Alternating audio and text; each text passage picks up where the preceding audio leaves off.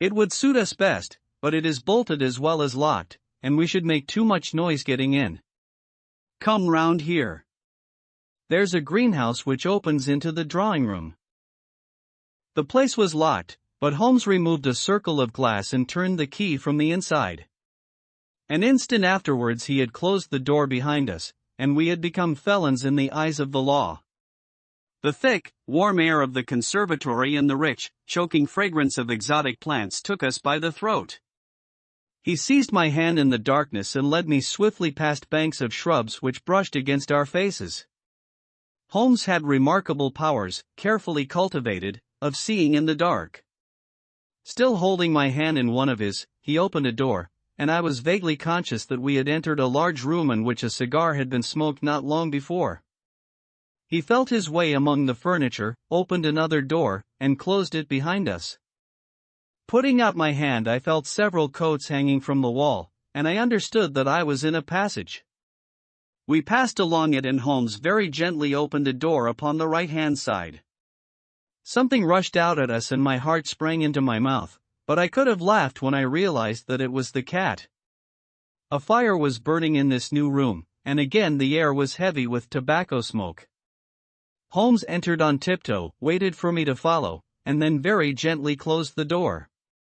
We were in Milverton's study, and a portiere at the farther side showed the entrance to his bedroom. It was a good fire, and the room was illuminated by it. Near the door I saw the gleam of an electric switch, but it was unnecessary, even if it had been safe, to turn it on. At one side of the fireplace was a heavy curtain which covered the bay window we had seen from outside. On the other side was the door which communicated with the veranda. A desk stood in the center, with a turning chair of shining red leather. Opposite was a large bookcase, with a marble bust of Athene on the top. In the corner, between the bookcase and the wall, there stood a tall, green safe, the firelight flashing back from the polished brass knobs upon its face. Holmes stole across and looked at it. Then he crept to the door of the bedroom, and stood with slanting head listening intently. No sound came from within. Meanwhile it had struck me that it would be wise to secure our retreat through the outer door, so I examined it. To my amazement, it was neither locked nor bolted. I touched Holmes on the arm, and he turned his masked face in that direction. I saw him start, and he was evidently as surprised as I. "I don't like it," he whispered, putting his lips to my very ear. "I can't quite make it out. Anyhow, we have no time to lose. Can I do anything?" "Yes, stand by the door. If you hear anyone come, bolt it on the inside, and we can get away as we came. If they come the other way, we can get through the door if our job is done, or hide behind these window curtains if it is not. Do you understand?" I nodded, and stood by the door. My first feeling of fear had passed away, and I thrilled now with a keener zest than I had ever enjoyed when we were the defenders of the law instead of its defiers. The high object of our mission, the consciousness that it was unselfish and chivalrous, the villainous character of our opponent, all added to the sporting interest of the adventure. Far from feeling guilty, I rejoiced and exulted in our dangers. With a glow of admiration I watched Holmes unrolling his case of instruments and choosing his tool with the calm, scientific accuracy of a surgeon who performs a delicate operation. I knew that the opening of safes was a particular hobby with him, and I understood the joy which it gave him to be confronted with this green and gold monster, the dragon which held in its maw the reputations of many fair ladies. Turning up the cuffs of his dress coat, he had placed his overcoat on a chair. Holmes laid out 2 drills, a jemmy, and several skeleton keys. I stood at the center door with my eyes glancing at each of the others, ready for any emergency, though, indeed, my plans were somewhat vague as to what I should do if we were interrupted. For half an hour, Holmes worked with concentrated energy, laying down one tool, picking up another, handling each with the strength and delicacy of the trained mechanic. Finally I heard a click, the broad green door swung open, and inside I had a glimpse of a number of paper packets, each tied, sealed, and inscribed. Holmes picked one out, but it was as hard to read by the flickering fire, and he drew out his little dark lantern, for it was too dangerous, with Milverton in the next room, to switch on the electric light. Suddenly I saw him halt, listen intently, and then in an instant he had swung the door of the safe to, picked up his coat, stuffed his tools into the pockets, and darted behind the window curtain, motioning me to do the same.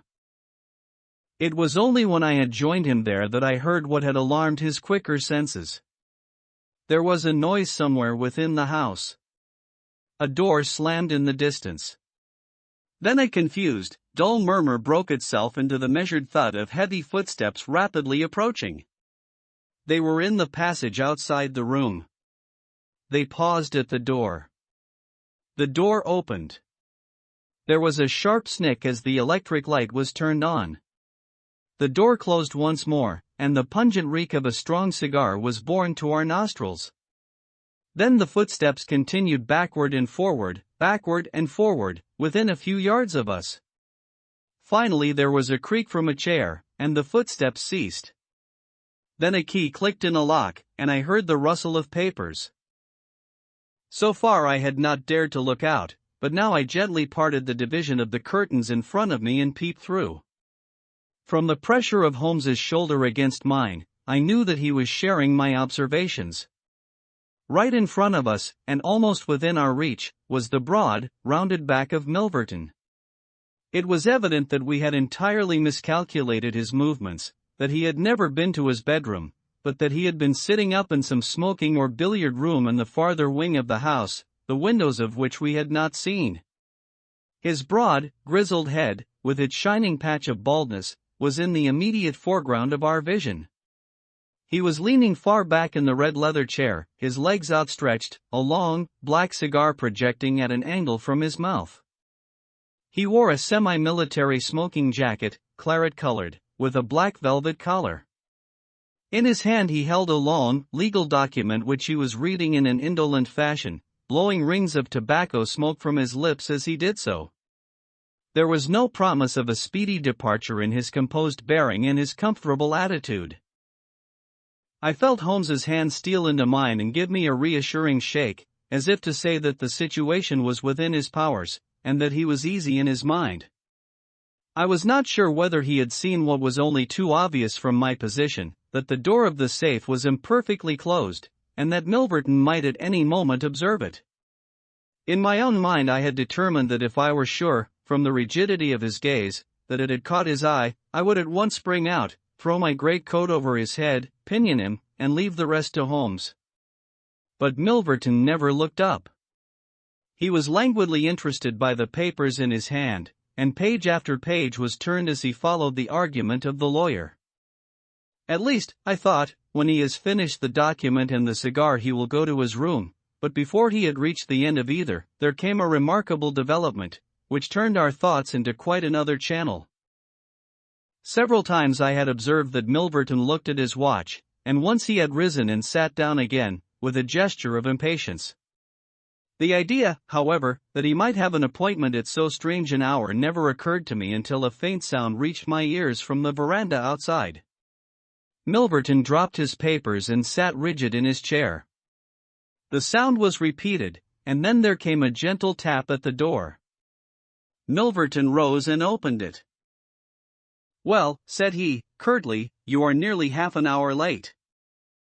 So this was the explanation of the unlocked door and of the nocturnal vigil of Milverton. There was the gentle rustle of a woman's dress. I had closed the slit between the curtains as Milverton's face had turned in our direction, but now I ventured very carefully to open it once more. He had resumed his seat, the cigar still projecting at an insolent angle from the corner of his mouth.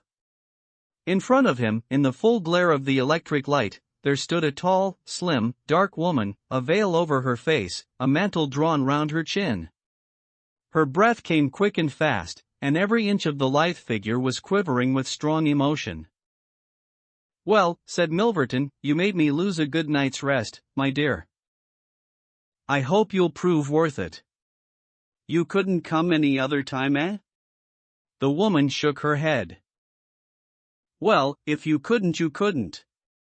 If the Countess is a hard mistress, you have your chance to get level with her now. Bless the girl, what are you shivering about? That's right. Pull yourself together. Now, let us get down to business. He took a notebook from the drawer of his desk. You say that you have 5 letters which compromise the Countess d'Albert. You want to sell them. I want to buy them. So far so good. It only remains to fix a price. I should want to inspect the letters, of course. If they are really good specimens, great heavens, is it you? The woman, without a word, had raised her veil and dropped the mantle from her chin.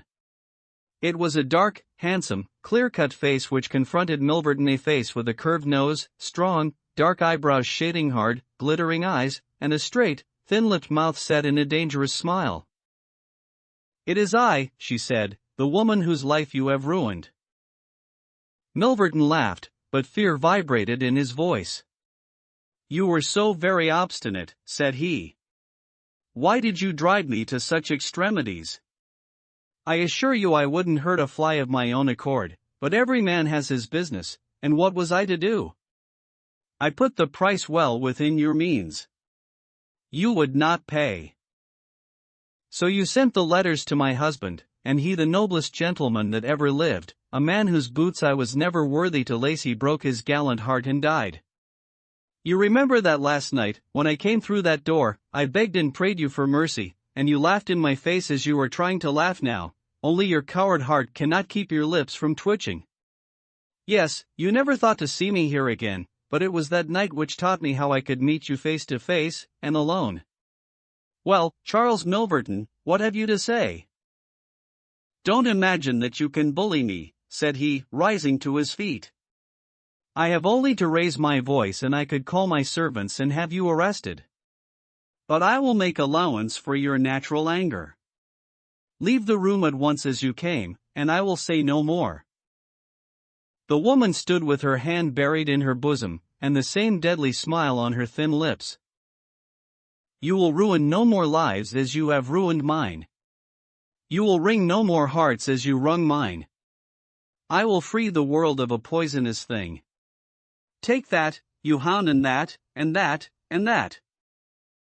She had drawn a little gleaming revolver, and emptied barrel after barrel into Milverton's body, the muzzle within 2 feet of his shirt front.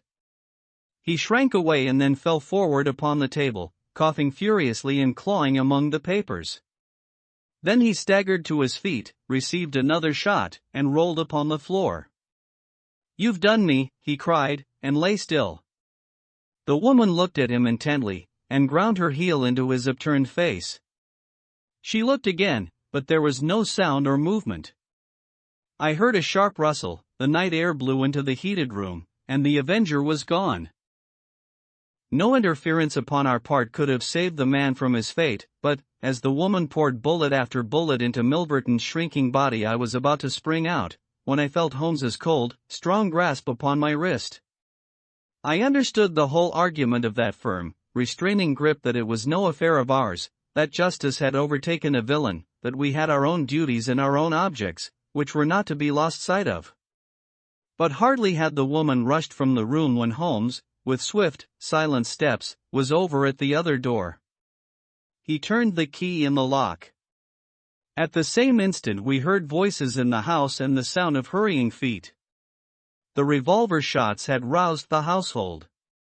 With perfect coolness Holmes slipped across to the safe, filled his 2 arms with bundles of letters, and poured them all into the fire. Again and again he did it, until the safe was empty. Someone turned the handle and beat upon the outside of the door. Holmes looked swiftly round. The letter which had been the messenger of death for Milverton lay, all mottled with his blood, upon the table. Holmes tossed it in among the blazing papers. Then he drew the key from the outer door, passed through after me, and locked it on the outside. This way, Watson, said he, we can scale the garden wall in this direction. I could not have believed that an alarm could have spread so swiftly. Looking back, the huge house was one blaze of light. The front door was open, and figures were rushing down the drive. The whole garden was alive with people, and one fellow raised a view hello as we emerged from the veranda and followed hard at our heels. Holmes seemed to know the grounds perfectly, and he threaded his way swiftly among a plantation of small trees, I close at his heels, and our foremost pursuer panting behind us. It was a 6-foot wall which barred our path, but he sprang to the top and over. As I did the same, I felt the hand of the man behind me grab at my ankle, but I kicked myself free and scrambled over a grass-strewn coping. I fell upon my face among some bushes, but Holmes had me on my feet in an instant, and together we dashed away across the huge expanse of Hampstead Heath. We had run 2 miles, I suppose, before Holmes at last halted and listened intently. All was absolute silence behind us. We had shaken off our pursuers and were safe. We had breakfasted and were smoking our morning pipe on the day after the remarkable experience which I have recorded, when Mr. Lestrade, of Scotland Yard, very solemn and impressive, was ushered into our modest sitting room. "Good morning, Mr. Holmes," said he, "good morning. May I ask if you are very busy just now?" "Not too busy to listen to you." "I thought that, perhaps, if you had nothing particular on hand, you might care to assist us in a most remarkable case, which occurred only last night at Hampstead." "Dear me," said Holmes. "What was that?" "A murder, a most dramatic and remarkable murder. I know how keen you are upon these things, and I would take it as a great favor if you would step down to Appledore Towers, and give us the benefit of your advice. It is no ordinary crime. We have had our eyes upon this Mr. Milverton for some time, and, between ourselves, he was a bit of a villain. He is known to have held papers which he used for blackmailing purposes. These papers have all been burned by the murderers. No article of value was taken, as it is probable that the criminals were men of good position, whose sole object was to prevent social exposure." "Criminals," said Holmes. "Plural?" "Yes, there were 2 of them. They were as nearly as possible captured red-handed. We have their footmarks, we have their description, it's 10 to 1 that we trace them. The first fellow was a bit too active, but the second was caught by the under-gardener, and only got away after a struggle. He was a middle-sized, strongly built man, square jaw, thick neck, mustache, a mask over his eyes." "That's rather vague," said Sherlock Holmes. "My, it might be a description of Watson." "It's true," said the inspector, with amusement. "It might be a description of Watson." "Well, I'm afraid I can't help you, Lestrade," said Holmes. "The fact is that I knew this fellow Milverton, that I considered him one of the most dangerous men in London, and that I think there are certain crimes which the law cannot touch, and which therefore, to some extent, justify private revenge. No, it's no use arguing. I have made up my mind. My sympathies are with the criminals rather than with the victim, and I will not handle this case." Milverton killed.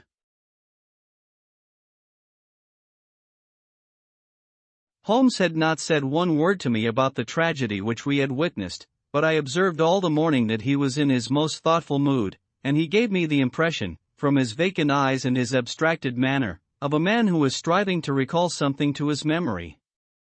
We were in the middle of our lunch, when he suddenly sprang to his feet. "By Jove, Watson, I've got it," he cried. "Take your hat. Come with me." He hurried at his top speed down Baker Street and along Oxford Street, until we had almost reached Regent Circus. Here, on the left hand, there stands a shop window filled with photographs of the celebrities and beauties of the day. Holmes's eyes fixed themselves upon one of them, and following his gaze I saw the picture of a regal and stately lady in court dress, with a high diamond tiara upon her noble head. I looked at that delicately curved nose, at the marked eyebrows, at the straight mouth, and the strong little chin beneath it. Then I caught my breath as I read the time-honored title of the great nobleman and statesman whose wife she had been. My eyes met those of Holmes, and he put his finger to his lips as we turned away from the window. The Adventure of the 6 Napoleons.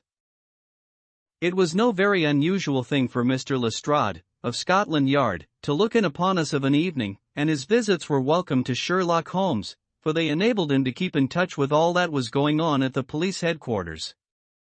In return for the news which Lestrade would bring, Holmes was always ready to listen with attention to the details of any case upon which the detective was engaged, and was able occasionally, without any active interference, to give some hint or suggestion drawn from his own vast knowledge and experience. On this particular evening, Lestrade had spoken of the weather and the newspapers. Then he had fallen silent, puffing thoughtfully at his cigar. Holmes looked keenly at him. "Anything remarkable on hand?" he asked. "Oh, no, Mr. Holmes, nothing very particular." "Then tell me about it." Lestrade laughed. "Well, Mr. Holmes, there is no use denying that there is something on my mind. And yet it is such an absurd business, that I hesitated to bother you about it. On the other hand, although it is trivial, it is undoubtedly queer, and I know that you have a taste for all that is out of the common.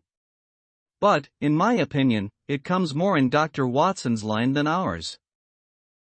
"Disease," said I. "Madness, anyhow. And a queer madness, too. You wouldn't think there was anyone living at this time of day who had such a hatred of Napoleon I that he would break any image of him that he could see." Holmes sank back in his chair. "That's no business of mine," said he. "Exactly. That's what I said. But then, when the man commits burglary in order to break images which are not his own, that brings it away from the doctor and on to the policeman." Holmes sat up again. "Burglary. This is more interesting.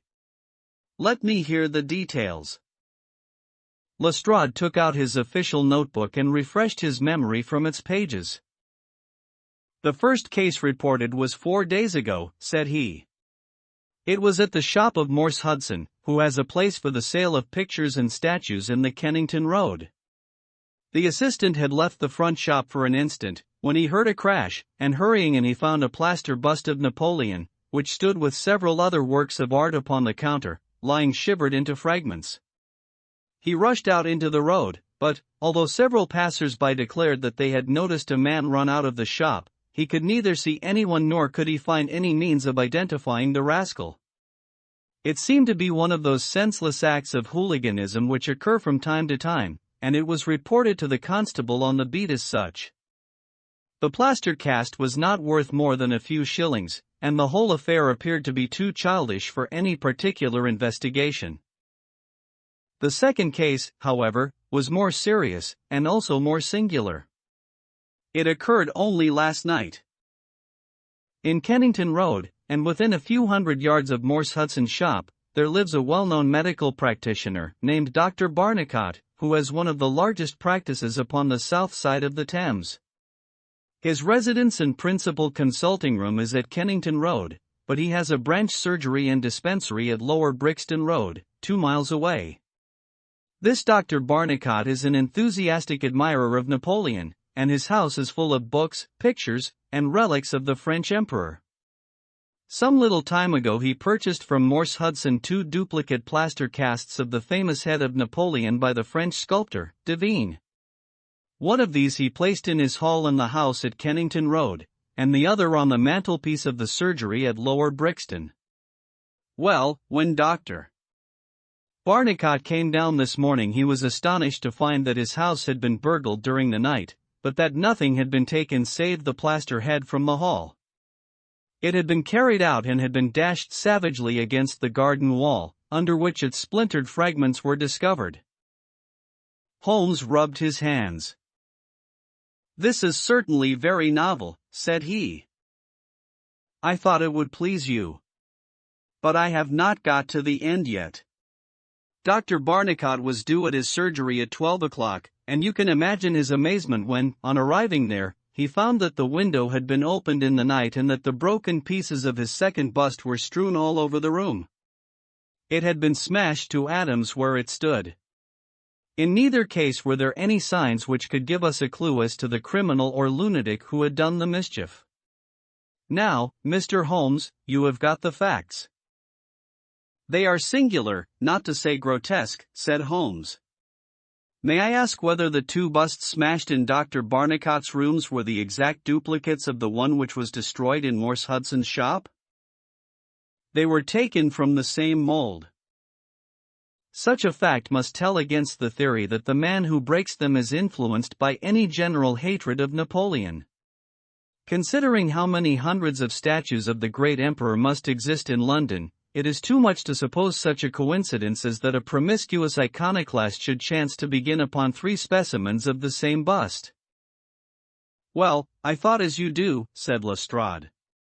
On the other hand, this Morse Hudson is the purveyor of busts in that part of London, and these 3 were the only ones which had been in his shop for years. So, although, as you say, there are many hundreds of statues in London, it is very probable that these 3 were the only ones in that district. Therefore, a local fanatic would begin with them. What do you think, Dr. Watson? There are no limits to the possibilities of monomania, I answered. There is the condition which the modern French psychologists have called the idée fixe, which may be trifling in character, and accompanied by complete sanity in every other way. A man who had read deeply about Napoleon, or who had possibly received some hereditary family injury through the Great War, might conceivably form such an idée fixe and under its influence be capable of any fantastic outrage. That won't do, my dear Watson, said Holmes, shaking his head, for no amount of idée fixe would enable your interesting monomaniac to find out where these busts were situated. Well, how do you explain it? I don't attempt to do so. I would only observe that there is a certain method in the gentleman's eccentric proceedings. For example, in Dr. Barnicott's hall, where a sound might arouse the family, the bust was taken outside before being broken, whereas in the surgery, where there was less danger of an alarm, it was smashed where it stood. The affair seems absurdly trifling, and yet I dare call nothing trivial when I reflect that some of my most classic cases have had the least promising commencement. You will remember, Watson, how the dreadful business of the Abernethy family was first brought to my notice by the depth which the parsley had sunk into the butter upon a hot day. I can't afford, therefore, to smile at your 3 broken busts, Lestrade, and I shall be very much obliged to you if you will let me hear of any fresh development of so singular a chain of events. The development for which my friend had asked came in a quicker and an infinitely more tragic form than he could have imagined. I was still dressing in my bedroom next morning, when there was a tap at the door and Holmes entered, a telegram in his hand. He read it aloud. Come instantly, 131, Pitt Street, Kensington. Lestrade. What is it, then? I asked. Don't know, may be anything. But I suspect it is the sequel of the story of the statues. In that case our friend the image breaker has begun operations in another quarter of London. There's coffee on the table, Watson, and I have a cab at the door. In half an hour we had reached Pitt Street, a quiet little backwater just beside one of the briskest currents of London life. Number 131 was one of a row, all flat-chested, respectable, and most unromantic dwellings. As we drove up, we found the railings in front of the house lined by a curious crowd. Holmes whistled. By George! It's attempted murder at the least. Nothing less will hold the London message boy. There's a deed of violence indicated in that fellow's round shoulders and outstretched neck. What's this, Watson? The top step's swillied down and the other one's dry. Footsteps enough, anyhow. Well, there's Lestrade at the front window, and we shall soon know all about it. The official received us with a very grave face and showed us into a sitting room, where an exceedingly unkempt and agitated elderly man, clad in a flannel dressing gown, was pacing up and down. He was introduced to us as the owner of the house, Mr. Horace Harker, of the Central Press Syndicate. It's the Napoleon bust business again, said Lestrade. You seemed interested last night, Mr. Holmes, so I thought perhaps you would be glad to be present now that the affair has taken a very much graver turn. What has it turned to, then? To murder. Mr. Harker, will you tell these gentlemen exactly what has occurred? The man in the dressing gown turned upon us with a most melancholy face. It's an extraordinary thing, said he, that all my life I have been collecting other people's news, and now that a real piece of news has come my own way I am so confused and bothered that I can't put two words together. If I had come in here as a journalist, I should have interviewed myself and had 2 columns in every evening paper. As it is, I am giving away valuable copy by telling my story over and over to a string of different people, and I can make no use of it myself. However, I've heard your name, Mr. Sherlock Holmes, and if you'll only explain this queer business, I shall be paid for my trouble in telling you the story. Holmes sat down and listened. It all seems to center round that bust of Napoleon which I bought for this very room about 4 months ago. I picked it up cheap from Harding Brothers, 2 doors from the High Street station. A great deal of my journalistic work is done at night, and I often write until the early morning. So it was today. I was sitting in my den, which is at the back of the top of the house, about 3 o'clock, when I was convinced that I heard some sounds downstairs. I listened, but they were not repeated, and I concluded that they came from outside. Then suddenly, about 5 minutes later, there came a most horrible yell, the most dreadful sound, Mr. Holmes, that ever I heard. It will ring in my ears as long as I live. I sat frozen with horror for a minute or two. Then I seized the poker and went downstairs. When I entered this room I found the window wide open, and I at once observed that the bust was gone from the mantelpiece. Why any burglar should take such a thing passes my understanding, for it was only a plaster cast and of no real value whatever. You can see for yourself that anyone going out through that open window could reach the front doorstep by taking a long stride. This was clearly what the burglar had done, so I went round and opened the door. Stepping out into the dark, I nearly fell over a dead man, who was lying there. I ran back for a light and there was the poor fellow, a great gash in his throat and the whole place swimming in blood. He lay on his back, his knees drawn up, and his mouth horribly open. I shall see him in my dreams. I had just time to blow on my police whistle, and then I must have fainted, for I knew nothing more until I found the policeman standing over me in the hall. Well, who was the murdered man? Asked Holmes. There's nothing to show who he was, said Lestrade. You shall see the body at the mortuary, but we have made nothing of it up to now. He is a tall man, sunburned, very powerful, not more than 30. He is poorly dressed, and yet does not appear to be a laborer. A horn-handled clasp knife was lying in a pool of blood beside him. Whether it was the weapon which did the deed, or whether it belonged to the dead man, I do not know. There was no name on his clothing, and nothing in his pocket save an apple, some string, a shilling map of London, and a photograph. Here it is. It was evidently taken by a snapshot from a small camera.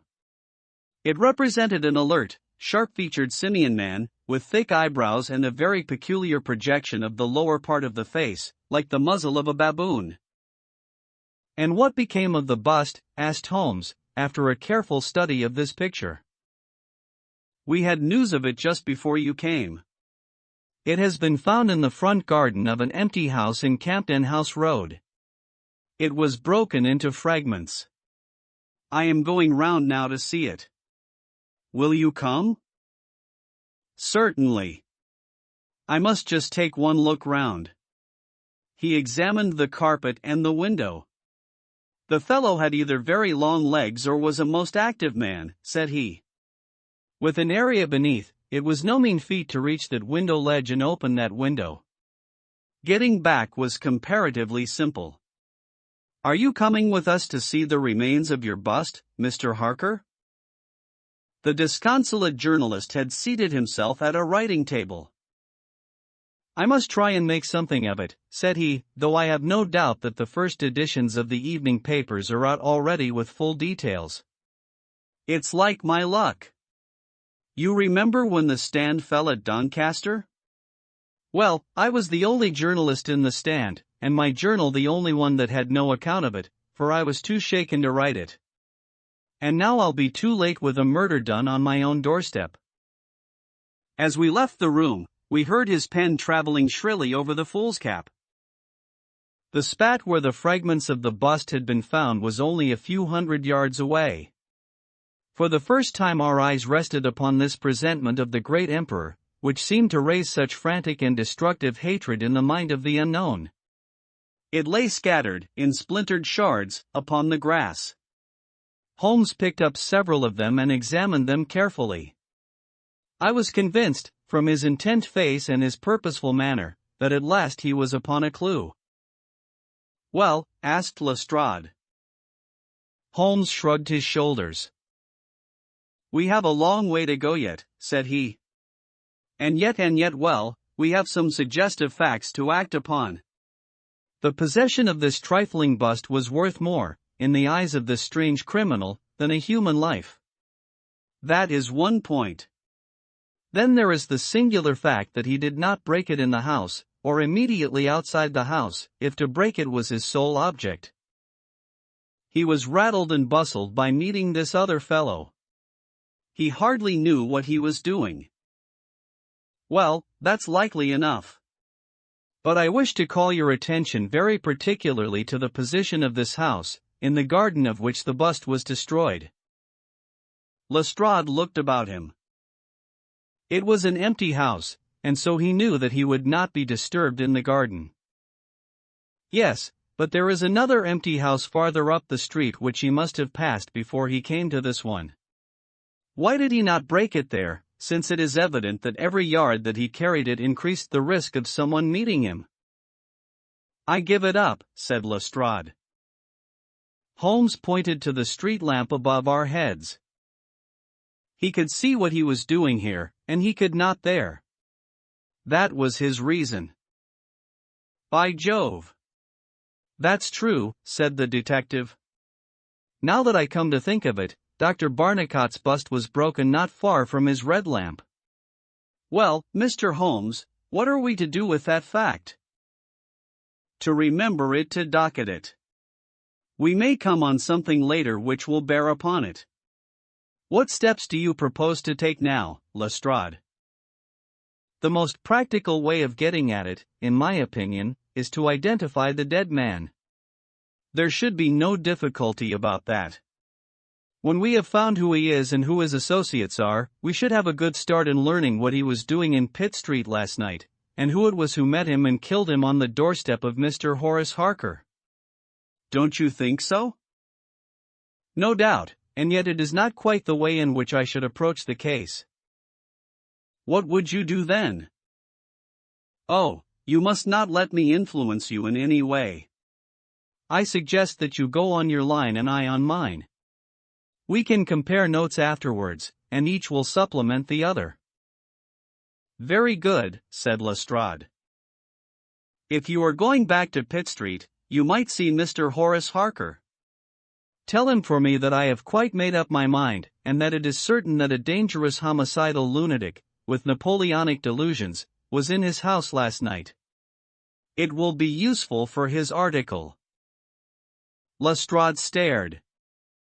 You don't seriously believe that? Holmes smiled. Don't I? Well, perhaps I don't. But I am sure that it will interest Mr. Horace Harker and the subscribers of the Central Press Syndicate.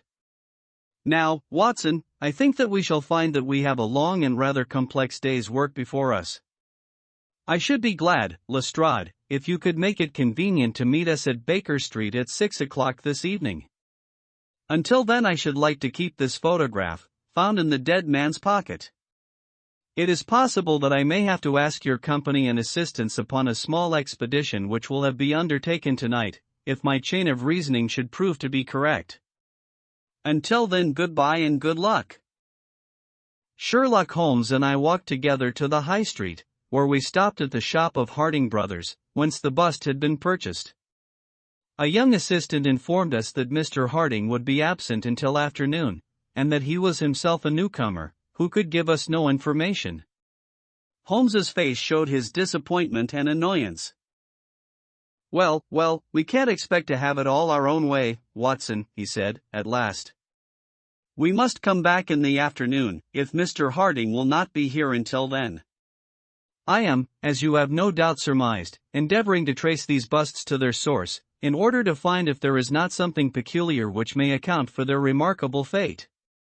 Let us make for Mr. Morse Hudson, of the Kennington Road, and see if he can throw any light upon the problem. A drive of an hour brought us to the picture dealer's establishment. He was a small, stout man with a red face and a peppery manner. Yes, sir. On my very counter, sir, said he. What we pay rates and taxes for I don't know, when any ruffian can come in and break one's goods. Yes, sir, it was I who sold Dr. Barnicot his 2 statues. Disgraceful, sir. A nihilist plot, that's what I make it. No one but an anarchist would go about breaking statues. Red Republicans, that's what I call 'em. Who did I get the statues from? I don't see what that has to do with it. Well, if you really want to know, I got them from Gelder and Company, in Church Street, Stepney. They are a well-known house in the trade, and have been this 20 years. How many had I? 3 2 and 1 are 3 2 of Dr. Barnicot's, and 1 smashed in broad daylight on my own counter. Do I know that photograph? No, I don't. Yes, I do though. Why, it's Beppo. He was a kind of Italian piecework man, who made himself useful in the shop. He could carve a bit, and gild and frame, and do odd jobs. The fellow left me last week, and I've heard nothing of him since. No, I don't know where he came from nor where he went to. I had nothing against him while he was here. He was gone 2 days before the bust was smashed.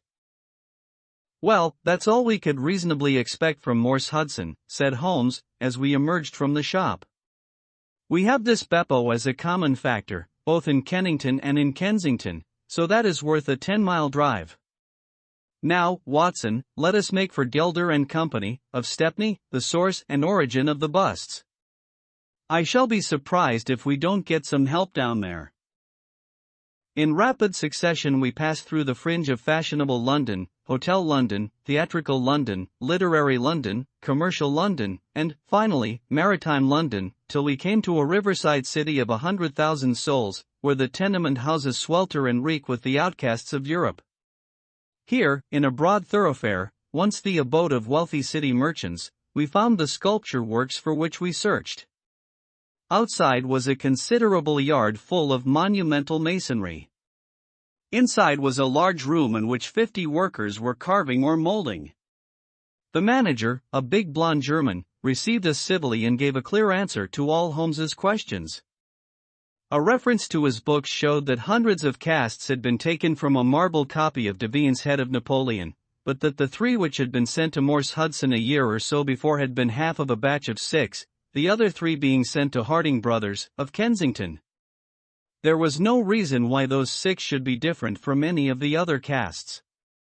He could suggest no possible cause why anyone should wish to destroy them. In fact, he laughed at the idea. Their wholesale price was 6 shillings, but the retailer would get 12 or more. The cast was taken in 2 molds from each side of the face, and then these 2 profiles of plaster of Paris were joined together to make the complete bust. The work was usually done by Italians, in the room we were in. When finished, the busts were put on a table in the passage to dry, and afterwards stored. That was all he could tell us. But the production of the photograph had a remarkable effect upon the manager. His face flushed with anger, and his brows knotted over his blue Teutonic eyes. "Ah, the rascal!" he cried. "Yes, indeed, I know him very well. This has always been a respectable establishment, and the only time that we have ever had the police in it was over this very fellow. It was more than a year ago now. He knifed another Italian in the street, and then he came to the works with the police on his heels, and he was taken here. Beppo was his name, his second name I never knew. Served me right for engaging a man with such a face. But he was a good workman, one of the best. What did he get? The man lived and he got off with a year. I have no doubt he is out now, but he has not dared to show his nose here. We have a cousin of his here, and I dare say he could tell you where he is. No, no, cried Holmes, not a word to the cousin, not a word, I beg of you. The matter is very important, and the farther I go with it, the more important it seems to grow. When you referred in your ledger to the sale of those casts, I observed that the date was June 3rd of last year. Could you give me the date when Beppo was arrested? I could tell you roughly by the pay list, the manager answered. Yes, he continued, after some turning over of pages, he was paid last on May 20th. Thank you, said Holmes. I don't think that I need intrude upon your time and patience anymore. With a last word of caution that he should say nothing as to our researches, we turned our faces westward once more. The afternoon was far advanced before we were able to snatch a hasty luncheon at a restaurant. A newsbill at the entrance announced Kensington outrage. Murder by a madman, and the contents of the paper showed that Mr. Horace Harker had got his account into print after all. 2 columns were occupied with a highly sensational and flowery rendering of the whole incident. Holmes propped it against the cruet stand and read it while he ate. Once or twice he chuckled. "This is all right, Watson," said he. "Listen to this. It is satisfactory to know that there can be no difference of opinion upon this case, since Mr. Lestrade, one of the most experienced members of the official force, and Mr. Sherlock Holmes, the well-known consulting expert, have each come to the conclusion that the grotesque series of incidents, which have ended in so tragic a fashion, arise from lunacy rather than from deliberate crime. No explanation save mental aberration can cover the facts. The press, Watson, is a most valuable institution, if you only know how to use it. And now, if you have quite finished, we will hark back to Kensington and see what the manager of Harding Brothers has to say on the matter. The founder of that great emporium proved to be a brisk, crisp little person, very dapper and quick, with a clear head and a ready tongue. Yes, sir, I have already read the account in the evening papers. Mr. Horace Harker is a customer of ours. We supplied him with the bust some months ago. We ordered 3 busts of that sort from Gelder and Company, of Stepney. They are all sold now. To whom? Oh, I dare say by consulting our sales book we could very easily tell you. Yes, we have the entries here. One to Mr. Harker, you see, and one to Mr. Josiah Brown, of Laburnum Lodge, Laburnum Vale, Chiswick, and one to Mr. Sandiford, of Lower Grove Road, Reading. No, I have never seen this face which you show me in the photograph. You would hardly forget it, would you, sir, for I've seldom seen an uglier? Have we any Italians on the staff? Yes, sir, we have several among our workpeople and cleaners. I dare say they might get a peep at that sales book if they wanted to. There is no particular reason for keeping a watch upon that book. Well, it's a very strange business, and I hope that you will let me know if anything comes of your inquiries. Holmes had taken several notes during Mr. Harding's evidence, and I could see that he was thoroughly satisfied by the turn which affairs were taking. He made no remark, however, save that, unless we hurried, we should be late for our appointment with Lestrade. Sure enough, when we reached Baker Street the detective was already there, and we found him pacing up and down in a fever of impatience. His look of importance showed that his day's work had not been in vain. "Well," he asked. "What luck, Mr. Holmes?" "We have had a very busy day, and not entirely a wasted one," my friend explained. "We have seen both the retailers and also the wholesale manufacturers. I can trace each of the busts now from the beginning. The busts, cried Lestrade. Well, you have your own methods, Mr. Sherlock Holmes, and it is not for me to say a word against them, but I think I have done a better day's work than you. I have identified the dead man. You don't say so? And found a cause for the crime. Splendid. We have an inspector who makes a specialty of Saffron Hill and the Italian Quarter. Well, this dead man had some Catholic emblem round his neck, and that, along with his color, made me think he was from the south. Inspector Hill knew him the moment he caught sight of him. His name is Pietro Vannucci, from Naples, and he is one of the greatest cutthroats in London. He is connected with the Mafia, which, as you know, is a secret political society, enforcing its decrees by murder. Now, you see how the affair begins to clear up. The other fellow is probably an Italian also, and a member of the Mafia. He has broken the rules in some fashion. Pietro is set upon his track. Probably the photograph we found in his pocket is the man himself, so that he may not knife the wrong person. He dogs the fellow, he sees him enter a house, he waits outside for him, and in the scuffle he receives his own death wound. How is that, Mr. Sherlock Holmes?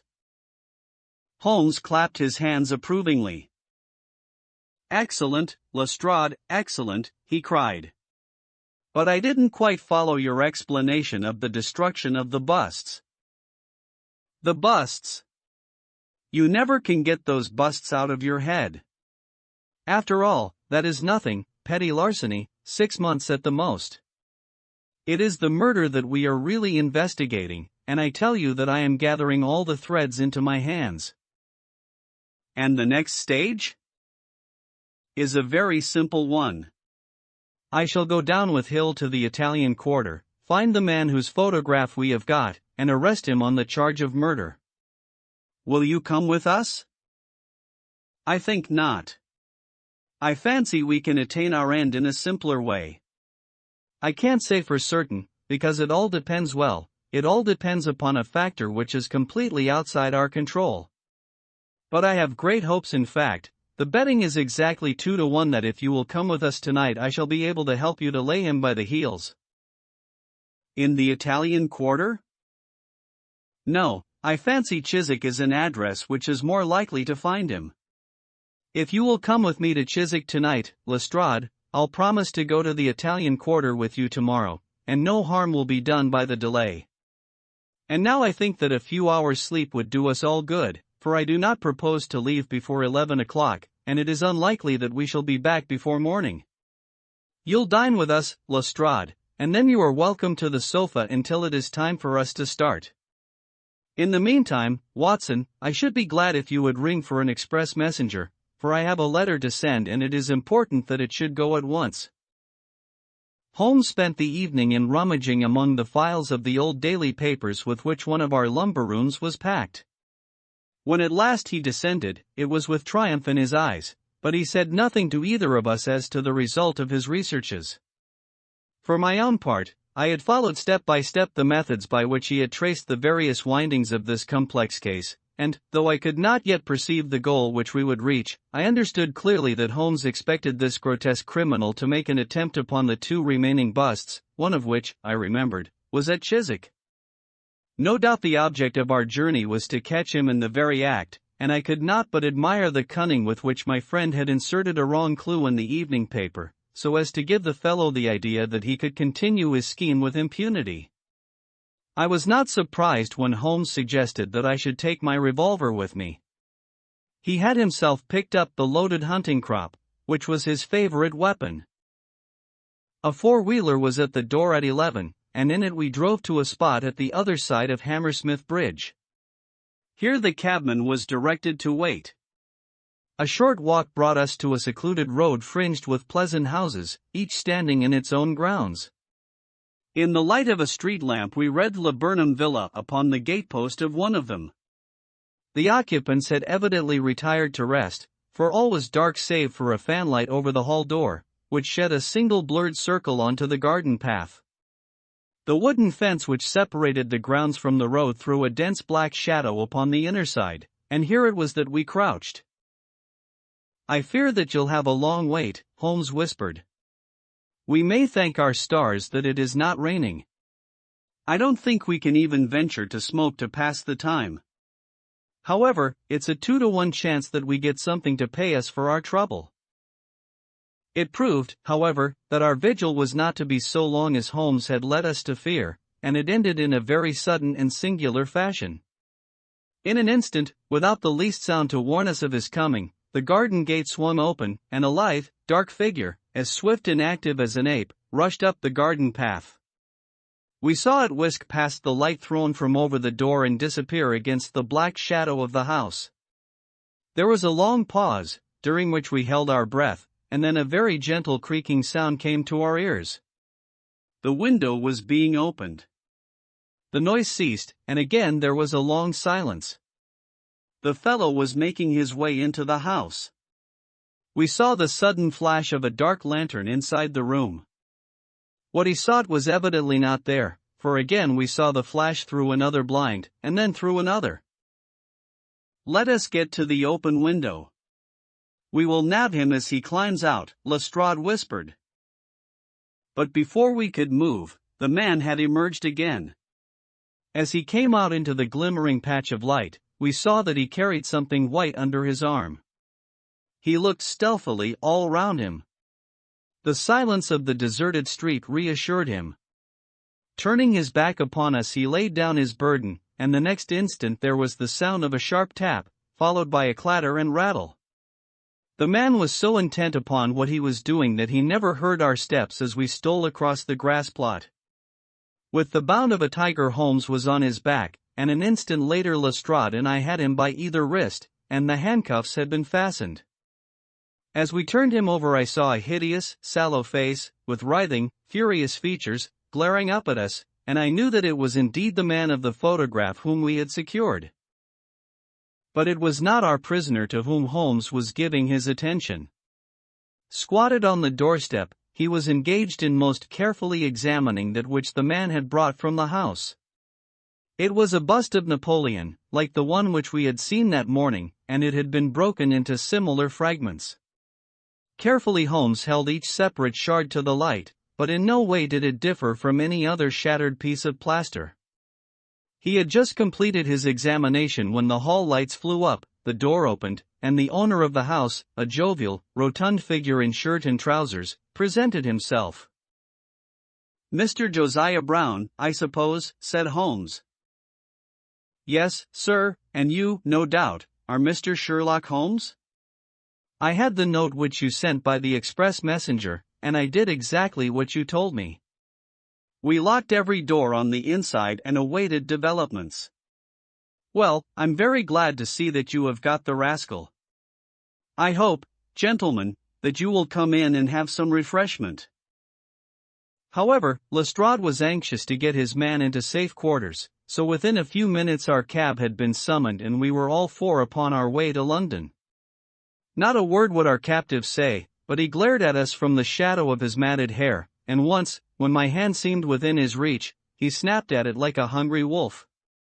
We stayed long enough at the police station to learn that a search of his clothing revealed nothing save a few shillings and a long sheath knife, the handle of which bore copious traces of recent blood. "That's all right," said Lestrade, as we parted. "He'll knows all these gentry, and he will give a name to him. You'll find that my theory of the mafia will work out all right. But I'm sure I am exceedingly obliged to you, Mr. Holmes, for the workmanlike way in which you laid hands upon him. I don't quite understand it all yet."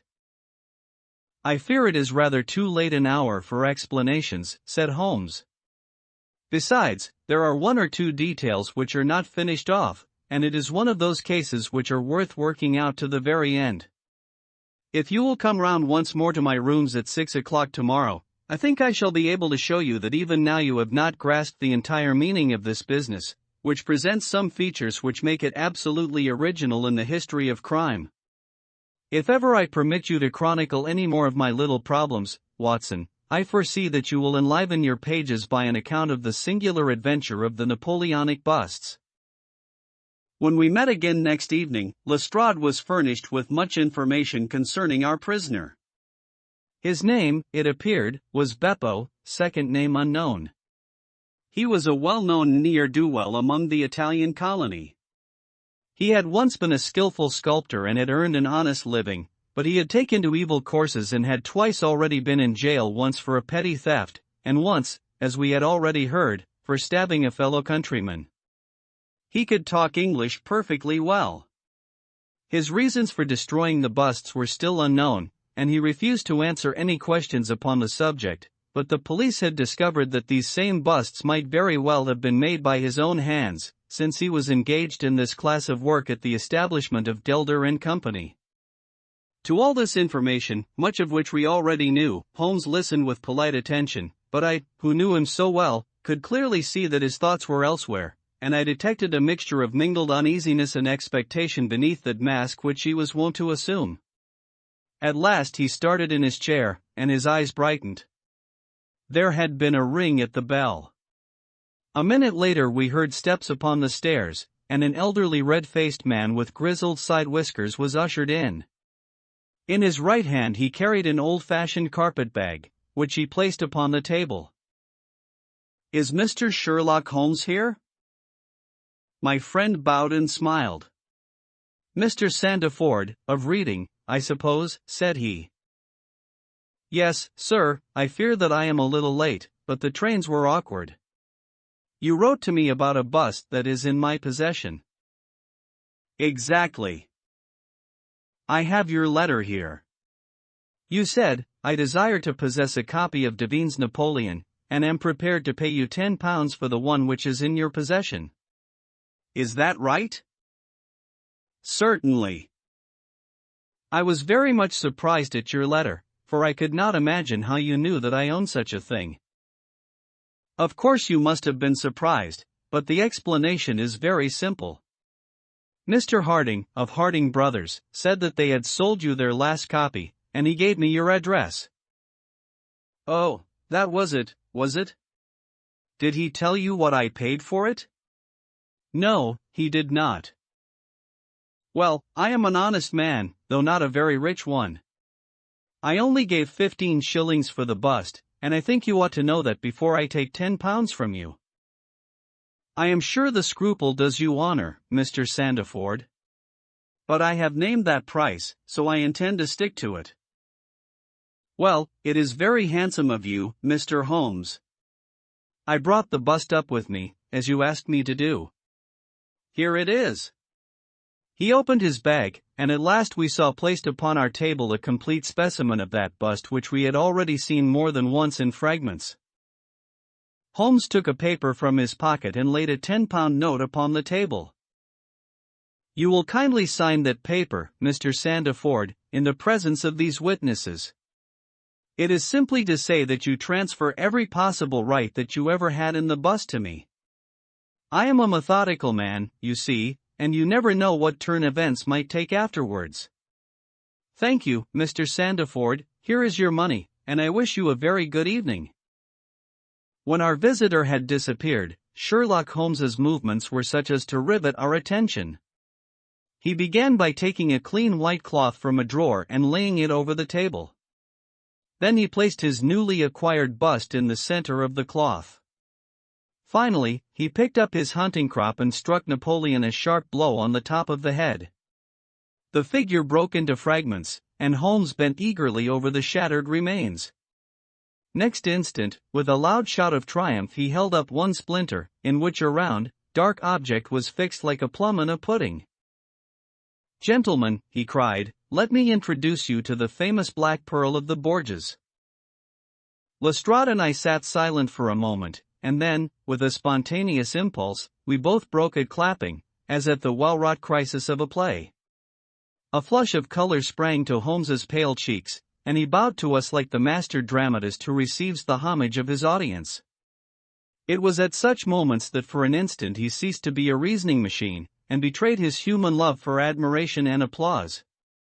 The same singularly proud and reserved nature which turned away with disdain from popular notoriety was capable of being moved to its depths by spontaneous wonder and praise from a friend.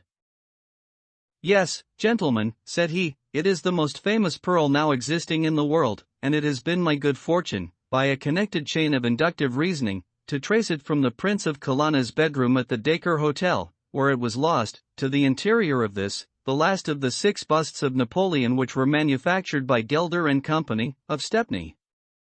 You will remember, Lestrade, the sensation caused by the disappearance of this valuable jewel and the vain efforts of the London police to recover it.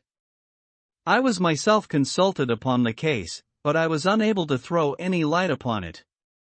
Suspicion fell upon the maid of the princess, who was an Italian, and it was proved that she had a brother in London, but we failed to trace any connection between them. The maid's name was Lucretia Vannucci, and there is no doubt in my mind that this Pietro who was murdered 2 nights ago was the brother. I have been looking up the dates in the old files of the paper, and I find that the disappearance of the pearl was exactly 2 days before the arrest of Beppo, for some crime of violence, an event which took place in the factory of Gelder and Company, at the very moment when these busts were being made. Now you clearly see the sequence of events, though you see them, of course, in the inverse order to the way in which they presented themselves to me. Beppo had the pearl in his possession. He may have stolen it from Pietro, he may have been Pietro's confederate, he may have been the go-between of Pietro and his sister. It is of no consequence to us which is the correct solution. The main fact is that he had the pearl, and at that moment, when it was on his person, he was pursued by the police. He made for the factory in which he worked, and he knew that he had only a few minutes in which to conceal this enormously valuable prize, which would otherwise be found on him when he was searched. 6 plaster casts of Napoleon were drying in the passage. One of them was still soft. In an instant Beppo, a skillful workman, made a small hole in the wet plaster, dropped in the pearl, and with a few touches covered over the aperture once more. It was an admirable hiding place. No one could possibly find it. But Beppo was condemned to a year's imprisonment, and in the meanwhile his 6 busts were scattered over London. He could not tell which contained his treasure. Only by breaking them could he see. Even shaking would tell him nothing, for as the plaster was wet it was probable that the pearl would adhere to it as, in fact, it has done. Beppo did not despair, and he conducted his search with considerable ingenuity and perseverance. Through a cousin who works with Gelder, he found out the retail firms who had bought the busts. He managed to find employment with Morse Hudson, and in that way tracked down 3 of them. The pearl was not there. Then, with the help of some Italian employee, he succeeded in finding out where the other 3 busts had gone. The first was at Harker's. There he was dogged by his confederate, who held Beppo responsible for the loss of the pearl, and he stabbed him in the scuffle which followed. If he was his confederate, why should he carry his photograph? I asked. As a means of tracing him, if he wished to inquire about him from any third person. That was the obvious reason. Well, after the murder I calculated that Beppo would probably hurry rather than delay his movements. He would fear that the police would read his secret, and so he hastened on before they should get ahead of him. Of course, I could not say that he had not found the pearl in Harker's bust. I had not even concluded for certain that it was the pearl, but it was evident to me that he was looking for something, since he carried the bust past the other houses in order to break it in the garden which had a lamp overlooking it. Since Harker's bust was 1 in 3, the chances were exactly as I told you, 2 to 1 against the pearl being inside it. There remained 2 busts, and it was obvious that he would go for the London one first. I warned the inmates of the house, so as to avoid a second tragedy, and we went down, with the happiest results. By that time, of course, I knew for certain that it was the Borgia pearl that we were after. The name of the murdered man linked the one event with the other. There only remained a single bust, the reading one, and the pearl must be there. I bought it in your presence from the owner, and there it lies. We sat in silence for a moment. Well, said Lestrade, I've seen you handle a good many cases, Mr. Holmes, but I don't know that I ever knew a more workmanlike one than that. We're not jealous of you at Scotland Yard. No, sir, we are very proud of you, and if you come down tomorrow, there's not a man, from the oldest inspector to the youngest constable, who wouldn't be glad to shake you by the hand. Thank you, said Holmes. Thank you, and as he turned away, it seemed to me that he was more nearly moved by the softer human emotions than I had ever seen him. A moment later he was the cold and practical thinker once more. Put the pearl in the safe, Watson, said he, and get out the papers of the Conk Singleton forgery case. Goodbye, Lestrade. If any little problem comes your way, I shall be happy, if I can, to give you a hint or two as to its solution. The Adventure of the Three Students. Holmes, Watson, Soames, and Bannister. By Sidney Paget. It was in the year 95 that a combination of events, into which I need not enter, caused Mr. Sherlock Holmes and myself to spend some weeks in one of our great university towns, and it was during this time that the small but instructive adventure which I am about to relate befell us. It will be obvious that any details which would help the reader exactly to identify the college or the criminal would be injudicious and offensive. So painful a scandal may well be allowed to die out. With due discretion the incident itself may, however, be described, since it serves to illustrate some of those qualities for which my friend was remarkable. I will endeavor, in my statement, to avoid such terms as would serve to limit the events to any particular place, or give a clue as to the people concerned.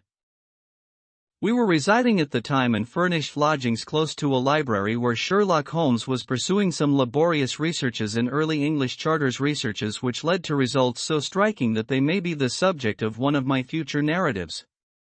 Here it was that one evening we received a visit from an acquaintance, Mr. Hilton Soames, tutor and lecturer at the College of St. Luke's.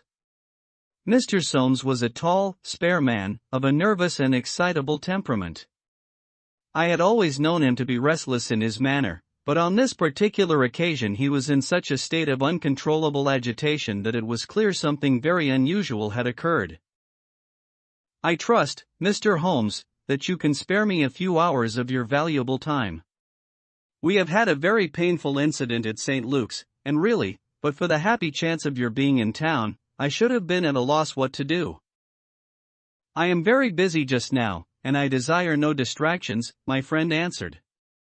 I should much prefer that you called in the aid of the police. No, my dear sir, such a course is utterly impossible. When once the law is evoked it cannot be stayed again, and this is just one of those cases where, for the credit of the college, it is most essential to avoid scandal. Your discretion is as well known as your powers, and you are the one man in the world who can help me. I beg you, Mr. Holmes, to do what you can. My friend's temper had not improved since he had been deprived of the congenial surroundings of Baker Street. Without his scrapbooks, his chemicals, and his homely untidiness, he was an uncomfortable man. He shrugged his shoulders in ungracious acquiescence, while our visitor in hurried words and with much excitable gesticulation poured forth his story. I must explain to you, Mr. Holmes, that tomorrow is the first day of the examination for the Fortescue Scholarship. I am one of the examiners. My subject is Greek, and the first of the papers consists of a large passage of Greek translation which the candidate has not seen.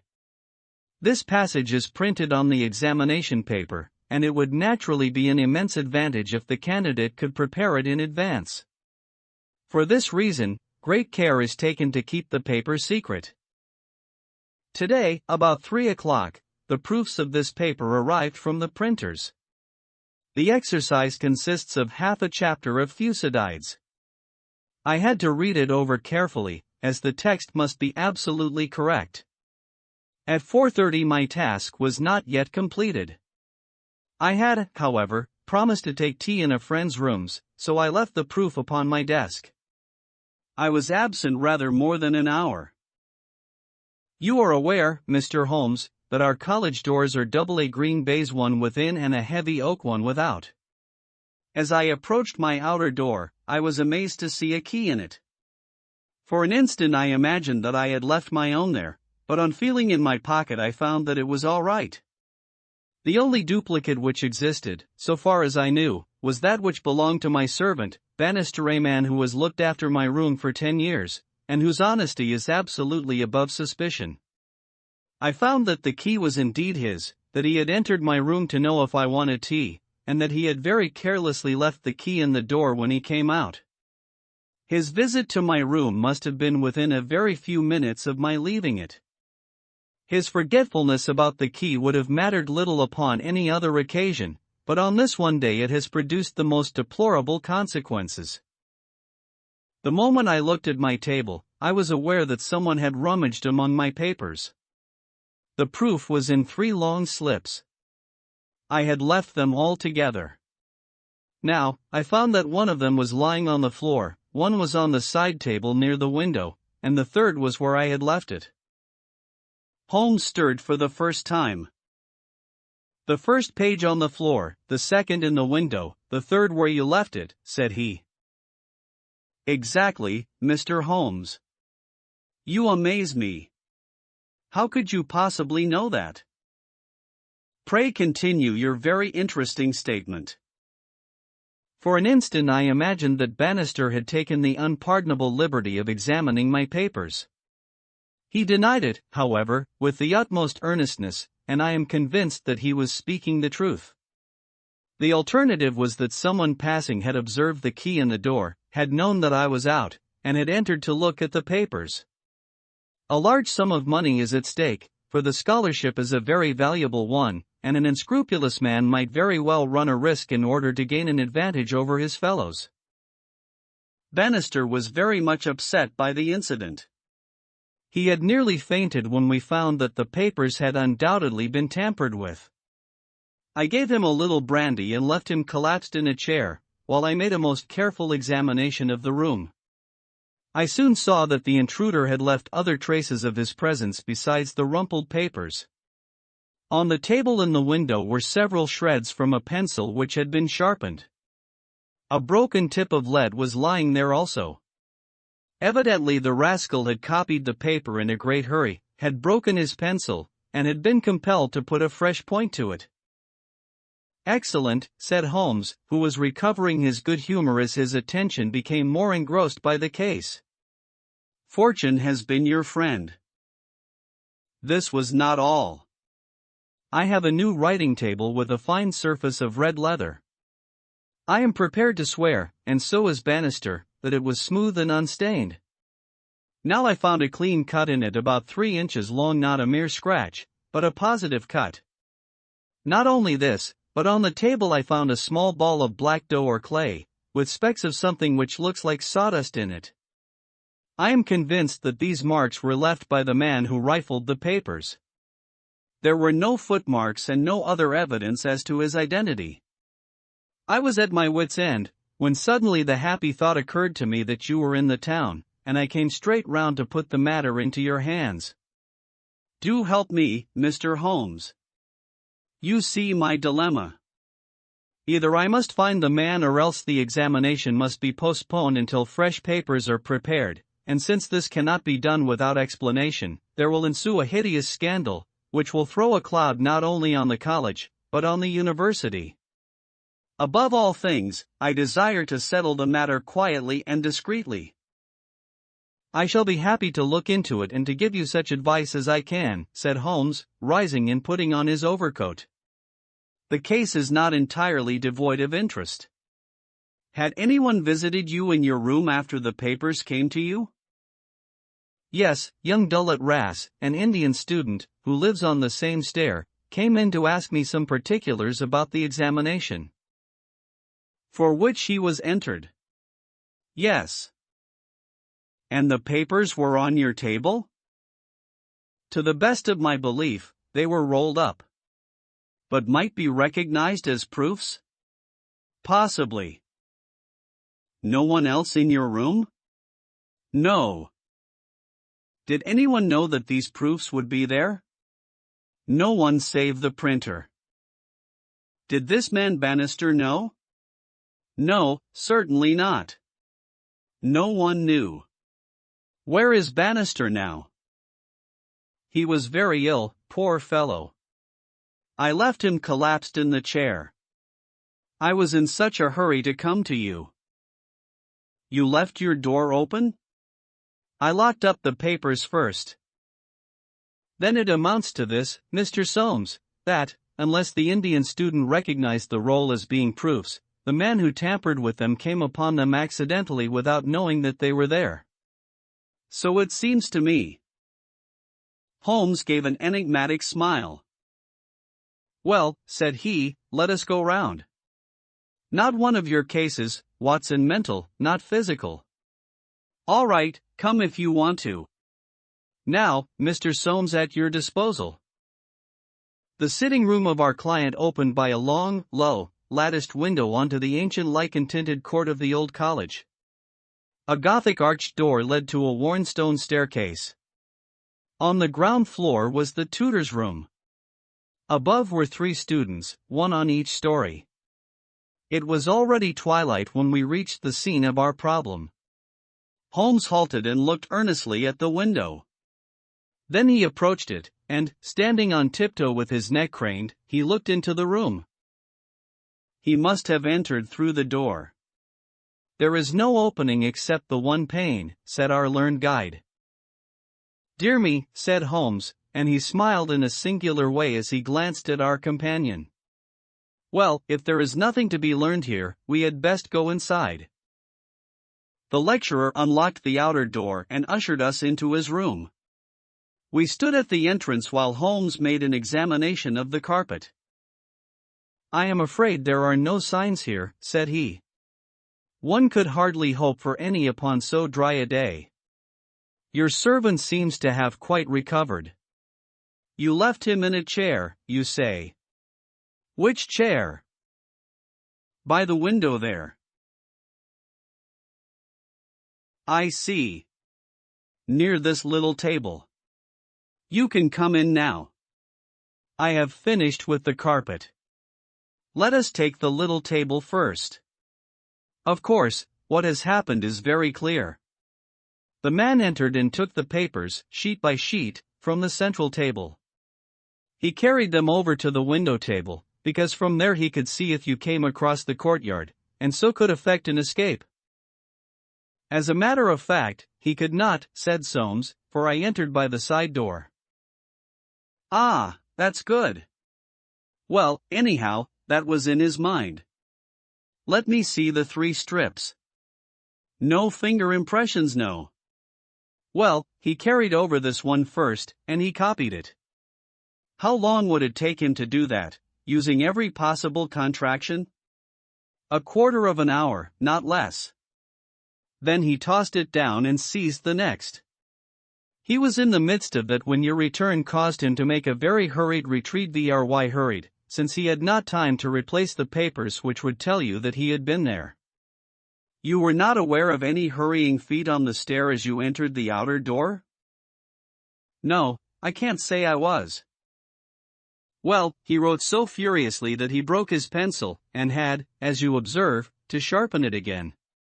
This is of interest, Watson. The pencil was not an ordinary one. It was above the usual size, with a soft lead, the outer color was dark blue, the maker's name was printed in silver lettering, and the piece remaining is only about 1.5 inches long. Look for such a pencil, Mr. Soames, and you have got your man. When I add that he possesses a large and very blunt knife, you have an additional aid. Mr. Soames was somewhat overwhelmed by this flood of information. I can follow the other points, said he, but really, in this matter of the length. Holmes held out a small chip with the letters NN and a space of clear wood after them. You see? No, I fear that even now. Watson, I have always done you an injustice. There are others. What could this NN be? It is at the end of a word. You are aware that Johann Faber is the most common maker's name. Is it not clear that there is just as much of the pencil left as usually follows the Johann? He held the small table sideways to the electric light. I was hoping that if the paper on which he wrote was thin, some trace of it might come through upon this polished surface. No, I see nothing. I don't think there is anything more to be learned here. Now for the central table. This small pellet is, I presume, the black, doughy mass you spoke of. Roughly pyramidal in shape and hollowed out, I perceive. As you say, there appear to be grains of sawdust in it. Dear me, this is very interesting. And the cut a positive tear, I see. It began with a thin scratch and ended in a jagged hole. I am much indebted to you for directing my attention to this case, Mr. Soames. Where does that door lead to? To my bedroom. Have you been in it since your adventure? No, I came straight away for you. I should like to have a glance round. What a charming, old-fashioned room. Perhaps you will kindly wait a minute, until I have examined the floor. No, I see nothing. What about this curtain? You hang your clothes behind it. If anyone were forced to conceal himself in this room, he must do it there, since the bed is too low and the wardrobe too shallow. No one there, I suppose? As Holmes drew the curtain, I was aware, from some little rigidity and alertness of his attitude, that he was prepared for an emergency. As a matter of fact, the drawn curtain disclosed nothing but 3 or 4 suits of clothes hanging from a line of pegs. Holmes turned away, and stooped suddenly to the floor. "Hullo! What's this?" said he. It was a small pyramid of black, putty-like stuff, exactly like the one upon the table of the study. Holmes held it out on his open palm in the glare of the electric light.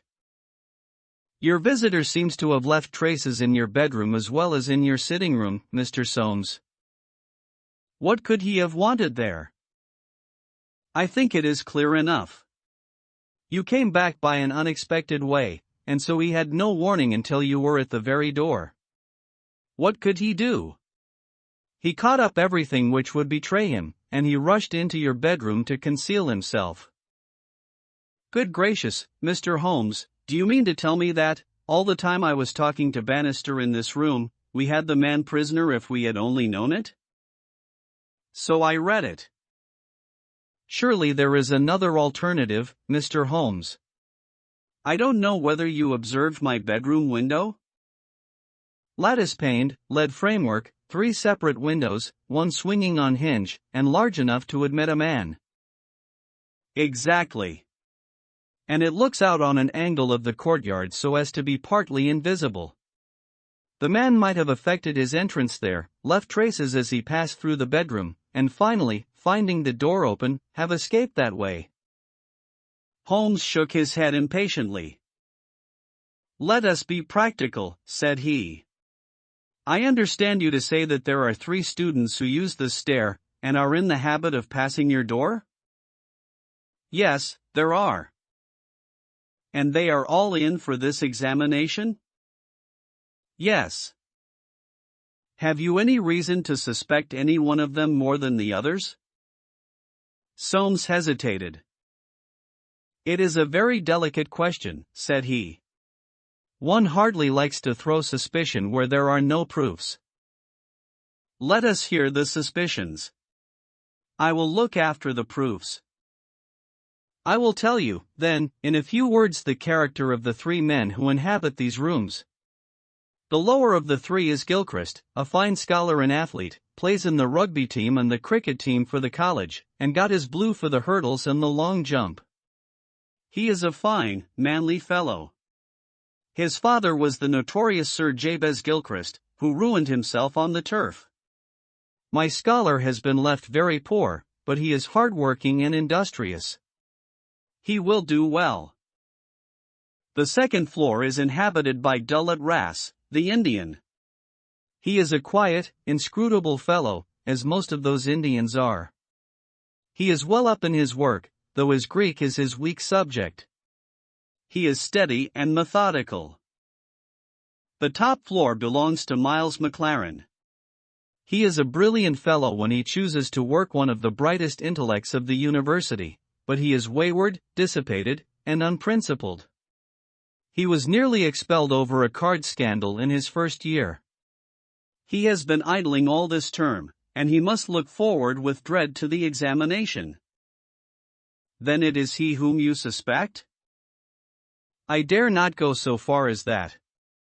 But, of the three, he is perhaps the least unlikely. Exactly. Now, Mr. Soames, let us have a look at your servant, Bannister. He was a little, white-faced, clean-shaven, grizzly-haired fellow of 50. He was still suffering from this sudden disturbance of the quiet routine of his life. His plump face was twitching with his nervousness, and his fingers could not keep still. "We are investigating this unhappy business, Bannister," said his master. "Yes, sir." "I understand," said Holmes, "that you left your key in the door?" "Yes, sir." "Was it not very extraordinary that you should do this on the very day when there were these papers inside?" "It was most unfortunate, sir. But I have occasionally done the same thing at other times." "When did you enter the room?" "It was about 4:30. That is Mr. Soames' tea time." "How long did you stay?" "When I saw that he was absent, I withdrew at once." "Did you look at these papers on the table?" "No, sir, certainly not." "How came you to leave the key in the door?" "I had the tea tray in my hand. I thought I would come back for the key. Then I forgot." "Has the outer door a spring lock?" "No, sir." "Then it was open all the time?" "Yes, sir." "Anyone in the room could get out?" "Yes, sir." "When Mr. Soames returned and called for you, you were very much disturbed?" "Yes, sir. Such a thing has never happened during the many years that I have been here. I nearly fainted, sir." "So I understand. Where were you when you began to feel bad?" "Where was I, sir?" "Why, here, near the door." "That is singular, because you sat down in that chair over yonder near the corner. Why did you pass these other chairs?" "I don't know, sir, it didn't matter to me where I Saturday." "I really don't think he knew much about it, Mr. Holmes. He was looking very bad, quite ghastly." "You stayed here when your master left?" "Only for a minute or so. Then I locked the door and went to my room." "Whom do you suspect?" "Oh, I would not venture to say, sir. I don't believe there is any gentleman in this university who is capable of profiting by such an action." "No, sir, I'll not believe it." "Thank you, that will do," said Holmes. "Oh, one more word. You have not mentioned to any of the three gentlemen whom you attend that anything is amiss?" "No, sir, not a word." "You haven't seen any of them?" "No, sir." "Very good. Now, Mr. Soames, we will take a walk in the quadrangle, if you please." 3 yellow squares of light shone above us in the gathering gloom. "Your 3 birds are all in their nests," said Holmes, looking up. "Hullo! What's that? One of them seems restless enough." It was the Indian, whose dark silhouette appeared suddenly upon his blind. He was pacing swiftly up and down his room. "I should like to have a peep at each of them," said Holmes. "Is it possible?" "No difficulty in the world," Soames answered. "This set of rooms is quite the oldest in the college, and it is not unusual for visitors to go over them. Come along, and I will personally conduct you." "No names, please," said Holmes, as we knocked at Gilchrist's door. A tall, flaxen-haired, slim young fellow opened it, and made us welcome when he understood our errand. There were some really curious pieces of medieval domestic architecture within. Holmes was so charmed with one of them that he insisted on drawing it in his notebook, broke his pencil, had to borrow one from our host and finally borrowed a knife to sharpen his own. The same curious accident happened to him in the rooms of the Indian, a silent, little, hook-nosed fellow, who eyed us askance, and was obviously glad when Holmes's architectural studies had come to an end. I could not see that in either case Holmes had come upon the clue for which he was searching. Only at the third did our visit prove abortive. The outer door would not open to our knock, and nothing more substantial than a torrent of bad language came from behind it. "I don't care who you are. You can go to blazes," roared the angry voice. "Tomorrow's the exam, and I won't be drawn by anyone." "A rude fellow," said our guide, flushing with anger as we withdrew down the stair. Of course, he did not realize that it was I who was knocking, but nonetheless his conduct was very uncourteous, and, indeed, under the circumstances rather suspicious. Holmes's response was a curious one. "Can you tell me his exact height?" he asked. "Really, Mr. Holmes, I cannot undertake to say. He is taller than the Indian, not so tall as Gilchrist. I suppose 5'6" would be about it." "That is very important," said Holmes. "And now, Mr. Soames, I wish you good night." Our guide cried aloud in his astonishment and dismay. "Good gracious, Mr. Holmes, you are surely not going to leave me in this abrupt fashion? You don't seem to realize the position. Tomorrow is the examination. I must take some definite action tonight. I cannot allow the examination to be held if one of the papers has been tampered with. The situation must be faced. You must leave it as it is. I shall drop round early tomorrow morning and chat the matter over. It is possible that I may be in a position then to indicate some course of action. Meanwhile, you change nothing at all." "Very good, Mr. Holmes. You can be perfectly easy in your mind. We shall certainly find some way out of your difficulties. I will take the black clay with me, also the pencil cuttings. Goodbye." When we were out in the darkness of the quadrangle, we again looked up at the windows. The Indian still paced his room. The others were invisible. "Well, Watson, what do you think of it?" Holmes asked, as we came out into the main street. "Quite a little parlor game sort of three-card trick, is it not? There are your three men. It must be one of them. You take your choice. Which is yours?" "The foul-mouthed fellow at the top. He is the one with the worst record. And yet that Indian was a sly fellow also. Why should he be pacing his room all the time? There is nothing in that. Many men do it when they are trying to learn anything by heart." He looked at us in a queer way. "So would you, if a flock of strangers came in on you when you were preparing for an examination next day, and every moment was of value?" "No, I see nothing in that. Pencils, too, and knives, all was satisfactory. But that fellow does puzzle me." "Who?" "Why, Bannister, the servant. What's his game in the matter? He impressed me as being a perfectly honest man." "So he did me. That's the puzzling part. Why should a perfectly honest man well, here's a large stationer's. We shall begin our researches here."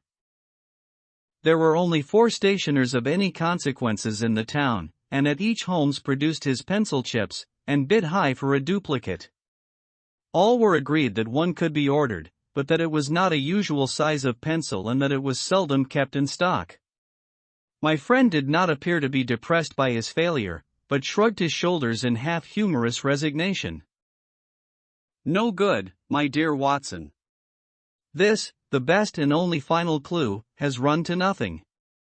But, indeed, I have little doubt that we can build up a sufficient case without it. By Jove! My dear fellow, it is nearly 9, and the landlady babbled of green peas at 7:30.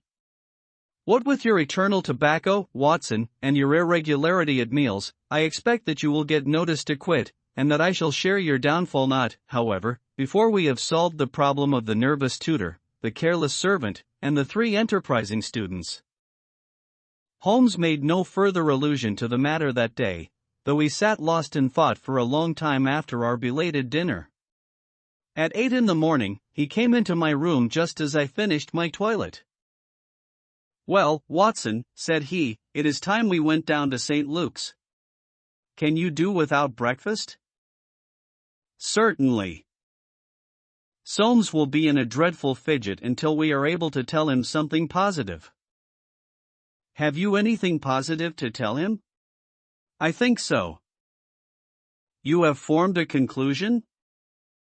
"Yes, my dear Watson, I have solved the mystery." "But what fresh evidence could you have got?" "Aha! It is not for nothing that I have turned myself out of bed at the untimely hour of 6. I have put in 2 hours' hard work and covered at least 5 miles, with something to show for it. Look at that." He held out his hand. On the palm were 3 little pyramids of black, doughy clay. "Why, Holmes, you had only 2 yesterday. And 1 more this morning." It is a fair argument that wherever number 3 came from is also the source of numbers 1 and 2. Eh, Watson? Well, come along and put friend Soames out of his pain. The unfortunate tutor was certainly in a state of pitiable agitation when we found him in his chambers. In a few hours the examination would commence, and he was still in the dilemma between making the facts public and allowing the culprit to compete for the valuable scholarship. He could hardly stand still, so great was his mental agitation, and he ran towards Holmes with 2 eager hands outstretched. "Thank heaven that you have come. I feared that you had given it up in despair. What am I to do? Shall the examination proceed?" "Yes, let it proceed, by all means." "But this rascal?" "He shall not compete." "You know him?" "I think so. If this matter is not to become public, we must give ourselves certain powers and resolve ourselves into a small private court-martial. You there, if you please, Soames. Watson, you here. I'll take the armchair in the middle. I think that we are now sufficiently imposing to strike terror into a guilty breast. Kindly ring the bell." Bannister entered, and shrank back in evident surprise and fear at our judicial appearance. "You will kindly close the door," said Holmes. "Now, Bannister, will you please tell us the truth about yesterday's incident?" The man turned white to the roots of his hair. "I have told you everything, sir." "Nothing to add?" "Nothing at all, sir." "Well, then, I must make some suggestions to you. When you sat down on that chair yesterday, did you do so in order to conceal some object which would have shown who had been in the room?" Bannister's face was ghastly. "No, sir, certainly not." "It is only a suggestion," said Holmes, suavely. "I frankly admit that I am unable to prove it. But it seems probable enough, since the moment that Mr. Soames's back was turned, you released the man who was hiding in that bedroom." Bannister licked his dry lips.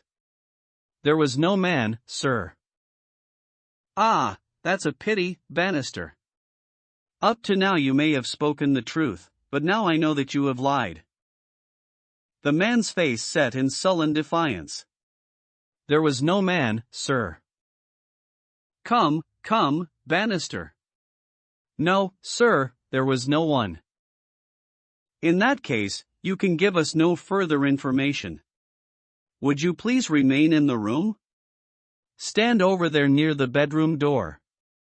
Now, Soames, I am going to ask you to have the great kindness to go up to the room of young Gilchrist, and to ask him to step down into yours." An instant later the tutor returned, bringing with him the student. He was a fine figure of a man, tall, lithe, and agile, with a springy step and a pleasant, open face. His troubled blue eyes glanced at each of us, and finally rested with an expression of blank dismay upon Bannister in the farther corner.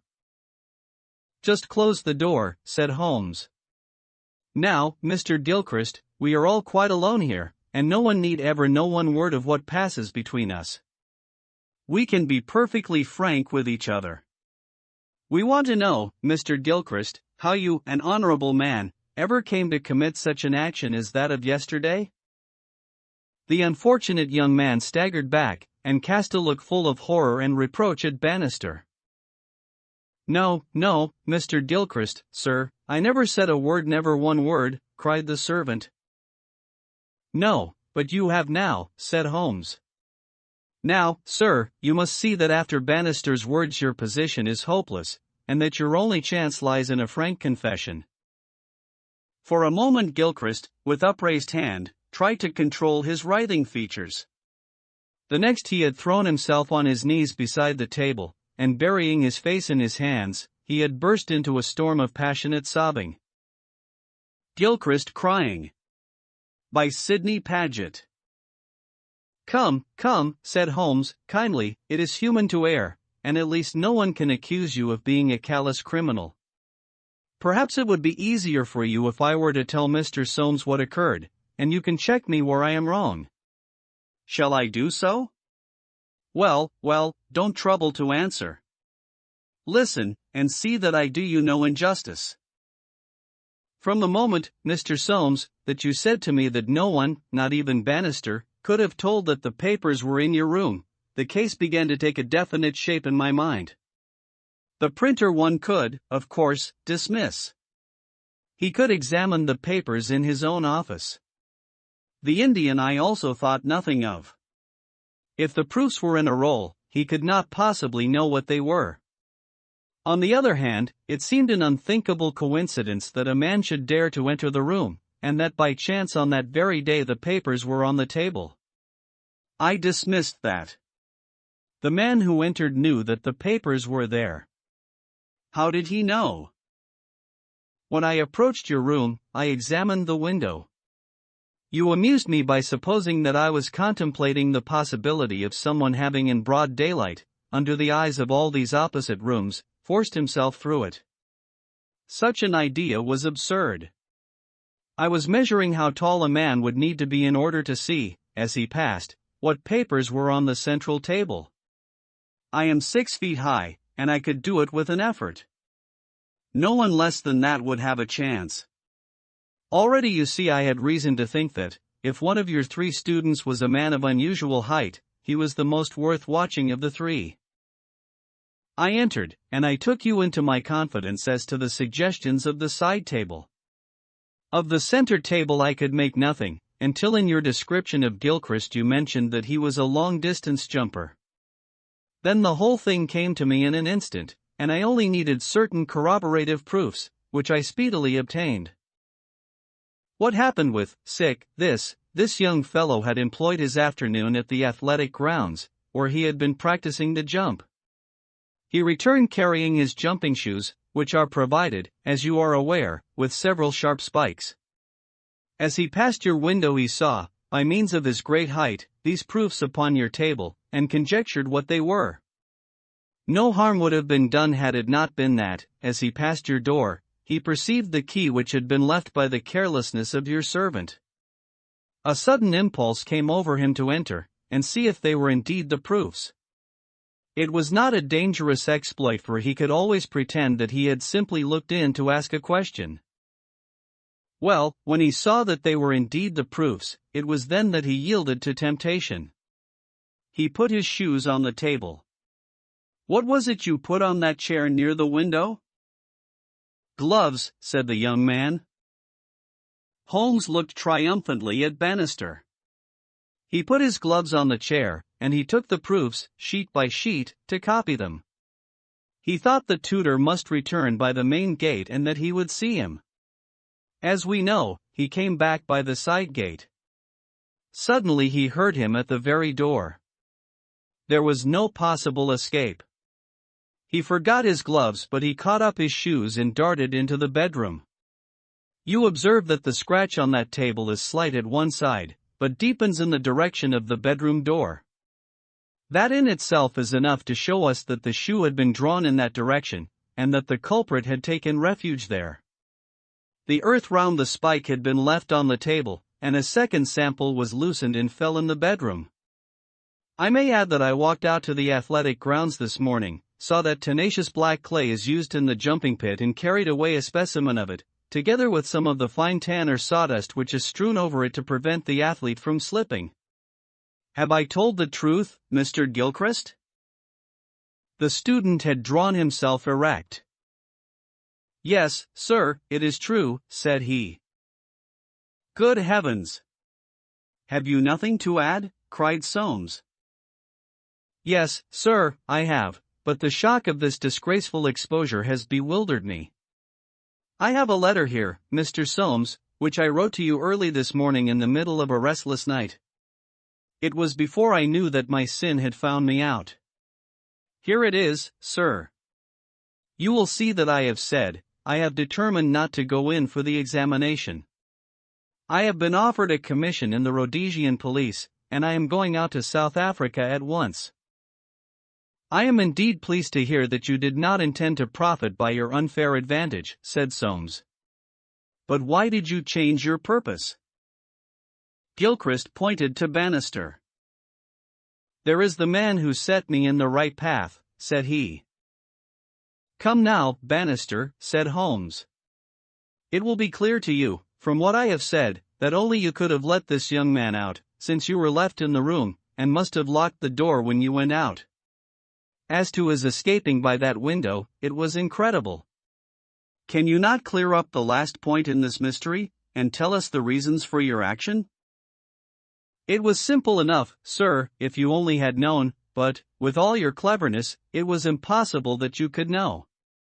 Time was, sir, when I was butler to old Sir Jabez Gilchrist, this young gentleman's father. When he was ruined I came to the college as servant, but I never forgot my old employer because he was down in the world. I watched his son all I could for the sake of the old days. Well, sir, when I came into this room yesterday, when the alarm was given, the very first thing I saw was Mr. Gilchrist's tan gloves lying in that chair. I knew those gloves well, and I understood their message. If Mr. Soames saw them, the game was up. I flopped down into that chair, and nothing would budge me until Mr. Soames he went for you. Then out came my poor young master, whom I had dandled on my knee, and confessed it all to me. Wasn't it natural, sir, that I should save him, and wasn't it natural also that I should try to speak to him as his dead father would have done, and make him understand that he could not profit by such a deed? Could you blame me, sir?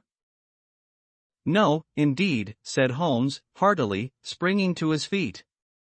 Well, Soames, I think we have cleared your little problem up, and our breakfast awaits us at home. Come, Watson. As to you, sir, I trust that a bright future awaits you in Rhodesia. For once you have fallen low. Let us see, in the future, how high you can rise. The Adventure of the Golden Pince-Nez. When I look at the 3 massive manuscript volumes which contain our work for the year 1894, I confess that it is very difficult for me, out of such a wealth of material, to select the cases which are most interesting in themselves, and at the same time most conducive to a display of those peculiar powers for which my friend was famous. As I turn over the pages, I see my notes upon the repulsive story of the Red Leech and the terrible death of Crosby, the banker. Here also I find an account of the Addleton tragedy, and the singular contents of the ancient British barrow. The famous Smith-Mortimer succession case comes also within this period, and so does the tracking and arrest of Harrod, the boulevard assassin and exploit which won for Holmes an autograph letter of thanks from the French president and the Order of the Legion of Honor. Each of these would furnish a narrative, but on the whole I am of opinion that none of them unites so many singular points of interest as the episode of Yoxley Old Place, which includes not only the lamentable death of young Willoughby Smith, but also those subsequent developments which threw so curious a light upon the causes of the crime. It was a wild, tempestuous night, towards the close of November.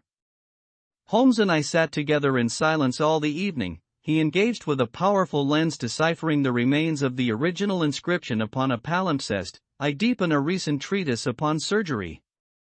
Outside the wind howled down Baker Street, while the rain beat fiercely against the windows. It was strange there, in the very depths of the town, with 10 miles of man's handiwork on every side of us, to feel the iron grip of nature, and to be conscious that to the huge elemental forces all London was no more than the molehills that dot the fields. I walked to the window, and looked out on the deserted street. The occasional lamps gleamed on the expanse of muddy road and shining pavement. A single cab was splashing its way from the Oxford Street end.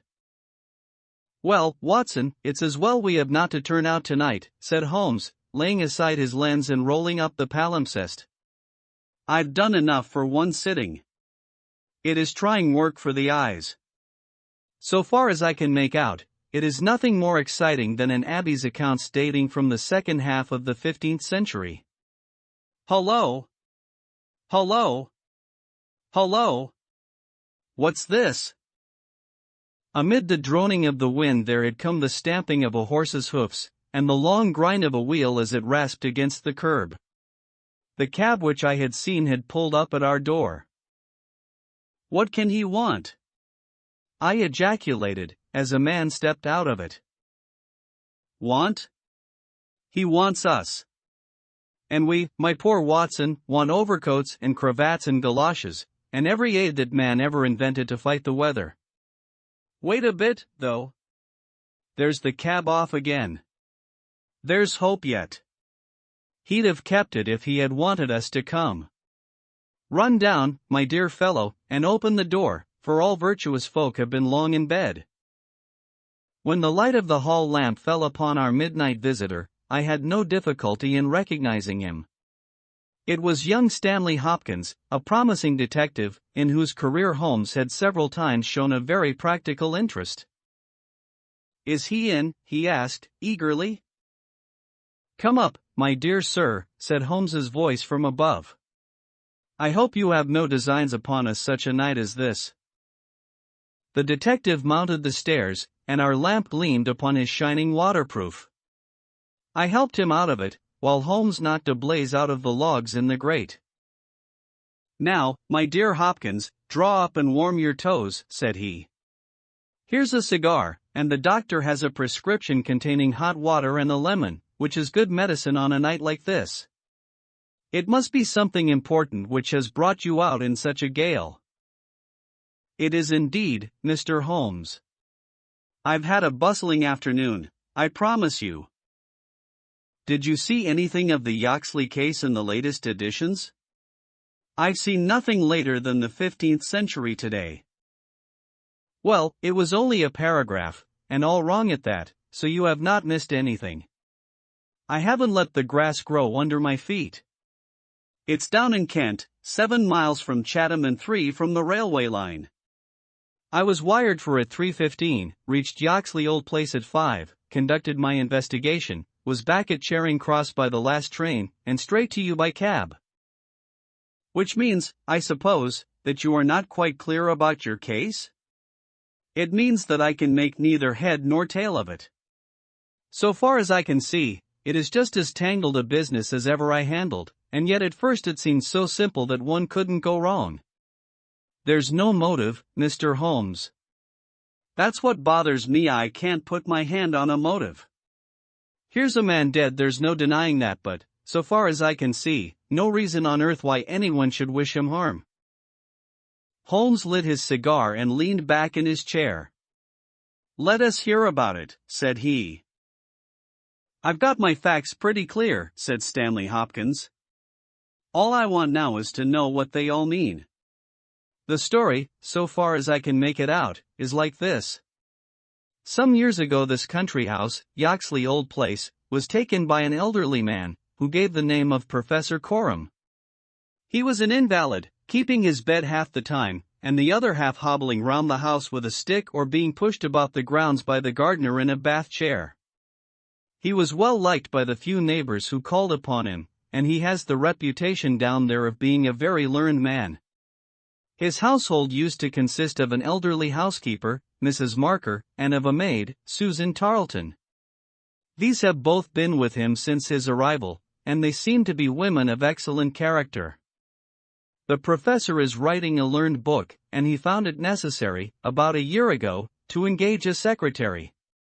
The first two that he tried were not successes, but the third, Mr. Willoughby Smith, a very young man straight from the university, seems to have been just what his employer wanted. His work consisted in writing all the morning to the professor's dictation, and he usually spent the evening in hunting up references and passages which bore upon the next day's work. This Willoughby Smith has nothing against him, either as a boy at Uppingham or as a young man at Cambridge. I have seen his testimonials, and from the first he was a decent, quiet, hard-working fellow, with no weak spot in him at all. And yet this is the lad who has met his death this morning in the professor's study under circumstances which can point only to murder. The wind howled and screamed at the windows. Holmes and I drew closer to the fire, while the young inspector slowly and point by point developed his singular narrative. "If you were to search all England," said he, "I don't suppose you could find a household more self-contained or freer from outside influences. Whole weeks would pass, and not one of them go past the garden gate." The professor was buried in his work and existed for nothing else. Young Smith knew nobody in the neighborhood, and lived very much as his employer did. The two women had nothing to take them from the house. Mortimer, the gardener, who wheels the bath chair, is an army pensioner and old Crimean man of excellent character. He does not live in the house, but in a three-roomed cottage at the other end of the garden. Those are the only people that you would find within the grounds of Yoxley Old Place. At the same time, the gate of the garden is 100 yards from the main London to Chatham Road. It opens with a latch, and there is nothing to prevent anyone from walking in. Now I will give you the evidence of Susan Tarleton, who is the only person who can say anything positive about the matter. It was in the forenoon, between 11 and 12. She was engaged at the moment in hanging some curtains in the upstairs front bedroom. Professor Coram was still in bed, for when the weather is bad he seldom rises before midday. The housekeeper was busied with some work in the back of the house. Willoughby Smith had been in his bedroom, which he uses as a sitting room, but the maid heard him at that moment pass along the passage and descend to the study immediately below her. She did not see him, but she says that she could not be mistaken in his quick, firm tread. She did not hear the study door close, but a minute or so later there was a dreadful cry in the room below. It was a wild, hoarse scream, so strange and unnatural that it might have come either from a man or a woman. At the same instant there was a heavy thud, which shook the old house, and then all was silence. The maid stood petrified for a moment, and then, recovering her courage, she ran downstairs. The study door was shut and she opened it. Inside, young Mr. Willoughby Smith was stretched upon the floor. At first she could see no injury, but as she tried to raise him she saw that blood was pouring from the underside of his neck. It was pierced by a very small but very deep wound, which had divided the carotid artery. The instrument with which the injury had been inflicted lay upon the carpet beside him. It was one of those small sealing wax knives to be found on old-fashioned writing tables, with an ivory handle and a stiff blade. It was part of the fittings of the professor's own desk. At first the maid thought that young Smith was already dead, but on pouring some water from the carafe over his forehead he opened his eyes for an instant. "The professor," he murmured, "it was she." The maid is prepared to swear that those were the exact words. He tried desperately to say something else, and he held his right hand up in the air. Then he fell back dead. In the meantime the housekeeper had also arrived upon the scene, but she was just too late to catch the young man's dying words. Leaving Susan with the body, she hurried to the professor's room. He was sitting up in bed, horribly agitated, for he had heard enough to convince him that something terrible had occurred. Mrs. Marker is prepared to swear that the professor was still in his nightclothes, and indeed it was impossible for him to dress without the help of Mortimer, whose orders were to come at 12 o'clock. The professor declares that he heard the distant cry, but that he knows nothing more. He can give no explanation of the young man's last words, the professor it was she, but imagines that they were the outcome of delirium. He believes that Willoughby Smith had not an enemy in the world, and can give no reason for the crime. His first action was to send Mortimer, the gardener, for the local police. A little later the chief constable sent for me. Nothing was moved before I got there, and strict orders were given that no one should walk upon the paths leading to the house. It was a splendid chance of putting your theories into practice, Mr. Sherlock Holmes. There was really nothing wanting. Except Mr. Sherlock Holmes, said my companion, with a somewhat bitter smile. Well, let us hear about it. What sort of a job did you make of it? I must ask you first, Mr. Holmes, to glance at this rough plan, which will give you a general idea of the position of the professor's study and the various points of the case. It will help you in following my investigation. He unfolded the rough chart, which I here reproduce, and he laid it across Holmes's knee. I rose and, standing behind Holmes, studied it over his shoulder. It is very rough, of course, and it only deals with the points which seem to me to be essential. All the rest you will see later for yourself. Now, first of all, presuming that the assassin entered the house, how did he or she come in? Undoubtedly by the garden path and the back door, from which there is direct access to the study. Any other way would have been exceedingly complicated. The escape must have also been made along that line, for of the two other exits from the room one was blocked by Susan as she ran downstairs and the other leads straight to the professor's bedroom. I therefore directed my attention at once to the garden path, which was saturated with recent rain, and would certainly show any footmarks. My examination showed me that I was dealing with a cautious and expert criminal. No footmarks were to be found on the path.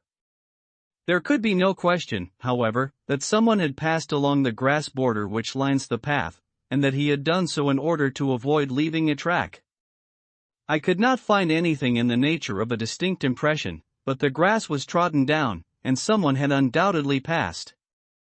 It could only have been the murderer, since neither the gardener nor anyone else had been there that morning, and the rain had only begun during the night. One moment, said Holmes. Where does this path lead to? To the road.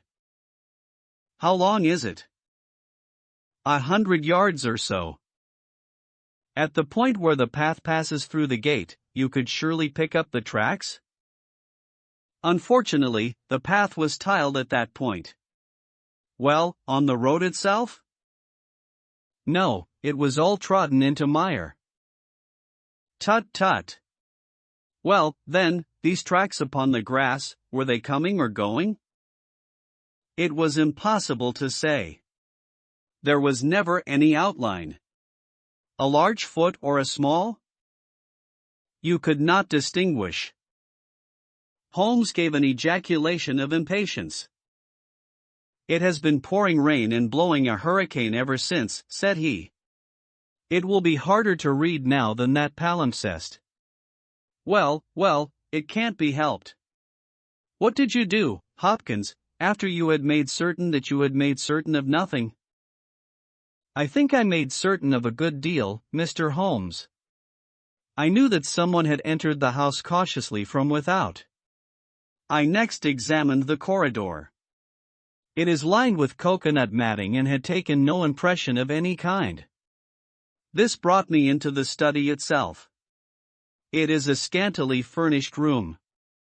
The main article is a large writing table with a fixed bureau. This bureau consists of a double column of drawers, with a central small cupboard between them. The drawers were open, the cupboard locked. The drawers, it seems, were always open, and nothing of value was kept in them.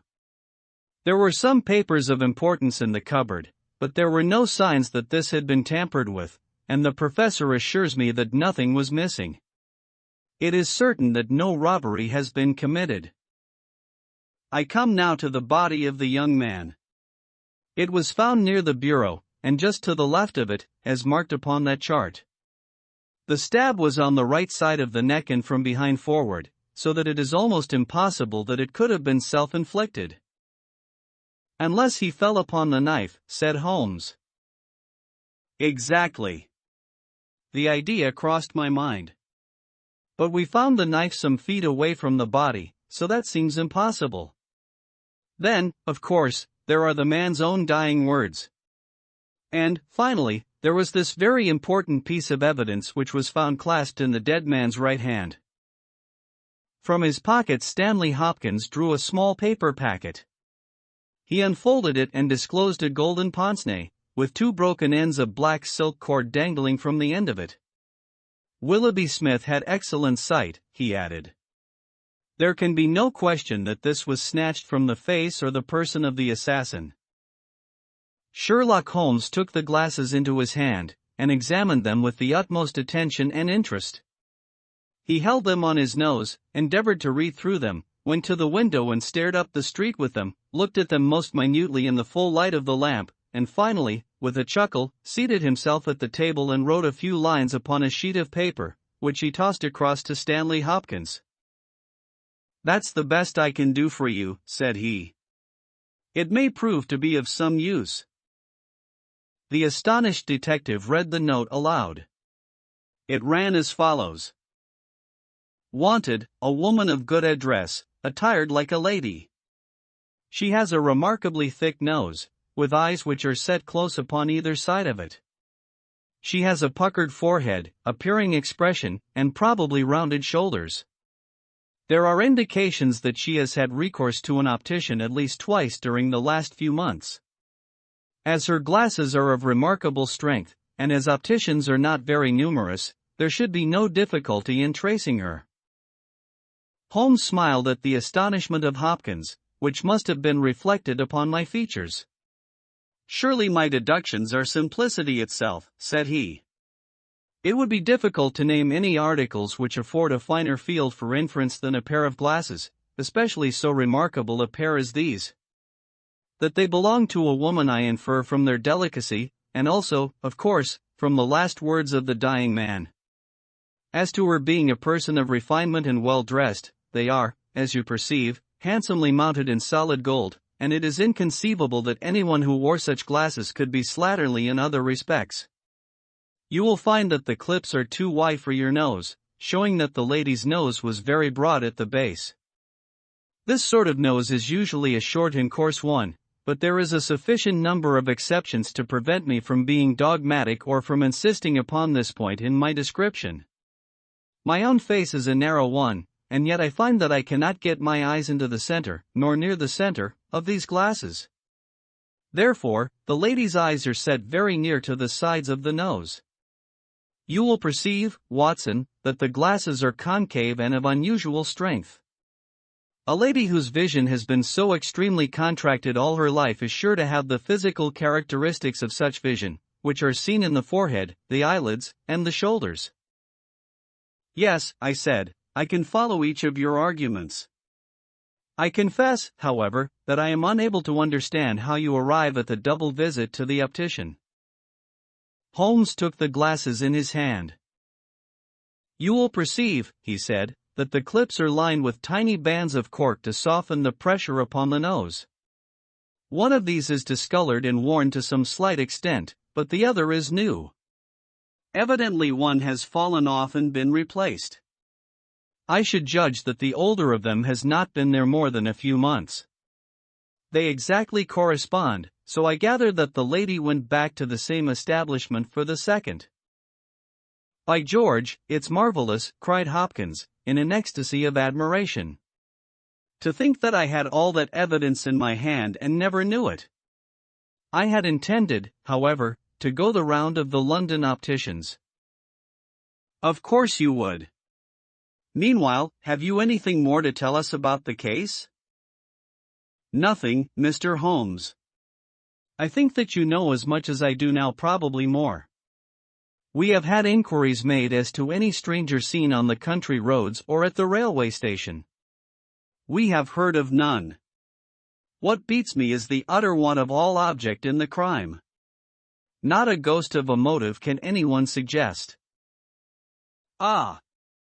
There, I am not in a position to help you. But I suppose you want us to come out tomorrow? If it is not asking too much, Mr. Holmes. There's a train from Charing Cross to Chatham at 6 in the morning, and we should be at Yoxley Old Place between 8 and 9. Then we shall take it. Your case has certainly some features of great interest, and I shall be delighted to look into it. Well, it's nearly 1, and we had best get a few hours' sleep. I dare say you can manage all right on the sofa in front of the fire. I'll light my spirit lamp and give you a cup of coffee before we start. The gale had blown itself out next day, but it was a bitter morning when we started upon our journey. We saw the cold winter sun rise over the dreary marshes of the Thames and the long, sullen reaches of the river, which I shall ever associate with our pursuit of the Andaman Islander in the earlier days of our career. After a long and weary journey, we alighted at a small station some miles from Chatham. While a horse was being put into a trap at the local inn, we snatched a hurried breakfast, and so we were all ready for business when we at last arrived at Yoxley Old Place. A constable met us at the garden gate. Holmes asking about one mark in the bureau. Well, Wilson, any news? No, sir, nothing. No reports of any stranger seen? No, sir. Down at the station they are certain that no stranger either came or went yesterday. Have you had inquiries made at inns and lodgings? Yes, sir, there is no one that we cannot account for. Well, it's only a reasonable walk to Chatham. Anyone might stay there or take a train without being observed. This is the garden path of which I spoke, Mr. Holmes. I'll pledge my word there was no mark on it yesterday. On which side were the marks on the grass? This side, sir. This narrow margin of grass between the path and the flower bed. I can't see the traces now, but they were clear to me then. Yes, someone has passed along, said Holmes, stooping over the grass border. Our lady must have picked her steps carefully, must she not, since on the one side she would leave a track on the path, and on the other an even clearer one on the soft bed? Yes, sir, she must have been a cool hand. I saw an intent look pass over Holmes's face. You say that she must have come back this way? Yes, sir, there is no other. On this strip of grass? Certainly, Mr. Holmes. It was a very remarkable performance, very remarkable. Well, I think we have exhausted the path. Let us go farther. This garden door is usually kept open, I suppose? Then this visitor had nothing to do but to walk in. The idea of murder was not in her mind, or she would have provided herself with some sort of weapon, instead of having to pick this knife off the writing table. She advanced along this corridor, leaving no traces upon the coconut matting. Then she found herself in this study. How long was she there? We have no means of judging. Not more than a few minutes, sir. I forgot to tell you that Mrs. Marker, a housekeeper, had been in there tidying not very long before, about a quarter of an hour, she says. Well, that gives us a limit. Our lady enters this room, and what does she do? She goes over to the writing table. What for? Not for anything in the drawers. If there had been anything worth her taking, it would surely have been locked up. No, it was for something in that wooden bureau. Hullo! What is that scratch upon the face of it? Just hold a match, Watson. Why did you not tell me of this, Hopkins? The mark which he was examining began upon the brasswork on the right-hand side of the keyhole, and extended for about 4 inches, where it had scratched the varnish from the surface. I noticed it, Mr. Holmes, but you'll always find scratches round a keyhole. This is recent, quite recent. See how the brass shines where it is cut. An old scratch would be the same color as the surface. Look at it through my lens. There's the varnish, too, like earth on each side of a furrow. Is Mrs. Marker there? A sad-faced, elderly woman came into the room. Did you dust this bureau yesterday morning? Yes, sir. Did you notice this scratch? No, sir, I did not. I am sure you did not, for a duster would have swept away these shreds of varnish. Who has the key of this bureau? The professor keeps it on his watch chain. Is it a simple key? No, sir, it is a Chubb's key. Very good. Mrs. Marker, you can go. Now we are making a little progress. Our lady enters the room, advances to the bureau, and either opens it or tries to do so. While she is thus engaged, young Willoughby Smith enters the room. In her hurry to withdraw the key, she makes this scratch upon the door. He seizes her, and she, snatching up the nearest object, which happens to be this knife, strikes at him in order to make him let go his hold. The blow is a fatal one. He falls and she escapes, either with or without the object for which she has come. Is Susan, the maid, there? Could anyone have got away through that door after the time that you heard the cry, Susan? No, sir, it is impossible. Before I got down the stair, I'd have seen anyone in the passage. Besides, the door never opened, or I would have heard it. That settles this exit. Then no doubt the lady went out the way she came. I understand that this other passage leads only to the professor's room. There is no exit that way? No, sir. We shall go down it and make the acquaintance of the professor. Hello, Hopkins. This is very important indeed. The professor's corridor is also lined with coconut matting. Well, sir, what of that? Don't you see any bearing upon the case? Well, I don't insist upon it. No doubt I am wrong. And yet it seems to me to be suggestive. Come with me and introduce me. We passed down the passage, which was of the same length as that which led to the garden. At the end was a short flight of steps ending in a door. Our guide knocked, and then ushered us into the professor's bedroom. It was a very large chamber, lined with innumerable volumes, which had overflowed from the shelves and lay in piles in the corners, or were stacked all round at the base of the cases. The bed was in the center of the room, and in it, propped up with pillows, was the owner of the house. I have seldom seen a more remarkable-looking person. It was a gaunt, aquiline face which was turned towards us, with piercing dark eyes, which lurked in deep hollows under overhung and tufted brows. His hair and beard were white, save that the latter was curiously stained with yellow around his mouth. A cigarette glowed amid the tangle of white hair, and the air of the room was fetid with stale tobacco smoke. As he held out his hand to Holmes, I perceived that it was also stained with yellow nicotine.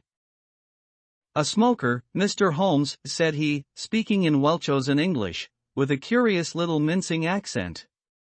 Pray take a cigarette. And you, sir? I can recommend them, for I have them especially prepared by Ionides, of Alexandria. He sends me 1,000 at a time, and I grieve to say that I have to arrange for a fresh supply every fortnight. Bad, sir, very bad, but an old man has few pleasures. Tobacco and my work, that is all that is left to me. Holmes had lit a cigarette and was shooting little darting glances all over the room. Tobacco and my work, but now only tobacco, the old man exclaimed. Alas! What a fatal interruption! Who could have foreseen such a terrible catastrophe? So estimable a young man! I assure you that, after a few months' training, he was an admirable assistant. What do you think of the matter, Mr. Holmes? I have not yet made up my mind. I shall indeed be indebted to you if you can throw a light where all is so dark to us. To a poor bookworm and invalid like myself, such a blow is paralyzing. I seem to have lost the faculty of thought. But you are a man of action, you are a man of affairs. It is part of the everyday routine of your life. You can preserve your balance in every emergency. We are fortunate, indeed, in having you at our side. Holmes was pacing up and down one side of the room whilst the old professor was talking. I observed that he was smoking with extraordinary rapidity. It was evident that he shared our host's liking for the fresh Alexandrian cigarettes. Yes, sir, it is a crushing blow, said the old man. That is my magnum opus, the pile of papers on the side table yonder. It is my analysis of the documents found in the Coptic monasteries of Syria and Egypt, a work which will cut deep at the very foundation of revealed religion. With my enfeebled health, I do not know whether I shall ever be able to complete it, now that my assistant has been taken from me. Dear me! Mr. Holmes, why, you are even a quicker smoker than I am myself. Holmes smiled. I am a connoisseur, said he, taking another cigarette from the box his fourth and lighting it from the stub of that which he had finished. I will not trouble you with any lengthy cross-examination, Professor Coram, since I gather that you were in bed at the time of the crime, and could know nothing about it. I would only ask this: what do you imagine that this poor fellow meant by his last words? The professor, it was she. The professor shook his head. Susan is a country girl, said he, and you know the incredible stupidity of that class. I fancy that the poor fellow murmured some incoherent, delirious words, and that she twisted them into this meaningless message. I see. You have no explanation yourself of the tragedy? Possibly an accident, possibly I only breathe it among ourselves, a suicide. Young men have their hidden troublesome affair of the heart, perhaps, which we have never known. It is a more probable supposition than murder. But the eyeglasses? Ah! I am only a student, a man of dreams. I cannot explain the practical things of life. But still, we are aware, my friend, that love gauges may take strange shapes. By all means, take another cigarette. It is a pleasure to see anyone appreciate them so. A fan, a glove, glasses, who knows what article may be carried as a token or treasured when a man puts an end to his life. This gentleman speaks of footsteps in the grass, but, after all, it is easy to be mistaken on such a point. As to the knife, it might well be thrown far from the unfortunate man as he fell. It is possible that I speak as a child, but to me it seems that Willoughby Smith has met his fate by his own hand. Holmes seemed struck by the theory thus put forward, and he continued to walk up and down for some time, lost in thought and consuming cigarette after cigarette. Tell me, Professor Coram, he said, at last, what is in that cupboard in the bureau? Nothing that would help a thief. Family papers, letters from my poor wife, diplomas of universities which have done me honor. Here is the key. You can look for yourself. Holmes picked up the key, and looked at it for an instant, then he handed it back. No, I hardly think that it would help me, said he. I should prefer to go quietly down to your garden, and turn the whole matter over in my head. There is something to be said for the theory of suicide which you have put forward. We must apologize for having intruded upon you, Professor Coram, and I promise that we won't disturb you until after lunch. At 2 o'clock we will come again, and report to you anything which may have happened in the interval. Holmes was curiously distrait, and we walked up and down the garden path for some time in silence. Have you a clue? I asked, at last. It depends upon those cigarettes that I smoked, said he. It is possible that I am utterly mistaken. The cigarettes will show me. My dear Holmes, I exclaimed, how on earth? Well, you may see for yourself. If not, there's no harm done. Of course, we always have the optician clue to fall back upon, but I take a shortcut when I can get it. Ah, here is the good Mrs. Marker. Let us enjoy 5 minutes of instructive conversation with her. I may have remarked before that Holmes had, when he liked, a peculiarly ingratiating way with women, and that he very readily established terms of confidence with them. In half the time which he had named, he had captured the housekeeper's goodwill and was chatting with her as if he had known her for years. Yes, Mr. Holmes, it is as you say, sir. He does smoke something terrible. All day and sometimes all night, sir. I've seen that room of a morning, well, sir, you'd have thought it was a London fog. Poor young Mr. Smith, he was a smoker also, but not as bad as the professor. His health, well, I don't know that it's better nor worse for the smoking. Ah, said Holmes, but it kills the appetite. Well, I don't know about that, sir. I suppose the professor eats hardly anything? Well, he is variable. I'll say that for him. I'll wager he took no breakfast this morning, and won't face his lunch after all the cigarettes I saw him consume. Well, you're out there, sir, as it happens, for he ate a remarkable big breakfast this morning. I don't know when I've known him make a better one, and he's ordered a good dish of cutlets for his lunch.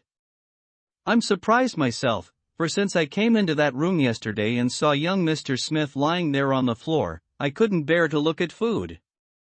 Well, it takes all sorts to make a world, and the professor hasn't let it take his appetite away. We loitered the morning away in the garden. Stanley Hopkins had gone down to the village to look into some rumors of a strange woman who had been seen by some children on the Chatham Road the previous morning. As to my friend, all his usual energy seemed to have deserted him. I had never known him handle a case in such a half-hearted fashion. Even the news brought back by Hopkins that he had found the children, and that they had undoubtedly seen a woman exactly corresponding with Holmes's description, and wearing either spectacles or eyeglasses, failed to rouse any sign of keen interest. He was more attentive when Susan, who waited upon us at lunch, volunteered the information that she believed Mr. Smith had been out for a walk yesterday morning, and that he had only returned half an hour before the tragedy occurred. I could not myself see the bearing of this incident, but I clearly perceived that Holmes was weaving it into the general scheme which he had formed in his brain. Suddenly he sprang from his chair and glanced at his watch. 2 o'clock, gentlemen, said he. We must go up and have it out with our friend, the professor. The old man had just finished his lunch, and certainly his empty dish bore evidence to the good appetite with which his housekeeper had credited him. He was, indeed, a weird figure as he turned his white mane and his glowing eyes towards us. The eternal cigarette smoldered in his mouth. He had been dressed and was seated in an armchair by the fire. Well, Mr. Holmes, have you solved this mystery yet? He shoved the large tin of cigarettes which stood on a table beside him towards my companion. Holmes stretched out his hand at the same moment, and between them they tipped the box over the edge. For a minute or two we were all on our knees retrieving stray cigarettes from impossible places. When we rose again, I observed Holmes's eyes were shining and his cheeks tinged with color. Only at a crisis have I seen those battle signals flying. Yes, said he, I have solved it. Stanley Hopkins and I stared in amazement. Something like a sneer quivered over the gaunt features of the old professor. Indeed. In the garden? No, here. Here. When? This instant. You are surely joking, Mr. Sherlock Holmes. You compel me to tell you that this is too serious a matter to be treated in such a fashion. I have forged and tested every link of my chain, Professor Coram, and I am sure that it is sound. What your motives are, or what exact part you play in this strange business, I am not yet able to say. In a few minutes I shall probably hear it from your own lips. Meanwhile I will reconstruct what is past for your benefit, so that you may know the information which I still require. A lady yesterday entered your study. She came with the intention of possessing herself of certain documents which were in your bureau. She had a key of her own. I have had an opportunity of examining yours, and I do not find that slight discoloration which the scratch made upon the varnish would have produced. You were not an accessory, therefore, and she came, so far as I can read the evidence, without your knowledge to rob you. The professor blew a cloud from his lips. This is most interesting and instructive, said he. Have you no more to add? Surely, having traced this lady so far, you can also say what has become of her. I will endeavor to do so. In the first place, she was seized by your secretary, and stabbed him in order to escape. This catastrophe I am inclined to regard as an unhappy accident, for I am convinced that the lady had no intention of inflicting so grievous an injury. An assassin does not come unarmed.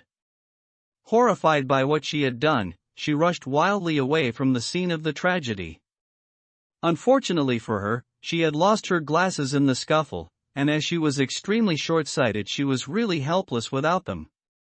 She ran down a corridor, which she imagined to be that by which she had come, both were lined with coconut matting, and it was only when it was too late that she understood that she had taken the wrong passage, and that her retreat was cut off behind her. What was she to do? She could not go back. She could not remain where she was. She must go on. She went on. She mounted a stair, pushed open a door, and found herself in your room. The old man sat with his mouth open, staring wildly at Holmes. Amazement and fear were stamped upon his expressive features. Now, with an effort, he shrugged his shoulders and burst into insincere laughter. All very fine, Mr. Holmes, said he. But there is one little flaw in your splendid theory. I was myself in my room, and I never left it during the day. I am aware of that, Professor Coram. And you mean to say that I could lie upon that bed and not be aware that a woman had entered my room? I never said so. You were aware of it. You spoke with her. You recognized her. You aided her to escape. Again the professor burst into high-keyed laughter. He had risen to his feet, and his eyes glowed like embers. You are mad, he cried. You are talking insanely. I helped her to escape? Where is she now? She is there, said Holmes, and he pointed to a high bookcase in the corner of the room. I saw the old man throw up his arms, a terrible convulsion passed over his grim face, and he fell back in his chair. At the same instant the bookcase at which Holmes pointed swung round upon a hinge, and a woman rushed out into the room.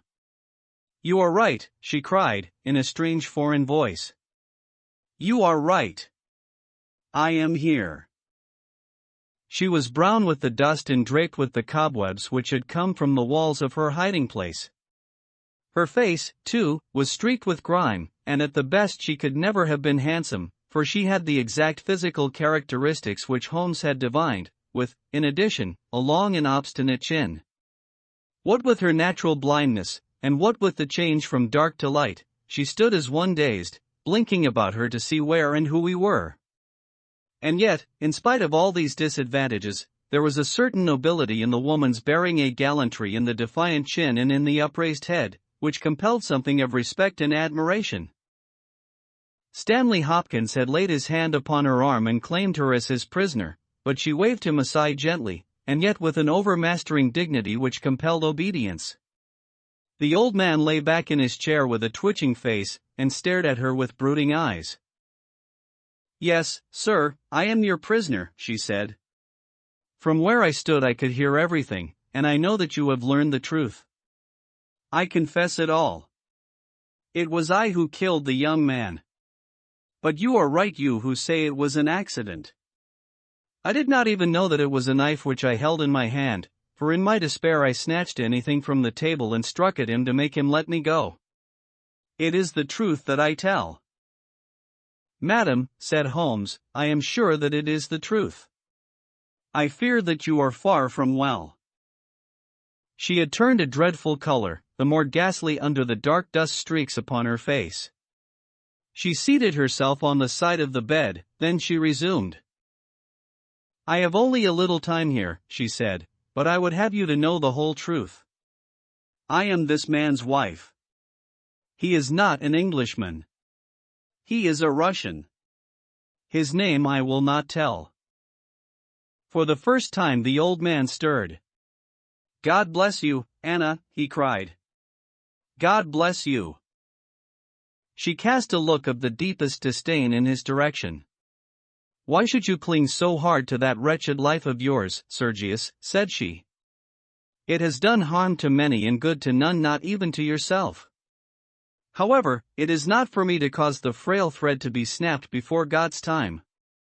I have enough already upon my soul since I crossed the threshold of this cursed house. But I must speak or I shall be too late. I have said, gentlemen, that I am this man's wife. He was 50 and I a foolish girl of 20 when we married. It was in a city of Russia, a university, I will not name the place. God bless you, Anna, murmured the old man again. We were reformers, revolutionists, nihilists, you understand.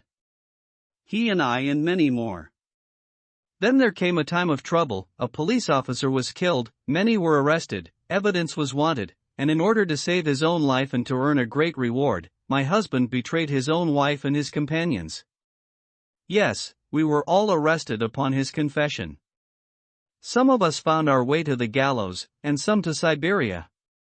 I was among these last, but my term was not for life. My husband came to England with his ill-gotten gains and has lived in quiet ever since, knowing well that if the Brotherhood knew where he was not a week would pass before justice would be done. The old man reached out a trembling hand and helped himself to a cigarette. I am in your hands, Anna, said he. You were always good to me. I have not yet told you the height of his villainy, said she. Among our comrades of the order, there was one who was the friend of my heart. He was noble, unselfish, loving all that my husband was not. He hated violence. We were all guilty if that is guilt, but he was not. He wrote forever dissuading us from such a course. These letters would have saved him. So would my diary, in which, from day to day, I had entered both my feelings towards him and the view which each of us had taken.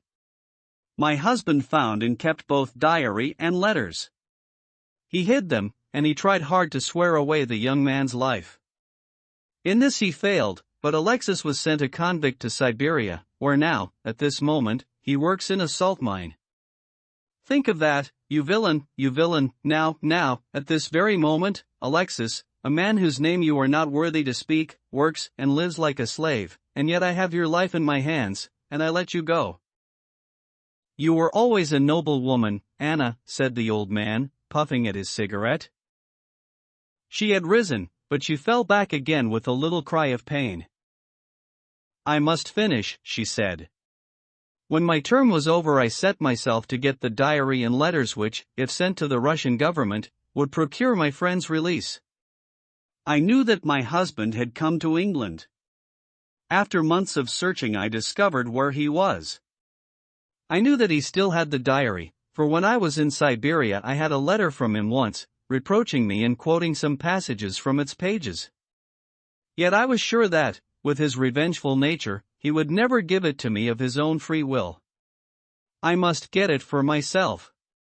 With this object I engaged an agent from a private detective firm, who entered my husband's house as a secretary. It was your second secretary, Sergius, the one who left you so hurriedly. He found that papers were kept in the cupboard, and he got an impression of the key. He would not go farther. He furnished me with a plan of the house, and he told me that in the forenoon the study was always empty, as the secretary was employed up here. So at last I took my courage in both hands, and I came down to get the papers for myself. I succeeded, but at what a cost! I had just taken the paper, and was locking the cupboard, when the young man seized me. I had seen him already that morning. He had met me on the road, and I had asked him to tell me where Professor Coram lived, not knowing that he was in his employ. Exactly. Exactly, said Holmes. The secretary came back, and told his employer of the woman he had met. Then, in his last breath, he tried to send a message that it was the she whom he had just discussed with him. "You must let me speak," said the woman, in an imperative voice, and her face contracted as if in pain.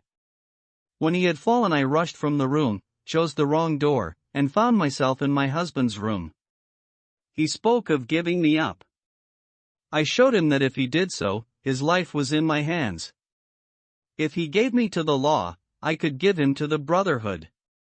It was not that I wished to live for my own sake, but it was that I desired to accomplish my purpose. He knew that I would do what I said, that his own fate was involved in mine. For that reason, and for no other, he shielded me.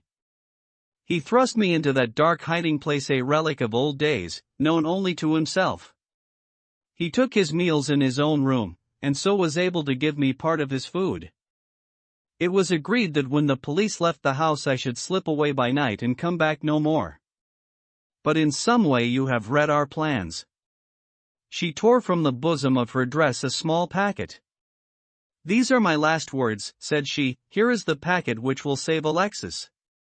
I confide it to your honor and to your love of justice. Take it. You will deliver it at the Russian embassy.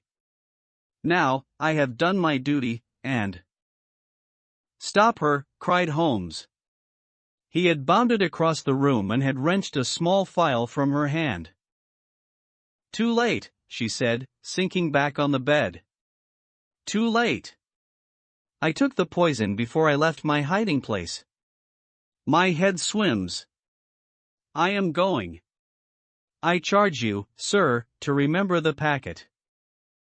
"A simple case, and yet, in some ways, an instructive one," Holmes remarked, as we traveled back to town.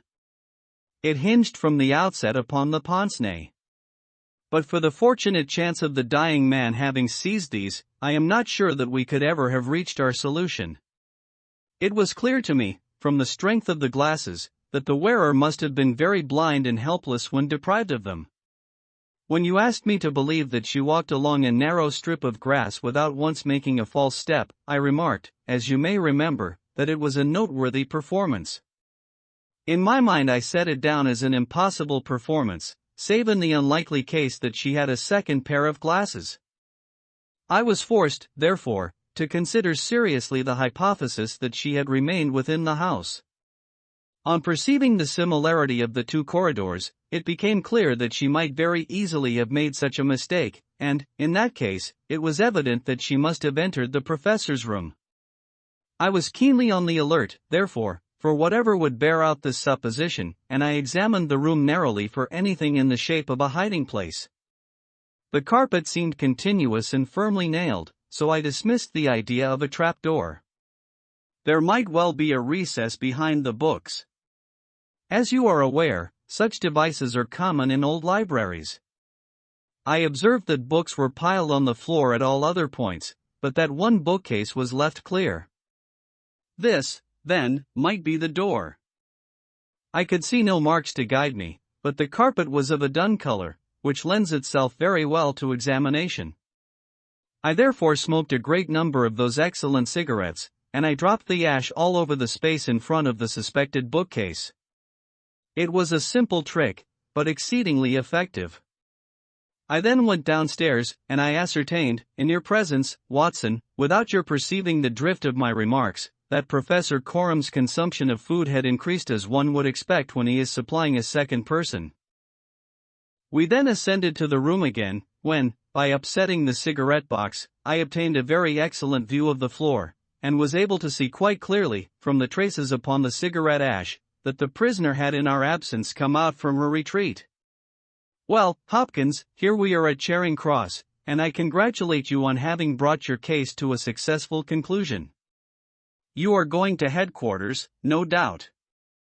I think, Watson, you and I will drive together to the Russian embassy. The Adventure of the Missing Three-Quarter. We were fairly accustomed to receive weird telegrams at Baker Street, but I have a particular recollection of one which reached us on a gloomy February morning, some 7 or 8 years ago, and gave Mr. Sherlock Holmes a puzzled quarter of an hour. It was addressed to him, and ran thus: "Please await me. Terrible misfortune. Right wing 3/4 missing, indispensable tomorrow. Overton." "Strand postmark, and dispatch 10:36, said Holmes, reading it over and over. Mr. Overton was evidently considerably excited when he sent it, and somewhat incoherent in consequence. Well, he will be here, I dare say, by the time I have looked through the Times, and then we shall know all about it. Even the most insignificant problem would be welcome in these stagnant days." Things had indeed been very slow with us, and I had learned to dread such periods of inaction, for I knew by experience that my companion's brain was so abnormally active that it was dangerous to leave it without material upon which to work. For years I had gradually weaned him from that drug mania which had threatened once to check his remarkable career. Now I knew that under ordinary conditions he no longer craved for this artificial stimulus, but I was well aware that the fiend was not dead but sleeping, and I have known that the sleep was a light one and the waking near when in periods of idleness I have seen the drawn look upon Holmes's ascetic face, and the brooding of his deep-set and inscrutable eyes. Therefore I blessed this Mr. Overton, whoever he might be, since he had come with his enigmatic message to break the dangerous calm which brought more peril to my friend than all the storms of his tempestuous life. As we had expected, the telegram was soon followed by its sender, and the card of Mr. Cyril Overton, Trinity College, Cambridge, announced the arrival of an enormous young man, 16 stone of solid bone and muscle, who spanned the doorway with his broad shoulders, and looked from one of us to the other with a comely face which was haggard with anxiety.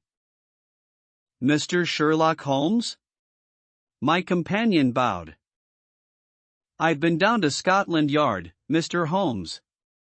I saw Inspector Stanley Hopkins. He advised me to come to you. He said the case, so far as he could see, was more in your line than in that of the regular police. Pray sit down and tell me what is the matter." "It's awful, Mr. Holmes, simply awful. I wonder my hair isn't gray.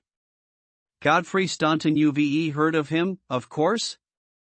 He's simply the hinge that the whole team turns on. I'd rather spare 2 from the pack, and have Godfrey for my 3/4 line. Whether it's passing, or tackling, or dribbling, there's no one to touch him, and then, he's got the head, and can hold us all together. What am I to do? That's what I ask you, Mr. Holmes. There's Morehouse, first reserve, but he is trained as a half, and he always edges right in onto the scrum instead of keeping out on the touchline. He's a fine place kick, it's true, but then he has no judgment, and he can't sprint for nuts. Why, Morton or Johnson, the Oxford Flyers, could romp round him. Stevenson is fast enough, but he couldn't drop from the 25 line, and a 3/4 who can't either punt or drop isn't worth a place for pace alone. No, Mr. Holmes, we are done unless you can help me to find Godfrey Staunton." My friend had listened with amused surprise to this long speech, which was poured forth with extraordinary vigor and earnestness, every point being driven home by the slapping of a brawny hand upon the speaker's knee. When our visitor was silent, Holmes stretched out his hand and took down letter S of his commonplace book. For once he dug in vain into that mine of varied information. "There is Arthur H. Staunton, the rising young forger," said he, "and there was Henry Staunton, whom I helped to hang, but Godfrey Staunton is a new name to me." It was our visitor's turn to look surprised. "Why, Mr. Holmes, I thought you knew things," said he. "I suppose, then, if you have never heard of Godfrey Staunton, you don't know Cyril Overton either?" Holmes shook his head good-humoredly. "Great Scott," cried the athlete. "Why, I was first reserve for England against Wales, and I've skippered the varsity all this year. But that's nothing. I didn't think there was a soul in England who didn't know Godfrey Staunton, the crack 3/4, Cambridge, Blackheath, and 5 internationals. Good Lord! Mr. Holmes, Where have you lived?" Holmes laughed at the young giant's naive astonishment. "You live in a different world to me, Mr. Overton, a sweeter and healthier one. My ramifications stretch out into many sections of society, but never, I am happy to say, into amateur sport, which is the best and soundest thing in England. However, your unexpected visit this morning shows me that even in that world of fresh air and fair play, there may be work for me to do. So now, my good sir, I beg you to sit down and to tell me, slowly and quietly, exactly what it is that has occurred, and how you desire that I should help you." Young Overton's face assumed the bothered look of the man who was more accustomed to using his muscles than his wits, but by degrees, with many repetitions and obscurities which I may omit from his narrative, he laid his strange story before us. "It's this way, Mr. Holmes. As I have said, I am the skipper of the rugger team of Cambridge Varsity, and Godfrey Staunton is my best man. Tomorrow we play Oxford. Yesterday we all came up, and we settled at Bentley's private hotel. At 10 o'clock I went round and saw that all the fellows had gone to roost, for I believe in strict training and plenty of sleep to keep a team fit. I had a word or two with Godfrey before he turned in. He seemed to me to be pale and bothered. I asked him what was the matter. He said he was all right, just a touch of headache. I bade him good night and left him.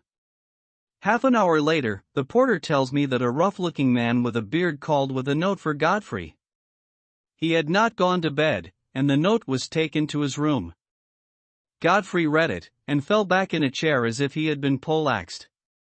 The porter was so scared that he was going to fetch me, but Godfrey stopped him, had a drink of water, and pulled himself together. Then he went downstairs, said a few words to the man who was waiting in the hall, and the two of them went off together. The last that the porter saw of them, they were almost running down the street in the direction of the Strand. This morning Godfrey's room was empty, his bed had never been slept in, and his things were all just as I had seen them the night before. He had gone off at a moment's notice with this stranger, and no word has come from him since. I don't believe he will ever come back. He was a sportsman, was Godfrey, down to his marrow, and he wouldn't have stopped his training and let in his skipper if it were not for some cause that was too strong for him. No, I feel as if he were gone for good, and we should never see him again." Sherlock Holmes listened with the deepest attention to this singular narrative. "What did you do?" he asked. "I wired to Cambridge to learn if anything had been heard of him there. I have had an answer. No one has seen him. Could he have got back to Cambridge?" "Yes, there is a late train 11:15. But, so far as you can ascertain, he did not take it?" "No, he has not been seen." "What did you do next?" "I wired to Lord Mountjames." "Why to Lord Mountjames?" "Godfrey is an orphan, and Lord Mountjames is his nearest relative, his uncle, I believe." "Indeed.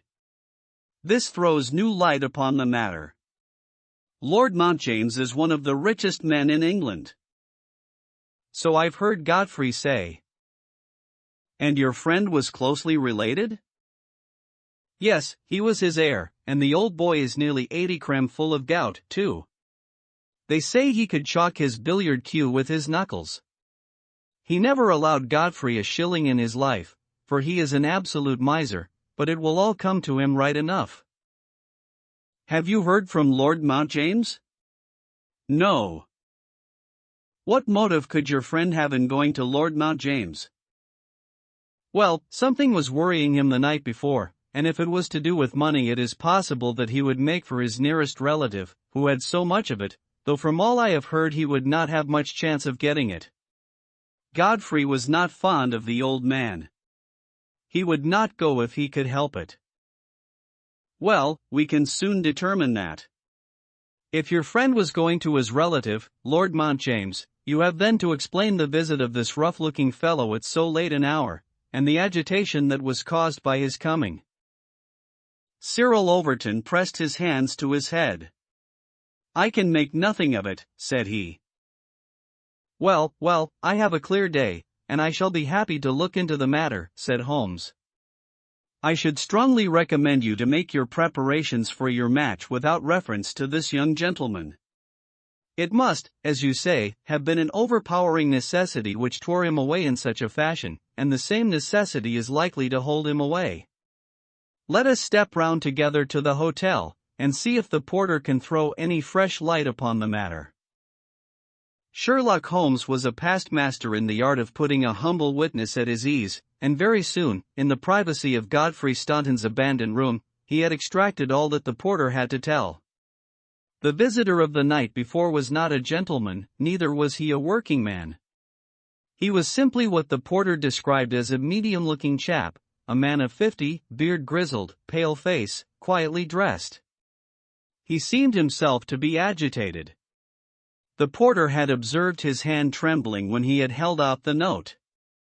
Godfrey Staunton had crammed the note into his pocket. Staunton had not shaken hands with the man in the hall. They had exchanged a few sentences, of which the porter had only distinguished the one-word time. Then they had hurried off in the manner described. It was just 10:30 by the hall clock. "Let me see," said Holmes, seating himself on Staunton's bed. "You are the day porter, are you not?" "Yes, sir, I go off duty at 11. "The night porter saw nothing, I suppose?" "No, sir, one theater party came in late." "No one else? Were you on duty all day yesterday?" "Yes, sir." "Did you take any messages to Mr. Staunton?" "Yes, sir, one telegram." "Ah. That's interesting. What o'clock was this?" "About 6. "Where was Mr. Staunton when he received it?" "Here in his room." "Were you present when he opened it?" "Yes, sir, I waited to see if there was an answer." "Well, was there?" "Yes, sir, he wrote an answer." "Did you take it?"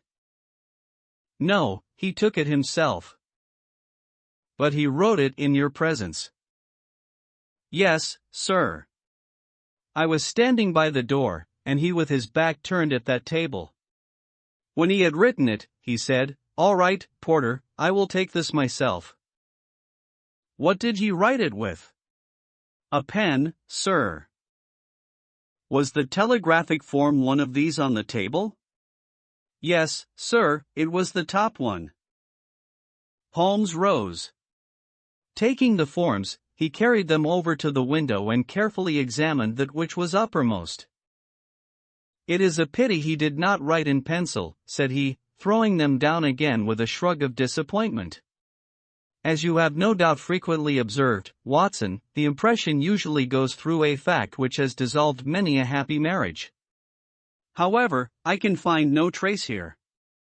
I rejoice, however, to perceive that he wrote with a broad-pointed quill pen, and I can hardly doubt that we will find some impression upon this blotting pad.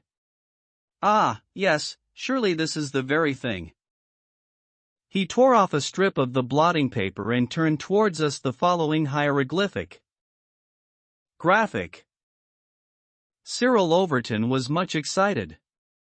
"Hold it to the glass," he cried. "That is unnecessary," said Holmes. "The paper is thin, and the reverse will give the message. Here it is." He turned it over, and we read. "Graphic, stand by us for God's sake." So that is the tail end of the telegram which Godfrey Staunton dispatched within a few hours of his disappearance. There are at least 6 words of the message which have escaped us, but what remains "stand by us for God's sake" proves that this young man saw a formidable danger which approached him, and from which someone else could protect him. U.S., mark you. Another person was involved. Who should it be but the pale-faced, bearded man, who seemed himself in so nervous a state? What, then, is the connection between Godfrey Staunton and the bearded man? And what is the third source from which each of them sought for help against pressing danger? Our inquiry has already narrowed down to that. We have only to find to whom that telegram is addressed, I suggested. Exactly, my dear Watson. Your reflection, though profound, had already crossed my mind. But I dare say it may have come to your notice that, counterfoil of another man's message, there may be some disinclination on the part of the officials to oblige you. There is so much red tape in these matters. However, I have no doubt that with a little delicacy and finesse the end may be attained. Meanwhile, I should like in your presence, Mr. Overton, to go through these papers which have been left upon the table. There were a number of letters, bills, and notebooks, which Holmes turned over and examined with quick, nervous fingers and darting, penetrating eyes. Nothing here, he said, at last. By the way, I suppose your friend was a healthy young fellow, nothing amiss with him? Sound as a bell. Have you ever known him ill? Not a day. He has been laid up with a hack, and once he slipped his kneecap, but that was nothing. Perhaps he was not so strong as you suppose. I should think he may have had some secret trouble. With your assent, I will put one or two of these papers in my pocket, in case they should bear upon our future inquiry. One moment, cried a querulous voice, and we looked up to find a queer little old man, jerking and twitching in the doorway. He was dressed in rusty black, with a very broad-brimmed top hat and a loose white necktie, the whole effect being that of a very rustic parson or of an undertaker's mute. Yet, in spite of his shabby and even absurd appearance, his voice had a sharp crackle, and his manner a quick intensity which commanded attention. "Who are you, sir, and by what right do you touch this gentleman's papers?" he asked. "I am a private detective, and I am endeavoring to explain his disappearance." "Oh, you are you? And who instructed you, eh?" "This gentleman, Mr. Staunton's friend, was referred to me by Scotland Yard." "Who are you, sir?" "I am Cyril Overton." "Then it is you who sent me a telegram." "My name is Lord Mount James. I came round as quickly as the Bayswater bus would bring me." "So you have instructed a detective?" "Yes, sir." "And are you prepared to meet the cost?" "I have no doubt, sir, that my friend Godfrey, when we find him, will be prepared to do that." "But if he is never found, eh? Answer me that." "In that case, no doubt his family." "Nothing of the sort, sir," screamed the little man. "Don't look to me for a penny, not a penny. You understand that, Mr. Detective? I am all the family that this young man has got, and I tell you that I am not responsible. If he has any expectations, it is due to the fact that I have never wasted money, and I do not propose to begin to do so now. As to those papers with which you are making so free, I may tell you that in case there should be anything of any value among them, you will be held strictly to account for what you do with them." "Very good, sir," said Sherlock Holmes. "May I ask, in the meanwhile, whether you have yourself any theory to account for this young man's disappearance?" "No, sir, I have not. He is big enough and old enough to look after himself, and if he is so foolish as to lose himself, I entirely refuse to accept the responsibility of hunting for him." "I quite understand your position," said Holmes, with a mischievous twinkle in his eyes. "Perhaps you don't quite understand mine. Godfrey Staunton appears to have been a poor man. If he has been kidnapped, it could not have been for anything which he himself possesses. The fame of your wealth has gone abroad, Lord Mount James, and it is entirely possible that a gang of thieves have secured your nephew in order to gain from him some information as to your house, your habits, and your treasure." The face of our unpleasant little visitor turned as white as his neckcloth. "Heavens, sir, what an idea! I never thought of such villainy. What inhuman rogues there are in the world! But Godfrey is a fine lad, a staunch lad. Nothing would induce him to give his old uncle away. I'll have the plate moved over to the bank this evening. In the meantime, spare no pains, Mr. Detective. I beg you to leave no stone unturned to bring him safely back. As to money, well, so far as a fiver or even a tenner goes, you can always look to me." Even in his chastened frame of mind, the noble miser could give us no information which could help us, for he knew little of the private life of his nephew. Our only clue lay in the truncated telegram, and with a copy of this in his hand Holmes set forth to find a second link for his chain. We had shaken off Lord Mount James, and Overton had gone to consult with the other members of his team over the misfortune which had befallen them. There was a telegraph office at a short distance from the hotel. We halted outside it. "It's worth trying, Watson," said Holmes. "Of course, with a warrant we could demand to see the counterfoils, but we have not reached that stage yet. I don't suppose they remember faces in so busy a place. Let us venture it." "I am sorry to trouble you," said he, in his blandest manner, to the young woman behind the grating. "There is some small mistake about a telegram I sent yesterday. I have had no answer, and I very much fear that I must have omitted to put my name at the end. Could you tell me if this was so?" The young woman turned over a sheaf of counterfoils. "What o'clock was it?" she asked. "A little after 6. Whom was it to?" Holmes put his finger to his lips and glanced at me. "The last words in it were 'for God's sake,'" he whispered, confidentially. "I am very anxious at getting no answer." The young woman separated one of the forms. "This is it. There is no name," said she, smoothing it out upon the counter. "Then that, of course, accounts for my getting no answer," said Holmes. "Dear me, how very stupid of me, to be sure. Good morning, miss, and many thanks for having relieved my mind." He chuckled and rubbed his hands when we found ourselves in the street once more. "Well?" I asked.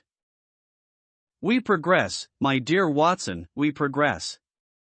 I had 7 different schemes for getting a glimpse of that telegram, but I could hardly hope to succeed the very first time. "And what have you gained?" "A starting point for our investigation." He hailed a cab. "King's Cross Station," said he. "We have a journey, then?" "Yes, I think we must run down to Cambridge together." All the indications seemed to me to point in that direction. "Tell me," I asked, as we rattled up Gray's Inn Road, "have you any suspicion yet as to the cause of the disappearance? I don't think that among all our cases I have known one where the motives are more obscure." "Surely you don't really imagine that he may be kidnapped in order to give information against his wealthy uncle?" "I confess, my dear Watson, that does not appeal to me as a very probable explanation. It struck me, however, as being the one which was most likely to interest that exceedingly unpleasant old person." "It certainly did that, but what are your alternatives?" I could mention several. You must admit that it is curious and suggestive that this incident should occur on the eve of this important match, and should involve the only man whose presence seems essential to the success of the side. It may, of course, be a coincidence, but it is interesting. Amateur sport is free from betting, but a good deal of outside betting goes on among the public, and it is possible that it might be worth someone's while to get at a player as the ruffians of the turf get at a racehorse. There is one explanation. A second very obvious one is that this young man really is the heir of a great property, however modest his means may at present be, and it is not impossible that a plot to hold him for ransom might be concocted. These theories take no account of the telegram. Quite true, Watson. The telegram still remains the only solid thing with which we have to deal, and we must not permit our attention to wander away from it. It is to gain light upon the purpose of this telegram that we are now upon our way to Cambridge. The path of our investigation is at present obscure, but I shall be very much surprised if before evening we have not cleared it up, or made a considerable advance along it. It was already dark when we reached the old university city. Holmes took a cab at the station and ordered the man to drive to the house of Dr. Leslie Armstrong. A few minutes later, we had stopped at a large mansion in the busiest thoroughfare. We were shown in, and after a long wait were at last admitted into the consulting room, where we found the doctor seated behind his table. It argues the degree in which I had lost touch with my profession that the name of Leslie Armstrong was unknown to me. Now I am aware that he is not only one of the heads of the medical school of the university, but a thinker of European reputation in more than one branch of science.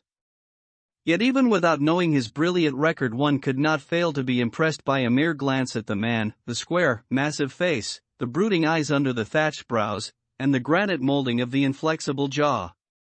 A man of deep character, a man with an alert mind, grim, ascetic, self-contained, formidable, so I read Dr. Leslie Armstrong. He held my friend's card in his hand, and he looked up with no very pleased expression upon his dark features. "I have heard your name, Mr. Sherlock Holmes, and I am aware of your profession, one of which I by no means approve." "In that, doctor, you will find yourself in agreement with every criminal in the country," said my friend, quietly.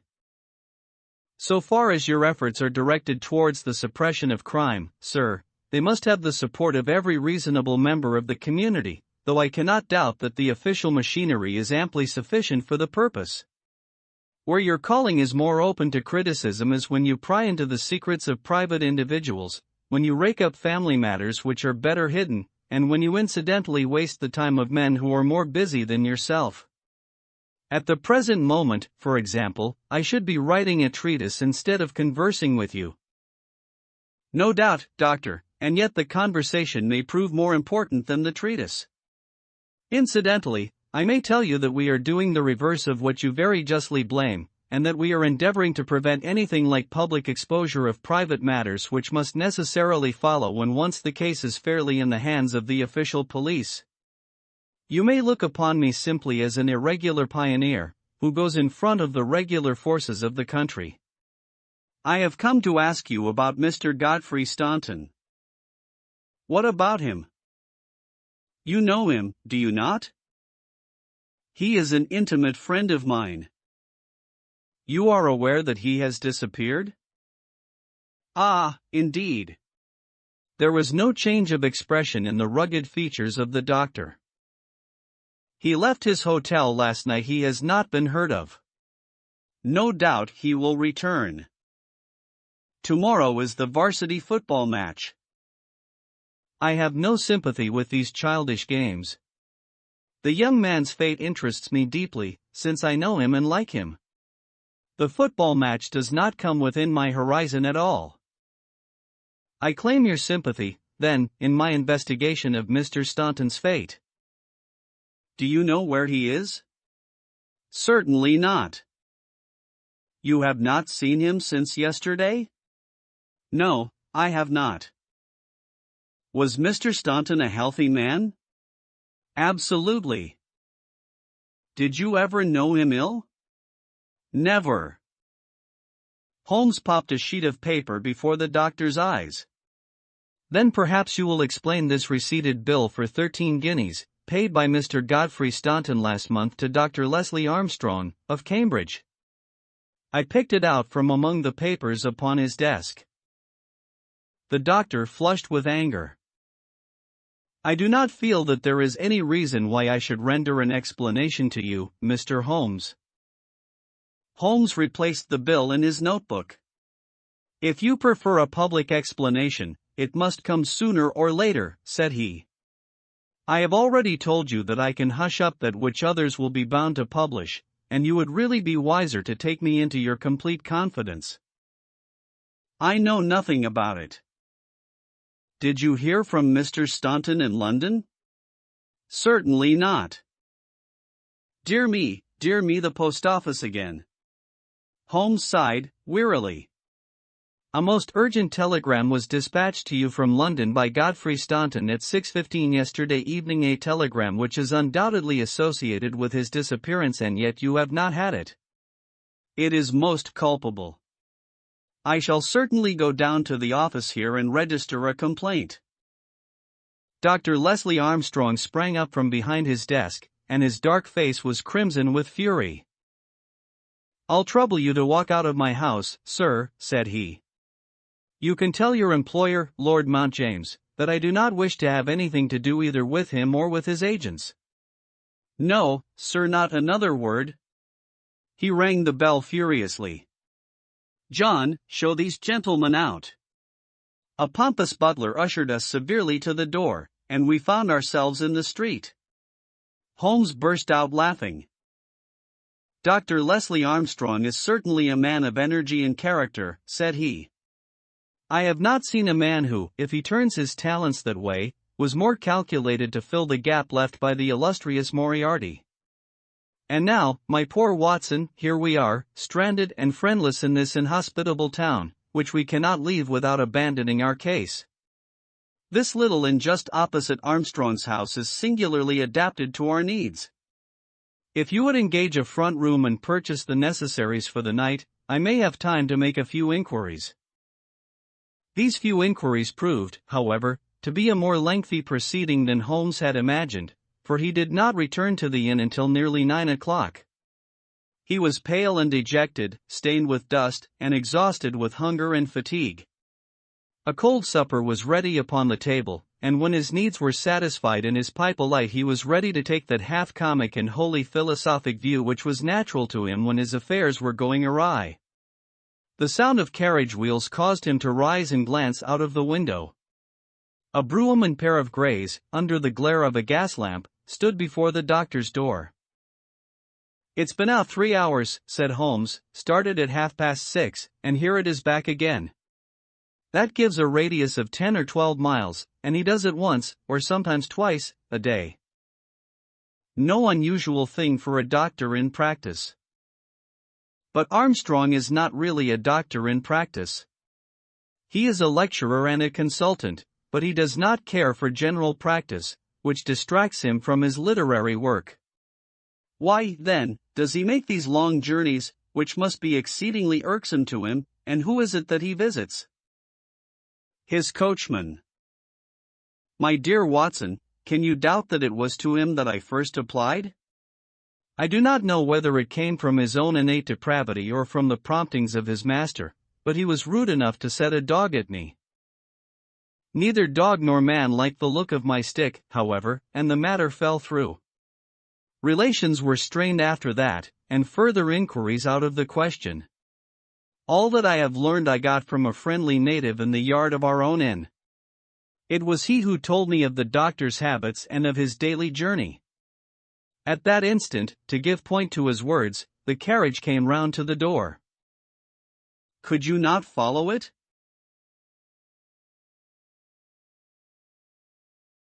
Excellent, Watson.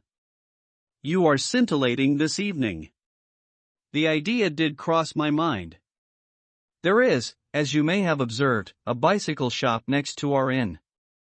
Into this I rushed, engaged a bicycle, and was able to get started before the carriage was quite out of sight.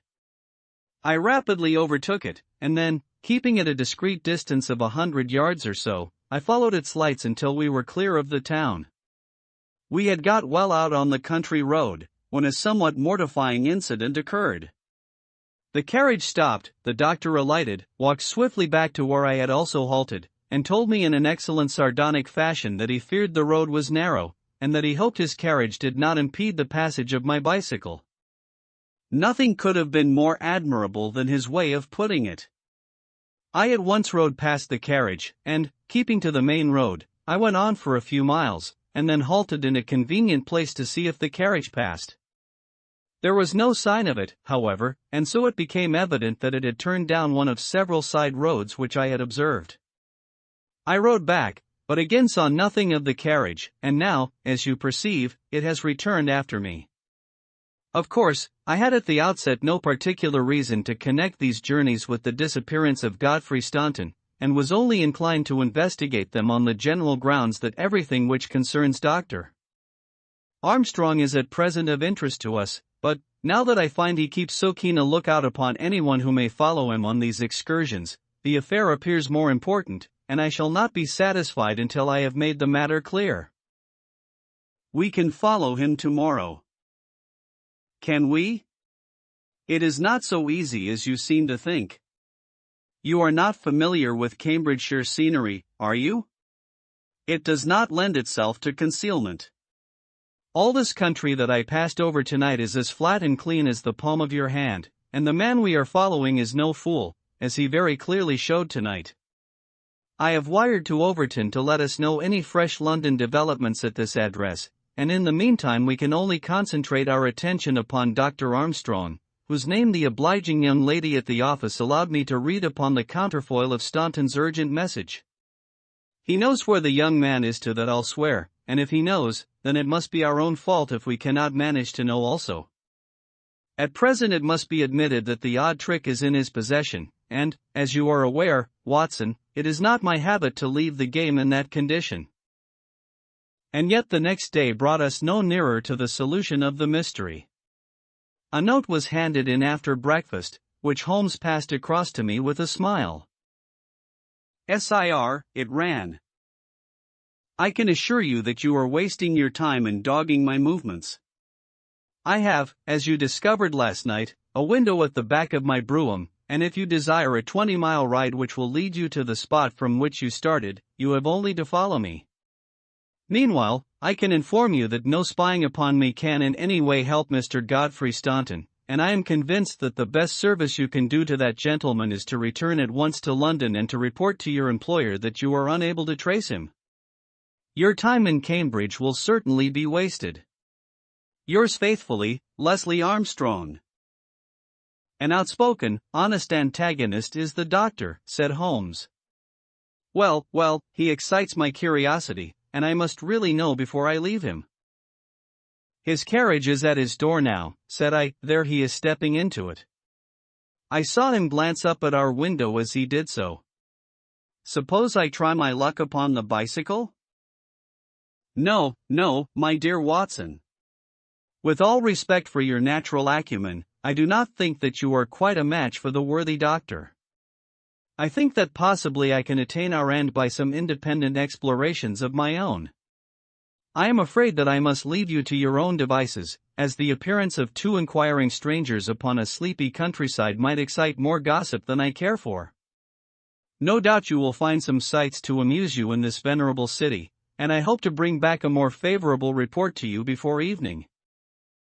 Once more, however, my friend was destined to be disappointed. He came back at night weary and unsuccessful. "I have had a blank day, Watson. Having got the doctor's general direction, I spent the day in visiting all the villages upon that side of Cambridge, and comparing notes with publicans and other local news agencies. I have covered some ground. Chesterton, Histon, Waterbeach, and Oakington have each been explored, and have each proved disappointing. The daily appearance of a brougham and pair could hardly have been overlooked in such sleepy hollows. The doctor has scored once more. Is there a telegram for me? Yes, I opened it. Here it is. Ask for Pompey from Jeremy Dixon, Trinity College. I don't understand it. Oh, it is clear enough. It is from our friend Overton, and is in answer to a question from me. I'll just send round a note to Mr. Jeremy Dixon, and then I have no doubt that our luck will turn. By the way, is there any news of the match? Yes, the local evening paper has an excellent account in its last edition. Oxford won by a goal in 2 tries. The last sentences of the description say, "The defeat of the Light Blues may be entirely attributed to the unfortunate absence of the crack international, Godfrey Staunton, whose want was felt at every instant of the game. The lack of combination in the three-quarter line and their weakness both in attack and defense more than neutralized the efforts of a heavy and hard-working pack." Then our friend Overton's forebodings have been justified, said Holmes.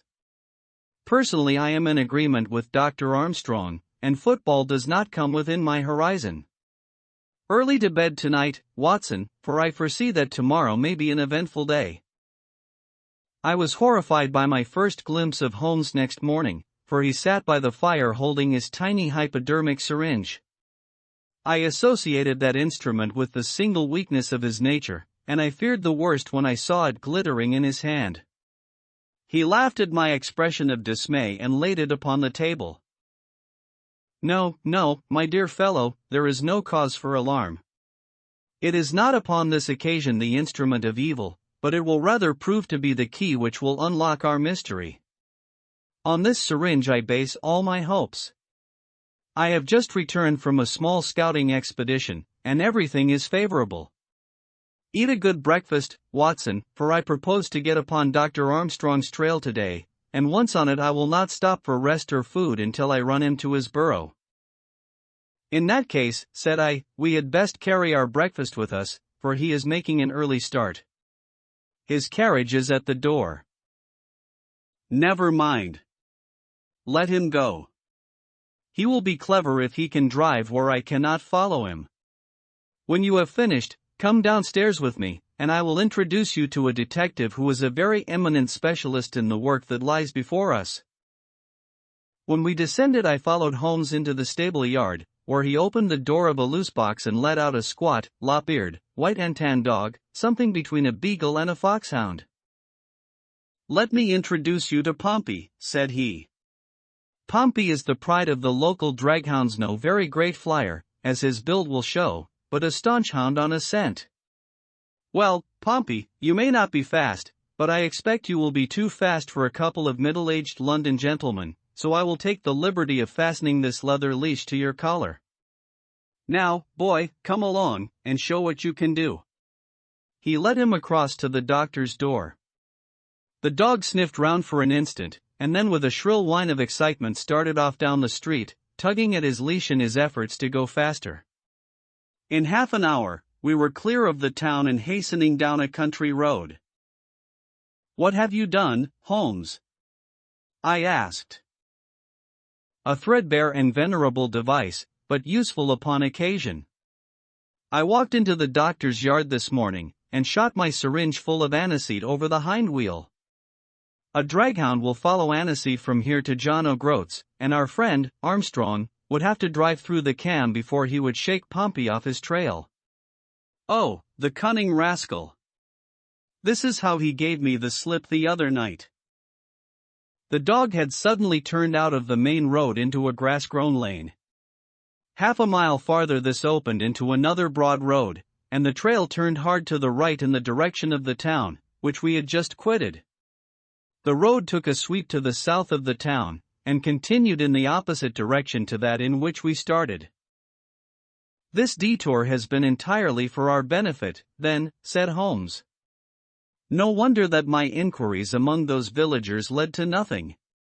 The doctor has certainly played the game for all it is worth, and one would like to know the reason for such elaborate deception. This should be the village of Trumpington to the right of us. And, by Jove! Here is the brougham coming round the corner. Quick, Watson, quick, or we are done." He sprang through a gate into a field, dragging the reluctant Pompey after him. We had hardly got under the shelter of the hedge when the carriage rattled past. I caught a glimpse of Dr. Armstrong within, his shoulders bowed, his head sunk on his hands, the very image of distress. I could tell by my companion's graver face that he also had seen. "I fear there is some dark ending to our quest," said he. "It cannot be long before we know it. Come, Pompey. Ah, it is the cottage in the field." There could be no doubt that we had reached the end of our journey. Pompey ran about and whined eagerly outside the gate, where the marks of the brougham's wheels were still to be seen. A footpath led across to the lonely cottage. Holmes tied the dog to the hedge, and we hastened onward. My friend knocked at the little rustic door, and knocked again without response. And yet the cottage was not deserted, for a low sound came to our ears, a kind of drone of misery and despair which was indescribably melancholy. Holmes paused irresolute, and then he glanced back at the road which he had just traversed. A brougham was coming down it, and there could be no mistaking those grey horses. "By Jove, the doctor is coming back," cried Holmes. That settles it. We are bound to see what it means before he comes. He opened the door, and we stepped into the hall. The droning sound swelled louder upon our ears until it became one long, deep wail of distress. It came from upstairs. Holmes darted up, and I followed him. He pushed open a half-closed door, and we both stood appalled at the sight before us. A woman, young and beautiful, was lying dead upon the bed. Her calm pale face, with dim, wide-open blue eyes, looked upward from amid a great tangle of golden hair. At the foot of the bed, half sitting, half kneeling, his face buried in the clothes, was a young man, whose frame was racked by his sobs. So absorbed was he by his bitter grief, that he never looked up until Holmes's hand was on his shoulder. "Are you Mr. Godfrey Staunton?" Yes, I am, but you are too late. She is dead." The man was so dazed that he could not be made to understand that we were anything but doctors who had been sent to his assistance. Holmes was endeavoring to utter a few words of consolation and to explain the alarm which had been caused to his friends by his sudden disappearance when there was a step upon the stairs, and there was the heavy, stern, questioning face of Dr. Armstrong at the door. "So, gentlemen," said he, "you have attained your end and have certainly chosen a particularly delicate moment for your intrusion. I would not brawl in the presence of death, but I can assure you that if I were a younger man your monstrous conduct would not pass with impunity." "Excuse me, Dr. Armstrong, I think we are a little at cross purposes," said my friend, with dignity. "If you could step downstairs with us, we may each be able to give some light to the other upon this miserable affair." A minute later, the grim doctor and ourselves were in the sitting room below. "Well, sir," said he, "I wish you to understand, in the first place, that I am not employed by Lord Mountjames, and that my sympathies in this matter are entirely against that nobleman. When a man is lost it is my duty to ascertain his fate, but having done so the matter ends so far as I am concerned, and so long as there is nothing criminal I am much more anxious to hush up private scandals than to give them publicity. If, as I imagine, there is no breach of the law in this matter, you can absolutely depend upon my discretion and my cooperation in keeping the facts out of the papers." Dr. Armstrong took a quick step forward and wrung Holmes by the hand.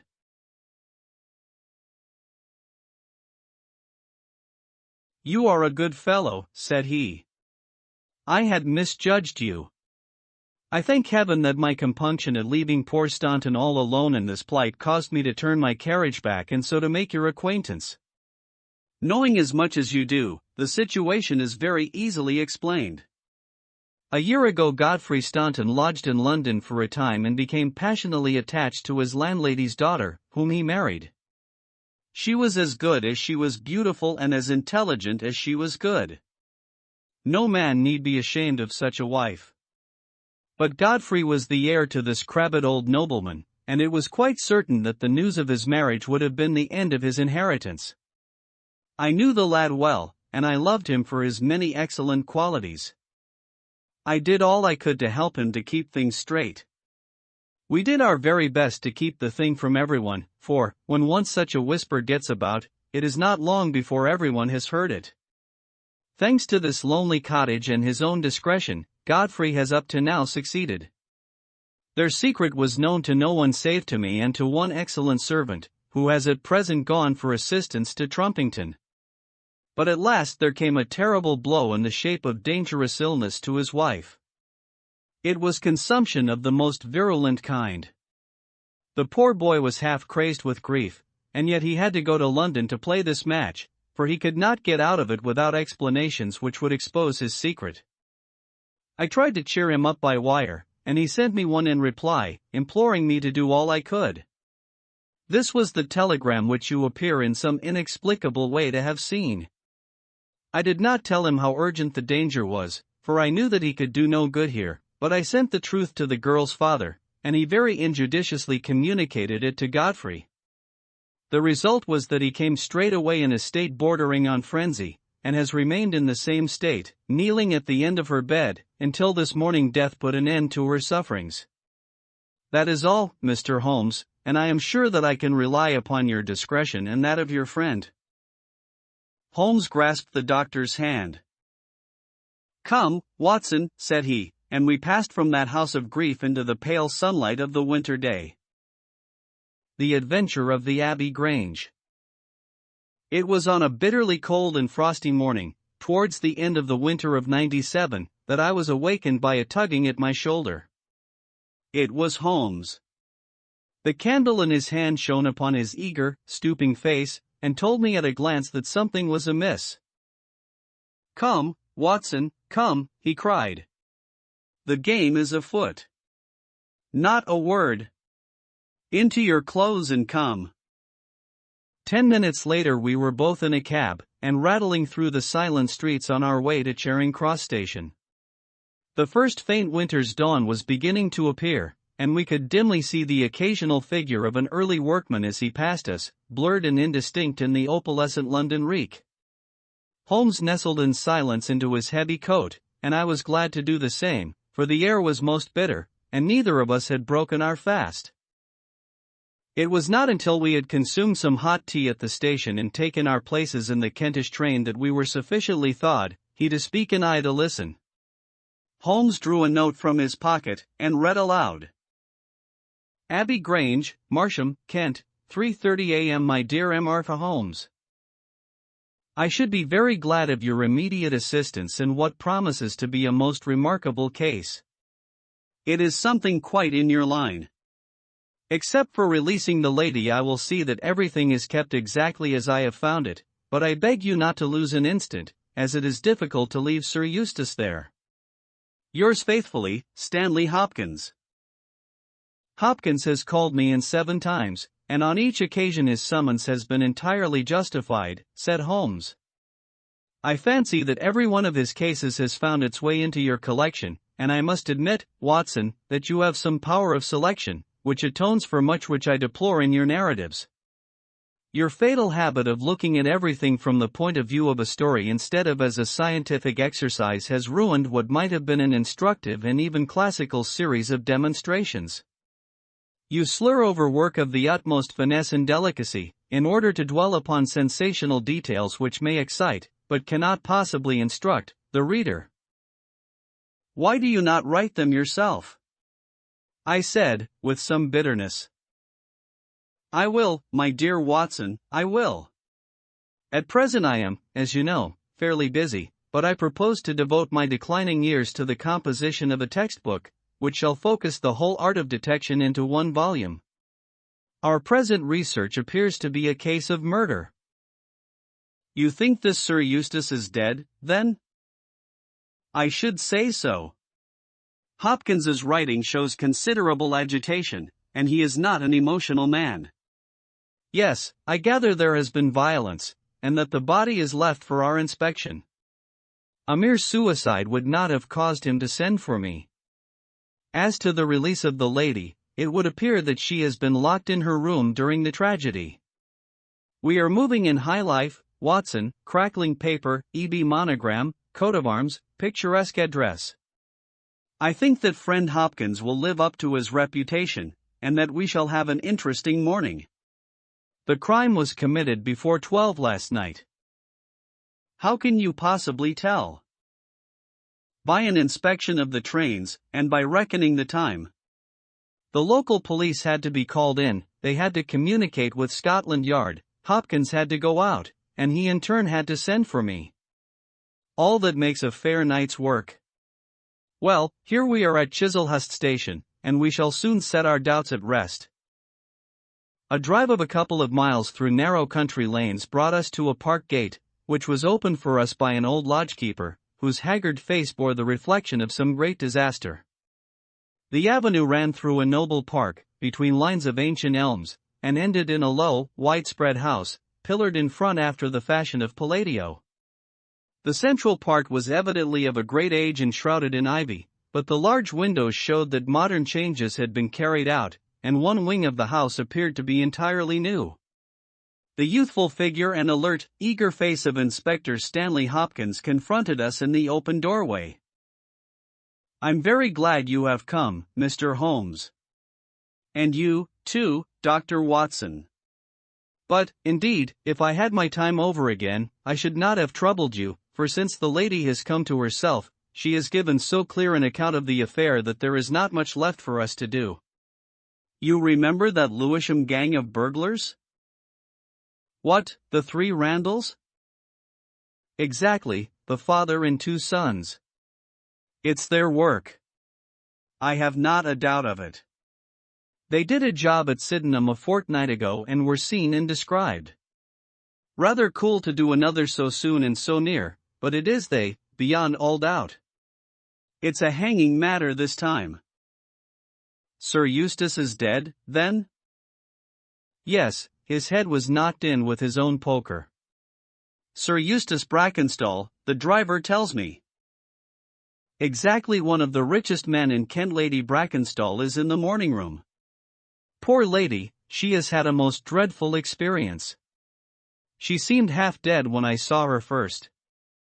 I think you had best see her and hear her account of the facts. Then we will examine the dining room together. Lady Brackenstall was no ordinary person. Seldom have I seen so graceful a figure, so womanly a presence, and so beautiful a face. She was a blonde, golden-haired, blue-eyed, and would no doubt have had the perfect complexion which goes with such coloring, had not her recent experience left her drawn and haggard. Her sufferings were physical as well as mental, for over one eye rose a hideous, plum-colored swelling, which her maid, a tall, austere woman, was bathing assiduously with vinegar and water. The lady lay back exhausted upon a couch, but her quick, observant gaze, as we entered the room, and the alert expression of her beautiful features, showed that neither her wits nor her courage had been shaken by her terrible experience. She was enveloped in a loose dressing gown of blue and silver, but a black sequin-covered dinner dress lay upon the couch beside her. I have told you all that happened, Mr. Hopkins, she said, wearily. Could you not repeat it for me? Well, if you think it necessary, I will tell these gentlemen what occurred. Have they been in the dining room yet? I thought they had better hear your ladyship's story first. I shall be glad when you can arrange matters. It is horrible to me to think of him still lying there. She shuddered and buried her face in her hands. As she did so, the loose gown fell back from her forearms. Holmes uttered an exclamation. You have other injuries, madam. What is this? 2 vivid red spots stood out on one of the white, round limbs. She hastily covered it. It is nothing. It has no connection with this hideous business tonight. If you and your friend will sit down, I will tell you all I can. I am the wife of Sir Eustace Brackenstall. I have been married about a year. I suppose that it is no use my attempting to conceal that our marriage has not been a happy one. I fear that all our neighbors would tell you that, even if I were to attempt to deny it. Perhaps the fault may be partly mine. I was brought up in the freer, less conventional atmosphere of South Australia, and this English life, with its proprieties and its primness, is not congenial to me. But the main reason lies in the one fact, which is notorious to everyone, and that is that Sir Eustace was a confirmed drunkard. To be with such a man for an hour is unpleasant. Can you imagine what it means for a sensitive and high-spirited woman to be tied to him for day and night? It is a sacrilege, a crime, a villainy to hold that such a marriage is binding. I say that these monstrous laws of yours will bring a curse upon the land. God will not let such wickedness endure. For an instant she sat up, her cheeks flushed, and her eyes blazing from under the terrible mark upon her brow. Then the strong, soothing hand of the austere maid drew her head down onto the cushion, and the wild anger died away into passionate sobbing. At last she continued. I will tell you about last night. You are aware, perhaps, that in this house all the servants sleep in the modern wing. This central block is made up of the dwelling rooms, with the kitchen behind and our bedroom above. My maid, Teresa, sleeps above my room.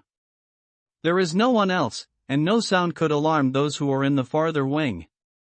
This must have been well known to the robbers, or they would not have acted as they did. Sir Eustace retired about 10:30. The servants had already gone to their quarters. Only my maid was up, and she had remained in her room at the top of the house until I needed her services.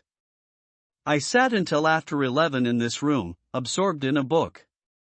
Then I walked round to see that all was right before I went upstairs. It was my custom to do this myself, for, as I have explained, Sir Eustace was not always to be trusted. I went into the kitchen, the butler's pantry, the gun-room, the billiard room, the drawing-room, and finally the dining-room. As I approached the window, which is covered with thick curtains, I suddenly felt the wind blow upon my face and realized that it was open. I flung the curtain aside and found myself face to face with a broad-shouldered elderly man, who had just stepped into the room. The window is a long French one, which really forms a door leading to the lawn. I held my bedroom candle lit in my hand, and, by its light, behind the first man I saw two others, who were in the act of entering. I stepped back, but the fellow was on me in an instant. He caught me first by the wrist and then by the throat. I opened my mouth to scream, but he struck me a savage blow with his fist over the eye, and felled me to the ground. I must have been unconscious for a few minutes, for when I came to myself, I found that they had torn down the bell rope, and had secured me tightly to the oaken chair which stands at the head of the dining table. I was so firmly bound that I could not move, and a handkerchief round my mouth prevented me from uttering a sound. It was at this instant that my unfortunate husband entered the room. He had evidently heard some suspicious sounds, and he came prepared for such a scene as he found. He was dressed in nightshirt and trousers, with his favorite blackthorn cudgel in his hand. He rushed at the burglars, but it was an elderly man stooped, picked the poker out of the grate and struck him a horrible blow as he passed. He fell with a groan and never moved again. I fainted once more, but again it could only have been for a very few minutes during which I was insensible. When I opened my eyes I found that they had collected the silver from the sideboard, and they had drawn a bottle of wine which stood there. Each of them had a glass in his hand. I have already told you, have I not, that one was elderly, with a beard, and the others young, hairless lads. They might have been a father with his two sons. They talked together in whispers. Then they came over and made sure that I was securely bound. Finally they withdrew, closing the window after them. It was quite a quarter of an hour before I got my mouth free. When I did so, my screams brought the maid to my assistance.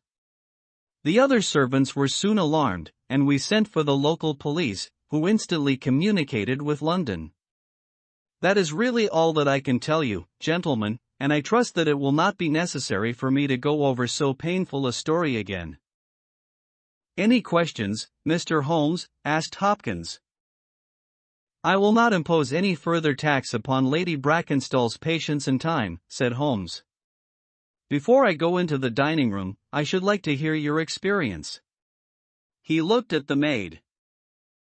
I saw the men before ever they came into the house, said she. As I sat by my bedroom window I saw 3 men in the moonlight down by the lodge gate yonder, but I thought nothing of it at the time. It was more than an hour after that I heard my mistress scream, and down I ran, to find her, poor lamb, just as she says, and him on the floor, with his blood and brains over the room. It was enough to drive a woman out of her wits, tied there, and her very dress spotted with him, but she never wanted courage, did Miss Mary Fraser of Adelaide, and Lady Brackenstall of Abbey Grange hasn't learned new ways. You've questioned her long enough, you gentlemen, and now she is coming to her own room, just with her old Teresa, to get the rest that she badly needs. With a motherly tenderness the gaunt woman put her arm round her mistress and led her from the room. She has been with her all her life, said Hopkins. Nursed her as a baby, and came with her to England when they first left Australia, 18 months ago. Teresa Wright is her name, and the kind of maid you don't pick up nowadays. This way, Mr. Holmes, if you please. The keen interest had passed out of Holmes's expressive face, and I knew that with the mystery all the charm of the case had departed. There still remained an arrest to be effected, but what were these commonplace rogues that he should soil his hands with them? An abstruse and learned specialist who finds that he has been called in for a case of measles would experience something of the annoyance which I read in my friend's eyes. Yet the scene in the dining room of the Abbey Grange was sufficiently strange to arrest his attention and to recall his waning interest. It was a very large and high chamber, with carved oak ceiling, oaken paneling, and a fine array of deer's heads and ancient weapons around the walls. At the further end from the door was the high French window of which we had heard. 3 smaller windows on the right-hand side filled the apartment with cold winter sunshine. On the left was a large, deep fireplace, with a massive, overhanging oak mantelpiece. Beside the fireplace was a heavy oaken chair with arms and crossbars at the bottom. In and out through the open woodwork was woven a crimson cord, which was secured at each side to the crosspiece below. In releasing the lady, the cord had been slipped off her, but the knots with which it had been secured still remained. These details only struck our attention afterwards, for our thoughts were entirely absorbed by the terrible object which lay upon the tiger-skin hearthrug in front of the fire. Holmes examining the corpse.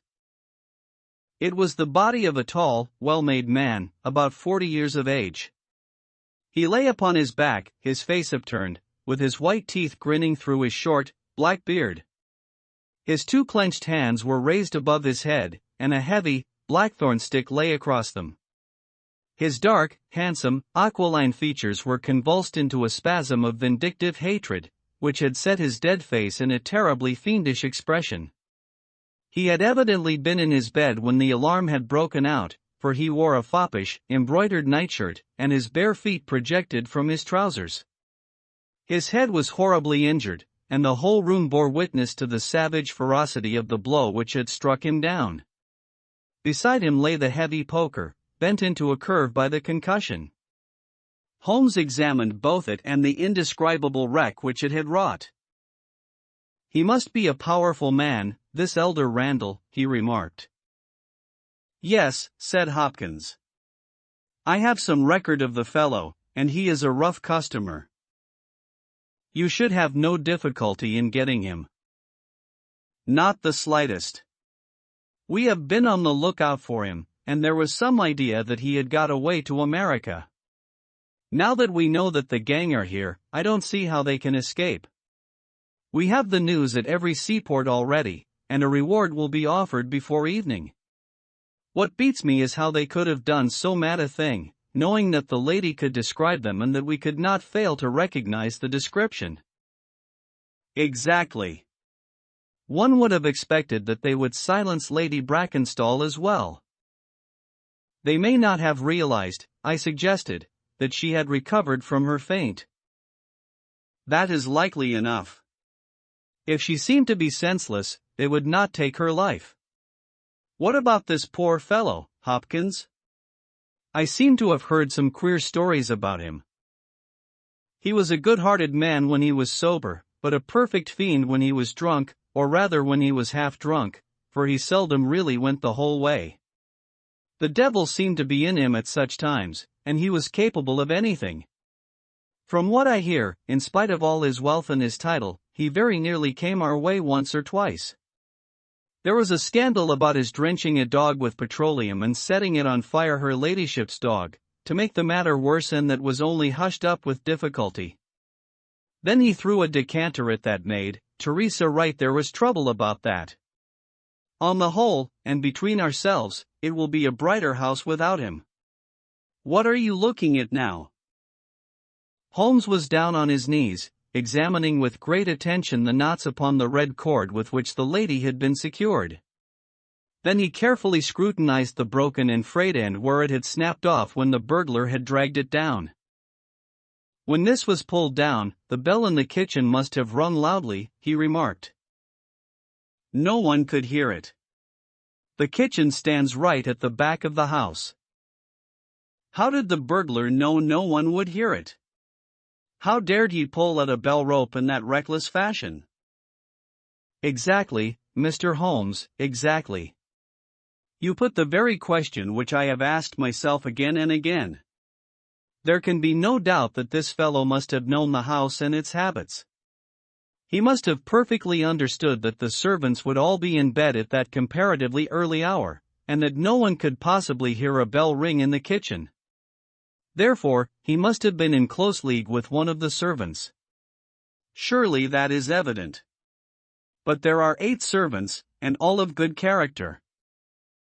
Other things being equal, said Holmes, one would suspect the one at whose head the master threw a decanter. And yet that would involve treachery towards the mistress to whom this woman seems devoted. Well, the point is a minor one, and when you have Randall you will probably find no difficulty in securing his accomplice. The lady's story certainly seems to be corroborated, if it needed corroboration, by every detail which we see before us. He walked to the French window and threw it open. There are no signs here, but the ground is iron hard, and one would not expect them. I see that these candles in the mantelpiece have been lighted.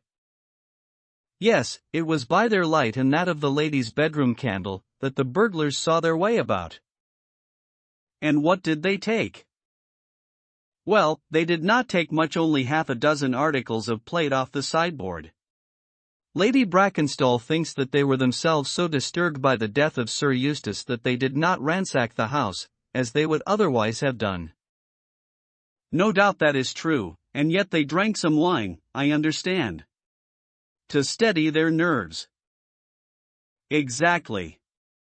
These 3 glasses upon the sideboard have been untouched, I suppose?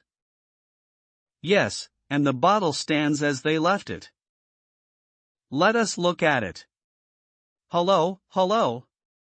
What is this? The 3 glasses were grouped together, all of them tinged with wine, and one of them containing some dregs of beeswing. The bottle stood near them, 2/3 full, and beside it lay a long, deeply stained cork. Its appearance and the dust upon the bottle showed that it was no common vintage which the murderers had enjoyed. A change had come over Holmes's manner. He had lost his listless expression, and again I saw an alert light of interest in his keen, deep-set eyes. He raised the cork and examined it minutely. How did they draw it? He asked. Hopkins pointed to a half-open drawer. In it lay some table linen and a large corkscrew. Did Lady Brackenstall say that screw was used? No, you remember that she was senseless at the moment when the bottle was opened. Quite so. As a matter of fact, that screw was not used. This bottle was opened by a pocket screw, probably contained in a knife, and not more than 1.5 inches long. If you will examine the top of the cork, you will observe that the screw was driven in 3 times before the cork was extracted. It has never been transfixed. This long screw would have transfixed it and drawn it up with a single pull. When you catch this fellow, you will find that he has one of these multiplex knives in his possession. Excellent, said Hopkins. But these glasses do puzzle me, I confess. Lady Brackenstall actually saw the 3 men drinking, did she not? Yes, she was clear about that. Then there is an end of it.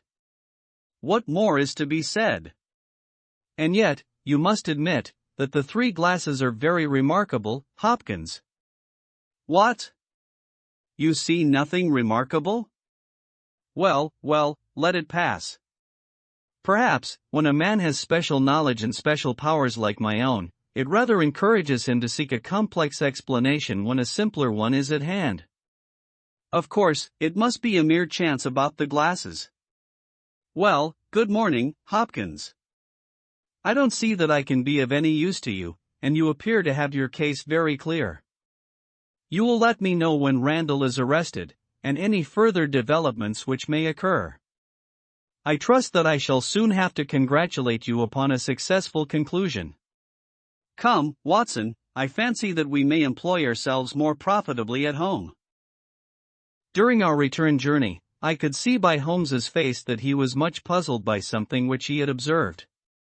Every now and then, by an effort, he would throw off the impression, and talk as if the matter were clear, but then his doubts would settle down upon him again, and his knitted brows and abstracted eyes would show that his thoughts had gone back once more to the great dining room of the Abbey Grange, in which this midnight tragedy had been enacted. At last, by a sudden impulse, just as our train was crawling out of a suburban station, he sprang onto the platform and pulled me out after him. "Excuse me, my dear fellow," said he, as we watched the rear carriages of our train disappearing round a curve, "I am sorry to make you the victim of what may seem a mere whim, but on my life, Watson, I simply can't leave that case in this condition. Every instinct that I possess cries out against it. It's wrong, it's all wrong, I'll swear that it's wrong." And yet the lady's story was complete, the maid's corroboration was sufficient, the detail was fairly exact. What have I to put up against that? 3 wineglasses, that is all. But if I had not taken things for granted, if I had examined everything with the care which I should have shown had we approached the case de novo and had no cut-and-dried story to warp my mind, should I not then have found something more definite to go upon? Of course I should. Sit down on this bench, Watson, until a train for Chislehurst arrives, and allow me to lay the evidence before you, imploring you in the first instance to dismiss from your mind the idea that anything which the maid or her mistress may have said must necessarily be true. The lady's charming personality must not be permitted to warp our judgment. Surely there are details in her story which, if we looked at in cold blood, would excite our suspicion. These burglars made a considerable haul at Sydenham a fortnight ago. Some account of them and of their appearance was in the papers, and would naturally occur to anyone who wished to invent a story in which imaginary robbers should play a part.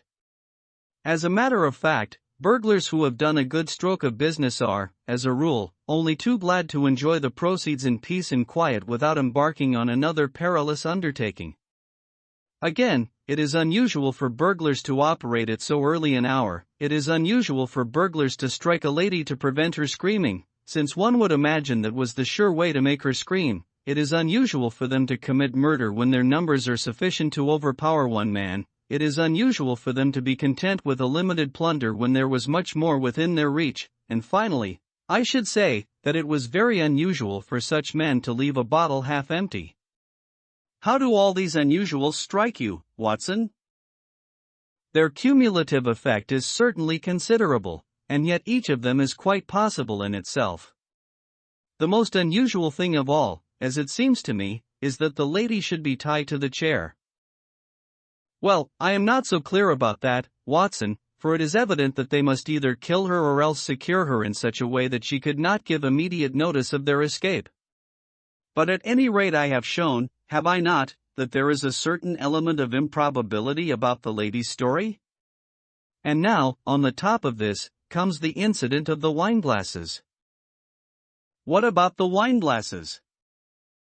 Can you see them in your mind's eye? I see them clearly. We are told that 3 men drank from them. Does that strike you as likely? Why not? There was wine in each glass. Exactly, but there was beeswing only in one glass. You must have noticed that fact. What does that suggest to your mind? The last glass filled would be most likely to contain beeswing. Not at all. The bottle was full of it, and it is inconceivable that the first 2 glasses were clear and the third heavily charged with it. There are 2 possible explanations, and only 2. One is that after the second glass was filled the bottle was violently agitated, and so the third glass received the beeswing. That does not appear probable. No, I am sure that I am right. What, then, do you suppose? That only 2 glasses were used, and that the dregs of both were poured into a third glass, so as to give the false impression that 3 people had been here. In that way all the beeswing would be in the last glass, would it not? Yes, I am convinced that this is so. But if I have hit upon the true explanation of this one small phenomenon, then in an instant the case rises from the commonplace to the exceedingly remarkable, for it can only mean that Lady Brackenstall and her maid have deliberately lied to us, that not one word of their story is to be believed, that they have some very strong reason for covering the real criminal, and that we must construct our case for ourselves without any help from them. That is the mission which now lies before us, and here, Watson, is the Sydenham train.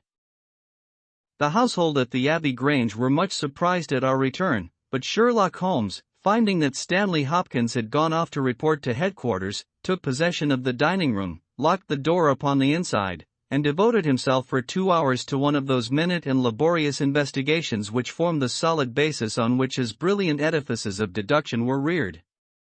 Seated in a corner like an interested student who observes the demonstration of his professor, I followed every step of that remarkable research. The window, the curtains, the carpet, the chair, the rope, each in turn was minutely examined and duly pondered. The body of the unfortunate baronet had been removed, and all else remained as we had seen it in the morning. Finally, to my astonishment, Holmes climbed up onto the massive mantelpiece. Far above his head hung the few inches of red cord which were still attached to the wire.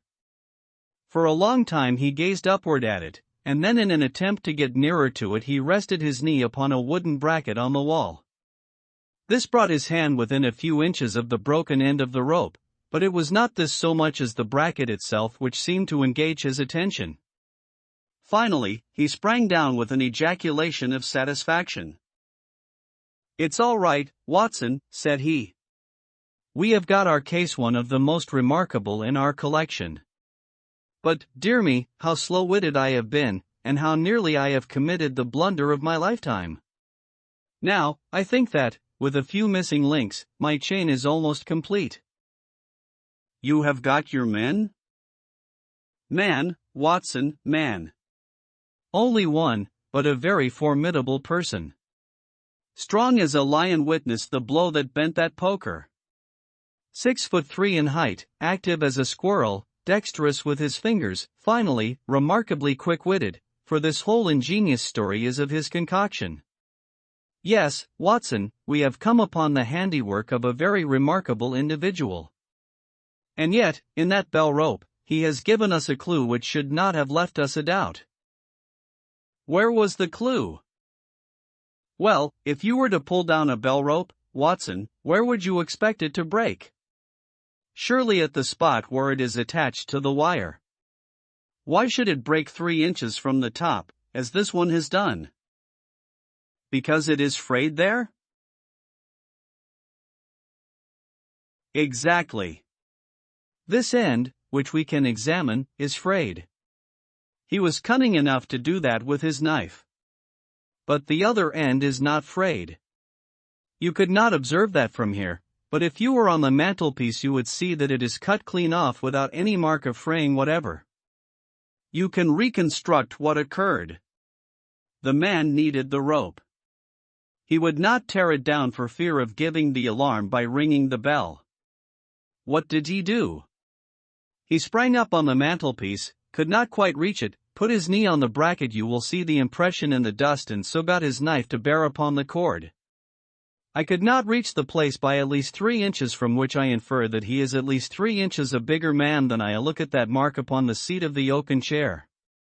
What is it? Blood. Undoubtedly it is blood. This alone puts the lady's story out of court. If she were seated on the chair when the crime was done, how comes that mark? No, she was placed in the chair after the death of her husband. I'll wager that the black dress shows a corresponding mark to this. We have not yet met our Waterloo, Watson, but this is our Marengo, for it begins in defeat and ends in victory. I should like now to have a few words with the nurse, Teresa. We must be wary for a while, if we are to get the information which we want. She was an interesting person, this stern Australian nurse, taciturn, suspicious, ungracious. It took some time before Holmes's pleasant manner and frank acceptance of all that she said thawed her into a corresponding amiability. She did not attempt to conceal her hatred for her late employer. Yes, sir, it is true that he threw the decanter at me. I heard him call my mistress a name, and I told him that he would not dare to speak so if her brother had been there. Then it was that he threw it at me. He might have thrown a dozen if he had but left my bonny bird alone. He was forever ill-treating her, and she too proud to complain. She will not even tell me all that he has done to her. She never told me of those marks on her arm that you saw this morning, but I know very well that they come from a stab with a hatpin. The sly devil, God forgive me that I should speak of him so, now that he is dead. But a devil he was, if ever one walked the earth. He was all honey when first we met him only 18 months ago, and we both feel as if it were 18 years. She had only just arrived in London. Yes, it was her first voyage, she had never been from home before. He won her with his title and his money and his false London ways. If she made a mistake she has paid for it, if ever a woman did. What month did we meet him? Well, I tell you, it was just after we arrived. We arrived in June, and it was July. They were married in January of last year. Yes, she is down in the morning room again, and I have no doubt she will see you, but you must not ask too much of her, for she has gone through all that flesh and blood will stand. Lady Brackenstall was reclining on the same couch, but looked brighter than before. The maid had entered with us, and began once more to foment the bruise upon her mistress's brow. "I hope," said the lady, "that you have not come to cross-examine me again?" "No," Holmes answered, in his gentlest voice, "I will not cause you any unnecessary trouble, Lady Brackenstall, and my whole desire is to make things easy for you, for I am convinced that you are a much-tried woman. If you will treat me as a friend and trust me, you may find that I will justify your trust." "What do you want me to do?" "To tell me the truth." "Mr. Holmes." No, Lady Brackenstall, it is no use. You may have heard of any little reputation which I possess. I will stake it all on the fact that your story is an absolute fabrication." Mistress and maid were both staring at Holmes with pale faces and frightened eyes. "You are an impudent fellow," cried Teresa. "Do you mean to say that my mistress has told a lie?" Holmes rose from his chair. "Have you nothing to tell me?" "I have told you everything." "Think once more, Lady Brackenstall. Would it not be better to be frank?" For an instant there was hesitation in her beautiful face. Then some new strong thought caused it to set like a mask. "I have told you all I know." Holmes took his hat and shrugged his shoulders. "I am sorry," he said, and without another word we left the room and the house. There was a pond in the park, and to this my friend led the way. It was frozen over, but a single hole was left for the convenience of a solitary swan. Holmes gazed at it, and then passed on to the lodge gate. There he scribbled a short note for Stanley Hopkins, and left it with the lodgekeeper. "It may be a hit, or it may be a miss, but we are bound to do something for friend Hopkins, just to justify this second visit," said he. "I will not quite take him into my confidence yet. I think our next scene of operations must be the shipping office of the Adelaide-Southampton line, which stands at the end of Pall Mall, if I remember right.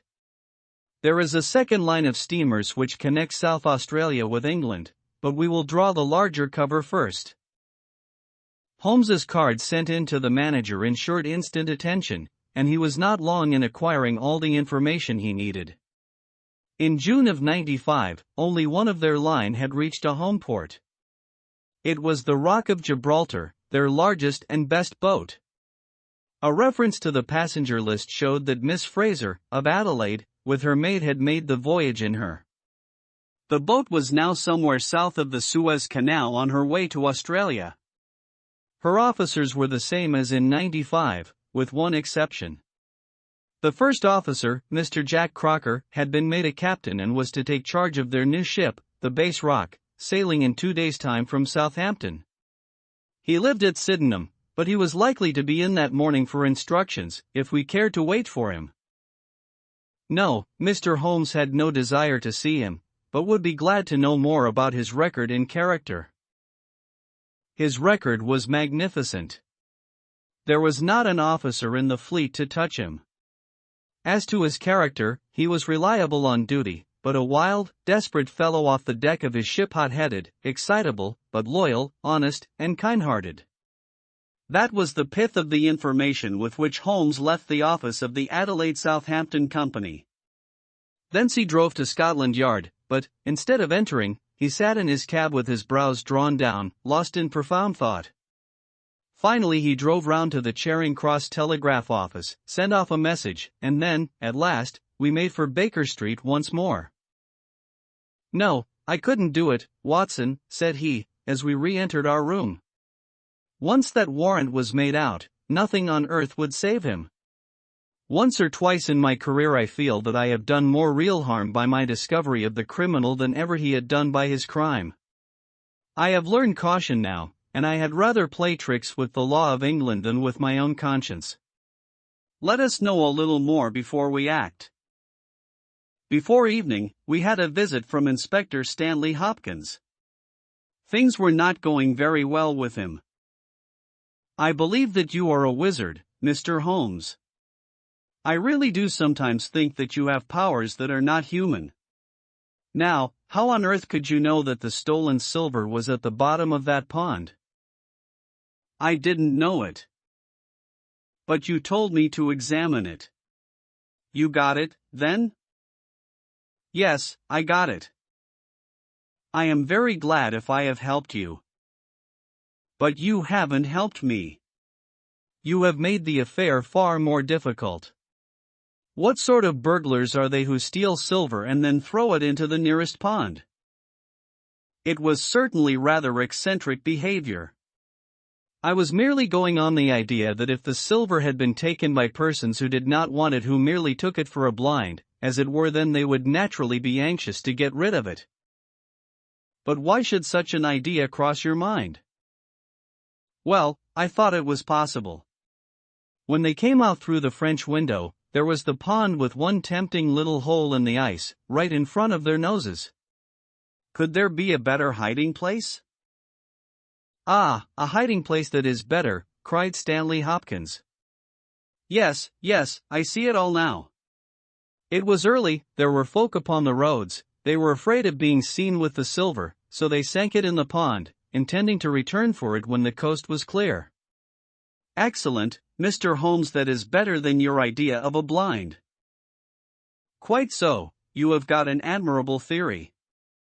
I have no doubt that my own ideas were quite wild, but you must admit that they have ended in discovering the silver." "Yes, sir, yes. It was all your doing. But I have had a bad setback." "A setback?" "Yes, Mr. Holmes.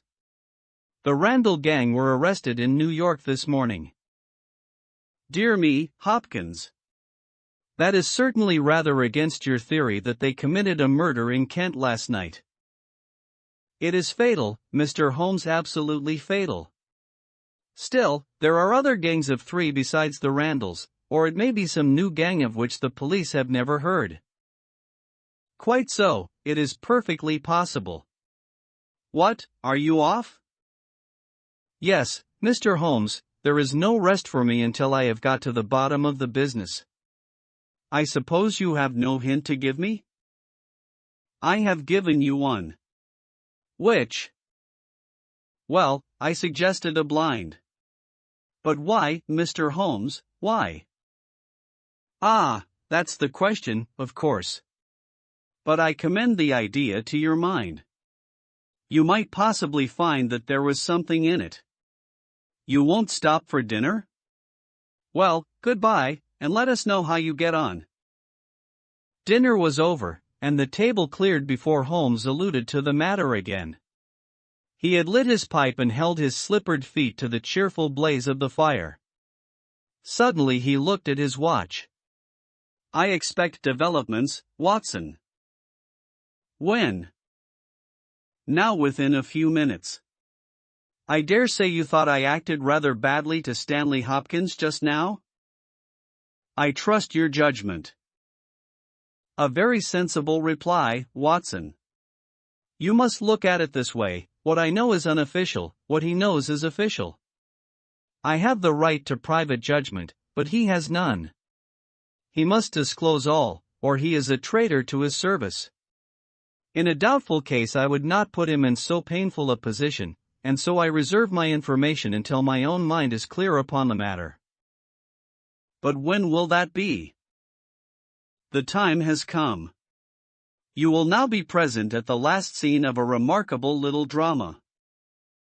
There was a sound upon the stairs, and our door was opened to admit as fine a specimen of manhood as ever passed through it. He was a very tall young man, golden-mustached, blue-eyed, with a skin which had been burned by tropical suns, and a springy step, which showed that the huge frame was as active as it was strong. He closed the door behind him, and then he stood with clenched hands and heaving breast, choking down some overmastering emotion. Holmes, Watson, and Captain Croker. Sit down, Captain Croker. You got my telegram? Our visitors sank into an armchair and looked from one to the other of us with questioning eyes. I got your telegram, and I came at the hour you said. I heard that you had been down to the office. There was no getting away from you. Let's hear the worst. What are you going to do with me? Arrest me? Speak out, man. You can't sit there and play with me like a cat with a mouse. Give him a cigar, said Holmes. Bite on that, Captain Croker, and don't let your nerves run away with you. I should not sit here smoking with you if I thought that you were a common criminal, you may be sure of that. Be frank with me and we may do some good. Play tricks with me, and I'll crush you. What do you wish me to do? To give me a true account of all that happened at the Abbey Grange last night, a true account, mind you, with nothing added and nothing taken off. I know so much already that if you go 1 inch off the straight, I'll blow this police whistle from my window and the affair goes out of my hands forever. The sailor thought for a little. Then he struck his leg with his great sunburned hand. I'll chance it, he cried. I believe you are a man of your word, and a white man, and I'll tell you the whole story. But one thing I will say first. So far as I am concerned, I regret nothing and I fear nothing, and I would do it all again and be proud of the job. Damn the beast, if he had as many lives as a cat, he would owe them all to me. But it's the lady, Mary Fraser, for never will I call her by that accursed name. When I think of getting her into trouble, I who would give my life just to bring one smile to her dear face, it's that turns my soul into water. And yet what less could I do?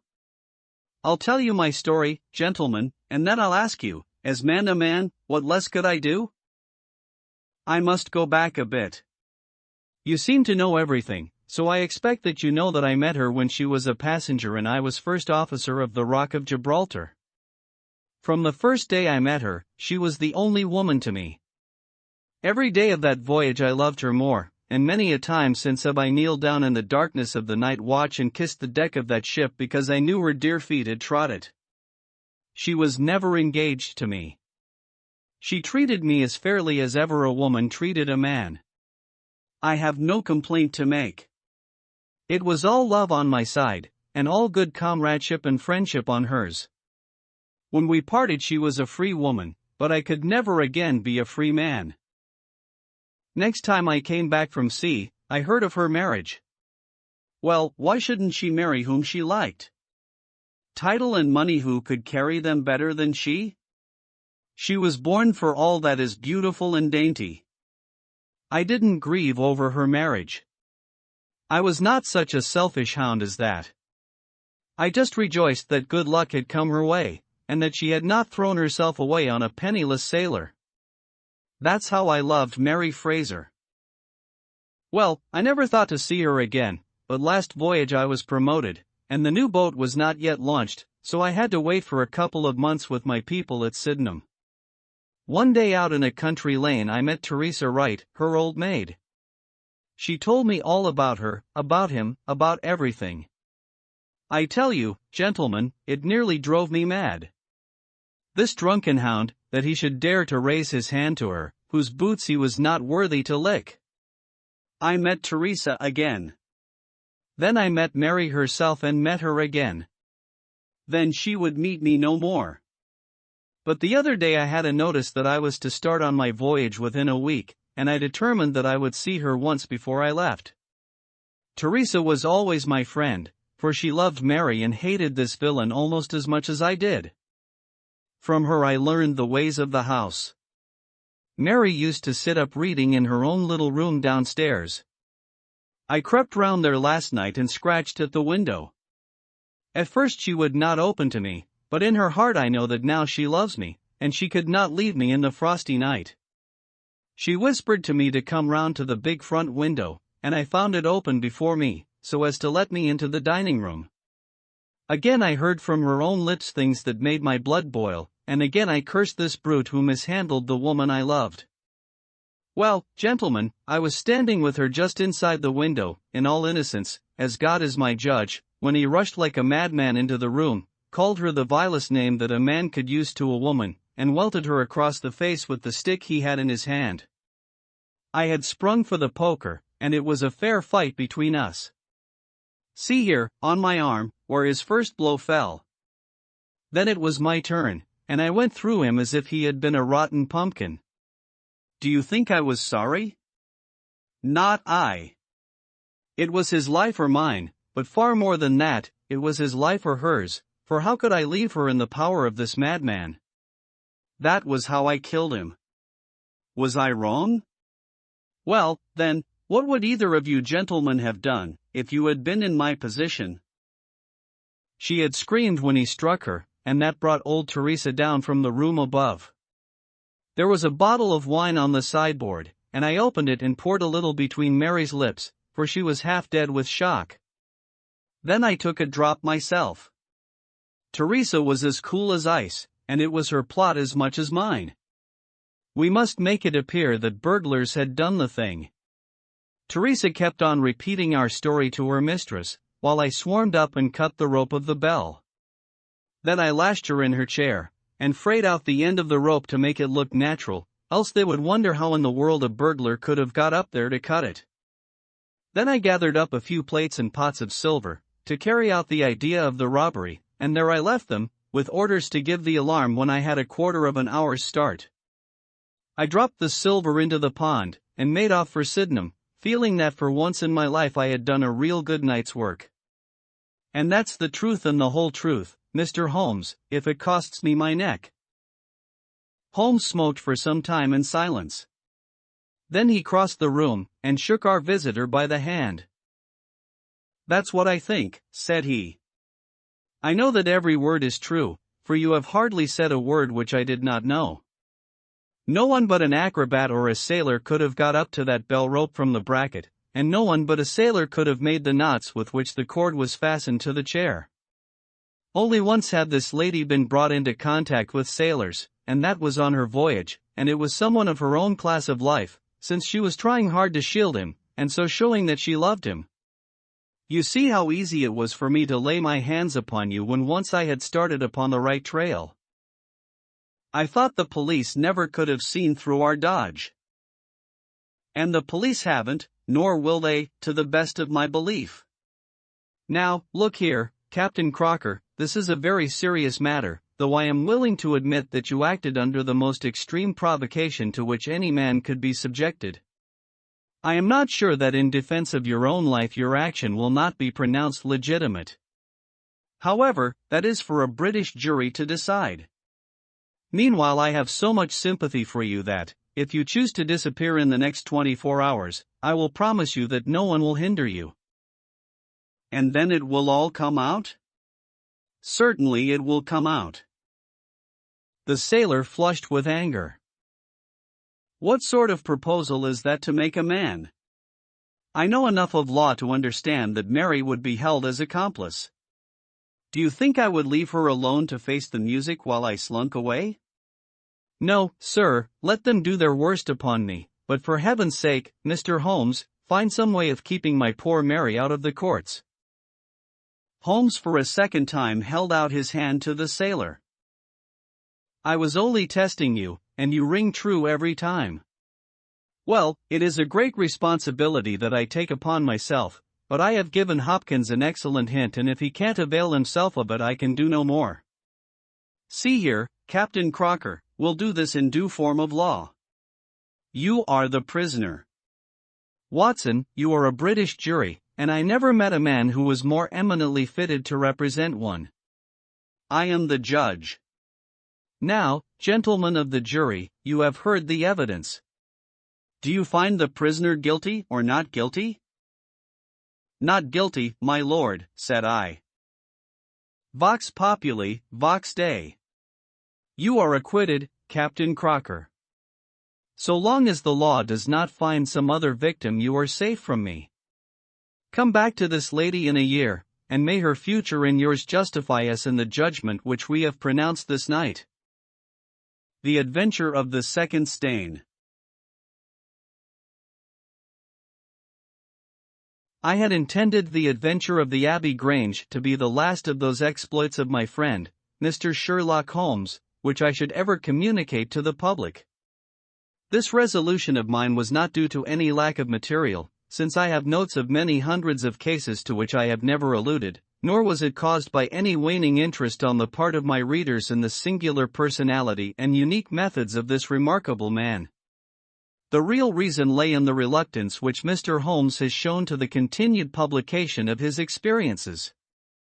So long as he was in actual professional practice, the records of his successes were of some practical value to him, but since he has definitely retired from London and bade Ken himself to study and bee farming on the Sussex Downs, notoriety has become hateful to him, and he has peremptorily requested that his wishes in this matter should be strictly observed.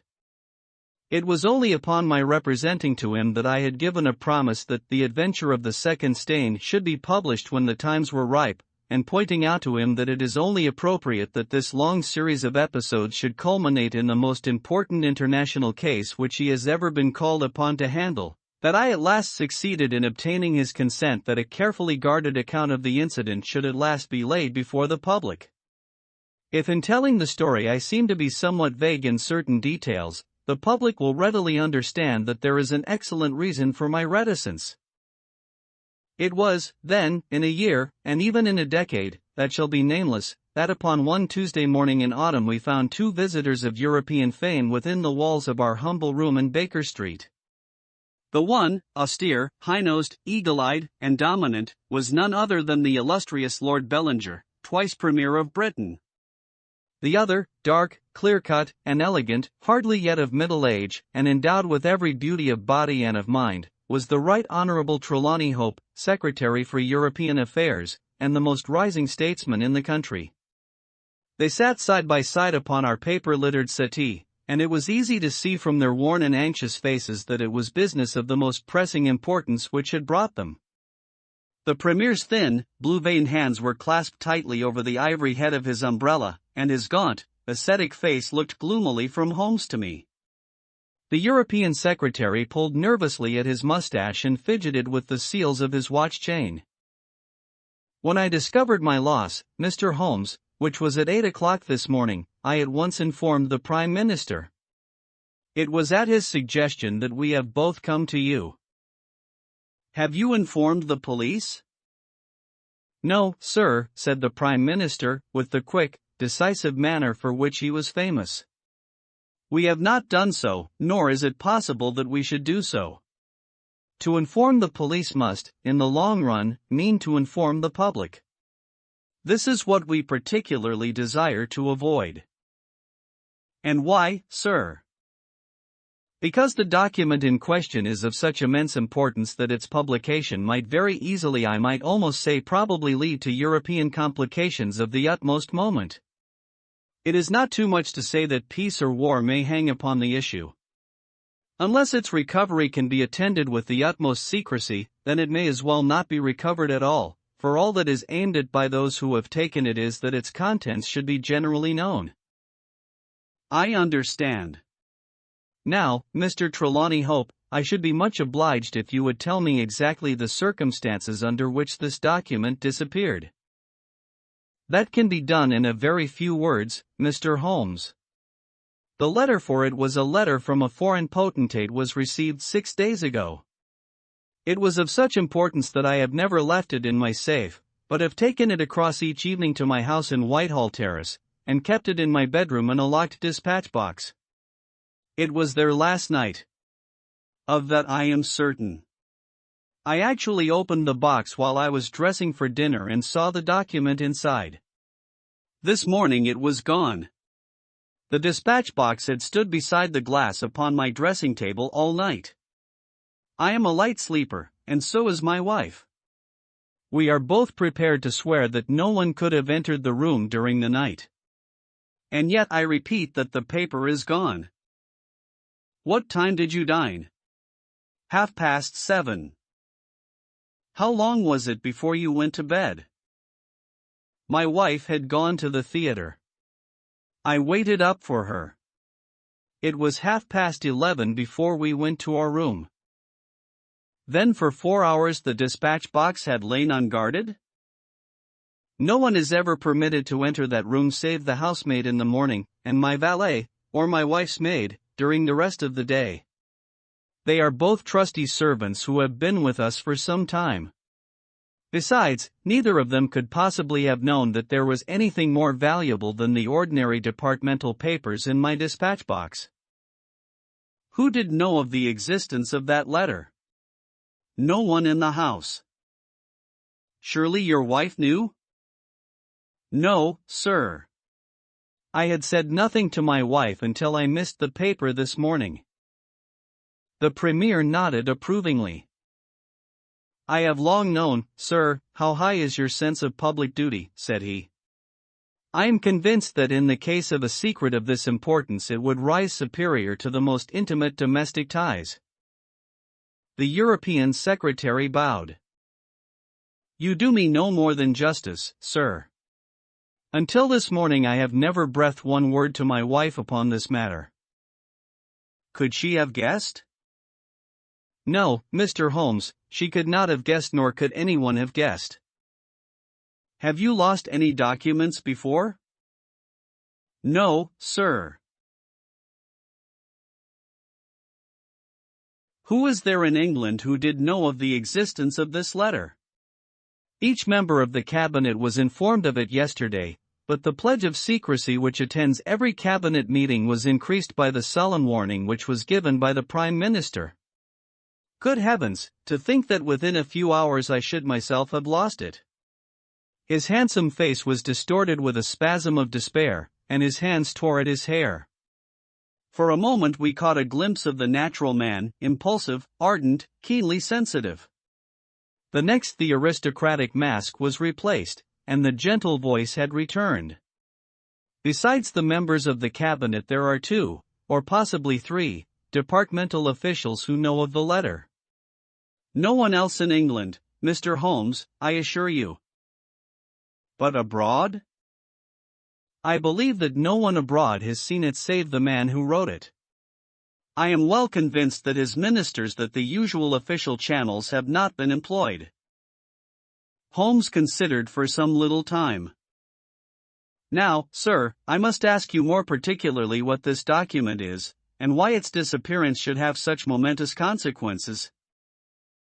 The 2 statesmen exchanged a quick glance, and the Premier's shaggy eyebrows gathered in a frown. Mr. Holmes, the envelope is a long, thin one of pale blue color. There is a seal of red wax stamped with a crouching lion. It is addressed in large, bold handwriting to. I fear, sir, said Holmes, that, interesting and indeed essential as these details are, my inquiries must go more to the root of things. What was the letter? That is a state secret of the utmost importance, and I fear that I cannot tell you, nor do I see that it is necessary. If by the aid of the powers which you are said to possess you can find such an envelope as I describe with its enclosure, you will have deserved well of your country, and earned any reward which it lies in our power to bestow. Sherlock Holmes rose with a smile. You are 2 of the most busy men in the country, said he, and in my own small way I have also a good many calls upon me. I regret exceedingly that I cannot help you in this matter, and any continuation of this interview would be a waste of time. The Premier sprang to his feet with that quick, fierce gleam of his deep-set eyes before which a cabinet has cowered. "I am not accustomed, sir," he began, but mastered his anger and resumed his seat. For a minute or more we all sat in silence. Then the old statesman shrugged his shoulders. "We must accept your terms, Mr. Holmes. No doubt you are right, and it is unreasonable for us to expect you to act unless we give you our entire confidence." "I agree with you," said the younger statesman. "That I will tell you, relying entirely upon your honor and that of your colleague, Dr. Watson. I may appeal to your patriotism also, for I could not imagine a greater misfortune for the country than that this affair should come out. You may safely trust us. The letter, then, is from a certain foreign potentate who has been ruffled by some recent colonial developments of this country. It has been written hurriedly and upon his own responsibility entirely. Inquiries have shown that his ministers know nothing of the matter. At the same time it is couched in so unfortunate a manner, and certain phrases in it are of so provocative a character, that its publication would undoubtedly lead to a most dangerous state of feeling in this country. There would be such a ferment, sir, that I do not hesitate to say that within a week of the publication of that letter this country would be involved in a great war." Holmes wrote a name upon a slip of paper and handed it to the Premier. "Exactly. It was he. And it is this letter which may well mean the expenditure of 1,000 millions and the lives of 100,000 men which has become lost in this unaccountable fashion." "Have you informed the sender?" "Yes, sir, a cipher telegram has been dispatched. Perhaps he desires the publication of the letter." "No, sir, we have strong reason to believe that he already understands that he has acted in an indiscreet and hot-headed manner. It would be a greater blow to him and to his country than to us if this letter were to come out." "If this is so, whose interest is it that the letter should come out? Why should anyone desire to steal it or to publish it?" "There, Mr. Holmes, you take me into regions of high international politics. But if you consider the European situation you will have no difficulty in perceiving the motive. The whole of Europe is an armed camp. There is a double league which makes a fair balance of military power. Great Britain holds the scales. If Britain were driven into war with one confederacy, it would assure the supremacy of the other confederacy, whether they joined in the war or not. Do you follow?" "Very clearly. It is then the interest of the enemies of this potentate to secure and publish this letter, so as to make a breach between his country and ours?" "Yes, sir." "And to whom would this document be sent if it fell into the hands of an enemy?" "To any of the great chancelleries of Europe. It is probably speeding on its way thither at the present instant as fast as steam can take it." Mr. Trelawney Hope dropped his head on his chest and groaned aloud.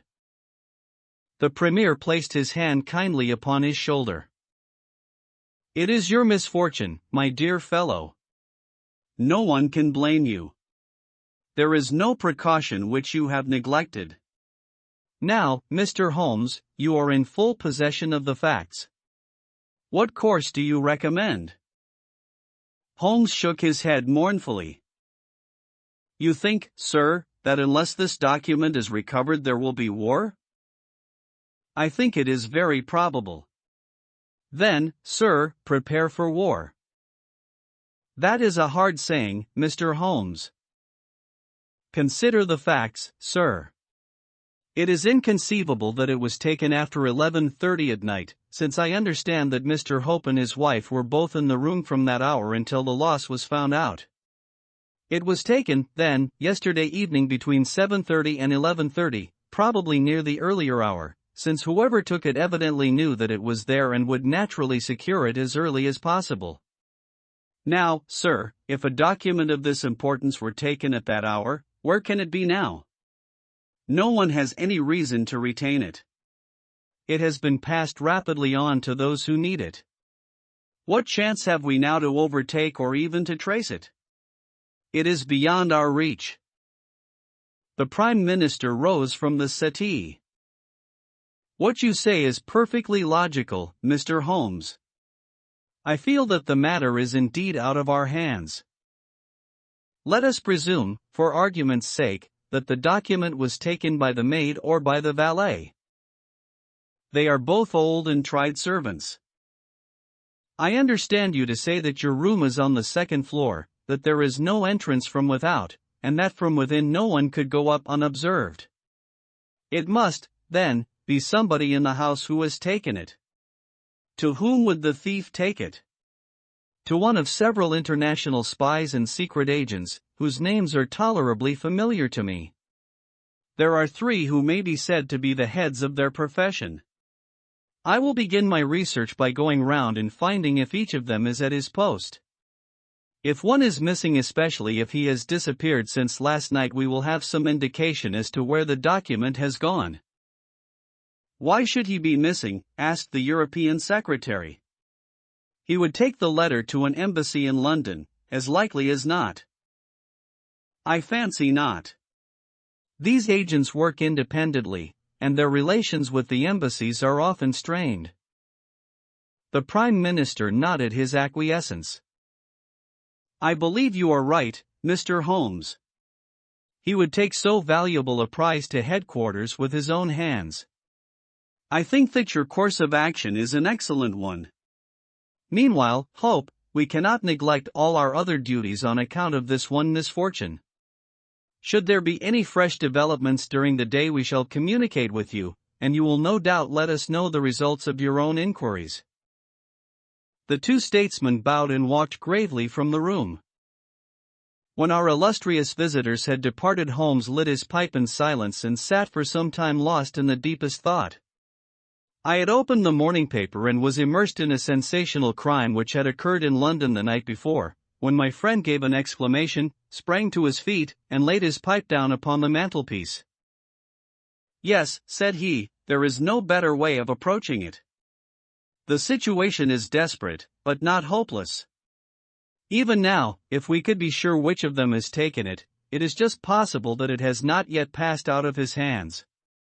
After all, it is a question of money with these fellows, and I have the British Treasury behind me. If it's on the market, I'll buy it if it means another penny on the income tax. It is conceivable that the fellow might hold it back to see what bids come from this side before he tries his luck on the other. There are only those 3 capable of playing so bold a game. There are Oberstein, La Rothière, and Eduardo Lucas. I will see each of them." I glanced at my morning paper. "Is that Eduardo Lucas of Godolphin Street?" "Yes." "You will not see him." "Why not?" "He was murdered in his house last night."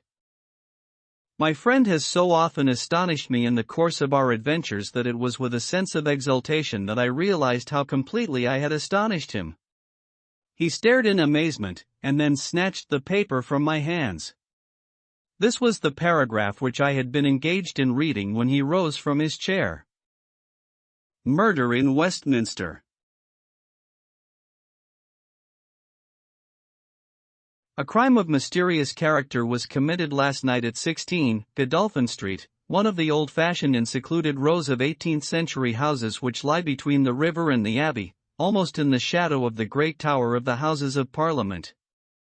This small but select mansion has been inhabited for some years by Mr. Eduardo Lucas, well known in society circles both on account of his charming personality and because he has the well-deserved reputation of being one of the best amateur tenors in the country. Mr. Lucas is an unmarried man, 34 years of age, and his establishment consists of Mrs. Pringle, an elderly housekeeper, and of Mitten, his valet. The former retires early and sleeps at the top of the house. The valet was out for the evening, visiting a friend at Hammersmith. From 10 o'clock onward Mr. Lucas had the house to himself. What occurred during that time has not yet transpired, but at 11:45 Police Constable Barrett, passing along Godolphin Street, observed that the door of number 16 was ajar. He knocked, but received no answer. Perceiving a light in the front room, he advanced into the passage and again knocked, but without reply. He then pushed open the door and entered. The room was in a state of wild disorder, the furniture being all swept to one side, and one chair lying on its back in the center. Beside this chair, and still grasping one of its legs, lay the unfortunate tenant of the house. He had been stabbed to the heart and must have died instantly. The knife with which the crime had been committed was a curved Indian dagger, plucked down from a trophy of Oriental arms which adorned one of the walls. Robbery does not appear to have been the motive of the crime, for there had been no attempt to remove the valuable contents of the room. Mr. Eduardo Lucas was so well known and popular that his violent and mysterious fate will arouse painful interest and intense sympathy in a widespread circle of friends. "Well, Watson, what do you make of this?" asked Holmes, after a long pause. "It is an amazing coincidence." "A coincidence? Here is one of the three men whom we had named as possible actors in this drama, and he meets a violent death during the very hours when we know that drama was being enacted. The odds are enormous against its being coincidence. No figures could express them. No, my dear Watson, the two events are connected, must be connected. It is for us to find the connection. But now the official police must know all." "Not at all. They know all they see at Godolphin Street. They know and shall know nothing of Whitehall Terrace. Only we know of both events, and can trace the relation between them. There is one obvious point which would, in any case, have turned my suspicions against Lucas. Godolphin Street, Westminster, is only a few minutes' walk from Whitehall Terrace. The other secret agents whom I have named live in the extreme West End. It was easier, therefore, for Lucas than for the others to establish a connection or receive a message from the European Secretary's household, a small thing, and yet where events are compressed into a few hours it may prove essential. Hullo! What have we here?" Mrs. Hudson had appeared with a lady's card upon her salver. Holmes glanced at it, raised his eyebrows, and handed it over to me. "Ask Lady Hilda Trelawney Hope if she will be kind enough to step up," said he. A moment later our modest apartment, already so distinguished that morning, was further honored by the entrance of the most lovely woman in London. I had often heard of the beauty of the youngest daughter of the Duke of Belminster, but no description of it, and no contemplation of colorless photographs, had prepared me for the subtle, delicate charm and the beautiful coloring of that exquisite head. And yet, as we saw it that autumn morning, it was not its beauty which would be the first thing to impress the observer. The cheek was lovely, but it was pale with emotion, the eyes were bright, but it was the brightness of fever, the sensitive mouth was tight and drawn in an effort after self-command. Terror, not beauty, was what sprang first to the eye as our fair visitor stood framed for an instant in the open door. "Has my husband been here, Mr. Holmes?" "Yes, madam, he has been here."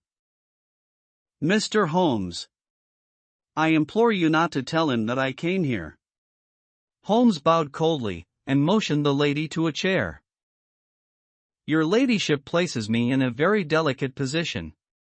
I beg that you will sit down and tell me what you desire, but I fear that I cannot make any unconditional promise." She swept across the room and seated herself with her back to the window. It was a queenly presence, tall, graceful, and intensely womanly.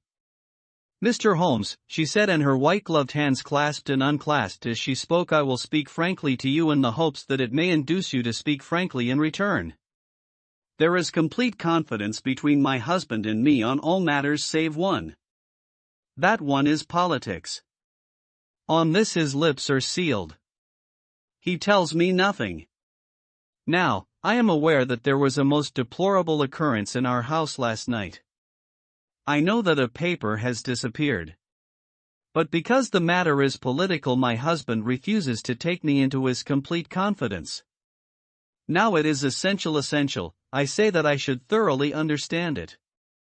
You are the only other person, save only these politicians, who knows the true facts. I beg you then, Mr. Holmes, to tell me exactly what has happened and what it will lead to. Tell me all, Mr. Holmes." Let no regard for your client's interests keep you silent, for I assure you that his interests, if he would only see it, would be best served by taking me into his complete confidence. What was this paper which was stolen?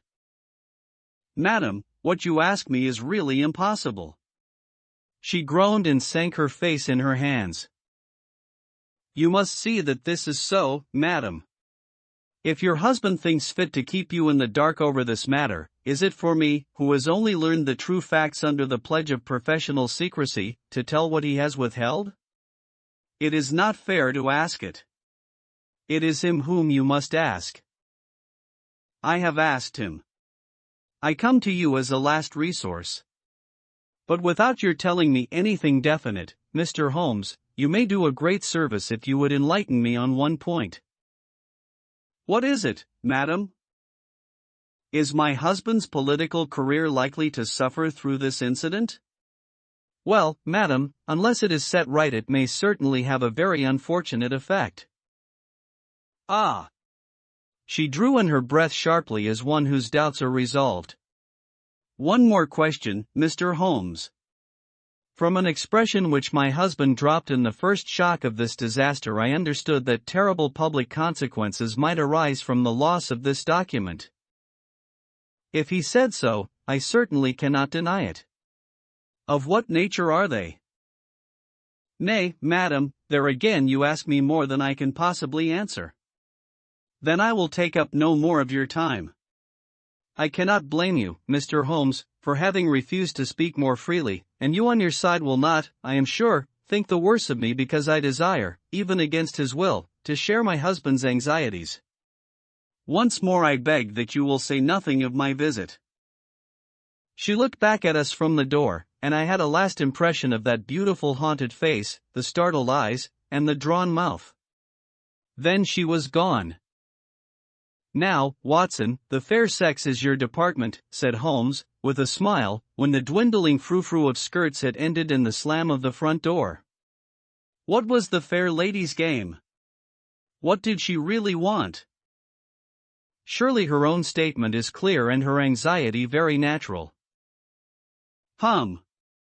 Think of her appearance, Watson, her manner, her suppressed excitement, her restlessness, her tenacity in asking questions.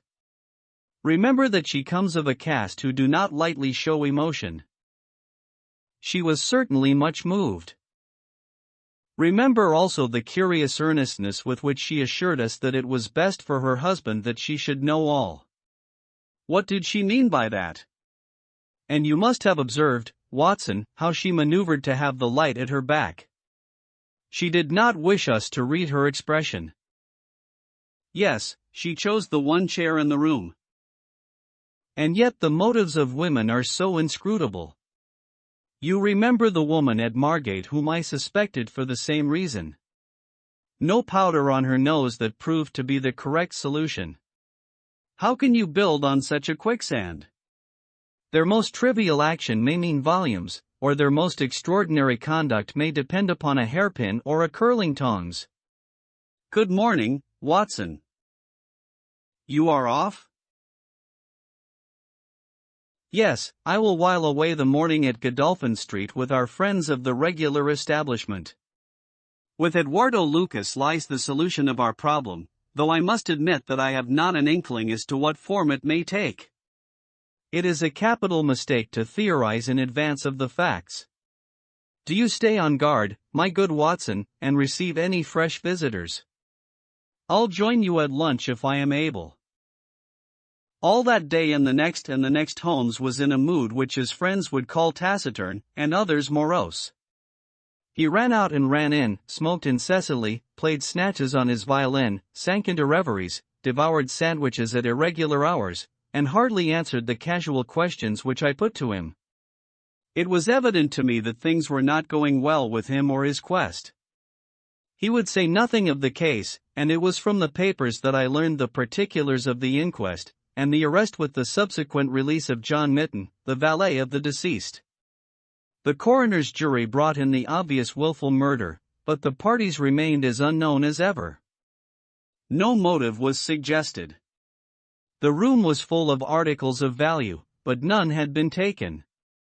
The dead man's papers had not been tampered with.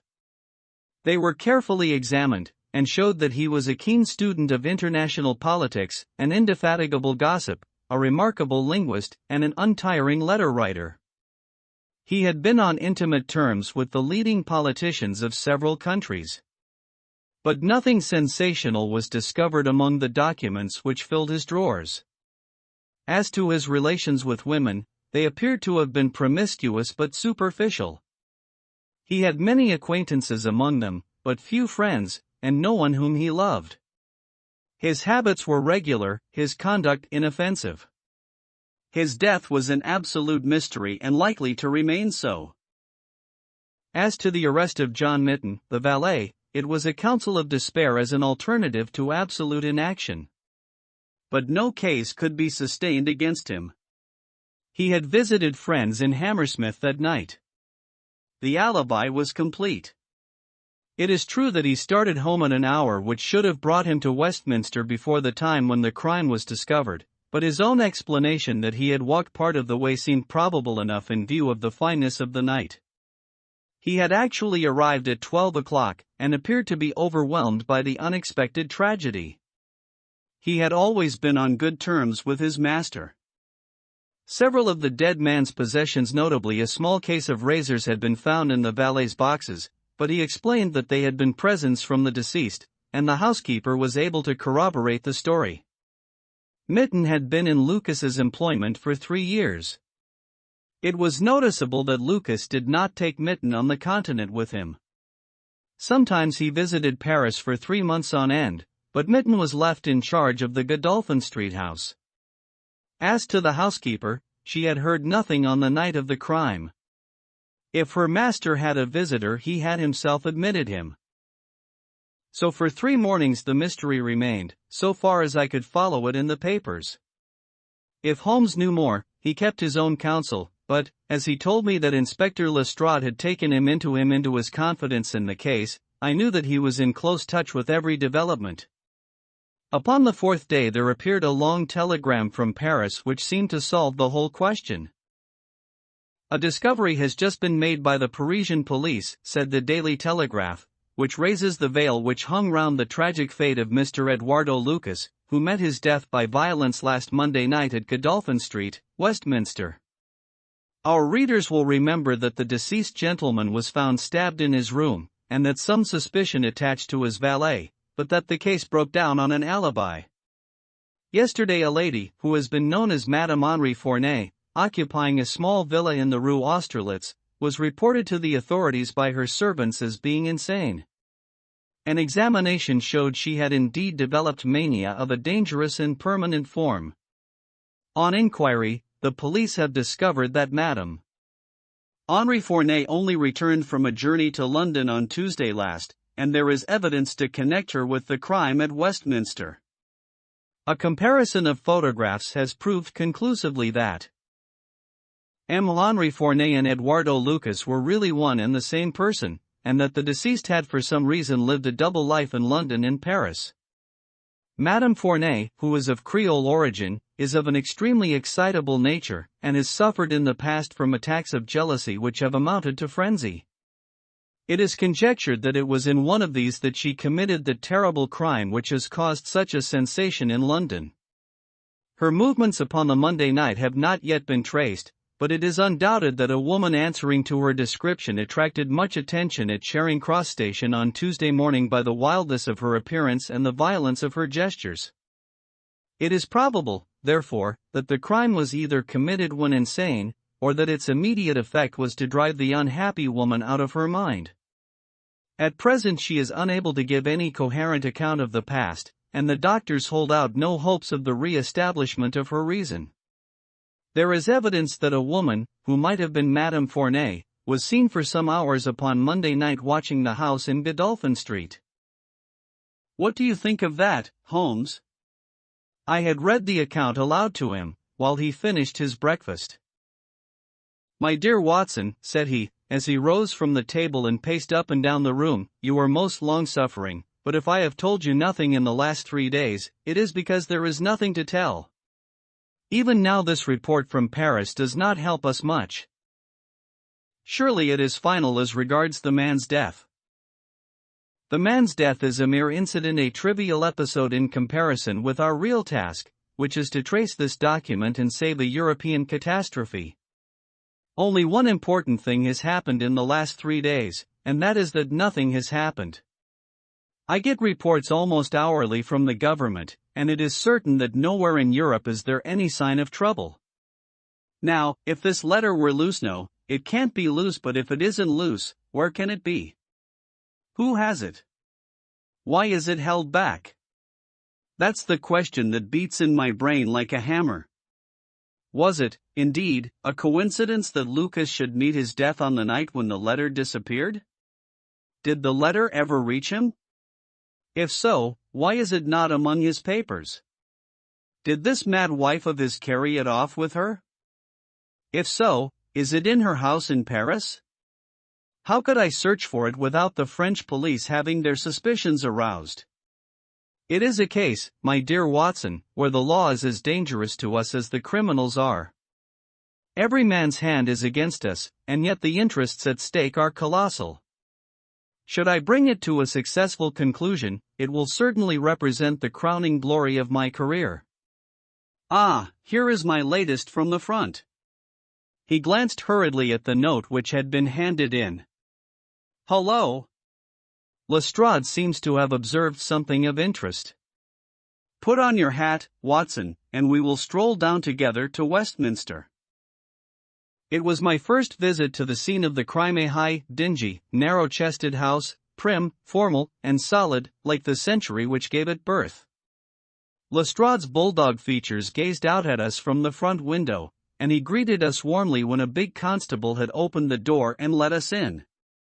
The room into which we were shown was that in which the crime had been committed, but no trace of it now remained save an ugly, irregular stain upon the carpet. This carpet was a small square drugget in the center of the room, surrounded by a broad expanse of beautiful old-fashioned wood flooring in square blocks, highly polished. Over the fireplace was a magnificent trophy of weapons, one of which had been used on that tragic night. In the window was a sumptuous writing desk, and every detail of the apartment, the pictures, the rugs, and the hangings, all pointed to a taste which was luxurious to the verge of effeminacy. Seen the Paris news? Asked Lestrade. Holmes nodded. Our French friends seem to have touched the spot this time. No doubt it's just as they say. She knocked at the door. Surprise visit, I guess, for he kept his life in watertight compartments. He let her in, couldn't keep her in the street. She told him how she had traced him, reproached him. One thing led to another, and then with that dagger so handy the end soon came.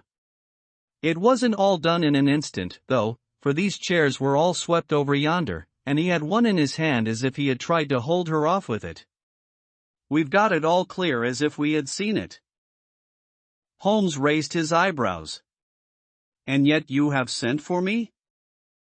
Ah, yes, that's another matter, a mere trifle, but the sort of thing you take an interest in, queer, you know, and what you might call freakish. It has nothing to do with the main fact, can't have, on the face of it. What is it, then? Well, you know, after a crime of this sort we are very careful to keep things in their position. Nothing has been moved. Officer in charge here day and night. This morning, as the man was buried and the investigation over so far as this room is concerned, we thought we could tidy up a bit. This carpet. You see, it is not fastened down, only just laid there. We had occasion to raise it. We found.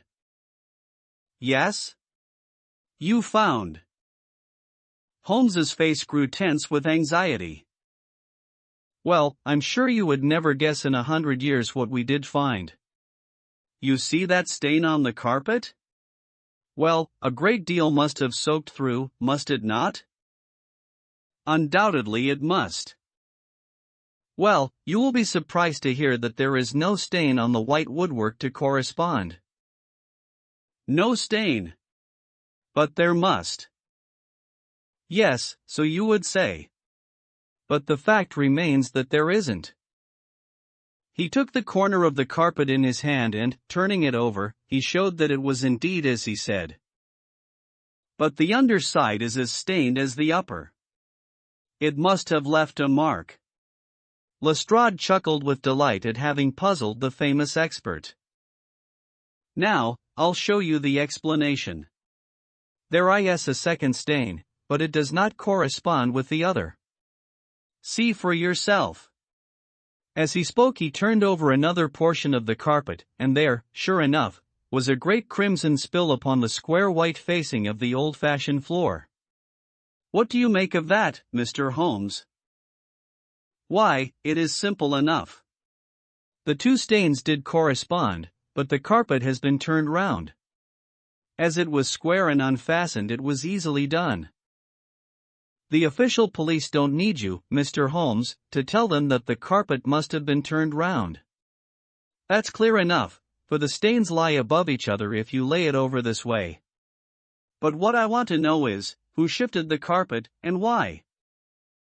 I could see from Holmes's rigid face that he was vibrating with inward excitement.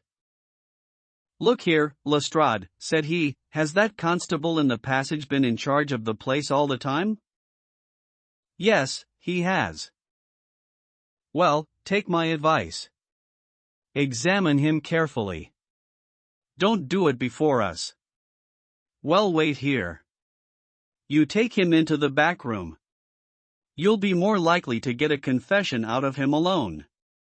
Ask him how he dared to admit people and leave them alone in this room.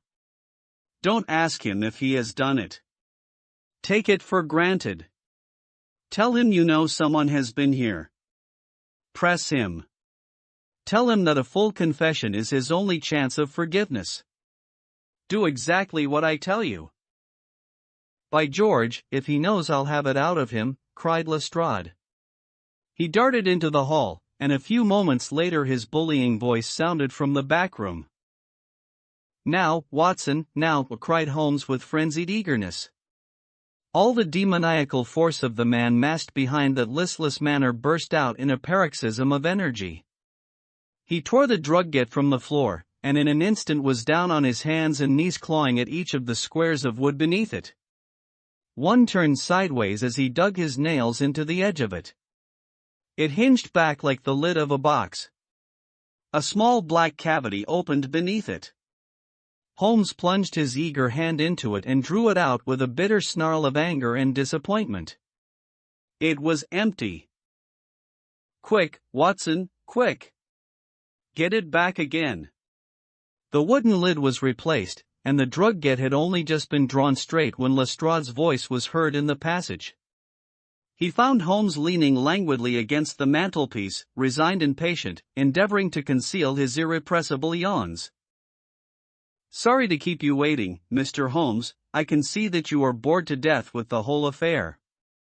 Well, he has confessed, all right. Come in here, Macpherson. Let these gentlemen hear of your most inexcusable conduct. The big constable, very hot and penitent, sidled into the room. I meant no harm, sir, I'm sure. The young woman came to the door last evening, mistook the house, she did. And then we got talking. It's lonesome, when you're on duty here all day. Well, what happened then? She wanted to see where the crime was done, had read about it in the papers, she said. She was a very respectable, well-spoken young woman, sir, and I saw no harm in letting her have a peep. When she saw that mark on the carpet, down she dropped on the floor, and lay as if she were dead. I ran to the back and got some water, but I could not bring her to. Then I went round the corner to the ivy plant for some brandy, and by the time I had brought it back the young woman had recovered and was off ashamed of herself, I dare say, and dared not face me. How about moving that drugget?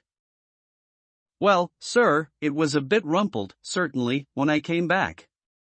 You see, she fell on it and it lies on a polished floor with nothing to keep it in place. I straightened it out afterwards. It's a lesson to you that you can't deceive me, Constable Macpherson, said Lestrade, with dignity. No doubt you thought that your breach of duty could never be discovered, and yet a mere glance at that drugget was enough to convince me that someone had been admitted to the room. It's lucky for you, my man, that nothing is missing, or you would find yourself in Queer Street. I'm sorry to have called you down over such a petty business, Mr. Holmes, but I thought the point of the second stain not corresponding with the first would interest you. Certainly, it was most interesting.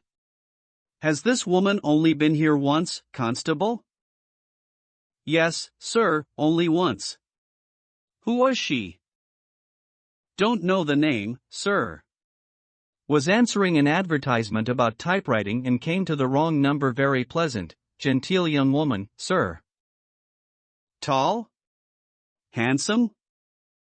Yes, sir, she was a well-grown young woman. I suppose you might say she was handsome. Perhaps some would say she was very handsome. Oh, officer, do let me have a peep, says she. She had pretty, coaxing ways, as you might say, and I thought there was no harm in letting her just put her head through the door. How was she dressed? Quiet, sir, a long mantle down to her feet. What time was it? It was just growing dusk at the time. They were lighting the lamps as I came back with the brandy. Very good, said Holmes. Come, Watson, I think that we have more important work elsewhere. As we left the house, Lestrade remained in the front room, while the repentant constable opened the door to let us out. Holmes turned on the step and held up something in his hand. The constable stared intently. Good Lord, sir, he cried, with amazement on his face. Holmes put his finger on his lips, replaced his hand in his breast pocket, and burst out laughing as we turned down the street. Excellent, said he. Come, friend Watson, the curtain rings up for the last act. You will be relieved to hear that there will be no war, that the Right Honorable Trelawney Hope will suffer no setback in his brilliant career, that the indiscreet sovereign will receive no punishment for his indiscretion, that the Prime Minister will have no European complication to deal with, and that with a little tact and management upon our part nobody will be a penny the worse for what might have been a very ugly incident. My mind filled with admiration for this extraordinary man. You have solved it, I cried. Hardly that, Watson. There are some points which are as dark as ever. But we have so much that it will be our own fault if we cannot get the rest. We will go straight to Whitehall Terrace and bring the matter to a head. When we arrived at the residence of the European Secretary, it was for Lady Hilda Trelawney Hope that Sherlock Holmes inquired. We were shown into the morning room. Mr. Holmes, said the lady, and her face was pink with her indignation. This is surely most unfair and ungenerous upon your part. I desired, as I have explained, to keep my visit to you a secret, lest my husband should think that I was intruding into his affairs. And yet you compromise me by coming here and so showing that there are business relations between us. Unfortunately, madam, I had no possible alternative. I have been commissioned to recover this immensely important paper. I must therefore ask you, madam, to be kind enough to place it in my hands. The lady sprang to her feet, with the color all dashed in an instant from her beautiful face. Her eyes glazed, she tottered. I thought that she would faint. Then with a grand effort she rallied from the shock, and a supreme astonishment and indignation chased every other expression from her features. You insult me, Mr. Holmes. Come, madam, it is useless. Give up the letter. She darted to the bell. The butler shall show you out. Do not ring, Lady Hilda. If you do, then all my earnest efforts to avoid a scandal will be frustrated. Give up the letter and all will be set right. If you will work with me, I can arrange everything. If you work against me, I must expose you. She stood grandly defiant, a queenly figure, her eyes fixed upon his as if she would read his very soul. Her hand was on the bell, but she had forborne to ring it. You are trying to frighten me.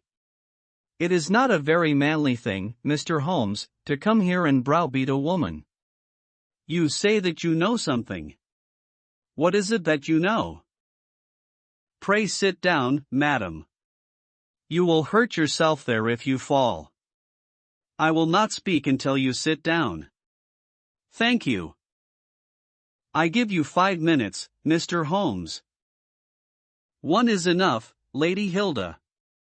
I know of your visit to Eduardo Lucas, of your giving him this document, of your ingenious return to the room last night, and of the manner in which you took the letter from the hiding place under the carpet. She stared at him with an ashen face and gulped twice before she could speak. You are mad, Mr. Holmes, you are mad, she cried, at last.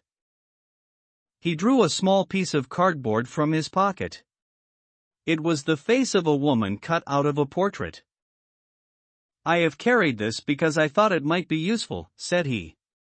The policeman has recognized it.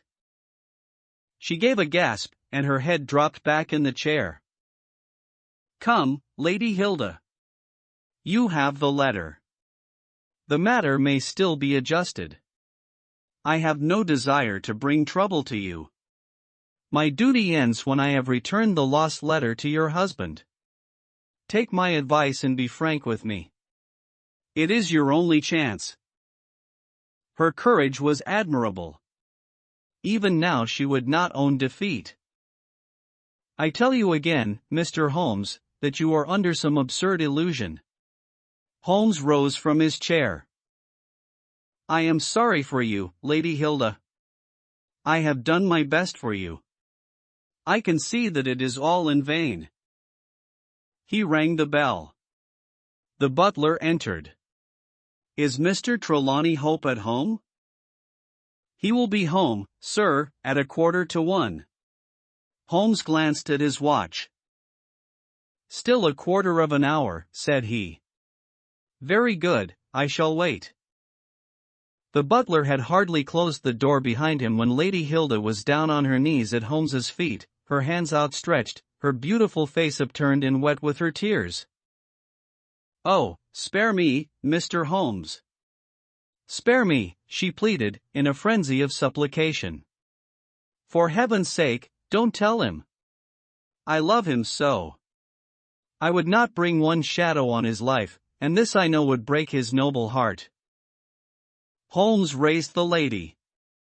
I am thankful, madam, that you have come to your senses even at this last moment. There is not an instant to lose. Where is the letter? She darted across to a writing desk, unlocked it, and drew out a long blue envelope. Here it is, Mr. Holmes. Would to heaven I had never seen it. How can we return it? Holmes muttered. Quick, quick, we must think of some way. Where is the dispatch box? Still in his bedroom. What a stroke of luck.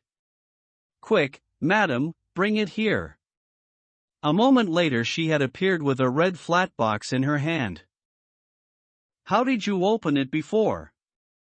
You have a duplicate key? Yes, of course you have. Open it. From out of her bosom Lady Hilda had drawn a small key. The box flew open. It was stuffed with papers. Holmes thrust the blue envelope deep down into the heart of them, between the leaves of some other document.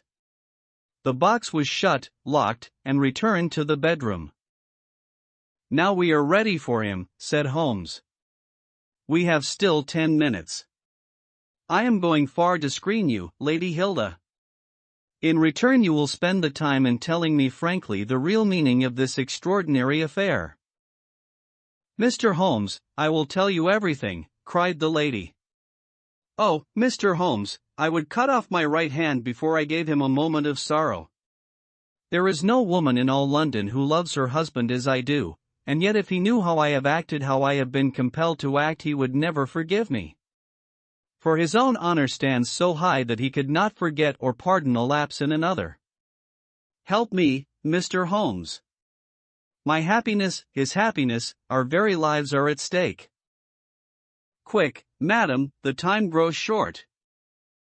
It was a letter of mine, Mr. Holmes, an indiscreet letter written before my marriage, a foolish letter, a letter of an impulsive, loving girl. I meant no harm, and yet he would have thought it criminal. Had he read that letter, his confidence would have been forever destroyed? It is years since I wrote it. I had thought that the whole matter was forgotten. Then at last I heard from this man, Lucas, that it had passed into his hands, and that he would lay it before my husband. I implored his mercy. He said that he would return my letter if I would bring him a certain document which he described in my husband's dispatch box. He had some spy in the office who had told him of its existence. He assured me that no harm could come to my husband. Put yourself in my position, Mr. Holmes. What was I to do? Take your husband into your confidence. I could not, Mr. Holmes, I could not. On the one side seemed certain ruin, on the other, terrible as it seemed to take my husband's paper, still in a matter of politics I could not understand the consequences, while in a matter of love and trust they were only too clear to me. I did it, Mr. Holmes. I took an impression of his key. This man, Lucas, furnished a duplicate. I opened his dispatch box, took the paper, and conveyed it to Godolphin Street. What happened there, madam? I tapped at the door as agreed. Lucas opened it. I followed him into his room, leaving the hall door ajar behind me, for I feared to be alone with the man. I remember that there was a woman outside as I entered. Our business was soon done. He had my letter on his desk. I handed him the document. He gave me the letter. At this instant there was a sound at the door. There were steps in the passage. Lucas quickly turned back the drugget, thrust the document into some hiding place there, and covered it over. What happened after that is like some fearful dream. I have a vision of a dark, frantic face, of a woman's voice, which screamed in French, "My waiting is not in vain.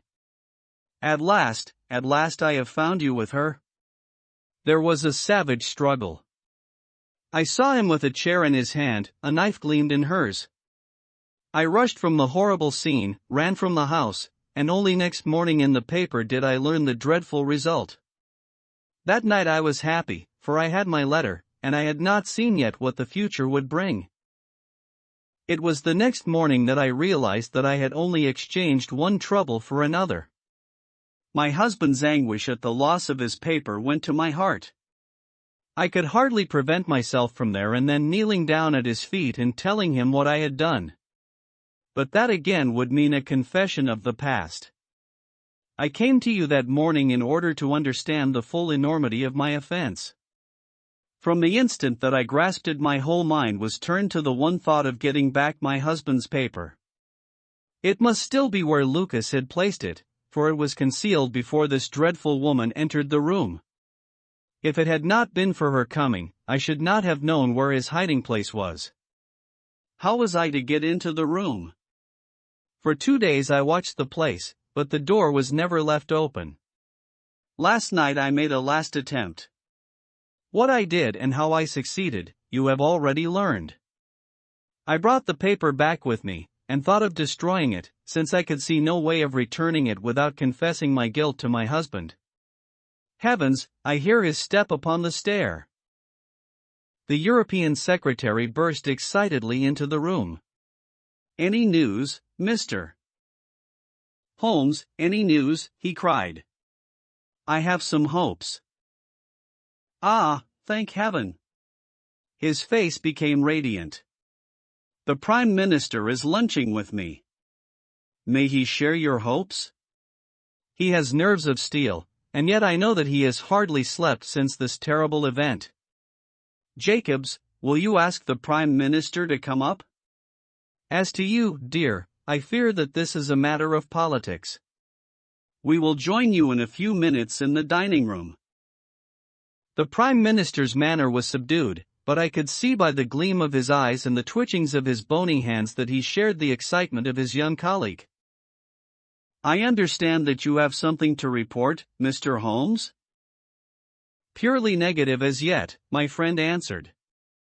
I have inquired at every point where it might be, and I am sure that there is no danger to be apprehended. But that is not enough, Mr. Holmes. We cannot live forever on such a volcano. We must have something definite. I am in hopes of getting it. That is why I am here. The more I think of the matter, the more convinced I am that the letter has never left this house. Mr. Holmes. If it had, it would certainly have been public by now. But why should anyone take it in order to keep it in his house? I am not convinced that anyone did take it. Then how could it leave the dispatch box? I am not convinced that it ever did leave the dispatch box. Mr. Holmes, this joking is very ill-timed. You have my assurance that it left the box. Have you examined the box since Tuesday morning? No. It was not necessary. You may conceivably have overlooked it. Impossible, I say. But I am not convinced of it. I have known such things to happen. I presume there are other papers there. Well, it may have got mixed with them. It was on the top. Someone may have shaken the box and displaced it. No, I had everything out. Surely it is easily decided, Hope, said the Premier. Let us have the dispatch box brought in. The secretary rang the bell. Jacobs, bring down my dispatch box. This is a farcical waste of time, but still, if nothing else will satisfy you, it shall be done. Thank you, Jacobs, put it here. I have always had the key on my watch chain. Here are the papers, you see.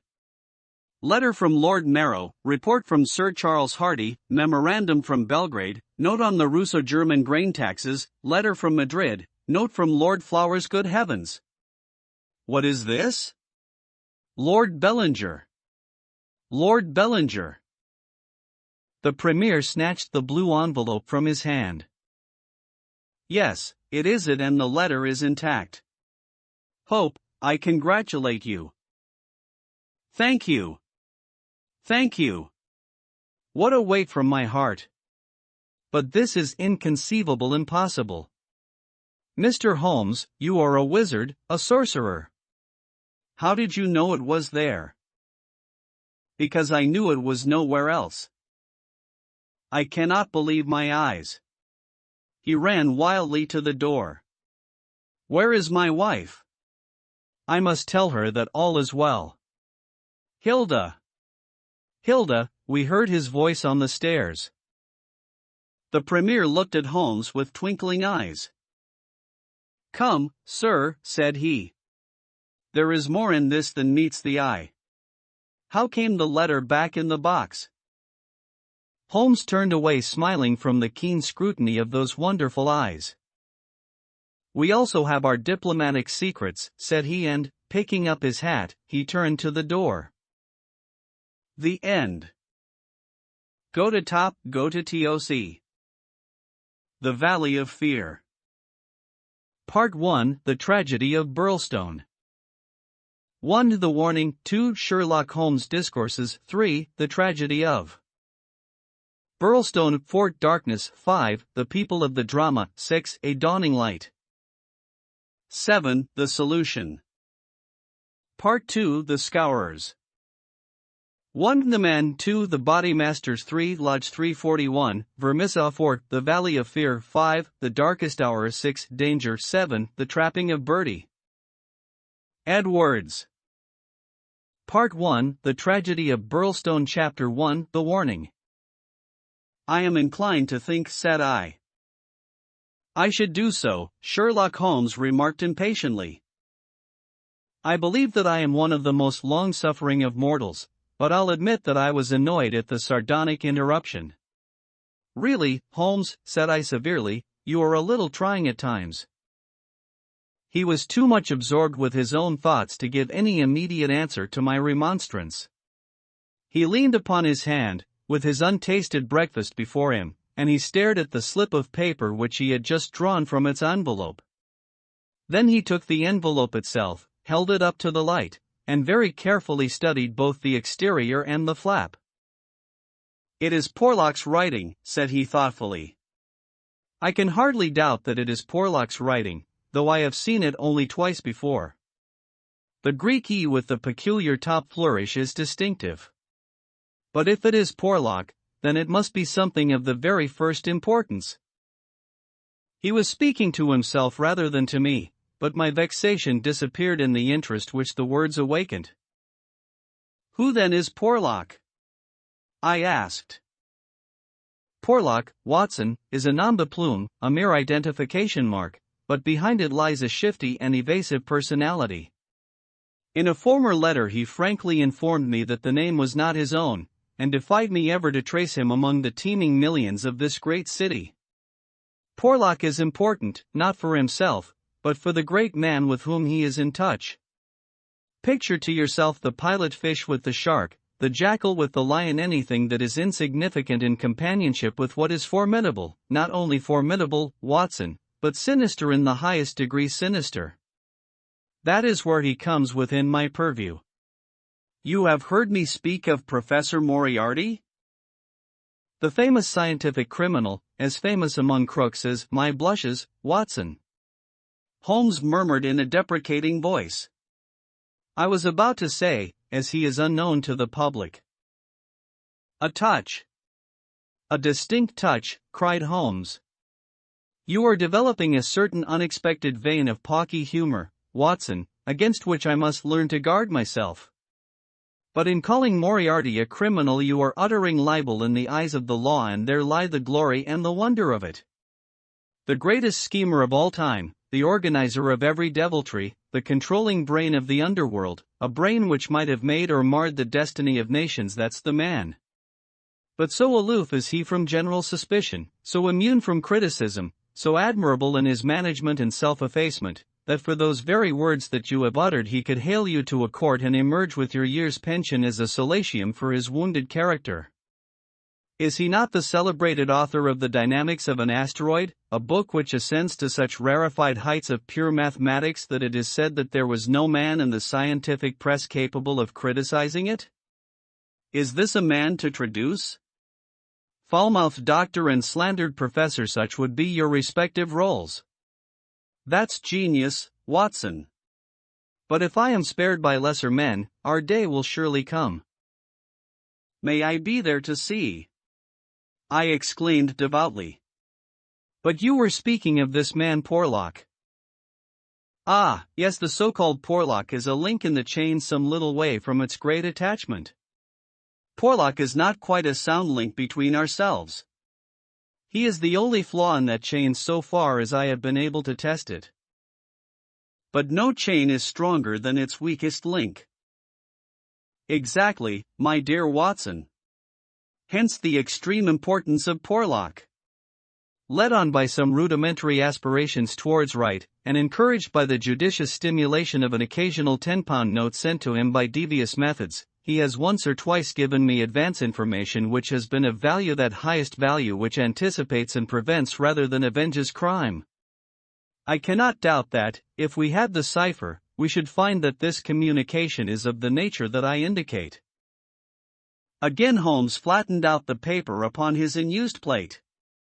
I rose and, leaning over him, stared down at the curious inscription, which ran as follows: 534 C213 127 36 314 17 21 41 Douglas 109 293 537 Burlstone 26 Burlstone 947 171. What do you make of it, Holmes? It is obviously an attempt to convey secret information. But what is the use of a cipher message without the cipher? In this instance, none at all. Why do you say "in this instance"? Because there are many ciphers which I would read as easily as I do the Apocrypha of the Agony column, such crude devices amuse the intelligence without fatiguing it. But this is different. It is clearly a reference to the words in a page of some book. Until I am told which page and which book, I am powerless. But why Douglas and Burlstone? Clearly because those are words which were not contained in the page in question. Then why has he not indicated the book? Your native shrewdness, my dear Watson, that innate cunning which is the delight of your friends, would surely prevent you from enclosing cipher and message in the same envelope. Should it miscarry, you are undone. As it is, both have to go wrong before any harm comes from it. Our second post is now overdue, and I shall be surprised if it does not bring us either a further letter of explanation, or, as is more probable, the very volume to which these figures refer. Holmes's calculation was fulfilled within a very few minutes by the appearance of Billy, the page, with the very letter which we were expecting. The same writing, remarked Holmes, as he opened the envelope, and actually signed, he added in an exultant voice as he unfolded the epistle.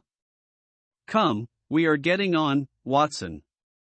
His brow clouded, however, as he glanced over the contents. Dear me, this is very disappointing. I fear, Watson, that all our expectations come to nothing. I trust that the man Porlock will come to no harm. Dear Arthur Holmes, he says, I will go no further in this matter. It is too dangerous. He suspects me. I can see that he suspects me. He came to me quite unexpectedly after I had actually addressed this envelope with the intention of sending you the key to the cipher. I was able to cover it up. If he had seen it, it would have gone hard with me. But I read suspicion in his eyes. Please burn the cipher message, which can now be of no use to you. Fred Porlock. Holmes sat for some little time twisting this letter between his fingers, and frowning, as he stared into the fire. After all, he said at last, there may be nothing in it. It may be only his guilty conscience. Knowing himself to be a traitor, he may have read the accusation in the other's eyes. The other being, I presume, Professor Moriarty. No less. When any of that party talk about he, you know whom they mean. There is one predominant he for all of them. But what can he do?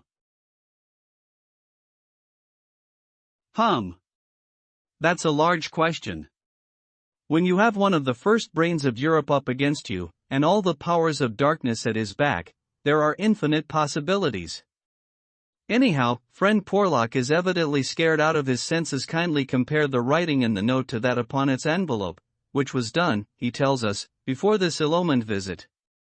The one is clear and firm. The other hardly legible. Why did he write at all? Why did he not simply drop it? Because he feared I would make some inquiry after him in that case, and possibly bring trouble on him. No doubt, said I, of course. I had picked up the original cipher message and was bending my brows over it. It's pretty maddening to think that an important secret may lie here on this slip of paper, and that it is beyond human power to penetrate it.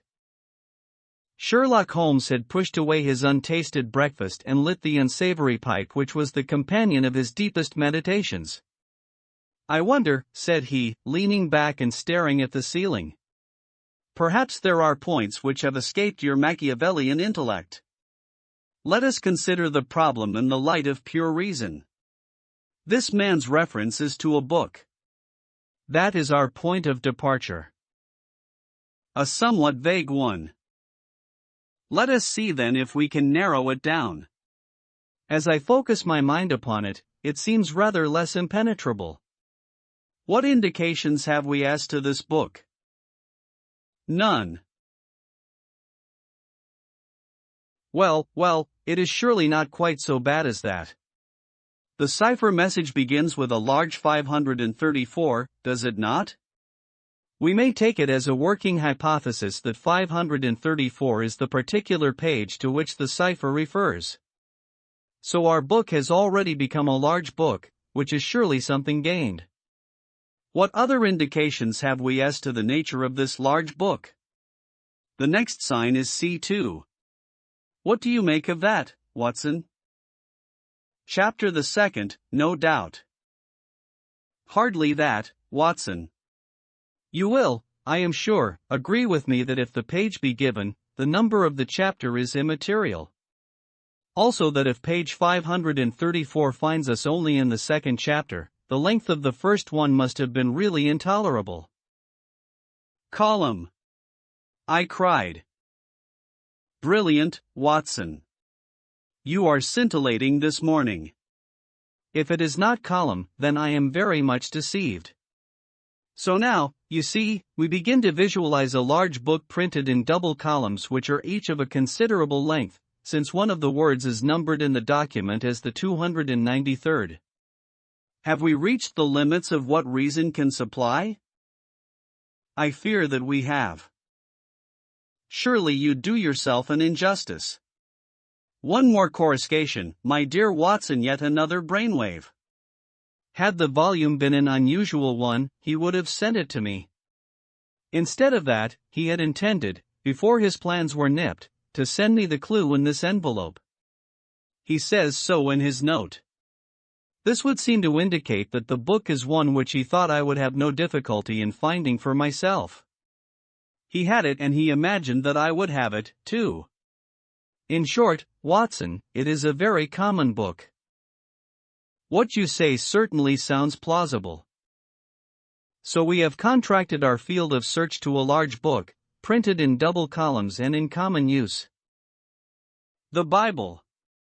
I cried triumphantly. Good, Watson, good. But not, if I may say so, quite good enough. Even if I accepted the compliment for myself, I could hardly name any volume which would be less likely to lie at the elbow of one of Moriarty's associates. Besides, the editions of Holy Writ are so numerous that he could hardly suppose that two copies would have the same pagination. This is clearly a book which is standardized. He knows for certain that his page 534 will exactly agree with my page 534. But very few books would correspond with that. Exactly. Therein lies our salvation. Our search is narrowed down to standardized books which anyone may be supposed to possess. Bradshaw. There are difficulties, Watson. The vocabulary of Bradshaw is nervous and terse, but limited. The selection of words would hardly lend itself to the sending of general messages. We will eliminate Bradshaw. The dictionary is, I fear, inadmissible for the same reason. What then is left? An almanac.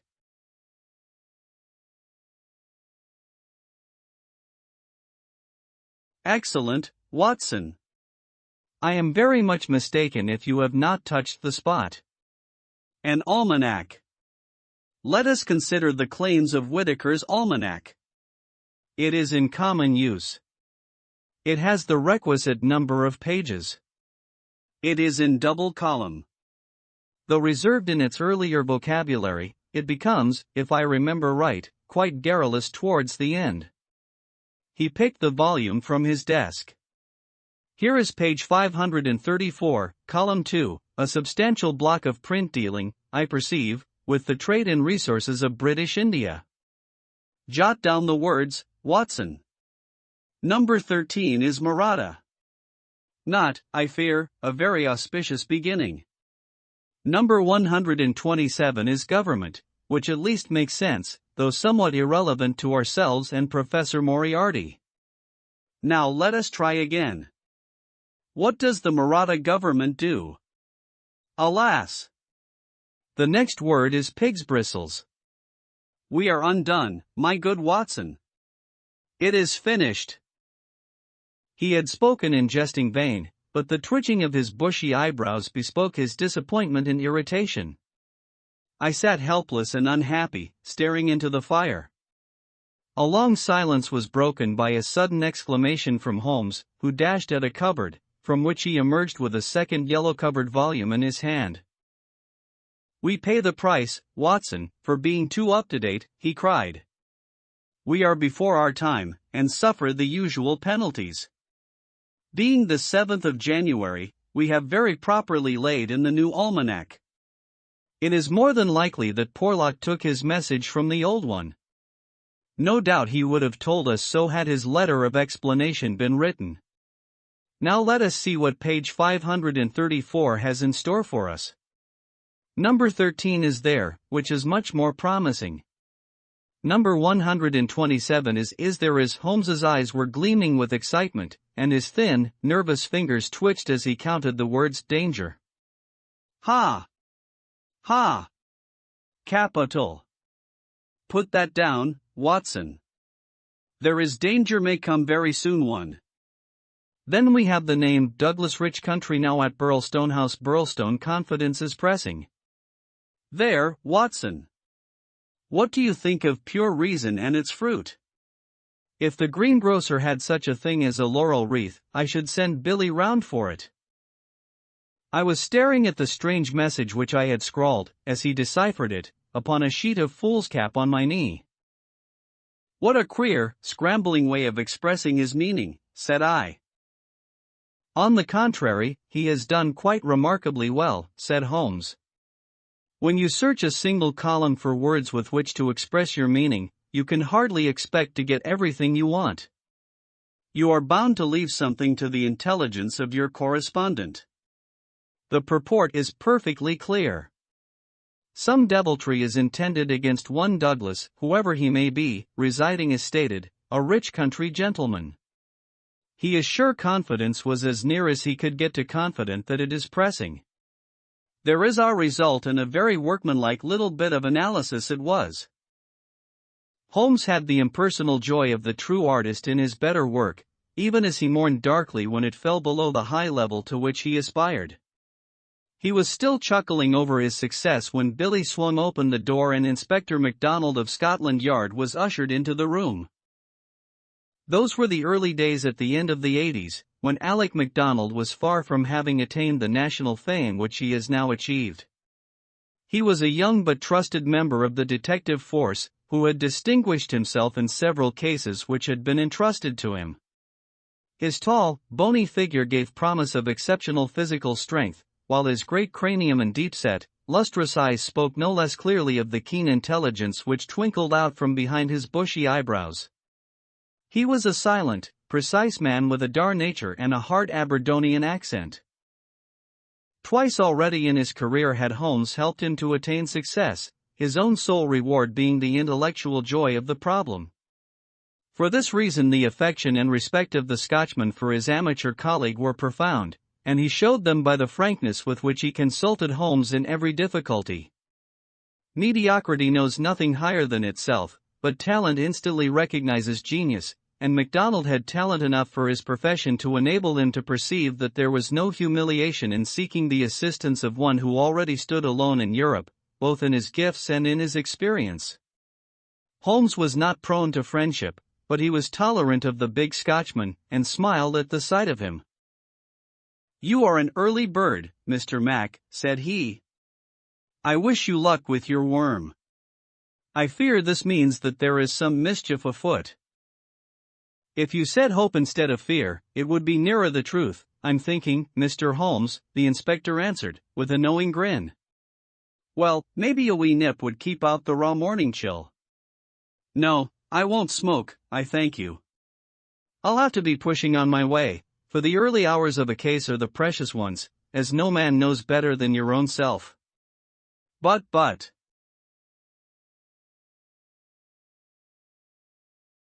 The inspector had stopped suddenly, and was staring with a look of absolute amazement at a paper upon the table. It was the sheet upon which I had scrawled the enigmatic message. "Douglas," he stammered. "Burlstone. What's this, Mr. Holmes? Man, it's witchcraft. Where in the name of all that is wonderful did you get those names?" "It is a cipher that Dr. Watson and I have had occasion to solve." "But why what's amiss with the names?" The inspector looked from one to the other of us in dazed astonishment. "Just this," said he, "that Mr. Douglas of Burlstone Manor House was horribly murdered last night." Chapter 2: Sherlock Holmes Discourses. It was one of those dramatic moments for which my friend existed. It would be an overstatement to say that he was shocked or even excited by the amazing announcement. Without having a tinge of cruelty in his singular composition, he was undoubtedly callous from long overstimulation. Yet, if his emotions were dulled, his intellectual perceptions were exceedingly active. There was no trace then of the horror which I had myself felt at this curt declaration, but his face showed rather the quiet and interested composure of the chemist who sees the crystals falling into position from his oversaturated solution. "Remarkable," said he. "Remarkable. You don't seem surprised." "Interested, Mr. Mac, but hardly surprised." "Why should I be surprised?" "I receive an anonymous communication from a quarter which I know to be important, warning me that danger threatens a certain person. Within an hour I learn that this danger has actually materialized and that the person is dead. I am interested, but, as you observe, I am not surprised." In a few short sentences he explained to the inspector the facts about the letter and the cipher. MacDonald sat with his chin on his hands and his great sandy eyebrows bunched into a yellow tangle.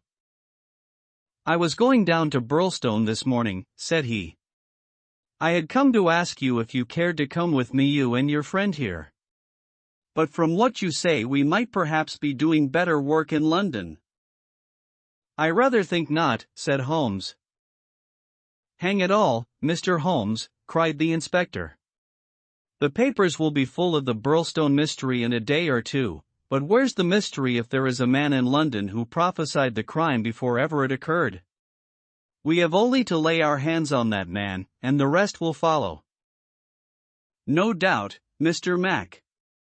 But how do you propose to lay your hands on the so-called Porlock?" MacDonald turned over the letter which Holmes had handed him. "Posted in Camberwell, that doesn't help us much. Name, you say, is assumed.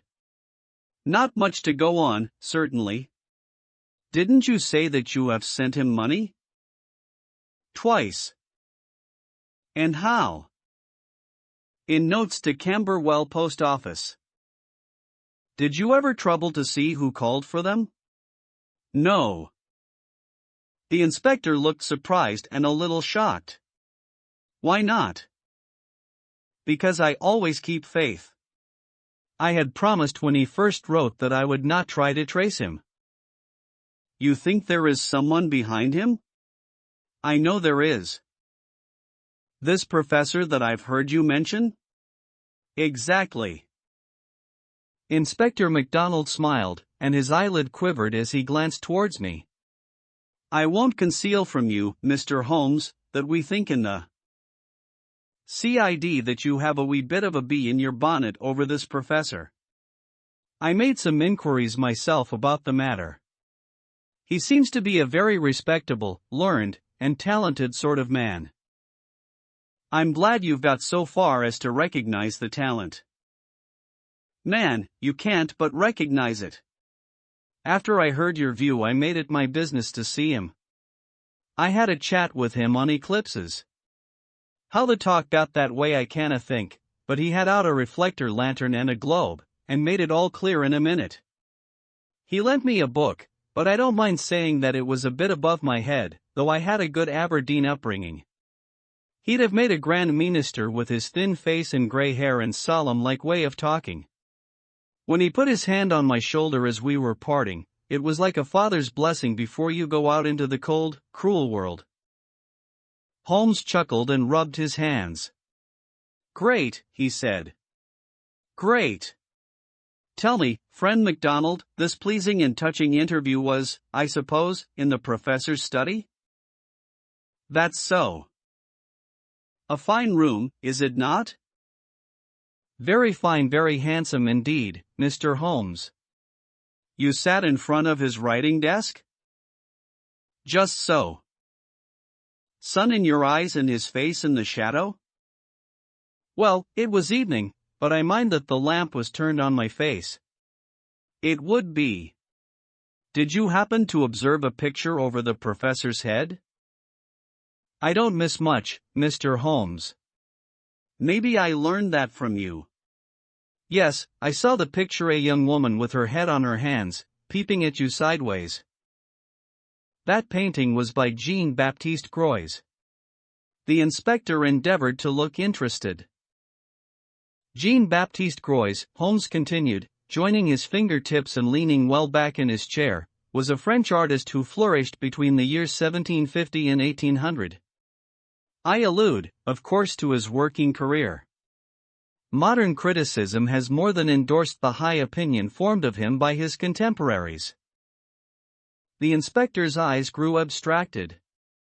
Hadn't we better, he said. We are doing so, Holmes interrupted. All that I am saying has a very direct and vital bearing upon what you have called the Burlstone mystery. In fact, it may in a sense be called the very center of it. MacDonald smiled feebly, and looked appealingly to me. Your thoughts move a bit too quick for me, Mr. Holmes. You leave out a link or two, and I can't get over the gap. What in the whole wide world can be the connection between this dead painting man and the affair at Burlstone? All knowledge comes useful to the detective, remarked Holmes. Even the trivial fact that in the year 1865 a picture by Gros entitled La Jeune Fille et l'Agneau fetched 1,200,000 francs, more than £40,000 at the Portalis sale, may start a train of reflection in your mind. It was clear that it did. The inspector looked honestly interested. I may remind you, Holmes continued, that the professor's salary can be ascertained in several trustworthy books of reference. It is 700 a year. Then how could he buy quite so? How could he? Aye, that's remarkable, said the inspector thoughtfully. Talk away, Mr. Holmes. I'm just loving it. It's fine. Holmes smiled. He was always warmed by genuine admiration, the characteristic of the real artist. What about Burlstone? He asked. We've time yet, said the inspector, glancing at his watch. I've a cab at the door, and it won't take us 20 minutes to Victoria. But about this picture, I thought you told me once, Mr. Holmes, that you had never met Professor Moriarty. No, I never have. Then how do you know about his rooms? Ah, that's another matter. I have been 3 times in his rooms, twice waiting for him under different pretexts and leaving before he came. Once, well, I can hardly tell about the once to an official detective. It was on the last occasion that I took the liberty of running over his papers with the most unexpected results. You found something compromising? Absolutely nothing. That was what amazed me. However, you have now seen the point of the picture. It shows him to be a very wealthy man. How did he acquire wealth? He is unmarried. His younger brother is a station master in the west of England. His chair is worth 700 a year. And he owns a Gros. Well, surely the inference is plain. You mean that he has a great income and that he must earn it in an illegal fashion? Exactly. Of course, I have other reasons for thinking so, dozens of exiguous threads which lead vaguely up towards the center of the web where the poisonous, motionless creature is lurking. I only mention the Gros because it brings the matter within the range of your own observation. Well, Mr. Holmes, I admit that what you say is interesting. It's more than interesting, it's just wonderful. But let us have it a little clearer if you can. Is it forgery, coining, burglary? Where does the money come from? Have you ever read of Jonathan Wild?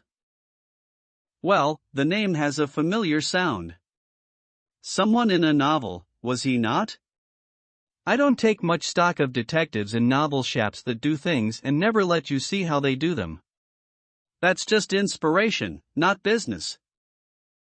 Jonathan Wild wasn't a detective, and he wasn't in a novel. He was a master criminal, and he lived last century 1750 or thereabouts. Then he's no use to me. I'm a practical man.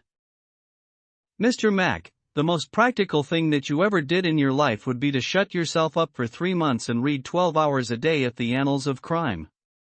Everything comes in circles, even Professor Moriarty. Jonathan Wild was the hidden force of the London criminals, to whom he sold his brains and his organization on a 15% commission. The old wheel turns, and the same spoke comes up.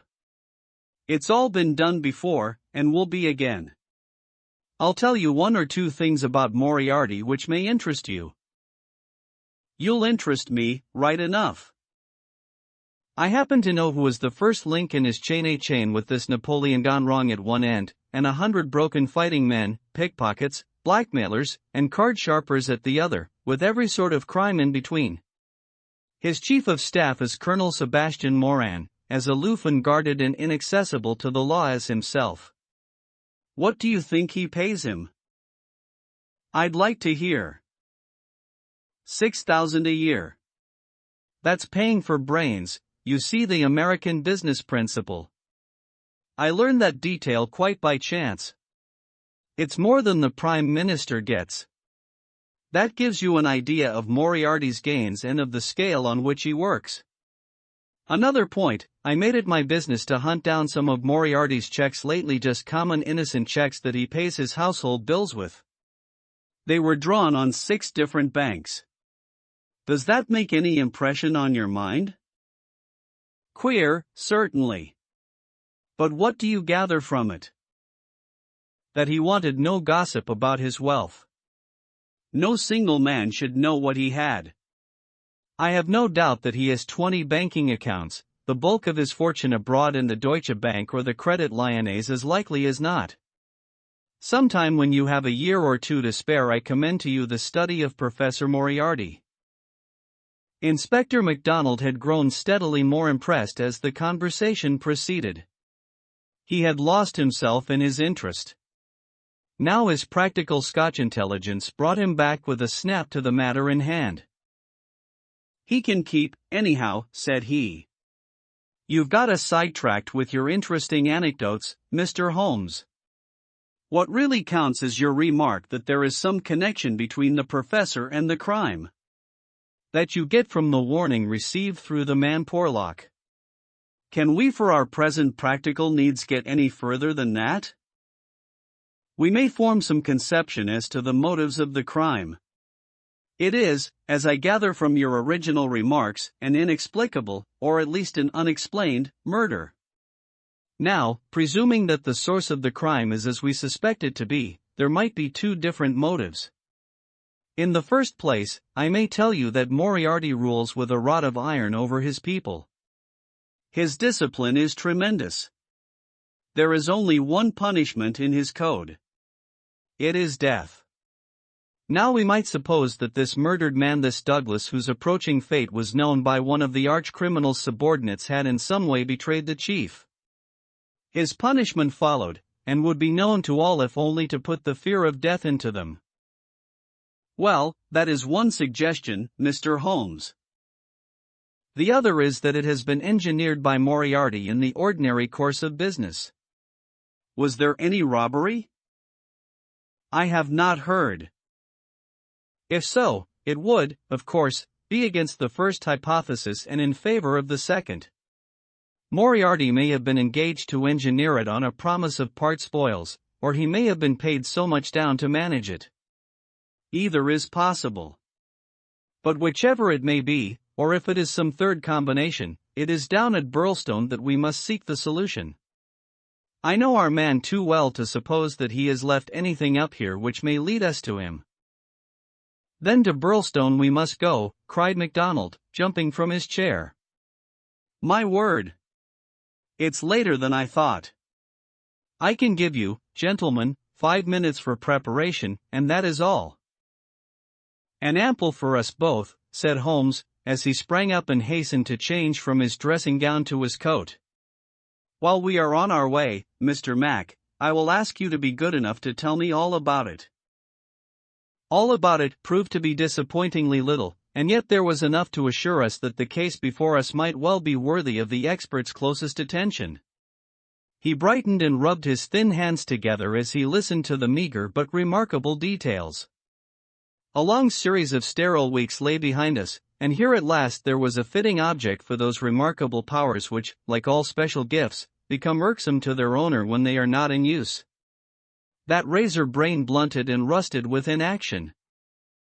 Sherlock Holmes's eyes glistened, his pale cheeks took a warmer hue, and his whole eager face shone with an inward light when the call for work reached him. Leaning forward in the cab, he listened intently to MacDonald's short sketch of the problem which awaited us in Sussex. The inspector was himself dependent, as he explained to us, upon a scribbled account forwarded to him by the milk train in the early hours of the morning.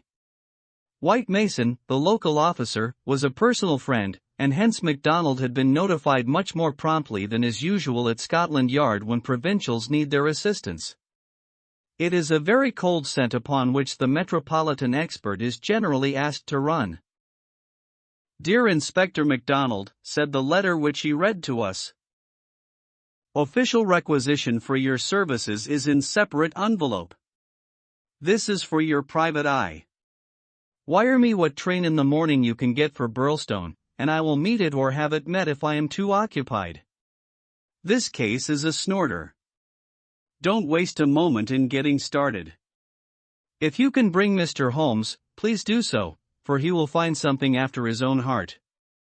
We would think the whole had been fixed up for theatrical effect if there wasn't a dead man in the middle of it. My word! It is a snorter." "Your friend seems to be no fool," remarked Holmes. "No, sir, White Mason is a very live man, if I am any judge." "Well, have you anything more?" "Only that he will give us every detail when we meet." "Then how did you get at Mr. Douglas and the fact that he had been horribly murdered?" "That was in the enclosed official report. It didn't say horrible, that's not a recognized official term. It gave the name John Douglas. It mentioned that his injuries had been in the head, from the discharge of a shotgun. It also mentioned the hour of the alarm, which was close on to midnight last night. It added that the case was undoubtedly one of murder, but that no arrest had been made, and that the case was one which presented some very perplexing and extraordinary features. That's absolutely all we have at present, Mr. Holmes." "Then, with your permission, we will leave it at that, Mr. Mac. The temptation to form premature theories upon insufficient data is the bane of our profession. I can see only two things for certain at present: a great brain in London, and a dead man in Sussex. It's the chain between that we are going to trace." Chapter 3: The Tragedy of Burlstone. Now for a moment I will ask leave to remove my own insignificant personality and to describe events which occurred before we arrived upon the scene by the light of knowledge which came to us afterwards. Only in this way can I make the reader appreciate the people concerned in the strange setting in which their fate was cast. The village of Burlstone is a small and very ancient cluster of half-timbered cottages on the northern border of the county of Sussex. For centuries it had remained unchanged, but within the last few years its picturesque appearance and situation have attracted a number of well-to-do residents, whose villas peep out from the woods around. These woods are locally supposed to be the extreme fringe of the Great Weald Forest, which thins away until it reaches the northern chalk downs. A number of small shops have come into being to meet the wants of the increased population, so there seems some prospect that Burlstone may soon grow from an ancient village into a modern town. It is the center for a considerable area of country, since Tunbridge Wells, the nearest place of importance, is 10 or 12 miles to the eastward, over the borders of Kent. About half a mile from the town, standing in an old park famous for its huge beech trees, is the ancient manor house of Burlstone. Part of this venerable building dates back to the time of the First Crusade, when Hugo de Capus built a Fort Alice in the center of the estate, which had been granted to him by the Red King. This was destroyed by fire in 1543, and some of its smoke-blackened cornerstones were used when, in Jacobean times, a brick country house rose upon the ruins of the feudal castle. The manor house, with its many gables and its small diamond-paned windows, was still much as the builder had left it in the early 17th century. Of the double moats which had guarded its more warlike predecessor, the outer had been allowed to dry up, and served the humble function of a kitchen garden. The inner one was still there, and lay 40 feet in breadth, though now only a few feet in depth, round the whole house. A small stream fed it and continued beyond it, so that the sheet of water, though turbid, was never ditch-like or unhealthy. The ground floor windows were within a foot of the surface of the water. The only approach to the house was over a drawbridge, the chains and windlass of which had long been rusted and broken. The latest tenants of the manor house had, however, with characteristic energy, set this right, and the drawbridge was not only capable of being raised, but actually was raised every evening and lowered every morning. By thus renewing the custom of the old feudal days, the manor house was converted into an island during the night, a fact which had a very direct bearing upon the mystery which was soon to engage the attention of all England. The house had been untenanted for some years and was threatening to moulder into a picturesque decay when the Douglases took possession of it. This family consisted of only two individuals, John Douglas and his wife. Douglas was a remarkable man, both in character and in person. In age he may have been about 50, with a strong-jawed, rugged face, a grizzling mustache, peculiarly keen gray eyes, and a wiry, vigorous figure which had lost nothing of the strength and activity of youth. He was cheery and genial to all, but somewhat offhand in his manners, giving the impression that he had seen life and social strata on some far lower horizon than the county society of Sussex. Yet, though looked at with some curiosity and reserve by his more cultivated neighbors, he soon acquired a great popularity among the villagers, subscribing handsomely to all local objects, and attending their smoking concerts and other functions, where, having a remarkably rich tenor voice, he was always ready to oblige with an excellent song. He appeared to have plenty of money, which was said to have been gained in the California gold fields, and it was clear from his own talk and that of his wife that he had spent a part of his life in America. The good impression which had been produced by his generosity and by his democratic manners was increased by a reputation gained for utter indifference to danger. Though a wretched rider, he turned out at every meet, and took the most amazing falls in his determination to hold his own with the best.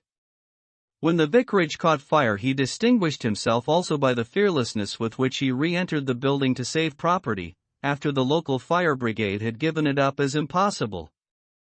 Thus it came about that John Douglas of the Manor House had within 5 years won himself quite a reputation in Burlstone.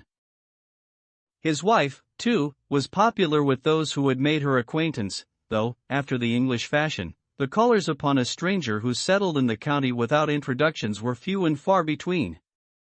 This mattered the less to her, as she was retiring by disposition, and very much absorbed, to all appearance, in her husband and her domestic duties. It was known that she was an English lady who had met Mr. Douglas in London, he being at that time a widower. She was a beautiful woman, tall, dark, and slender, some 20 years younger than her husband, a disparity which seemed in no wise to mar the contentment of their family life.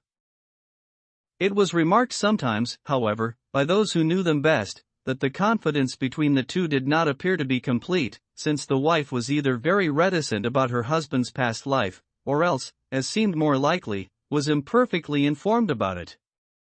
It had also been noted and commented upon by a few observant people that there were signs sometimes of some nerve strain upon the part of Mrs. Douglas, and that she would display acute uneasiness if her absent husband should ever be particularly late in his return.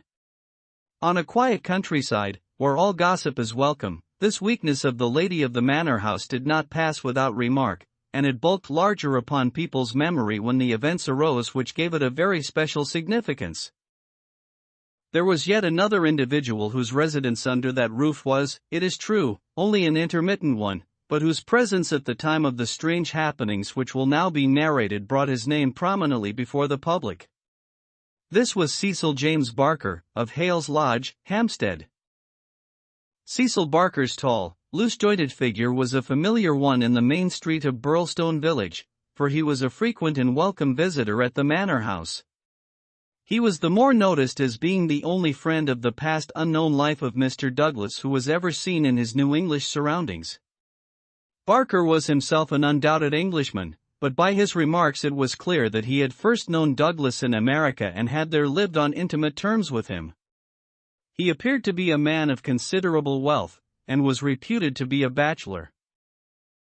In age he was rather younger than Douglas, 45 at the most, a tall, straight, broad-chested fellow with a clean-shaved, prizefighter face, thick, strong, black eyebrows, and a pair of masterful black eyes which might, even without the aid of his very capable hands, clear a way for him through a hostile crowd. He neither rode nor shot, but spent his days in wandering round the old village with his pipe in his mouth, or in driving with his host, or in his absence with his hostess, over the beautiful countryside. "An easy-going, free-handed gentleman," said Ames, the butler. "But, my word! I had rather not be the man that crossed him." He was cordial and intimate with Douglas, and he was no less friendly with his wife, a friendship which more than once seemed to cause some irritation to the husband, so that even the servants were able to perceive his annoyance. Such was the third person who was one of the family when the catastrophe occurred. As to the other denizens of the old building, it will suffice out of a large household to mention the prim, respectable, and capable Ames, and Mrs. Allen, a buxom and cheerful person, who relieved the lady of some of her household cares. The other 6 servants in the house bear no relation to the events of the night of January 6. It was at 11:45 that the first alarm reached the small local police station, in charge of Sergeant Wilson of the Sussex Constabulary. Cecil Barker, much excited, had rushed up to the door and pealed furiously upon the bell.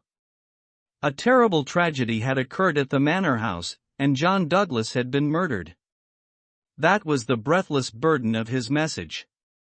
He had hurried back to the house, followed within a few minutes by the police sergeant, who arrived at the scene of the crime a little after 12 o'clock, after taking prompt steps to warn the county authorities that something serious was afoot. On reaching the manor house, the sergeant had found the drawbridge down, the windows lighted up, and the whole household in a state of wild confusion and alarm. The white-faced servants were huddling together in the hall, with the frightened butler wringing his hands in the doorway. Only Cecil Barker seemed to be master of himself and his emotions. He had opened the door which was nearest to the entrance and he had beckoned to the sergeant to follow him. At that moment there arrived Dr. Wood, a brisk and capable general practitioner from the village. The 3 men entered the fatal room together, while the horror-stricken butler followed at their heels, closing the door behind him to shut out the terrible scene from the maidservants. The dead man lay on his back, sprawling with outstretched limbs in the center of the room. He was clad only in a pink dressing gown, which covered his night clothes. There were carpet slippers on his bare feet. The doctor knelt beside him and held down the hand lamp which had stood on the table. One glance at the victim was enough to show the healer that his presence could be dispensed with. The man had been horribly injured. Lying across his chest was a curious weapon, a shotgun with the barrel sawed off a foot in front of the triggers. It was clear that this had been fired at close range and that he had received the whole charge in the face, blowing his head almost to pieces. The triggers had been wired together, so as to make the simultaneous discharge more destructive. The country policeman was unnerved and troubled by the tremendous responsibility which had come so suddenly upon him. "We will touch nothing until my superiors arrive," he said in a hushed voice, staring in horror at the dreadful head. "Nothing has been touched up to now," said Cecil Barker. "I'll answer for that. You see it all exactly as I found it." "When was that?" The sergeant had drawn out his notebook. "It was just 11:30. I had not begun to undress, and I was sitting by the fire in my bedroom when I heard the report. It was not very loud, it seemed to be muffled. I rushed down. I don't suppose it was 30 seconds before I was in the room." "Was the door open?" "Yes, it was open. Poor Douglas was lying as you see him. His bedroom candle was burning on the table. It was I who lit the lamp some minutes afterward. Did you see no one? No. I heard Mrs. Douglas coming down the stair behind me, and I rushed out to prevent her from seeing this dreadful sight. Mrs. Allen, the housekeeper, came and took her away. Ames had arrived, and we ran back into the room once more. But surely I have heard that the drawbridge is kept up all night. Yes, it was up until I lowered it. Then how could any murderer have got away? It is out of the question.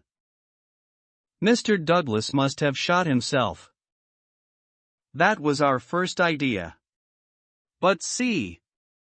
Barker drew aside the curtain and showed that the long, diamond-pane window was open to its full extent. And look at this. He held the lamp down and illuminated a smudge of blood like the mark of a boot sole upon the wooden sill. Someone has stood there in getting out. You mean that someone waded across the moat? Exactly. Then if you were in the room within half a minute of the crime, he must have been in the water at that very moment. I have not a doubt of it. I wish to heaven that I had rushed to the window. But the curtain screened it, as you can see, and so it never occurred to me. Then I heard the step of Mrs. Douglas, and I could not let her enter the room. It would have been too horrible. Horrible enough, said the doctor, looking at the shattered head and the terrible marks which surrounded it. I've never seen such injuries since the Burlstone Railway smash. But, I say, remarked the police sergeant, whose slow, bucolic common sense was still pondering the open window. It's all very well you're saying that a man escaped by wading this moat, but what I ask you is, how did he ever get into the house at all if the bridge was up? Ah, that's the question, said Barker. At what o'clock was it raised? It was nearly 6 o'clock, said Ames, the butler. I've heard, said the sergeant, that it was usually raised at sunset. That would be nearer 4:30 than 6 at this time of year. Mrs. Douglas had visitors to tea, said Ames. I couldn't raise it until they went. Then I wound it up myself. Then it comes to this, said the sergeant, if anyone came from outside if they must have gotten across the bridge before 6 and been in hiding ever since, until Mr. Douglas came into the room after 11. That is so. Mr. Douglas went round the house every night the last thing before he turned in to see that the lights were right. That brought him in here. The man was waiting and shot him. Then he got away through the window and left his gun behind him. That's how I read it, for nothing else will fit the facts. The sergeant picked up a card which lay beside the dead man on the floor. The initials VV and under them the number 341 were rudely scrawled in ink upon it. What's this? He asked, holding it up. Barker looked at it with curiosity. I never noticed it before, he said. The murderer must have left it behind him. V.V. 341, I can make no sense of that. The sergeant kept turning it over in his big fingers. What's VV? Somebody's initials, maybe. What have you got there, Dr. Wood? It was a good-sized hammer which had been lying on the rug in front of the fireplace, a substantial, workmanlike hammer. Cecil Barker pointed to a box of brass-headed nails upon the mantelpiece. Mr. Douglas was altering the pictures yesterday, he said. I saw him myself, standing upon that chair and fixing the big picture above it. That accounts for the hammer. We'd best put it back on the rug where we found it, said the sergeant, scratching his puzzled head in his perplexity. It will want the best brains in the force to get to the bottom of this thing. It will be a London job before it is finished. He raised the hand lamp and walked slowly round the room. Hello, he cried, excitedly, drawing the window curtain to one side. What o'clock were those curtains drawn? When the lamps were lit, said the butler. It would be shortly after 4. Someone had been hiding here, sure enough. He held down the light, and the marks of muddy boots were very visible in the corner. I'm bound to say this bears out your theory, Mr. Barker. It looks as if the man got into the house after 4 when the curtains were drawn, and before 6 when the bridge was raised. He slipped into this room, because it was the first that he saw. There was no other place where he could hide, so he popped in behind this curtain. That all seems clear enough. It is likely that his main idea was to burgle the house, but Mr. Douglas chanced to come upon him, so he murdered him and escaped. That's how I read it, said Barker. But, I say, aren't we wasting precious time? Couldn't we start out and scout the country before the fellow gets away? The sergeant considered for a moment. There are no trains before 6 in the morning, so he can't get away by rail. If he goes by road with his legs all dripping, it's odds that someone will notice him. Anyhow, I can't leave here myself until I am relieved. But I think none of you should go until we see more clearly how we all stand. The doctor had taken the lamp and was narrowly scrutinizing the body. What's this mark? He asked. Could this have any connection with the crime? The dead man's right arm was thrust out from his dressing gown, and exposed as high as the elbow. About halfway up the forearm was a curious brown design, a triangle inside a circle, standing out in vivid relief upon the lard-colored skin. It's not tattooed, said the doctor, peering through his glasses. I never saw anything like it. The man has been branded at some time as they brand cattle. What is the meaning of this? I don't profess to know the meaning of it, said Cecil Barker, but I have seen the mark on Douglas many times this last 10 years. And so have I, said the butler. Many a time when the master has rolled up his sleeves I have noticed that very mark. I've often wondered what it could be. Then it has nothing to do with the crime, anyhow, said the sergeant. But it's a rum thing all the same. Everything about this case is rum. Well, what is it now? The butler had given an exclamation of astonishment and was pointing at the dead man's outstretched hand. They've taken his wedding ring, he gasped. What? Yes, indeed. Master always wore his plain gold wedding ring on the little finger of his left hand. That ring with the rough nugget on it was above it, and the twisted snake ring on the third finger. There's the nugget and there's the snake, but the wedding ring is gone. He's right, said Barker. Do you tell me, said the sergeant, that the wedding ring was below the other? Always. Then the murderer, or whoever it was, first took off this ring you call the nugget ring, then the wedding ring, and afterwards put the nugget ring back again. That is so. The worthy country policeman shook his head. Seems to me the sooner we get London on to this case the better, said he. White Mason is a smart man. No local job has ever been too much for White Mason. It won't be long now before he is here to help us. But I expect we'll have to look to London before we are through. Anyhow, I'm not ashamed to say that it is a deal too thick for the likes of me. Chapter 4, Darkness. At 3 a.m. the chief Sussex detective, obeying the urgent call from Sergeant Wilson of Burlstone, arrived from headquarters in a light dogcart behind a breathless trotter. By the 5:40 train in the morning he had sent his message to Scotland Yard, and he was at the Burlstone station at 12 o'clock to welcome us. White Mason was a quiet, comfortable-looking person in a loose tweed suit, with a clean-shaved, ruddy face, a stoutish body, and powerful bandy legs adorned with gaiters, looking like a small farmer, a retired gamekeeper, or anything upon earth except a very favorable specimen of the provincial criminal officer. A real downright snorter, Mr. MacDonald, he kept repeating. We'll have the pressmen down like flies when they understand it. I'm hoping we will get our work done before they get poking their noses into it and messing up all the trails. There has been nothing like this that I can remember. There are some bits that will come home to you, Mr. Holmes, or I am mistaken. And you also, Dr. Watson, for the medicos will have a word to say before we finish. Your room is at the Westville Arms. There's no other place, but I hear that it is clean and good. The man will carry your bags.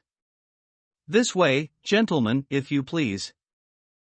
He was a very bustling and genial person, this Sussex detective. In 10 minutes we had all found our quarters. In 10 more we were seated in the parlor of the inn and being treated to a rapid sketch of those events which have been outlined in the previous chapter. MacDonald made an occasional note, while Holmes sat absorbed, with the expression of surprised and reverent admiration with which the botanist surveys the rare and precious bloom. Remarkable, he said, when the story was unfolded, most remarkable. I can hardly recall any case where the features have been more peculiar.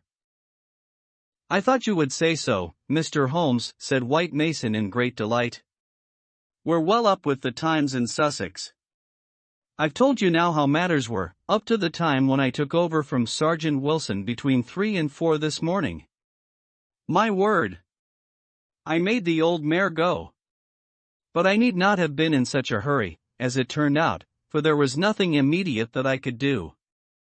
Sergeant Wilson had all the facts. I checked them and considered them and maybe added a few of my own.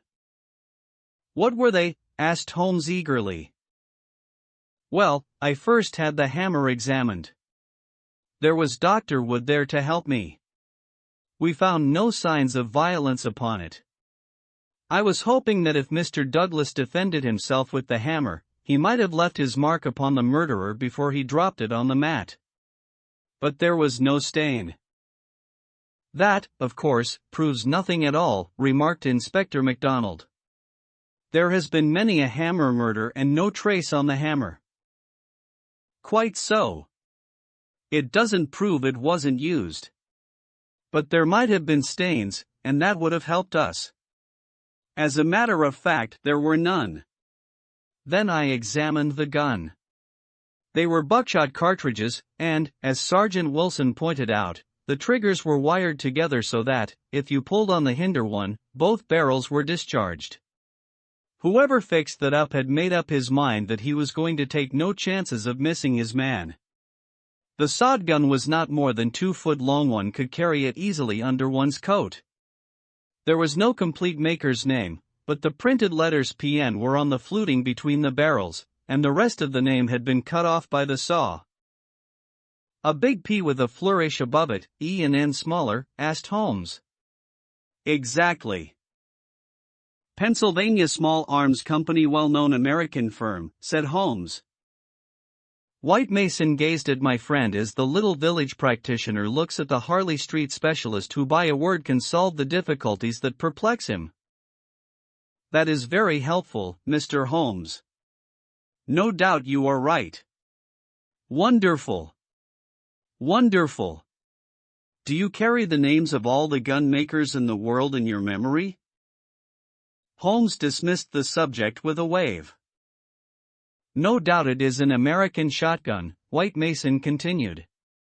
I seem to have read that a sawed-off shotgun is a weapon used in some parts of America. Apart from the name upon the barrel, the idea had occurred to me. There is some evidence then, that this man who entered the house and killed its master was an American. MacDonald shook his head. Man, you are surely traveling over fast, said he. I have heard no evidence yet that any stranger was ever in the house at all. The open window, the blood on the sill, the queer card, the marks of boots in the corner, the gun. Nothing there that could not have been arranged. Mr. Douglas was an American, or had lived long in America. So had Mr. Barker. You don't need to import an American from outside in order to account for American doings. Ames, the butler. What about him? Is he reliable? 10 years with Sir Charles Chandos, as solid as a rock. He has been with Douglas ever since he took the manor house 5 years ago. He has never seen a gun of this sort in the house. The gun was made to conceal. That's why the barrels were sawed. It would fit into any box. How could he swear there was no such gun in the house? Well, anyhow, he had never seen one. MacDonald shook his obstinate Scotch head. I'm not convinced yet that there was ever anyone in the house, said he. I'm asking you to consider, his accent became more Aberdonian as he lost himself in his argument, I'm asking you to consider what it involves if you suppose that this gun was ever brought into the house, and that all these strange things were done by a person from outside. Oh, man, it's just inconceivable. It's clean against common sense. I put it to you, Mr. Holmes, judging it by what we have heard. Well, state your case, Mr. Mac, said Holmes in his most judicial style. The man is not a burglar, supposing that he ever existed. The ring business and the card point to premeditated murder for some private reason. Very good. Here is a man who slips into a house with the deliberate intention of committing murder. He knows, if he knows anything, that he will have a difficulty in making his escape, as the house is surrounded with water. What weapon would he choose? You would say the most silent in the world. Then he could hope when the deed was done to slip quickly from the window, to wade the moat, and to get away at his leisure. That's understandable. But is it understandable that he should go out of his way to bring with him the most noisy weapon he could select, knowing well that it will fetch every human being in the house to the spot as quick as they can run, and that it is all odds that he will be seen before he can get across the moat? Is that credible, Mr. Holmes? Well, you put the case strongly, my friend replied thoughtfully. It certainly needs a good deal of justification.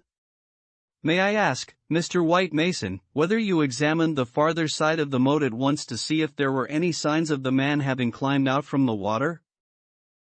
There were no signs, Mr. Holmes. But it is a stone ledge, and one could hardly expect them.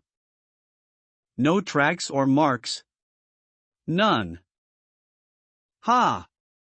Would there be any objection, Mr. White Mason, to our going down to the house at once? There may possibly be some small point which might be suggestive. I was going to propose it, Mr. Holmes, but I thought it well to put you in touch with all the facts before we go. I suppose if anything should strike you, White Mason looked doubtfully at the amateur. I have worked with Mr. Holmes before, said Inspector MacDonald. He plays the game. My own idea of the game, at any rate, said Holmes, with a smile. I go into a case to help the ends of justice and the work of the police. If I have ever separated myself from the official force, it is because they have first separated themselves from me. I have no wish ever to score at their expense. At the same time, Mr. White Mason, I claim the right to work in my own way and give my results at my own time complete rather than in stages. I am sure we are honored by your presence and to show you all we know, said White Mason cordially. Come along, Dr. Watson, and when the time comes we'll all hope for a place in your book. We walked down the quaint village street with a row of pollard elms on each side of it. Just beyond were two ancient stone pillars, weather-stained and lichen-blotched, bearing upon their summits a shapeless something which had once been the rampant lion of Capus of Burlstone. A short walk along the winding drive with such sward and oaks around it as one only sees in rural England, then a sudden turn, and the long, low Jacobean house of dingy, liver-colored brick lay before us, with an old-fashioned garden of cut yews on each side of it. As we approached it, there was the wooden drawbridge and the beautiful broad moat as still and luminous as quicksilver in the cold, winter sunshine. 3 centuries had flowed past the old manor house, centuries of births and of homecomings, of country dances and of the meetings of fox hunters. Strange that now in its old age this dark business should have cast its shadow upon the venerable walls. And yet those strange, peaked roofs and quaint, overhung gables were a fitting covering to grim and terrible intrigue. As I looked at the deep-set windows and the long sweep of the dull-colored, water-lapped front, I felt that no more fitting scene could be set for such a tragedy. That's the window, said White Mason, that one on the immediate right of the drawbridge. It's open just as it was found last night. It looks rather narrow for a man to pass. Well, it wasn't a fat man, anyhow. We don't need your deductions, Mr. Holmes, to tell us that. But you or I could squeeze through all right. Holmes walked to the edge of the moat and looked across. Then he examined the stone ledge and the grass border beyond it. I've had a good look, Mr. Holmes, said White Mason. There is nothing there, no sign that anyone has landed, but why should he leave any sign? Exactly. Why should he? Is the water always turbid? Generally about this color. The stream brings down the clay. How deep is it? About 2 feet at each side and 3 in the middle. So we can put aside all idea of the man having been drowned in crossing. No, a child could not be drowned in it. We walked across the drawbridge, and were admitted by a quaint, gnarled, dried-up person, who was the butler, Ames. The poor old fellow was white and quivering from the shock. The village sergeant, a tall, formal, melancholy man, still held his vigil in the room of fate. The doctor had departed. Anything fresh, Sergeant Wilson? Asked White Mason. No, sir. Then you can go home. You've had enough. We can send for you if we want you. The butler had better wait outside. Tell him to warn Mr. Cecil Barker, Mrs. Douglas, and the housekeeper that we may want a word with them presently. Now, gentlemen, perhaps you will allow me to give you the views I have formed first, and then you will be able to arrive at your own. He impressed me, this country specialist. He had a solid grip of fact and a cool, clear, common-sense brain, which should take him some way in his profession.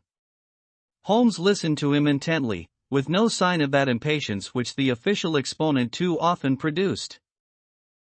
Is it suicide, or is it murder? That's our first question, gentlemen, is it not? If it were suicide, then we have to believe that this man began by taking off his wedding ring and concealing it, that he then came down here in his dressing gown, trampled mud into a corner behind the curtain in order to give the idea someone had waited for him, opened the window, put blood on the... We can surely dismiss that, said MacDonald. So I think. Suicide is out of the question. Then a murder has been done. What we have to determine is, whether it was done by someone outside or inside the house. Well, let's hear the argument. There are considerable difficulties both ways, and yet one or the other it must be. We will suppose first that some person or persons inside the house did the crime. They got this man down here at a time when everything was still and yet no one was asleep. They then did the deed with the queerest and noisiest weapon in the world so as to tell everyone what had happened, a weapon that was never seen in the house before. That does not seem a very likely start, does it? No, it does not. Well, then, everyone is agreed that after the alarm was given only a minute at the most had passed before the whole household, not Mr. Cecil Barker alone, though he claims to have been the first, but Ames and all of them were on the spot. Do you tell me that in that time the guilty person managed to make footmarks in the corner, open the window, mark the sill with blood, take the wedding ring off the dead man's finger, and all the rest of it? It's impossible. You put it very clearly, said Holmes. I am inclined to agree with you. Well, then, we are driven back to the theory that it was done by someone from outside. We are still faced with some big difficulties, but anyhow they have ceased to be impossibilities. The man got into the house between 4:30 and 6, that is to say, between dusk and the time when the bridge was raised. There had been some visitors, and the door was open, so there was nothing to prevent him. He may have been a common burglar, or he may have had some private grudge against Mr. Douglas. Since Mr. Douglas has spent most of his life in America, and this shotgun seems to be an American weapon, it would seem that the private grudge is the more likely theory. He slipped into this room because it was the first he came to, and he hid behind the curtain. There he remained until past 11 at night. At that time Mr. Douglas entered the room. It was a short interview, if there were any interview at all, for Mrs. Douglas declares that her husband had not left her more than a few minutes when she heard the shot. "The candle shows that," said Holmes. "Exactly. The candle, which was a new one, is not burned more than half an inch. He must have placed it on the table before he was attacked, otherwise, of course, it would have fallen when he fell. This shows that he was not attacked the instant that he entered the room. When Mr. Barker arrived, the candle was lit and the lamp was out. That's all clear enough. Well, now, we can reconstruct things on those lines. Mr. Douglas enters the room. He puts down the candle. A man appears from behind the curtain. He is armed with this gun. He demands the wedding ring. Heaven only knows why, but so it must have been. Mr. Douglas gave it up. Then, either in cold blood or in the course of a struggle, Douglas may have gripped the hammer that was found upon the mat. He shot Douglas in this horrible way. He dropped his gun, and also it would seem this queer card V.V. 341, whatever that may mean, and he made his escape through the window and across the moat at the very moment when Cecil Barker was discovering the crime. How's that, Mr. Holmes? Very interesting, but just a little unconvincing. Man, it would be absolute nonsense if it wasn't that anything else is even worse, cried MacDonald. Somebody killed the man, and whoever it was, I could clearly prove to you that he should have done it some other way. What does he mean by allowing his retreat to be cut off like that? What does he mean by using a shotgun when silence was his one chance of escape? Come, Mr. Holmes, it's up to you to give us a lead, since you say Mr. White Mason's theory is unconvincing. Holmes had sat intently observant during this long discussion, missing no word that was said, with his keen eyes darting to right and to left, and his forehead wrinkled with speculation. I should like a few more facts before I get so far as a theory, Mr. Mac, said he, kneeling down beside the body. Dear me. These injuries are really appalling. Can we have the butler in for a moment? Ames, I understand that you have often seen this very unusual mark, a branded triangle inside a circle upon Mr. Douglas's forearm? Frequently, sir. You never heard any speculation as to what it meant? No, sir. It must have caused great pain when it was inflicted. It is undoubtedly a burn. Now, I observe, Ames, that there is a small piece of plaster at the angle of Mr. Douglas's jaw. Did you observe that in life? Yes, sir, he cut himself in shaving yesterday morning. Did you ever know him to cut himself in shaving before? Not for a very long time, sir. Suggestive, said Holmes. It may, of course, be a mere coincidence, or it may point to some nervousness which would indicate that he had reason to apprehend danger. Had you noticed anything unusual in his conduct yesterday, Ames? It struck me that he was a little restless and excited, sir. Ha! The attack may not have been entirely unexpected. We do seem to make a little progress, do we not? Perhaps you would rather do the questioning, Mr. Mac? No, Mr. Holmes, it's in better hands than mine. Well, then, we will pass to this card V.V. 341. It is rough cardboard. Have you any of the sort in the house? I don't think so. Holmes walked across to the desk and dabbed a little ink from each bottle onto the blotting paper. It was not printed in this room, he said. This is black ink and the other purplish. It was done by a thick pen, and these are fine. No, it was done elsewhere, I should say. Can you make anything of the inscription, Ames? No, sir, nothing. What do you think, Mr. Mac? It gives me the impression of a secret society of some sort, the same with his badge upon the forearm. That's my idea, too, said White Mason. Well, we can adopt it as a working hypothesis and then see how far our difficulties disappear. An agent from such a society makes his way into the house, waits for Mr. Douglas, blows his head nearly off with this weapon, and escapes by wading the moat, after leaving a card beside the dead man, which will, when mentioned in the papers, tell other members of the society that vengeance has been done. That all hangs together. But why this gun, of all weapons? Exactly. And why the missing ring? Quite so. And why no arrest? It's past 2 now. I take it for granted that since dawn every constable within 40 miles has been looking out for a wet stranger? That is so, Mr. Holmes. Well, unless he has a burro close by or a change of clothes ready, they can hardly miss him. And yet they have missed him up to now.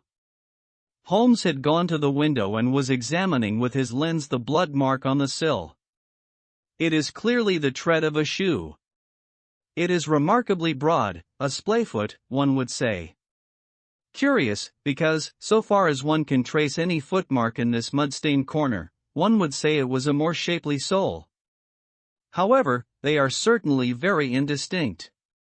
What's this under the side table? Mr. Douglas's dumbbells, said Ames. Dumbbell, there's only one. Where's the other? I don't know, Mr. Holmes.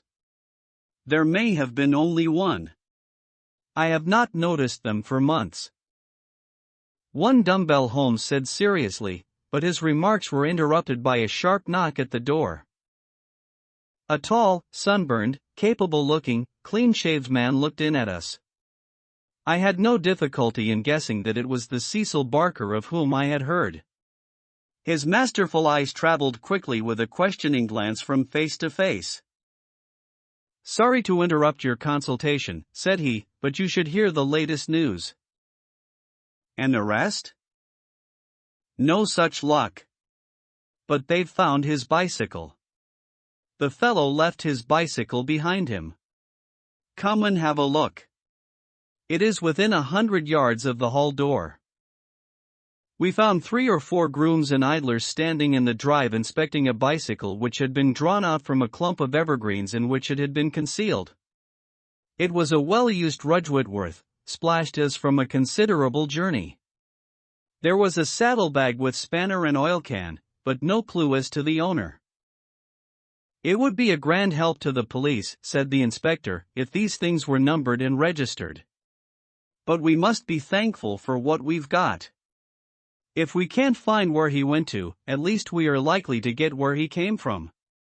But what in the name of all that is wonderful made the fellow leave it behind? And how in the world has he got away without it? We don't seem to get a gleam of light in the case, Mr. Holmes. Don't we? My friend answered thoughtfully. I wonder. Chapter 5, The People of the Drama.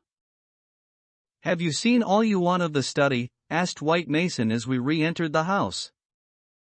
"For the time," said the inspector, and Holmes nodded. Then perhaps you would now like to hear the evidence of some of the people in the house. We could use the dining room, Ames. Please come yourself first and tell us what you know. The butler's account was a simple and a clear one, and he gave a convincing impression of sincerity. He had been engaged 5 years before, when Douglas first came to Burlstone. He understood that Mr. Douglas was a rich gentleman who had made his money in America. He had been a kind and considerate employer, not quite what Ames was used to, perhaps, but one can't have everything. He never saw any signs of apprehension in Mr. Douglas. On the contrary, he was the most fearless man he had ever known. He ordered the drawbridge to be pulled up every night because it was the ancient custom of the old house, and he liked to keep the old ways up. Mr. Douglas seldom went to London or left the village, but on the day before the crime he had been shopping at Tunbridge Wells. He, Ames, had observed some restlessness and excitement on the part of Mr. Douglas that day, for he had seemed impatient and irritable, which was unusual with him. He had not gone to bed that night, but was in the pantry at the back of the house, putting away the silver, when he heard the bell ring violently. He heard no shot, but it was hardly possible he would, as the pantry and kitchens were at the very back of the house and there were several closed doors and a long passage between. The housekeeper had come out of her room, attracted by the violent ringing of the bell. They had gone to the front of the house together. As they reached the bottom of the stairs, he had seen Mrs. Douglas coming down it. No, she was not hurrying. It did not seem to him that she was particularly agitated. Just as she reached the bottom of the stair, Mr. Barker had rushed out of the study. He had stopped Mrs. Douglas and begged her to go back. "For God's sake, go back to your room," he cried. "Poor Jack is dead. You can do nothing. For God's sake, go back." After some persuasion upon the stairs, Mrs. Douglas had gone back. She did not scream. She made no outcry whatever. Mrs. Allen, the housekeeper, had taken her upstairs and stayed with her in the bedroom. Ames and Mr. Barker had then returned to the study, where they had found everything exactly as the police had seen it. The candle was not lit at that time, but the lamp was burning. They had looked out of the window, but the night was very dark and nothing could be seen or heard. They had then rushed out into the hall, where Ames had turned the windlass which lowered the drawbridge. Mr. Barker had then hurried off to get the police. Such, in its essentials, was the evidence of the butler. The account of Mrs. Allen, the housekeeper, was, so far as it went, a corroboration of that of her fellow servant. The housekeeper's room was rather nearer to the front of the house than the pantry in which Ames had been working. She was preparing to go to bed when the loud ringing of the bell had attracted her attention. She was a little hard of hearing. Perhaps that was why she had not heard the shot, but in any case the study was a long way off. She remembered hearing some sound which she imagined to be the slamming of a door. That was a good deal earlier, half an hour at least before the ringing of the bell. When Mr. Ames ran to the front, she went with him. She saw Mr. Barker, very pale and excited, come out of the study. He intercepted Mrs. Douglas, who was coming down the stairs. He entreated her to go back, and she answered him, but what she said could not be heard. "Take her up. Stay with her," he had said to Mrs. Allen. She had therefore taken her to the bedroom, and endeavored to soothe her. She was greatly excited, trembling all over, but made no other attempt to go downstairs. She just sat in her dressing gown by her bedroom fire, with her head sunk in her hands.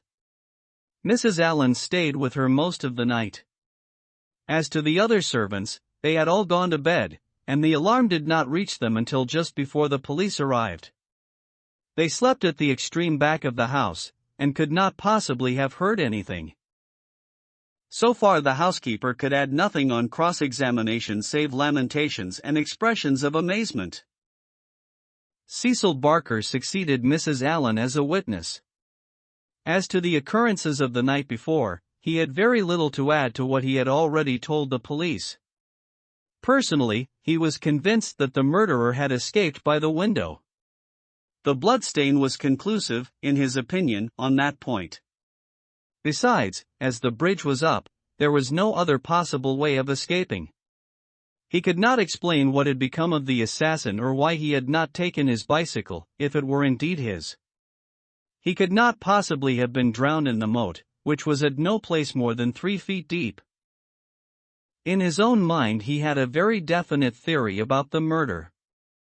Douglas was a reticent man, and there were some chapters in his life of which he never spoke. He had emigrated to America when he was a very young man. He had prospered well, and Barker had first met him in California, where they had become partners in a successful mining claim at a place called Benito Canyon. They had done very well, but Douglas had suddenly sold out and started for England. He was a widower at that time. Barker had afterwards realized his money and come to live in London. Thus they had renewed their friendship. Douglas had given him the impression that some danger was hanging over his head, and he had always looked upon his sudden departure from California, and also his renting a house in so quiet a place in England, as being connected with this peril. He imagined that some secret society, some implacable organization, was on Douglas's track, which would never rest until it killed him. Some remarks of his had given him this idea, though he had never told him what the society was, nor how he had come to offend it. He could only suppose that the legend upon the placard had some reference to this secret society. "How long were you with Douglas in California?" asked Inspector MacDonald. 5 years altogether." "He was a bachelor, you say?" "A widower." "Have you ever heard where his first wife came from?" "No, I remember his saying that she was of German extraction, and I have seen her portrait. She was a very beautiful woman. She died of typhoid the year before I met him." "You don't associate his past with any particular part of America?" "I have heard him talk of Chicago. He knew that city well and had worked there. I have heard him talk of the coal and iron districts. He had traveled a good deal in his time." "Was he a politician? Had this secret society to do with politics?" "No, he cared nothing about politics." "You have no reason to think it was criminal?" "On the contrary, I never met a straighter man in my life." "Was there anything curious about his life in California?" "He liked best to stay and to work at our claim in the mountains. He would never go where other men were if he could help it. That's why I first thought that someone was after him. Then when he left so suddenly for Europe I made sure that it was so. I believe that he had a warning of some sort. Within a week of his leaving 6 men were inquiring for him." "What sort of men?" "Well, they were a mighty hard-looking crowd. They came up to the claim and wanted to know where he was. I told them that he was gone to Europe and that I did not know where to find him. They meant him no good, it was easy to see that." "Were these men Americans, Californians?" "Well, I don't know about Californians. They were Americans, all right. But they were not miners. I don't know what they were, and was very glad to see their backs." "That was 6 years ago?" "Nearer 7. "And then you were together 5 years in California, so that this business dates back not less than 11 years at the least?" "That is so." "It must be a very serious feud that would be kept up with such earnestness for as long as that. It would be no light thing that would give rise to it. I think it shadowed his whole life. It was never quite out of his mind. But if a man had a danger hanging over him, and knew what it was, don't you think he would turn to the police for protection?" "Maybe it was some danger that he could not be protected against." "There's one thing you should know. He always went about armed. His revolver was never out of his pocket. But, by bad luck, he was in his dressing gown and had left it in the bedroom last night. Once the bridge was up, I guess he thought he was safe." "I should like these dates a little clearer," said MacDonald. "It is quite 6 years since Douglas left California. You followed him next year, did you not?" "That is so." "And he had been married 5 years. You must have returned about the time of his marriage." "About a month before. I was his best man." "Did you know Mrs. Douglas before her marriage?" "No, I did not. I had been away from England for 10 years. But you have seen a good deal of her since." Barker looked sternly at the detective. "I have seen a good deal of him since," he answered. "If I have seen her, it is because you cannot visit a man without knowing his wife.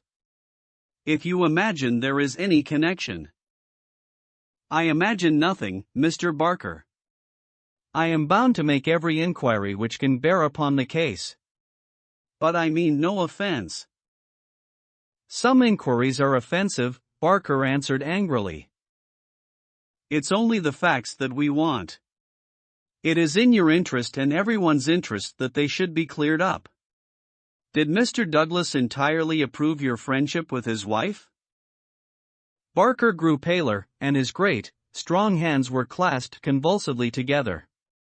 You have no right to ask such questions, he cried. What has this to do with the matter you are investigating? I must repeat the question. Well, I refuse to answer.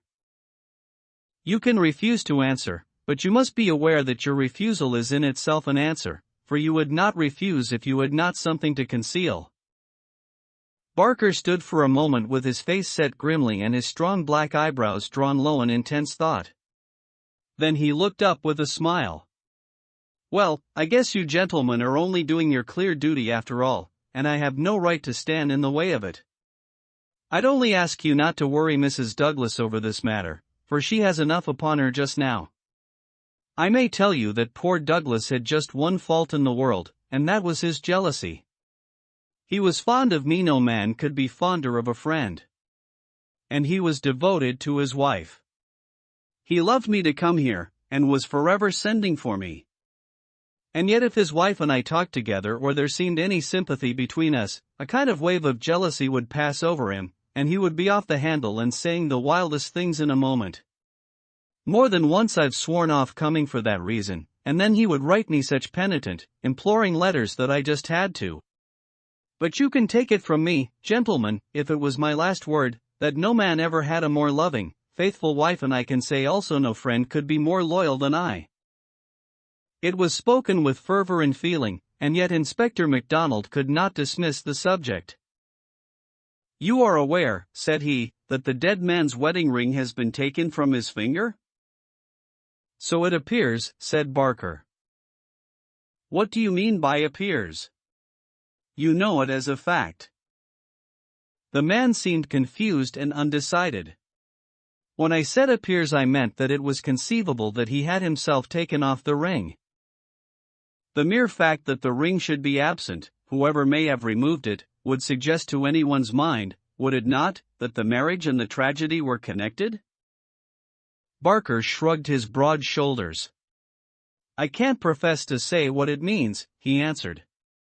But if you mean to hint that it could reflect in any way upon this lady's honor, his eyes blazed for an instant, and then with an evident effort he got a grip upon his own emotions. Well, you are on the wrong track, that's all. I don't know that I've anything else to ask you at present, said MacDonald, coldly. There was one small point, remarked Sherlock Holmes. When you entered the room there was only a candle lighted on the table, was there not? Yes, that was so. By its light you saw that some terrible incident had occurred? Exactly. You at once rang for help? Yes. And it arrived very speedily? Within a minute or so. And yet when they arrived they found that the candle was out and that the lamp had been lighted. That seems very remarkable. Again Barker showed some signs of indecision. I don't see that it was remarkable, Mr. Holmes, he answered after a pause. The candle threw a very bad light. My first thought was to get a better one. The lamp was on the table, so I lit it. And blew out the candle? Exactly. Holmes asked no further question, and Barker, with a deliberate look from one to the other of us, which had, as it seemed to me, something of defiance in it, turned and left the room. Inspector MacDonald had sent up a note to the effect that he would wait upon Mrs. Douglas in her room, but she had replied that she would meet us in the dining room.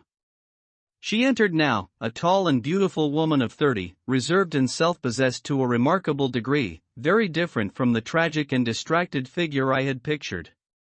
It is true that her face was pale and drawn, like that of one who has endured a great shock, but her manner was composed, and the finely molded hand which she rested upon the edge of the table was as steady as my own. Her sad, appealing eyes traveled from one to the other of us with a curiously inquisitive expression. That questioning gaze transformed itself suddenly into abrupt speech. Have you found anything out yet? She asked. Was it my imagination that there was an undertone of fear rather than of hope in the question? We have taken every possible step, Mrs. Douglas, said the inspector. You may rest assured that nothing will be neglected. Spare no money, she said in a dead, even tone. It is my desire that every possible effort should be made. Perhaps you can tell us something which may throw some light upon the matter. I fear not, but all I know is at your service. We have heard from Mr. Cecil Barker that you did not actually see that you were never in the room where the tragedy occurred? No, he turned me back upon the stairs. He begged me to return to my room. Quite so. You had heard the shot, and you had at once come down. I put on my dressing gown and then came down. How long was it after hearing the shot that you were stopped on the stair by Mr. Barker? It may have been a couple of minutes. It is so hard to reckon time at such a moment. He implored me not to go on. He assured me that I could do nothing. Then Mrs. Allen, the housekeeper, led me upstairs again. It was all like some dreadful dream. Can you give us any idea how long your husband had been downstairs before you heard the shot? No, I cannot say. He went from his dressing room, and I did not hear him go. He did the round of the house every night, for he was nervous of fire. It is the only thing that I have ever known him nervous of. That is just the point which I want to come to, Mrs. Douglas.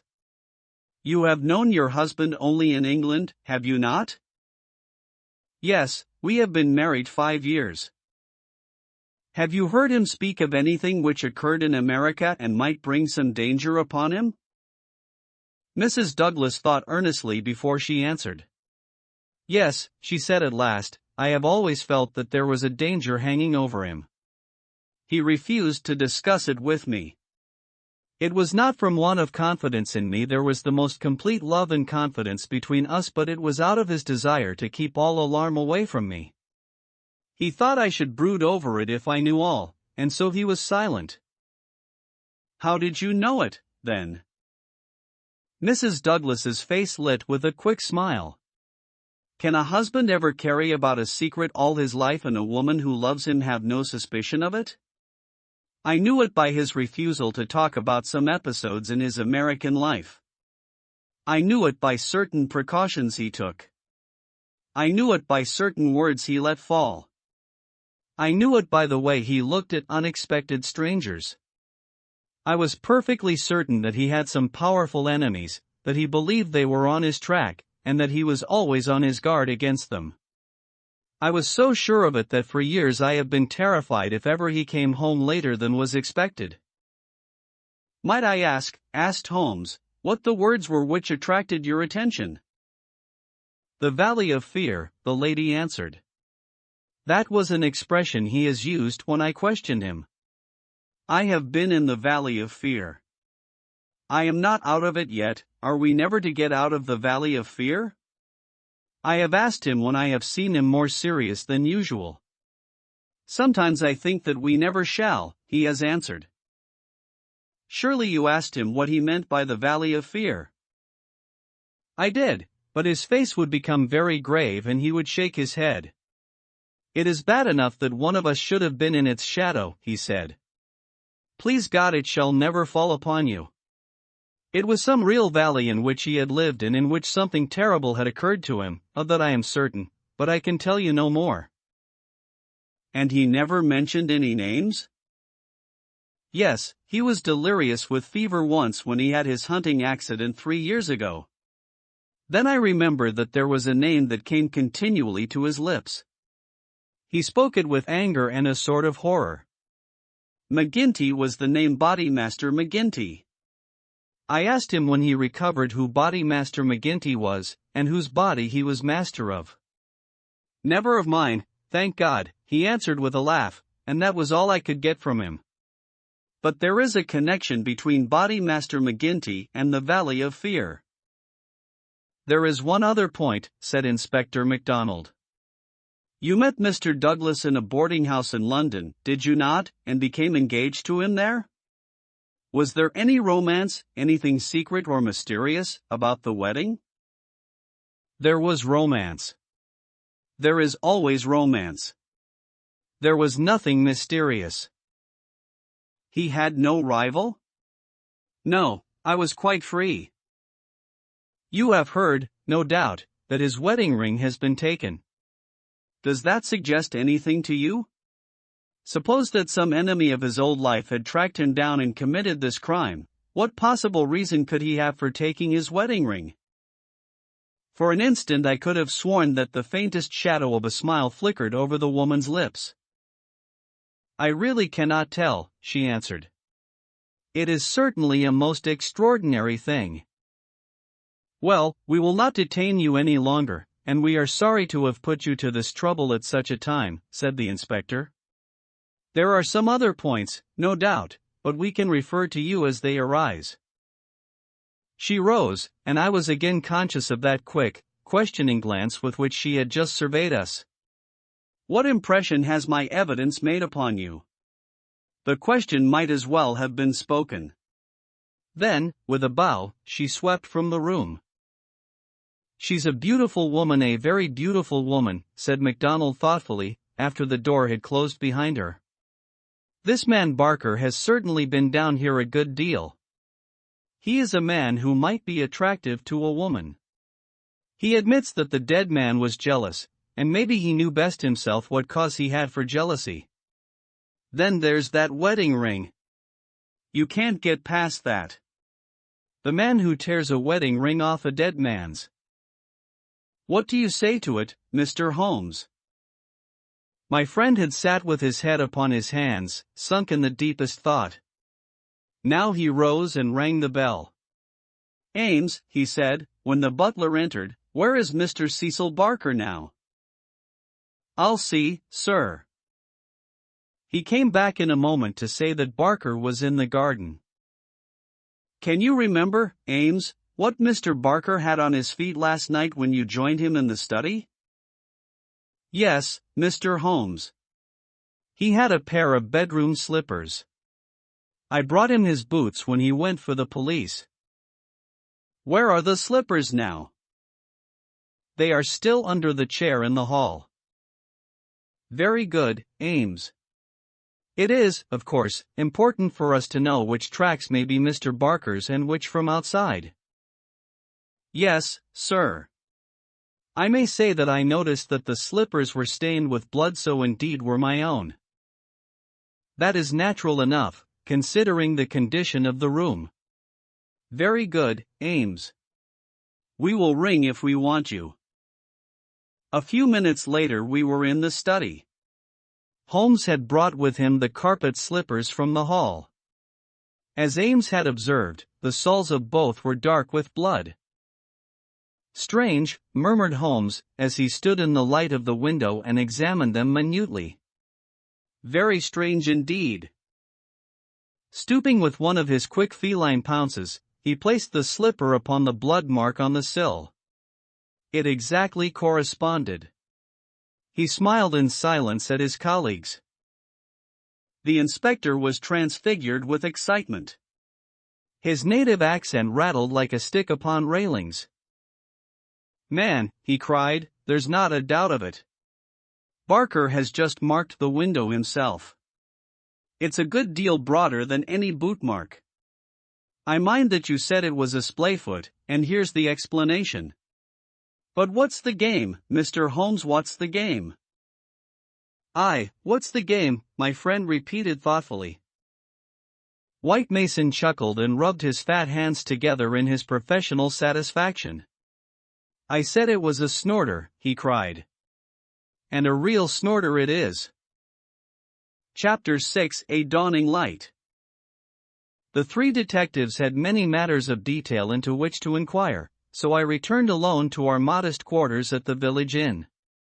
But before doing so I took a stroll in the curious old-world garden which flanked the house. Rows of very ancient yew trees cut into strange designs girded it round. Inside was a beautiful stretch of lawn with an old sundial in the middle, the whole effect so soothing and restful that it was welcome to my somewhat jangled nerves. In that deeply peaceful atmosphere one could forget, or remember only as some fantastic nightmare, that darkened study with the sprawling, blood-stained figure on the floor.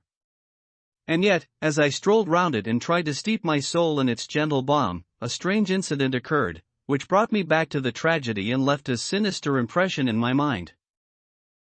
I have said that a decoration of yew trees circled the garden. At the end farthest from the house they thickened into a continuous hedge. On the other side of this hedge, concealed from the eyes of anyone approaching from the direction of the house, there was a stone seat.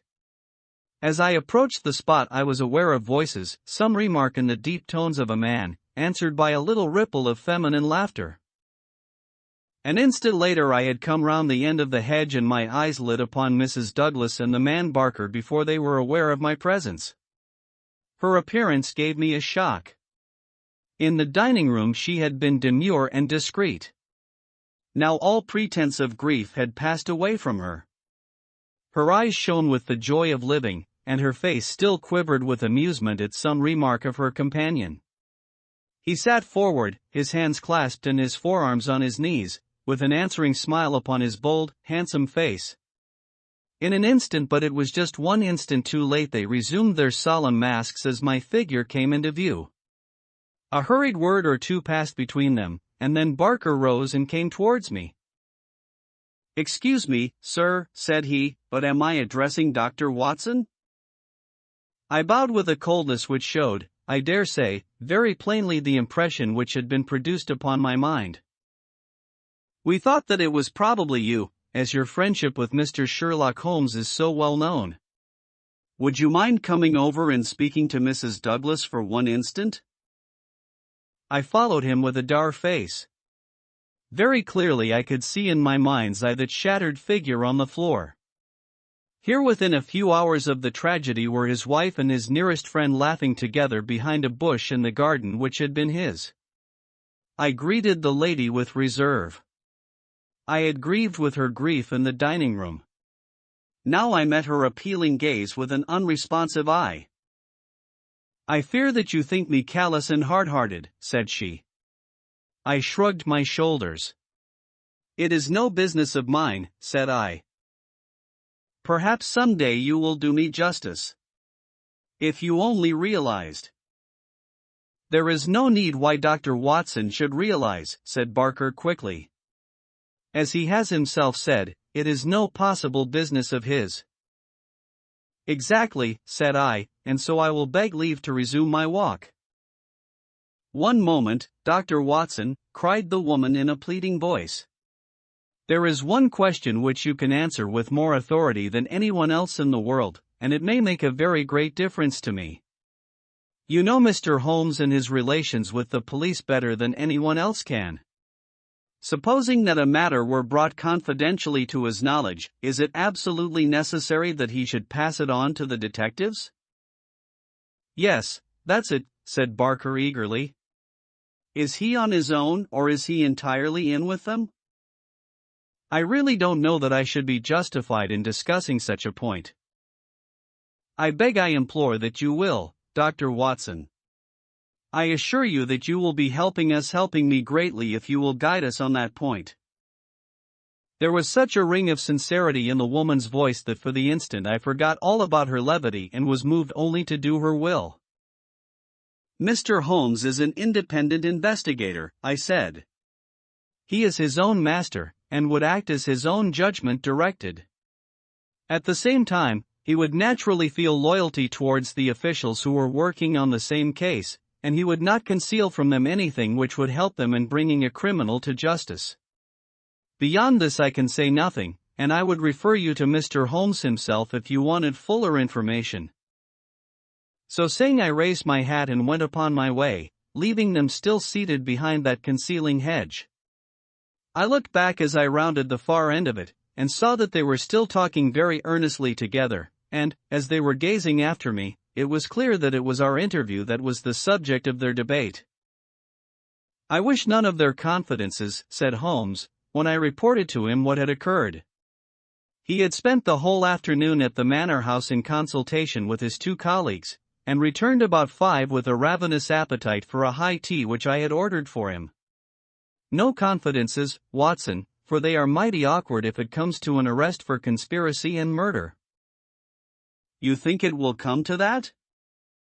He was in his most cheerful and debonair humor. My dear Watson, when I have exterminated that 4th egg I shall be ready to put you in touch with the whole situation. I don't say that we have fathomed it, far from it, but when we have traced the missing dumbbell. The dumbbell. Dear me, Watson, is it possible that you have not penetrated the fact that the case hangs upon the missing dumbbell? Well, you need not be downcast, for between ourselves I don't think that either Inspector Mack or the excellent local practitioner has grasped the overwhelming importance of this incident. 1 dumbbell, Watson. Consider an athlete with 1 dumbbell. Picture to yourself the unilateral development, the imminent danger of a spinal curvature. Shocking, Watson, shocking. He sat with his mouth full of toast and his eyes sparkling with mischief, watching my intellectual entanglement. The mere sight of his excellent appetite was an assurance of success, for I had very clear recollections of days and nights without a thought of food, when his baffled mind had chafed before some problem while his thin, eager features became more attenuated with the asceticism of complete mental concentration. Finally he lit his pipe, and sitting in the inglenook of the old village and he talked slowly and at random about his case, rather as one who thinks aloud than as one who makes a considered statement. A lie, Watson, a great, big, thumping, obtrusive, uncompromising lie. That's what meets us on the threshold. There is our starting point. The whole story told by Barker is a lie. But Barker's story is corroborated by Mrs. Douglas. Therefore she is lying also. They are both lying, and in a conspiracy. So now we have the clear problem. Why are they lying, and what is the truth which they are trying so hard to conceal? Let us try, Watson, you and I, if we can get behind the lie and reconstruct the truth. How do I know that they are lying? Because it is a clumsy fabrication which simply could not be true. Consider. According to the story given to us, the assassin had less than a minute after the murder had been committed to take that ring, which was under another ring, from the dead man's finger, to replace the other ring, a thing which he would surely never have done, and to put that singular card beside his victim. I say that this was obviously impossible. You may argue, but I have too much respect for your judgment, Watson, to think that you will do so that the ring may have been taken before the man was killed. The fact that the candle had been lit only a short time shows that there had been no lengthy interview. Was Douglas, from what we hear of his fearless character, a man who would be likely to give up his wedding ring at such short notice, or could we conceive of his giving it up at all? No, Watson, the assassin was alone with the dead man for some time with the lamp lit. Of that I have no doubt at all. But the gunshot was apparently the cause of death. Therefore the shot must have been fired some time earlier than we are told. But there could be no mistake about such a matter as that. We are in the presence, therefore, of a deliberate conspiracy upon the part of the 2 people who heard the gunshot of the man Barker and of the woman Douglas.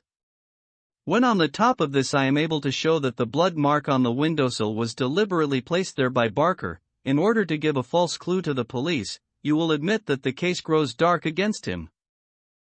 Now we have to ask ourselves at what hour the murder actually did occur. Up to 10:30 the servants were moving about the house, so it was certainly not before that time. At 11:15 they had all gone to their rooms with the exception of Ames, who was in the pantry. I have been trying some experiments after you left us this afternoon, and I find that no noise which MacDonald can make in the study can penetrate to me in the pantry when the doors are all shut.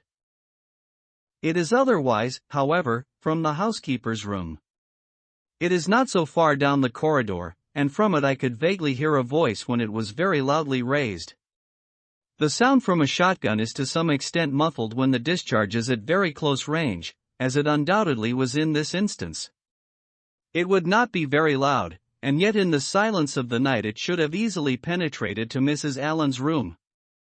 She is, as she has told us, somewhat deaf, but nonetheless she mentioned in her evidence that she did hear something like a door slamming half an hour before the alarm was given. Half an hour before the alarm was given would be 11:15. I have no doubt that what she heard was the report of the gun, and that this was the real instant of the murder. If this is so, we have now to determine what Barker and Mrs. Douglas, presuming that they are not the actual murderers, could have been doing from 11:15, when the sound of the shot brought them down, until 11:15, when they rang the bell and summoned the servants. What were they doing, and why did they not instantly give the alarm? That is the question which faces us, and when it has been answered we shall surely have gone some way to solve our problem. I am convinced myself, said I, that there is an understanding between those two people. She must be a heartless creature to sit laughing at some jest within a few hours of her husband's murder. Exactly. She does not shine as a wife even in her own account of what occurred. I am not a whole-souled admirer of womankind, as you are aware, Watson, but my experience of life has taught me that there are few wives, having any regard for their husbands, who would let any man's spoken word stand between them and that husband's dead body. Should I ever marry, Watson, I should hope to inspire my wife with some feeling which would prevent her from being walked off by a housekeeper when my corpse was lying within a few yards of her. It was badly stage-managed, for even the rawest investigators must be struck by the absence of the usual feminine ululation. If there had been nothing else, this incident alone would have suggested a pre-arranged conspiracy to my mind. You think then, definitely, that Barker and Mrs. Douglas are guilty of the murder? There is an appalling directness about your questions, Watson, said Holmes, shaking his pipe at me. They come at me like bullets. If you put it that Mrs. Douglas and Barker know the truth about the murder, and are conspiring to conceal it, then I can give you a whole-souled answer. I am sure they do. But your more deadly proposition is not so clear. Let us for a moment consider the difficulties which stand in the way. We will suppose that this couple are united by the bonds of a guilty love, and that they have determined to get rid of the man who stands between them. It is a large supposition, for discreet inquiry among servants and others has failed to corroborate it in any way. On the contrary, there is a good deal of evidence that the Douglases were very attached to each other. That, I am sure, cannot be true, said I, thinking of the beautiful smiling face in the garden. Well, at least they gave that impression. However, we will suppose that they are an extraordinarily astute couple, who deceive everyone upon this point, and conspire to murder the husband. He happens to be a man over whose head some danger hangs. We have only their word for that. Holmes looked thoughtful. I see, Watson. You are sketching out a theory by which everything they say from the beginning is false. According to your idea, there was never any hidden menace, or secret society, or valley of fear, or boss Mac somebody, or anything else. Well, that is a good sweeping generalization. Let us see what that brings us to. They invent this theory to account for the crime. They then play up to the idea by leaving this bicycle in the park as proof of the existence of some outsider. The stain on the windowsill conveys the same idea. So does the card on the body, which might have been prepared in the house. That all fits into your hypothesis, Watson. But now we come on the nasty, angular, uncompromising bits which won't slip into their places. Why a cut-off shotgun of all weapons and an American one at that? How could they be so sure that the sound of it would not bring someone onto them? It's a mere chance as it is that Mrs. Allen did not start out to inquire for the slamming door. Why did your guilty couple do all this, Watson? I confess that I can't explain it. Then again, if a woman and her lover conspire to murder a husband, are they going to advertise their guilt by ostentatiously removing his wedding ring after his death? Does that strike you as very probable, Watson? No, it does not. And once again, if the thought of leaving a bicycle concealed outside had occurred to you, would it really have seemed worth doing when the dullest detective would naturally say this is an obvious blind, as the bicycle is the first thing which the fugitive needed in order to make his escape? I can conceive of no explanation. And yet there should be no combination of events for which the wit of man cannot conceive an explanation. Simply as a mental exercise, without any assertion that it is true, let me indicate a possible line of thought. It is, I admit, mere imagination, but how often is imagination the mother of truth? We will suppose that there was a guilty secret, a really shameful secret in the life of this man Douglas. This leads to his murder by someone who is, we will suppose, an avenger, someone from outside. This avenger, for some reason which I confess I am still at a loss to explain, took the dead man's wedding ring. The vendetta might conceivably date back to the man's first marriage, and the ring be taken for some such reason. Before this avenger got away, Barker and the wife had reached the room. The assassin convinced them that any attempt to arrest him would lead to the publication of some hideous scandal. They were converted to this idea, and preferred to let him go. For this purpose they probably lowered the bridge, which can be done quite noiselessly, and then raised it again. He made his escape, and for some reason thought that he could do so more safely on foot than on the bicycle. He therefore left his machine where it would not be discovered until he had got safely away. So far we are within the bounds of possibility, are we not? Well, it is possible, no doubt, said I, with some reserve. We have to remember, Watson, that whatever occurred is certainly something very extraordinary. Well, now, to continue our supposititious case, the couple, not necessarily a guilty couple, realize after the murderer is gone that they have placed themselves in a position in which it may be difficult for them to prove that they did not themselves either do the deed or connive at it. They rapidly and rather clumsily met the situation. The mark was put by Barker's blood-stained slipper upon the windowsill to suggest how the fugitive got away. They obviously were the two who must have heard the sound of the gun, so they gave the alarm exactly as they would have done, but a good half hour after the event. And how do you propose to prove all this?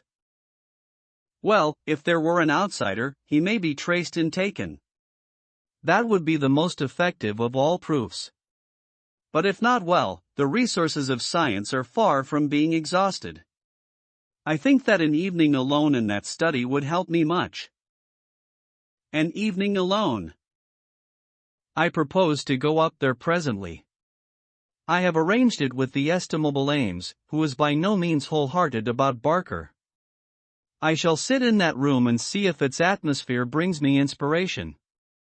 I'm a believer in the genius loci. You smile, friend Watson. Well, we shall see. By the way, you have that big umbrella of yours, have you not? It is here.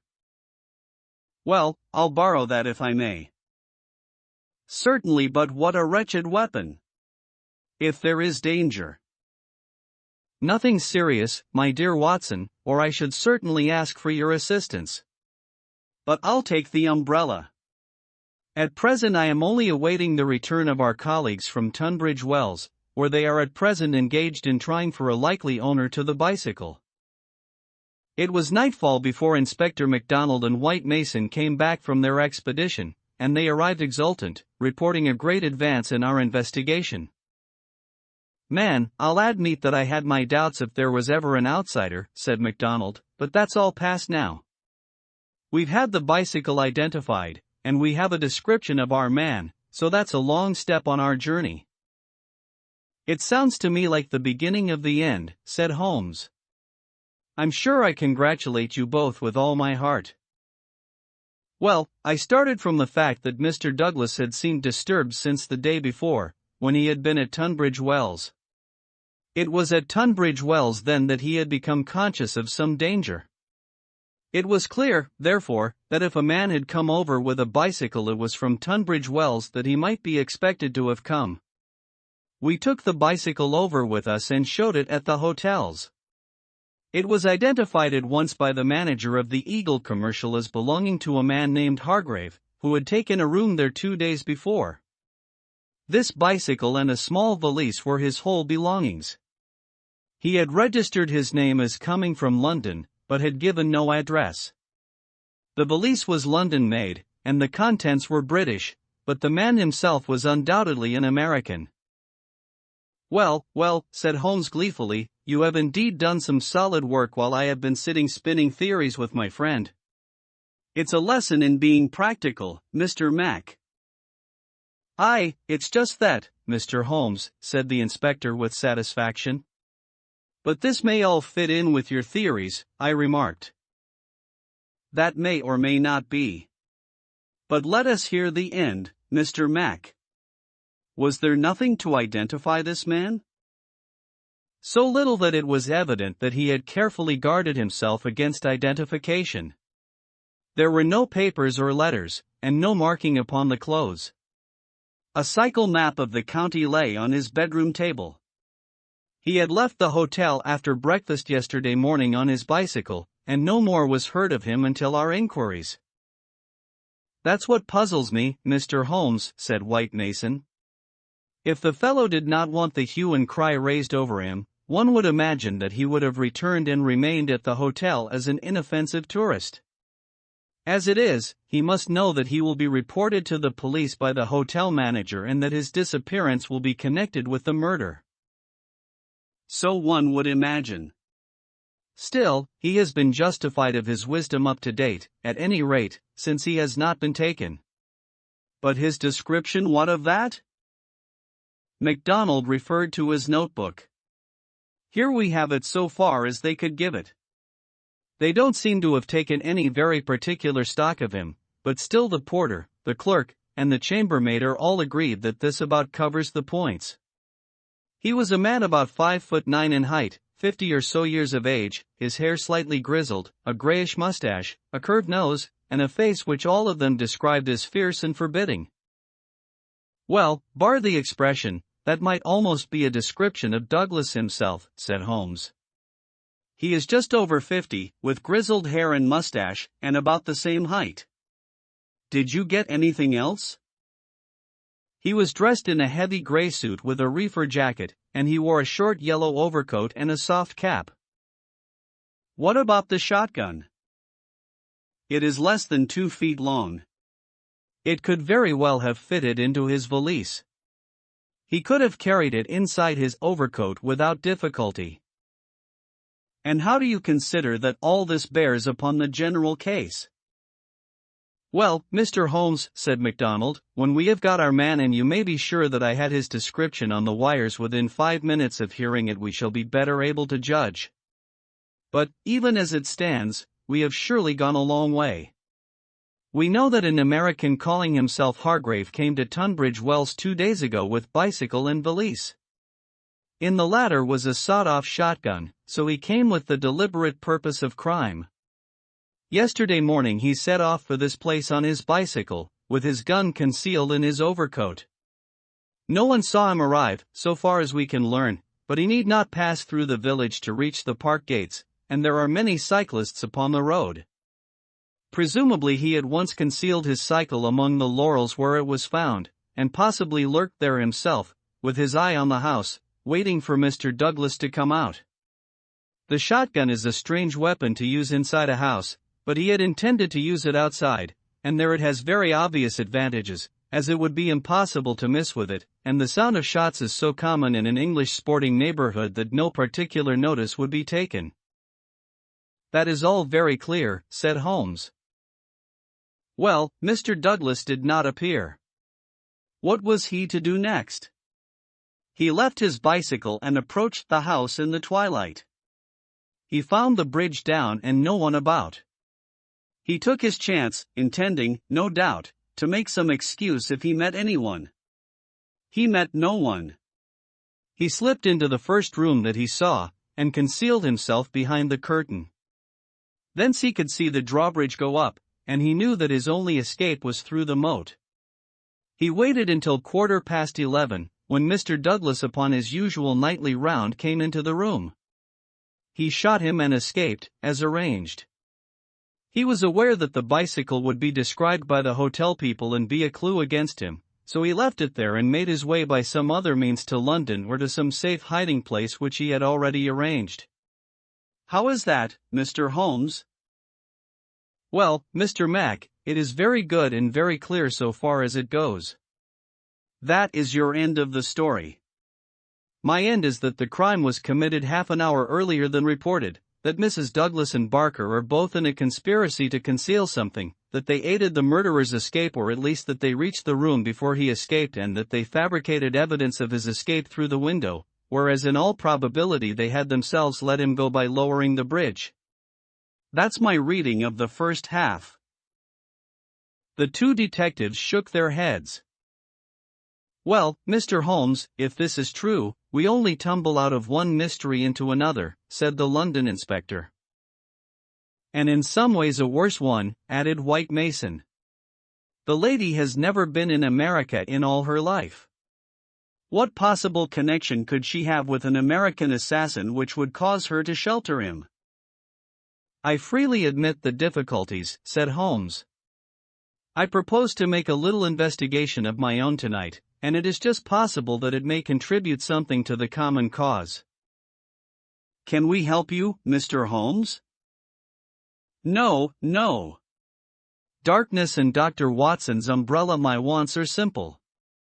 And Ames, the faithful Ames, no doubt he will stretch a point for me. All my lines of thought lead me back invariably to the one basic question: why should an athletic man develop his frame upon so unnatural an instrument as a single dumbbell? It was late that night when Holmes returned from his solitary excursion. We slept in a double-bedded room, which was the best that the little country inn could do for us. I was already asleep when I was partly awakened by his entrance. Well, Holmes, I murmured, have you found anything out? He stood beside me in silence, his candle in his hand. Then the tall, lean figure inclined towards me. I say, Watson, he whispered, would you be afraid to sleep in the same room with a lunatic, a man with softening of the brain, an idiot whose mind has lost its grip? Not in the least, I answered in astonishment. Ah, that's lucky, he said, and not another word would he utter that night. Chapter 7: The Solution. Next morning, after breakfast, we found Inspector MacDonald and White Mason seated in close consultation in the small parlor of the local police sergeant. On the table in front of them were piled a number of letters and telegrams, which they were carefully sorting and docketing. 3 had been placed on one side. Still on the track of the elusive bicyclist? Holmes asked cheerfully. What is the latest news of the ruffian? MacDonald pointed ruefully to his heap of correspondence. He is at present reported from Leicester, Nottingham, Southampton, Derby, East Ham, Richmond, and 14 other places. In 3 of them, East Ham, Leicester, and Liverpool, there is a clear case against him, and he has actually been arrested. The country seems to be full of the fugitives with yellow coats. Dear me, said Holmes sympathetically. Now, Mr. Mac and you, Mr. White Mason, I wish to give you a very earnest piece of advice. When I went into this case with you, I bargained, as you will no doubt remember, that I should not present you with half-proof theories, but that I should retain and work out my own ideas until I had satisfied myself that they were correct. For this reason I am not at the present moment telling you all that is in my mind. On the other hand, I said that I would play the game fairly by you, and I do not think it is a fair game to allow you for one unnecessary moment to waste your energies upon a profitless task. Therefore I am here to advise you this morning, and my advice to you is summed up in 3 words: abandon the case. MacDonald and White Mason stared in amazement at their celebrated colleague. You consider it hopeless, cried the inspector. I consider your case to be hopeless. I do not consider that it is hopeless to arrive at the truth. But this cyclist. He is not an invention. We have his description, his valise, his bicycle. The fellow must be somewhere. Why should we not get him? Yes, no doubt he is somewhere, and no doubt we shall get him, but I would not have you waste your energies in East Ham or Liverpool. I am sure that we can find some shorter cut to a result. You are holding something back. It's hardly fair of you, Mr. Holmes. The inspector was annoyed. You know my methods of work, Mr. Mac.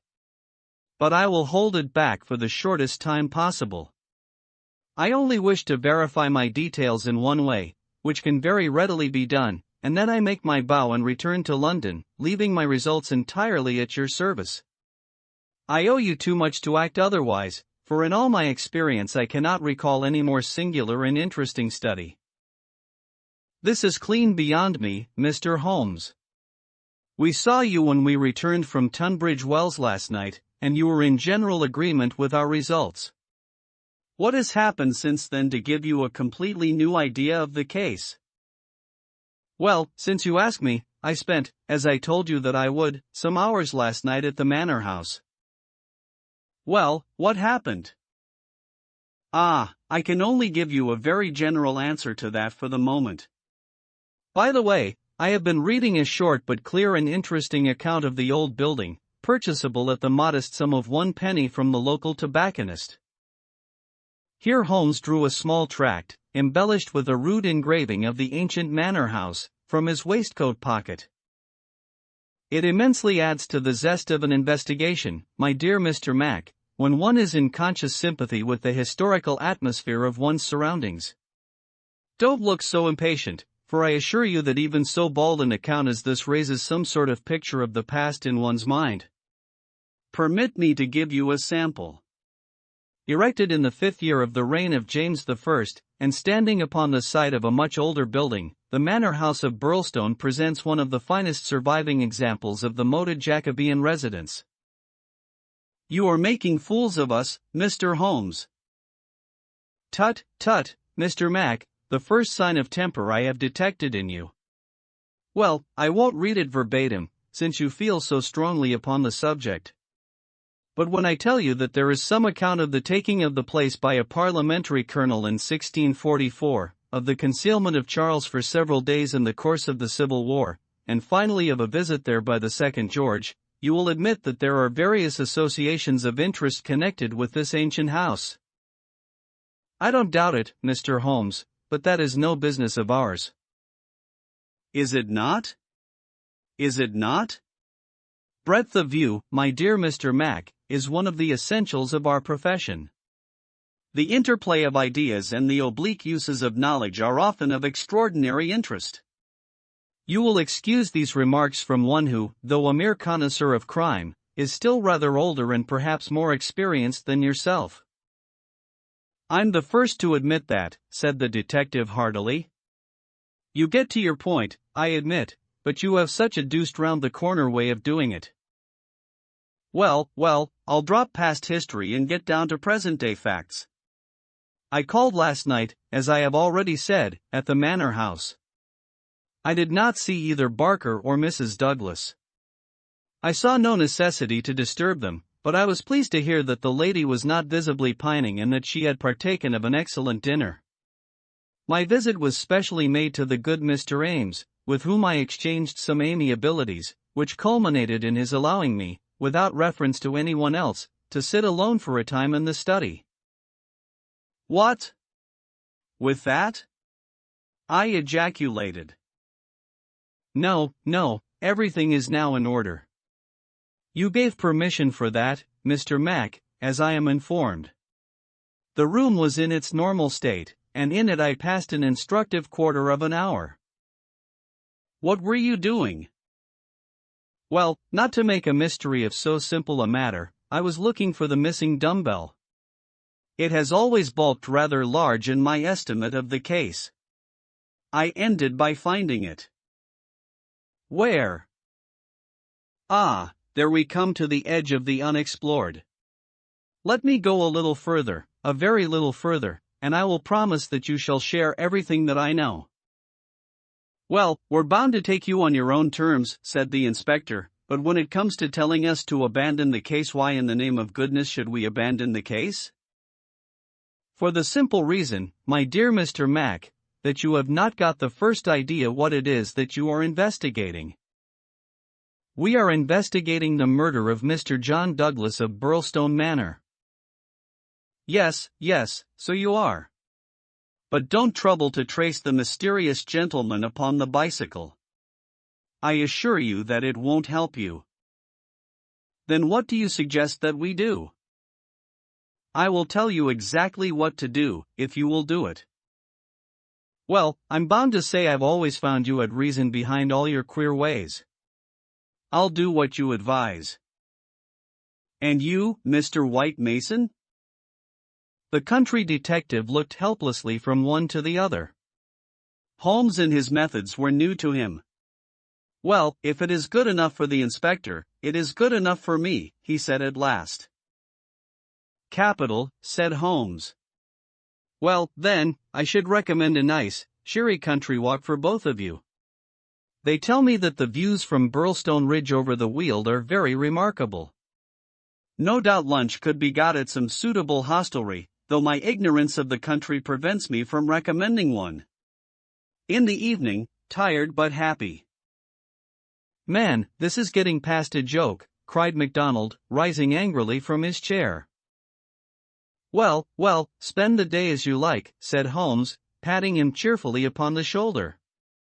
Do what you like and go where you will, but meet me here before dusk without fail, Mr. Mac. That sounds more like sanity. All of it was excellent advice, but I don't insist, so long as you are here when I need you.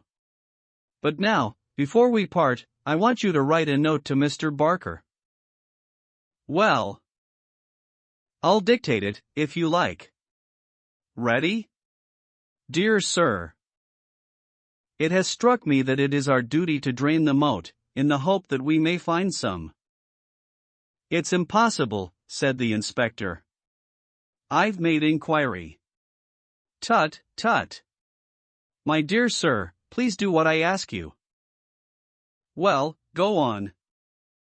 In the hope that we may find something which may bear upon our investigation.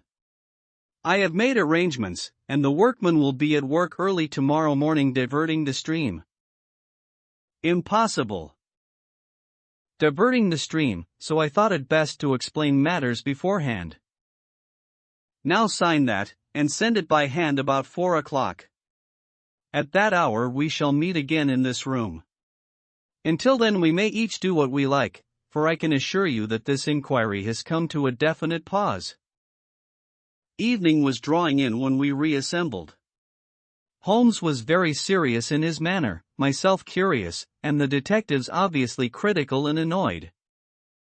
Well, gentlemen, said my friend gravely, I am asking you now to put everything to the test with me, and you will judge for yourselves whether the observations I have made justify the conclusions to which I have come. It is a chill evening, and I do not know how long our expedition may last, so I beg that you will wear your warmest coats. It is of the first importance that we should be in our places before it grows dark, so with your permission we shall get started at once. We passed along the outer bounds of the Manor House Park until we came to a place where there was a gap in the rails which fenced it. Through this we slipped, and then in the gathering gloom we followed Holmes until we had reached a shrubbery which lies nearly opposite to the main door and the drawbridge. The latter had not been raised. Holmes crouched down behind the screen of laurels, and we all three followed his example. Well, what are we to do now? Asked MacDonald with some gruffness. Possess our souls in patience and make as little noise as possible. Holmes answered. What are we here for at all? I really think that you might treat us with more frankness. Holmes laughed. Watson insists that I am the dramatist in real life, said he. Some touch of the artist wells up within me, and calls insistently for a well-staged performance. Surely our profession, Mr. Mac, would be a drab and sordid one if we did not sometimes set the scene so as to glorify our results.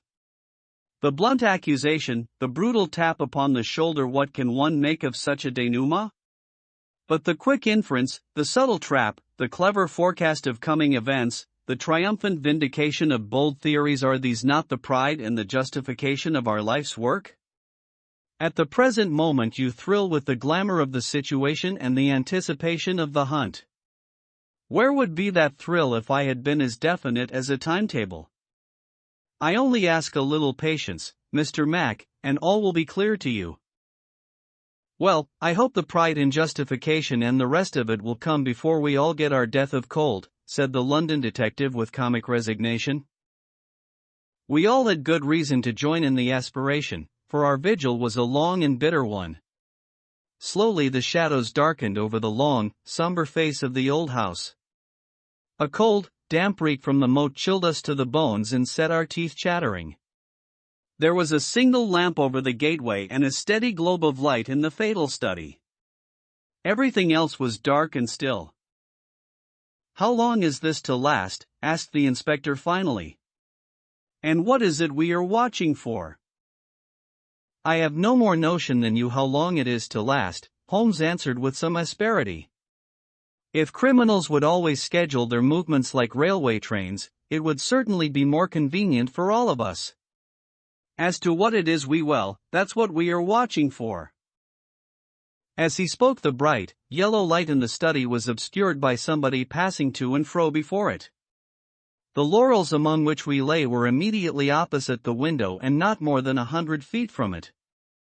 Presently it was thrown open with a whining of hinges, and we could dimly see the dark outline of a man's head and shoulders looking out into the gloom. For some minutes he peered forth in furtive, stealthy fashion, as one who wishes to be assured that he is unobserved. Then he leaned forward, and in the intense silence we were aware of the soft lapping of agitated water. He seemed to be stirring up the moat with something which he held in his hand. Then suddenly he hauled something in as a fisherman lands a fish, some large, round object which obscured the light as it was dragged through the open casement. Now, cried Holmes. Now! We were all upon our feet, staggering after him with our stiffened limbs, while he ran swiftly across the bridge and rang violently at the bell. There was the rasping of bolts from the other side, and the amazed Ames stood in the entrance. Holmes brushed him aside without a word and, followed by all of us, rushed into the room which had been occupied by the man whom we had been watching. The oil lamp on the table represented the glow which we had seen from outside. It was now in the hand of Cecil Barker, who held it towards us as we entered. Its light shone upon his strong, resolute, clean-shaved face and his menacing eyes. "What the devil is the meaning of all this?" he cried. "What are you after, anyhow?" Holmes took a swift glance round, and then pounced upon a sodden bundle tied together with cord which lay where it had been thrust under the writing table. "This is what we are after, Mr. Barker, this bundle, weighted with a dumbbell, which you have just raised from the bottom of the moat." Barker stared at Holmes with amazement in his face. "How in thunder came you to know anything about it?" he asked. "Simply that I put it there." "You put it there? You?" "Perhaps I should have said replaced it there," said Holmes. "You will remember, Inspector MacDonald, that I was somewhat struck by the absence of a dumbbell. I drew your attention to it, but with the pressure of other events you had hardly the time to give it the consideration which would have enabled you to draw deductions from it. When water is near and a weight is missing, it is not a very far-fetched supposition that something has been sunk in the water. The idea was at least worth testing, so with the help of Ames, who admitted me to the room, and the crook of Dr. Watson's umbrella, I was able last night to fish up and inspect this bundle. It was of the first importance, however, that we should be able to prove who placed it there. This we accomplished by the very obvious device of announcing that the moat would be dry tomorrow, which had, of course, the effect that whoever had hidden the bundle would most certainly withdraw at the moment that darkness enabled him to do so. We have no less than 4 witnesses as to who it was who took advantage of the opportunity, and so, Mr. Barker, I think the word lies now with you."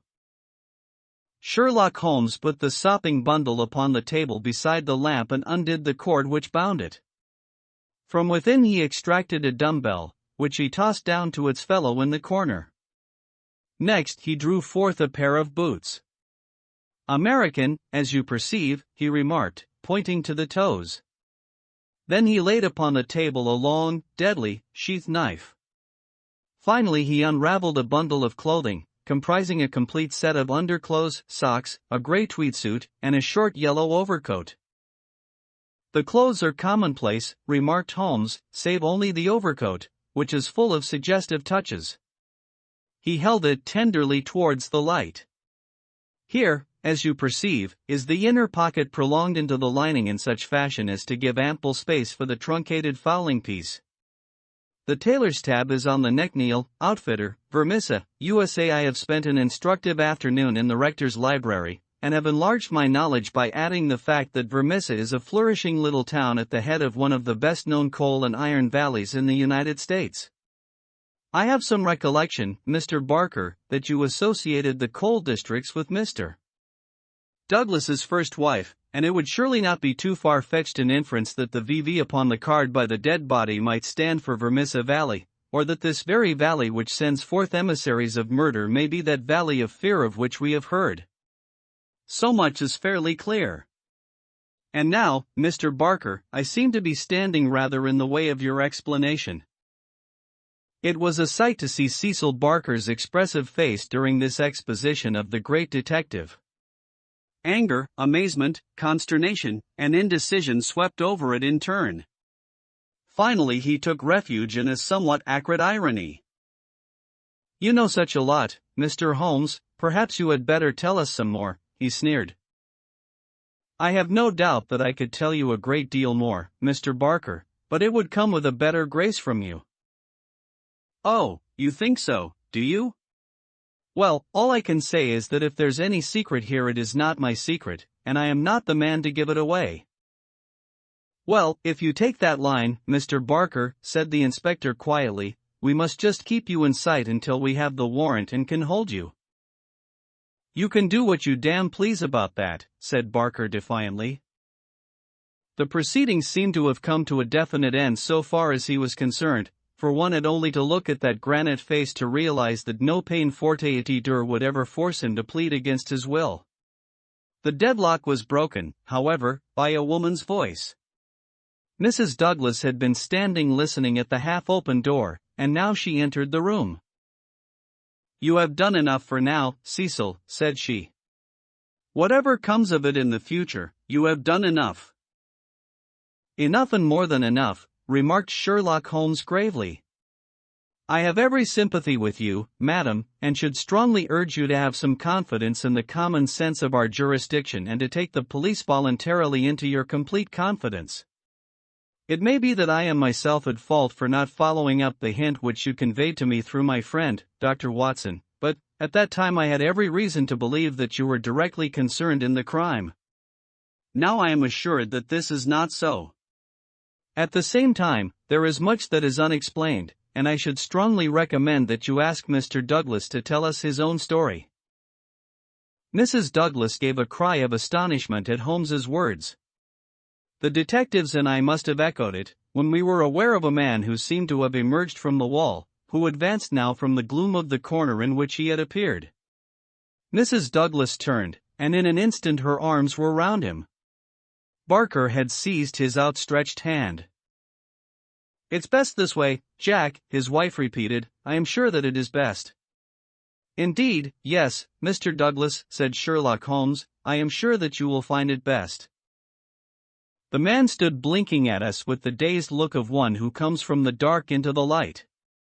It was a remarkable face, bold gray eyes, a strong, short-clipped, grizzled mustache, a square, projecting chin, and a humorous mouth. He took a good look at us all, and then to my amazement he advanced to me and handed me a bundle of paper. "I've heard of you," said he in a voice which was not quite English and not quite American, but was altogether mellow and pleasing. "You are the historian of this bunch. Well, Dr. Watson, you've never had such a story as that pass through your hands before, and I'll lay my last dollar on that. Tell it your own way, but there are the facts, and you can't miss the public so long as you have those." I'd been cooped up 2 days, and I've spent the daylight hours as much daylight as I could get in that rat trap in putting the thing into words. You're welcome to them, you and your public. There's the story of the Valley of Fear. That's the past, Mr. Douglas, said Sherlock Holmes quietly. What we desire now is to hear your story of the present. You'll have it, sir, said Douglas. May I smoke as I talk? Well, thank you, Mr. Holmes. You're a smoker yourself, if I remember right, and you'll guess what it is to be sitting for 2 days with tobacco in your pocket and afraid that the smell will give you away. He leaned against the mantelpiece and sucked at the cigar which Holmes had handed him. I've heard of you, Mr. Holmes. I never guessed that I should meet you. But before you are through with that, he nodded at my papers, you will say I've brought you something fresh. Inspector MacDonald had been staring at the newcomer with the greatest amazement. Well, this fairly beats me, he cried at last. If you are Mr. John Douglas of Burlstone Manor, then whose death have we been investigating for these 2 days, and where in the world have you sprung from now? You seem to me to come out of the floor like a jack-in-a-box. Ah, Mr. Mac, said Holmes, shaking a reproving forefinger, you would not read that excellent local compilation which described the concealment of King Charles. People did not hide in those days without excellent hiding places, and the hiding place that has once been used may be again. I had persuaded myself that we should find Mr. Douglas under this roof. And how long have you been playing this trick upon us, Mr. Holmes? Said the inspector angrily. How long have you allowed us to waste ourselves upon a search that you knew to be an absurd one? Not 1 instant, my dear Mr. Mac. Only last night did I form my views of the case. As they could not be put to the proof until this evening, I invited you and your colleague to take a holiday for the day. Pray, what more could I do? When I found the suit of clothes in the moat, it at once became apparent to me that the body we had found could not have been the body of Mr. John Douglas at all, but must be that of the bicyclist from Tunbridge Wells. No other conclusion was possible. Therefore I had to determine where Mr. John Douglas himself could be, and the balance of probability was that with the connivance of his wife and his friend he was concealed in a house which had such conveniences for a fugitive, and awaiting quieter times when he could make his final escape. Well, you figured it out about right, said Douglas approvingly. I thought I'd dodge your British law, for I was not sure how I stood under it, and also I saw my chance to throw these hounds once for all off my track. Mind you, from first to last I have done nothing to be ashamed of, and nothing that I would not do again, but you'll judge that for yourselves when I tell you my story. Never mind warning me, Inspector, I'm ready to stand pat upon the truth. I'm not going to begin at the beginning. That's all there, he indicated my bundle of papers, and a mighty queer yarn you'll find it. It all comes down to this, that there are some men that have good cause to hate me and would give their last dollar to know that they had got me. So long as I am alive and they are alive, there is no safety in this world for me. They hunted me from Chicago to California, then they chased me out of America. But when I married and settled down in this quiet spot I thought my last years were going to be peaceable. I never explained to my wife how things were. Why should I pull her into it? She would never have a quiet moment again, but would always be imagining trouble. I fancy she knew something, for I may have dropped a word here or a word there, but until yesterday, after you gentlemen had seen her, she never knew the rights of the matter. She told you all she knew. And so did Barker here, for on the night when this thing happened there was mighty little time for explanations. She knows everything now, and I would have been a wiser man if I had told her sooner. But it was a hard question, dear. He took her hand for an instant in his own, and I acted for the best. Well, gentlemen, the day before these happenings I was over in Tunbridge Wells, and I got a glimpse of a man in the street. It was only a glimpse, but I have a quick eye for these things, and I never doubted who it was. It was the worst enemy I had among them all, one who has been after me like a hungry wolf after a caribou all these years. I knew there was trouble coming, and I came home and made ready for it. I guessed I'd fight through it all right on my own, My luck was a proverb in the States about 76. I never doubted that it would be with me still. I was on my guard all that next day, and never went out into the park.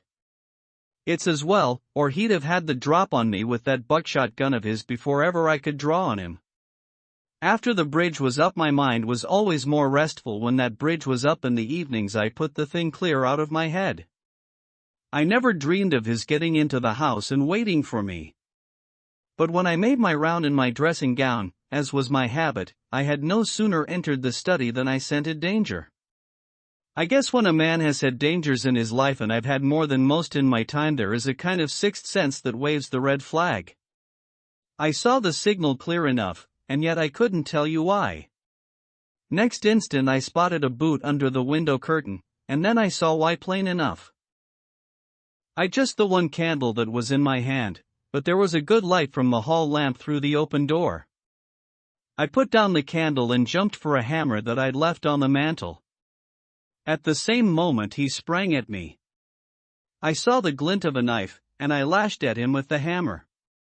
I got him somewhere, for the knife tinkled down on the floor. He dodged round the table as quick as an eel, and a moment later he'd got his gun from under his coat. I heard him cock it, but I had got hold of it before he could fire. I had it by the barrel, and we wrestled for it all ends up for a minute or more. It was death to the man that lost his grip. He never lost his grip, but he got it but downward for a moment too long. Maybe it was I that pulled the trigger. Maybe we just jolted it off between us. Anyhow, he got both barrels in the face, and there I was, staring down at all that was left of Ted Baldwin. I'd recognized him in the township, and again when he sprang for me, but his own mother wouldn't recognize him as I saw him then.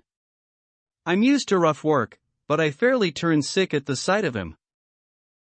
I was hanging on the side of the table when Barker came hurrying down. I heard my wife coming, and I ran to the door and stopped her.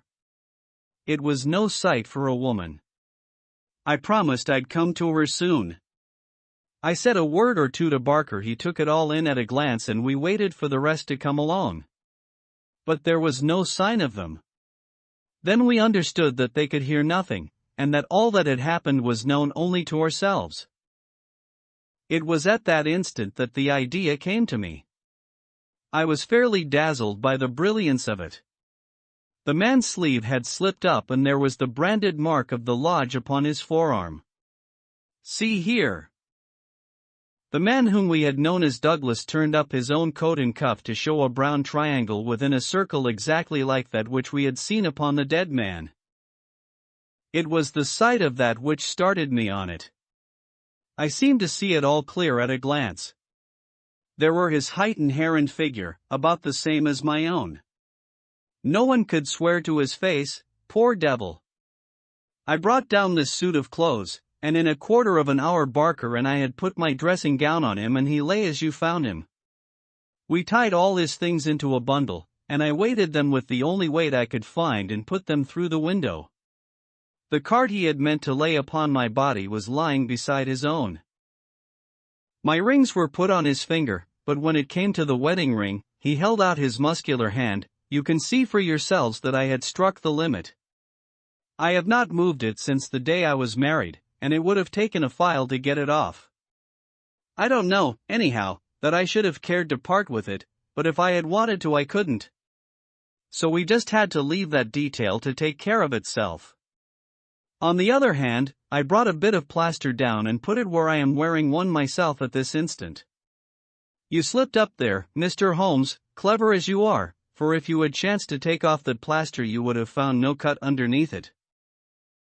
Well, that was the situation. If I could lie low for a while and then get away where I could be joined by my widow, we should have a chance at last of living in peace for the rest of our lives. These devils would give me no rest so long as I was above ground, but if they saw in the papers that Baldwin had got his man, there would be an end of all my troubles. I hadn't much time to make it all clear to Barker and to my wife, but they understood enough to be able to help me. I knew all about this hiding place, so did Ames, but it never entered his head to connect it with the matter. I retired into it, and it was up to Barker to do the rest. I guess you can fill in for yourselves what he did. He opened the window and made the mark on the sill to give an idea of how the murderer escaped. It was a tall order, that, but as the bridge was up there was no other way. Then, when everything was fixed, he rang the bell for all he was worth. What happened afterward you know. And so, gentlemen, you can do what you please, but I've told you the truth and the whole truth, so help me God. What I ask you now is, how do I stand by the English law? There was a silence which was broken by Sherlock Holmes. The English law is in the main a just law. You will get no worse than your deserts from that, Mr. Douglas. But I would ask you, how did this man know that you lived here, or how to get into your house, or where to hide to get you? I know nothing of this. Holmes's face was very white and grave. The story is not over yet, I fear, said he. You may find worse dangers than the English law, or even than your enemies from America. I see trouble before you, Mr. Douglas. You'll take my advice and still be on your guard. And now, my long-suffering readers, I will ask you to come away with me for a time, far from the Sussex manor house of Burlstone, and far also from the year of grace in which we made our eventful journey, which ended with the strange story of the man who had been known as John Douglas. I wish you to journey back some 20 years in time, and westward some thousands of miles in space, that I may lay before you a singular and terrible narrative, so singular and so terrible that you may find it hard to believe that even as I tell it, even so did it occur. Do not think that I intrude one story before another is finished. As you read on you will find that this is not so. And when I have detailed those distant events and you have solved this mystery of the past, we shall meet once more in those rooms on Baker Street, where this, like so many other wonderful happenings, will find its end. Part 2, The Scourers, Chapter 1, The Man. It was the 4th of February in the year 1875. It had been a severe winter, and the snow lay deep in the gorges of the Gilmerton Mountains. The steam plows had, however, kept the railroad open, and the evening train which connects the long line of coal mining and iron working settlements was slowly groaning its way up the steep gradients which lead from Stagville on the plain to Vermissa, the central township which lies at the head of Vermissa Valley. From this point the track sweeps downward to Barton's Crossing, Helmdale, and the purely agricultural county of Merton. It was a single-track railroad, but at every siding end there were numerous long lines of trucks piled with coal and iron, or told of the hidden wealth which had brought a rude population and a bustling life to this most desolate corner of the United States of America. For desolate it was. Little could the first pioneer who had traversed it have ever imagined that the fairest prairies and the most lush water pastures were valueless compared to this gloomy land of black crag and tangled forest. Above the dark and often scarcely penetrable woods upon their flanks, the high, bare crowns of the mountains, white snow, and jagged rock towered upon each flank, leaving a long, winding, tortuous valley in the center. Up this the little train was slowly crawling. The oil lamps had just been lit in the leading passenger car, a long, bare carriage in which some 20 or 30 people were seated. The greater number of these were workmen returning from their day's toil in the lower part of the valley. At least a dozen, by their grimed faces and the safety lanterns which they carried, proclaimed themselves miners. These sat smoking in a group and conversed in low voices, glancing occasionally at two men on the opposite side of the car, whose uniforms and badges showed them to be policemen. Several women of the laboring class and one or two travelers who might have been small local storekeepers made up the rest of the company, with the exception of one young man in a corner by himself. It is with this man that we are concerned. Take a good look at him, for he is worth it. He is a fresh-complexioned, middle-sized young man, not far, one would guess, from his 30th year. He has large, shrewd, humorous gray eyes which twinkle inquiringly from time to time as he looks round through his spectacles at the people about him. It is easy to see that he is of a sociable and possibly simple disposition, anxious to be friendly to all men. Anyone could pick him at once as gregarious in his habits and communicative in his nature, with a quick wit and a ready smile. And yet the man who studied him more closely might discern a certain firmness of jaw and grim tightness about the lips which would warn him that there were depths beyond, and that this pleasant, brown-haired young Irishman might conceivably leave his mark for good or evil upon any society to which he was introduced. Having made one or two tentative remarks to the nearest miner, and receiving only short, gruff replies, the traveler resigned himself to uncongenial silence, staring moodily out of the window at the fading landscape. It was not a cheering prospect. Through the growing gloom there pulsed the red glow of the furnaces on the sides of the hills. Great heaps of slag and dumps of cinders loomed up on each side, with the high shafts of the collieries towering above them. Huddled groups of mean, wooden houses, the windows of which were beginning to outline themselves in light, were scattered here and there along the line, and the frequent halting places were crowded with their swarthy inhabitants. The iron and coal valleys of the Vermissa district were no resorts for the leisured or the cultured. Everywhere there were stern signs of the crudest battle of life, the rude work to be done, and the rude, strong workers who did it. The young traveler gazed out into this dismal country with a face of mingled repulsion and interest, which showed that the scene was new to him. At intervals he drew from his pocket a bulky letter to which he referred, and on the margins of which he scribbled some notes. Once from the back of his waist he produced something which one would hardly have expected to find in the possession of so mild-mannered a man. It was a navy revolver of the largest size. As he turned it slantwise to the light, the glint upon the rims of the copper shells within the drum showed that it was fully loaded. He quickly restored it to his secret pocket, but not before it had been observed by a working man who had seated himself upon the adjoining bench. "Hello, mate," said he. "You seem heeled and ready."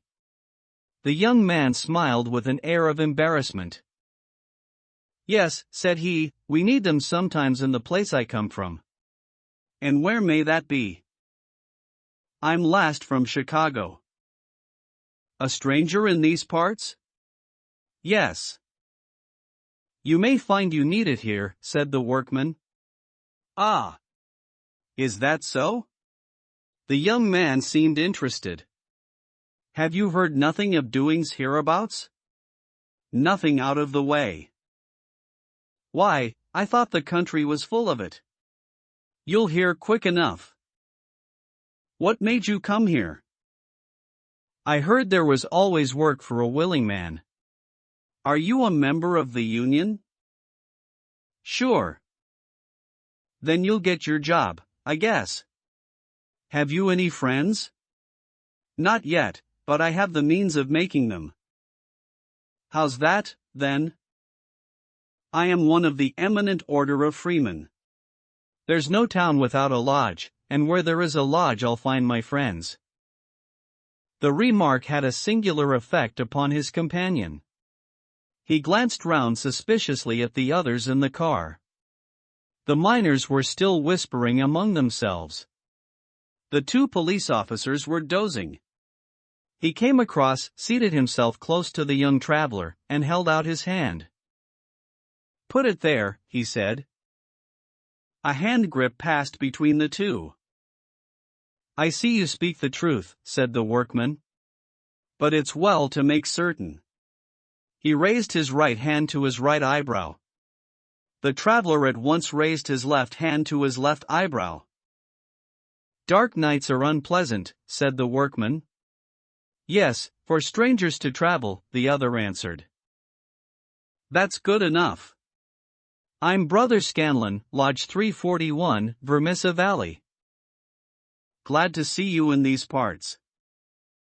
"Thank you. I'm Brother John McMurdo, Lodge 29, Chicago.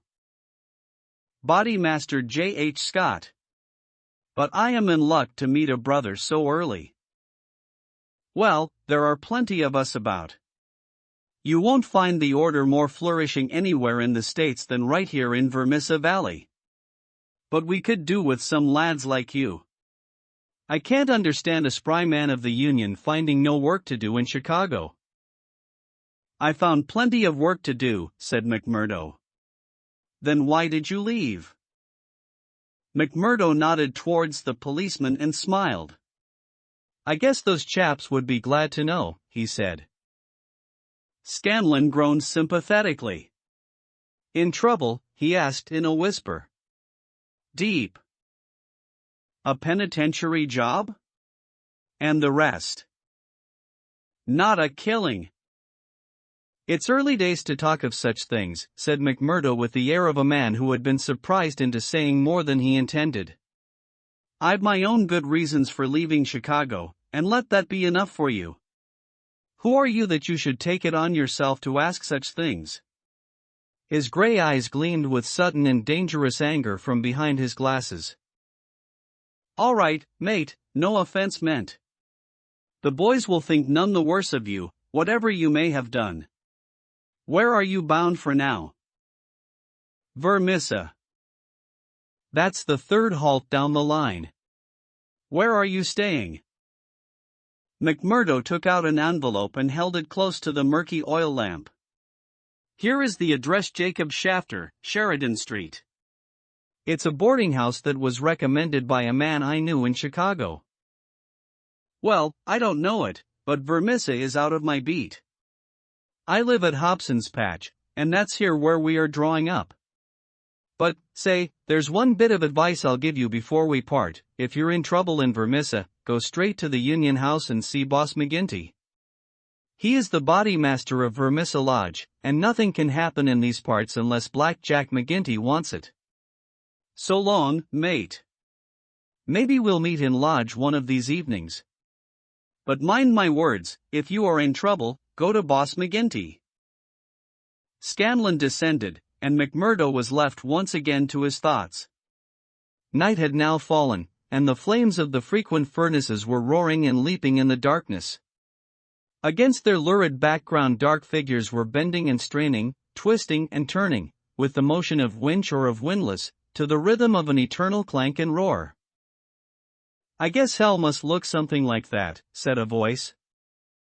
McMurdo turned and saw that one of the policemen had shifted in his seat and was staring out into the fiery waste. "For that matter," said the other policeman, "I allow that hell must be something like that. If there are worse devils down yonder than some we could name, it's more than I'd expect. I guess you are new to this part, young man?" "Well, what if I am?" McMurdo answered in a surly voice. "Just this, mister, that I should advise you to be careful in choosing your friends. I don't think I'd begin with Mike Scanlon or his gang if I were you."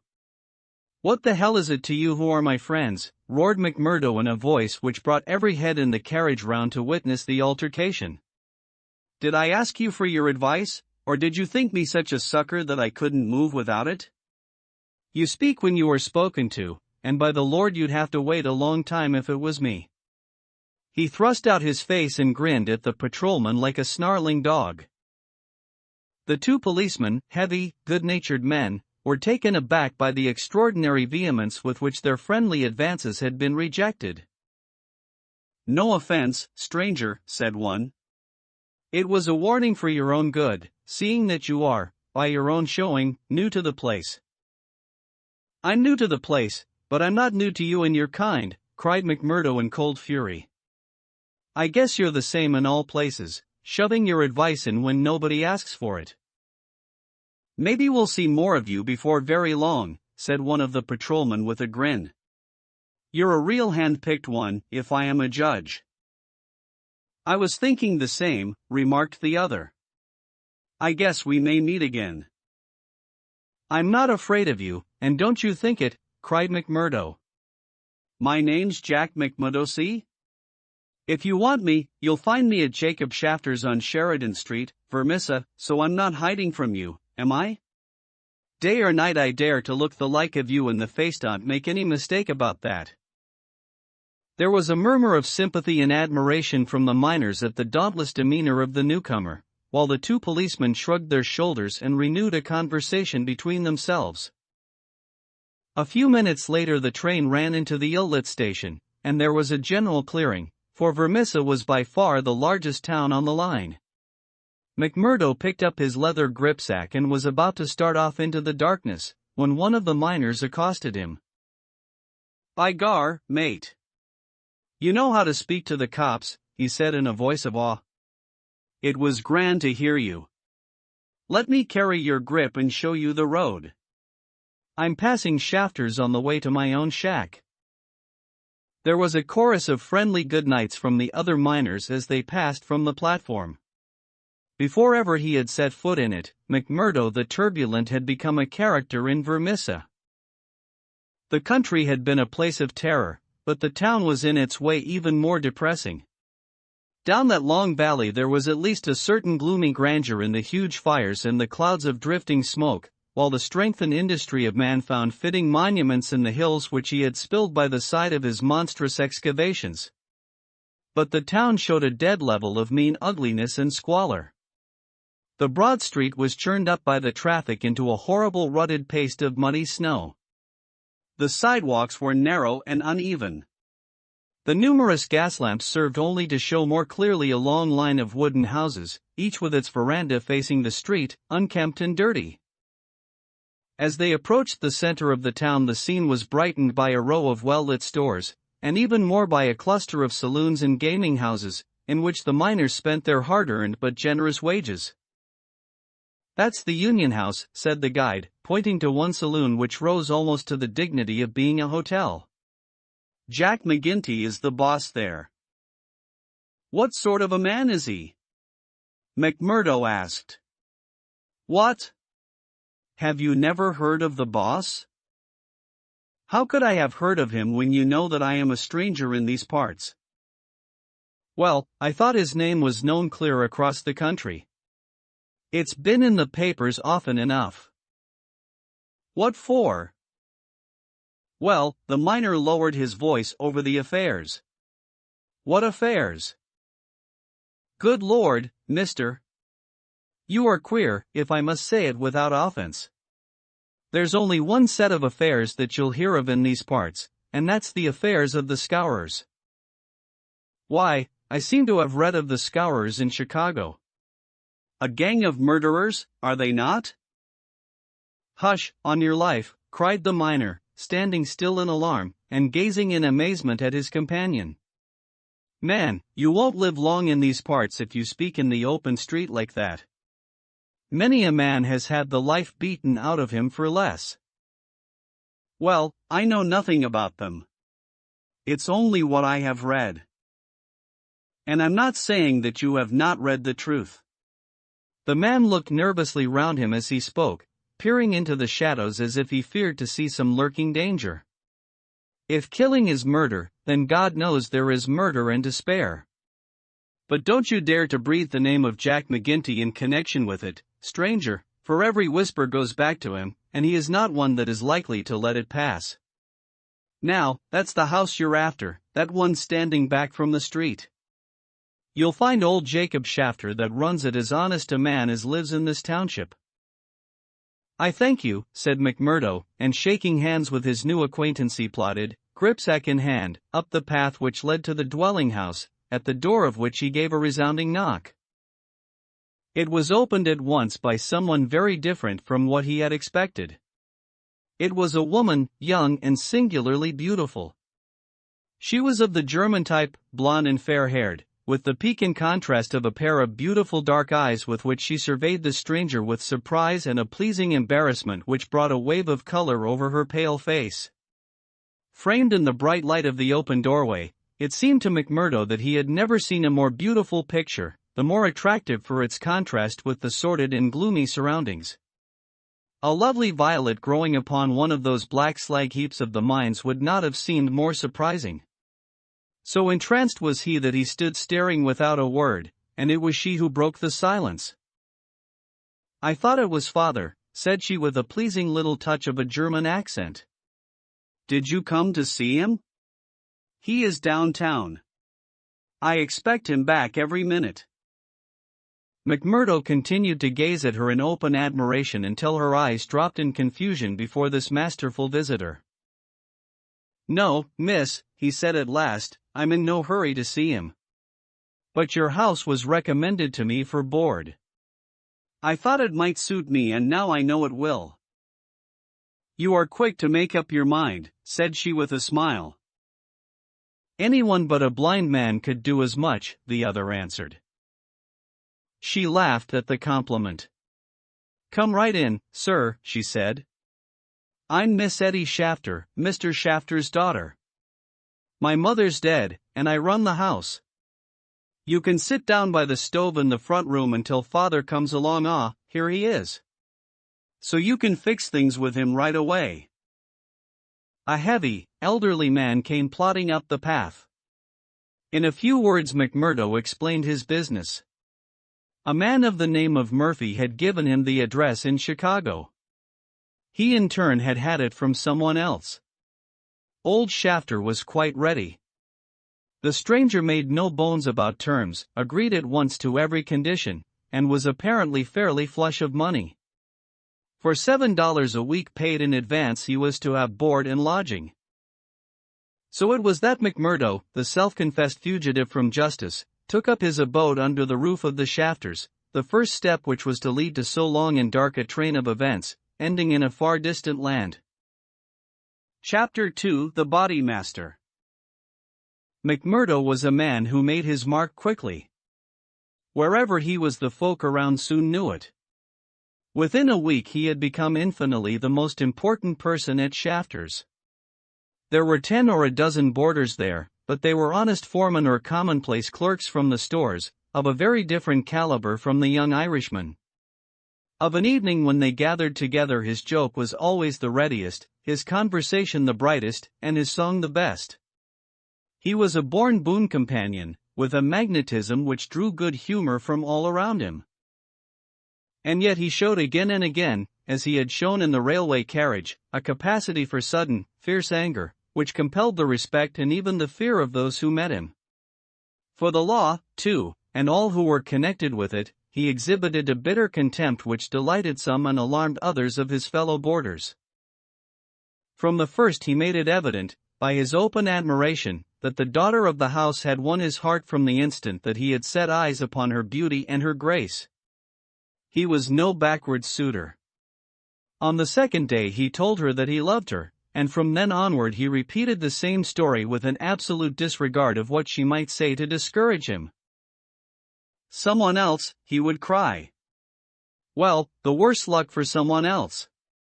Let him look out for himself. Am I to lose my life's chance and all my heart's desire for someone else? You can keep on saying no, Eddie, the day will come when you will say yes, and I'm young enough to wait. He was a dangerous suitor, with his glib Irish tongue, and his pretty, coaxing ways. There was about him also that glamour of experience and of mystery which attracts a woman's interest, and finally her love. He could talk of the sweet valleys of County Monaghan from which he came, of the lovely, distant island, the low hills and green meadows of which seemed the more beautiful when imagination viewed them from this place of grime and snow. Then he was versed in the life of the cities of the north, of Detroit, and the lumber camps of Michigan, and finally of Chicago, where he had worked in a planing mill. And afterwards came the hint of romance, the feeling that strange things had happened to him in that great city, so strange and so intimate that they might not be spoken of. He spoke wistfully of a sudden leaving, a breaking of old ties, a flight into a strange world, ending in this dreary valley, and Eddie listened, her dark eyes gleaming with pity and with sympathy, those two qualities which may turn so rapidly and so naturally to love. McMurdo had obtained a temporary job as bookkeeper, for he was a well-educated man. This kept him out most of the day, and he had not found occasion yet to report himself to the head of the lodge of the Eminent Order of Freemen. He was reminded of his omission, however, by a visit one evening from Mike Scanlon, the fellow member whom he had met in the train. Scanlon, the small, sharp-faced, nervous, black-eyed man, seemed glad to see him once more. After a glass or two of whiskey he broached the object of his visit. "Say, McMurdo," said he, "I remembered your address, so I made bold to call. I'm surprised that you've not reported to the body master. Why haven't you seen Boss McGinty yet?" "Well, I had to find a job. I have been busy." "You must find time for him if you have none for anything else." "Good Lord, man, You're a fool not to have been down to the Union House and registered your name the first morning after you came here. If you run against him, well, you mustn't, that's all." McMurdo showed mild surprise. "I've been a member of the lodge for over 2 years, Scanlon, but I never heard that duties were so pressing as all that." "Maybe not in Chicago." "Well, it's the same society here." "Is it?" Scanlon looked at him long and fixedly. There was something sinister in his eyes. "Isn't it? You'll tell me that in a month's time. I hear you had a talk with the patrolman after I left the train." "How did you know that?" "Oh, it got about. Things do get about for good and for bad in this district." "Well, yes. I told the hounds what I thought of them. By the Lord, you'll be a man after McGinty's heart." "What, does he hate the police too?" Scanlon burst out laughing. "You go and see him, my lad," said he as he took his leave. "It's not the police but you that he'll hate if you don't. Now, take a friend's advice and go at once." It chanced that on the same evening McMurdo had another more pressing interview which urged him in the same direction. It may have been that his attentions to Eddie had been more evident than before, or that they had gradually obtruded themselves into the slow mind of his good German host, but, whatever the cause, the boarding-house keeper beckoned the young man into his private room and started on the subject without any circumlocution. "It seems to me, mister," said he, "that you are gettin' set on my Eddie. Ain't that so, or am I wrong?" "Yes, that is so," the young man answered. "Vell, I vant to tell you right now that it ain't no manner of use. There's someone slipped in afore you. She told me so." "Vell, you can lay that she told you truth." "But did she tell you who it vas?" "No, I asked her, but she wouldn't tell." "I dare say not, the leetle baggage. Perhaps she did not wish to frighten you, Avie." "Frighten?" McMurdo was on fire in a moment. "Ah, yes, my friend. You need not be ashamed to be frightened of him." "It is Teddy Baldwin." "And who the devil is he?" "He is a boss of Scourers." "Scourers? I've heard of them before." "It's Scourers here and Scourers there, and always in a whisper." "What are you all afraid of? Who are the Scourers?" The boarding-house keeper instinctively sank his voice, as everyone did who talked about that terrible society. "The Scourers," said he, "are the Eminent Order of Freemen." The young man stared. "Why, I am a member of that order myself." "You? I would never have had you in my house if I had known it, not if you veered to pay me $100 a week." "What's wrong with the order?" "It's for charity and good fellowship." "The rules say so." "Maybe in some places. Not here." "What is it here?" "It's a murder society, that's vat it is." McMurdo laughed incredulously. "How can you prove that?" he asked. "Prove it? Are there not 50 murders to prove it? Vat about Millman and Van Shorst, and the Nicholson family, and old Mr. Hyam, and little Billy James, and the others? Prove it. Is there a man or a woman in this valley that does not know it?" "See here," said McMurdo earnestly. "I want you to take back what you've said, or else make it good. One or the other you must do before I quit this room. Put yourself in my place. Here am I, a stranger in the town. I belong to a society that I know only as an innocent one.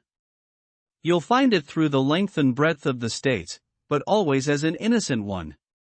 Now, when I am counting upon joining it here, you tell me that it is the same as a murder society called the Scourers. I guess you owe me either an apology or else an explanation, Mr. Shafter." "I can but tell you that the whole world knows, mister. The bosses of the one are the bosses of the other. If you offend the one, it is the other that will strike you. We have proved it too often. That's just gossip. I want proof, said McMurdo. If you live here long you will get your proof. But I forget that you are yourself one of them. You will soon be as bad as the rest. But you will find other lodgings, mister. I cannot have you here. Is it not bad enough that one of these people come courting my Eddie, and that I dare not turn him down, but that I should have another for my boarder? Yes, indeed, you shall not sleep here after tonight. McMurdo found himself under sentence of banishment both from his comfortable quarters and from the girl whom he loved. He found her alone in the sitting room that same evening, and he poured his troubles into her ear. Sure, your father is after giving me notice, he said. It's little I would care if it was just my room, but indeed, Eddie, though it's only a week that I've known you, you are the very breath of life to me, and I can't live without you. Oh, hush, Mr. McMurdo, don't speak so, said the girl. I have told you, have I not, that you are too late? There is another, and if I have not promised to marry him at once, at least I can promise no one else. Suppose I had been first, Eddie, would I have had a chance? The girl sank her face into her hands.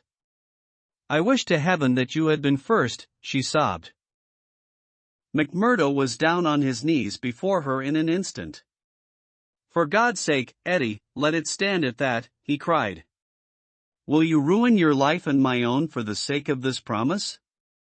Follow your heart, Akushla. 'Tis a safer guide than any promise before you knew what it was that you were saying. He had seized Eddie's white hand between his own strong brown ones. Say that you will be mine, and we will face it out together. Not here? Yes, here. No, no, Jack. His arms were round her now. It could not be here. Could you take me away? A struggle passed for a moment over McMurdo's face, but it ended by setting like granite. No, here, he said. I'll hold you against the world, Eddie, right here where we are. Why should we not leave together? No, Eddie, I can't leave here. But why? I'd never hold my head up again if I felt that I had been driven out. Besides, what is there to be afraid of? Are we not free folks in a free country? If you love me, and I you, who will dare to come between? You don't know, Jack. You've been here too short a time. You don't know this Baldwin. You don't know McGinty and his scourers. No, I don't know them, and I don't fear them, and I don't believe in them, said McMurdo. I've lived among rough men, my darling, and instead of fearing them it has always ended that they have feared me always, Eddie. It's mad on the face of it. If these men, as your father says, have done crime after crime in the valley, and if everyone knows them by name, how comes it that none are brought to justice? You answer me that, Eddie. Because no witness dares to appear against them. He would not live a month if he did. Also because they have always their own men to swear that the accused one was far from the scene of the crime. But surely, Jack, you must have read all this. I had understood that every paper in the United States was writing about it. Well, I have read something, it is true, but I had thought it was a story. Maybe these men have some reason in what they do. Maybe they are wronged and have no other way to help themselves. Oh, Jack, don't let me hear you speak so. That is how he speaks the other one. Baldwin, he speaks like that, does he? And that is why I loathe him so. Oh, Jack, now I can tell you the truth. I loathe him with all my heart, but I fear him also. I fear him for myself, but above all I fear him for father. I know that some great sorrow would come upon us if I dared to say what I really felt. That is why I have put him off with half promises. It was in real truth our only hope. But if you would fly with me, Jack, we could take father with us and live forever far from the power of these wicked men. Again there was the struggle upon McMurdo's face, and again it set like granite. No harm shall come to you, Eddie, nor to your father either. As to wicked men, I expect you may find that I am as bad as the worst of them before we're through. No, no, Jack. I would trust you anywhere. McMurdo laughed bitterly. Good Lord! How little you know of me. Your innocent soul, my darling, could not even guess what is passing in mine. But, hullo, who's the visitor?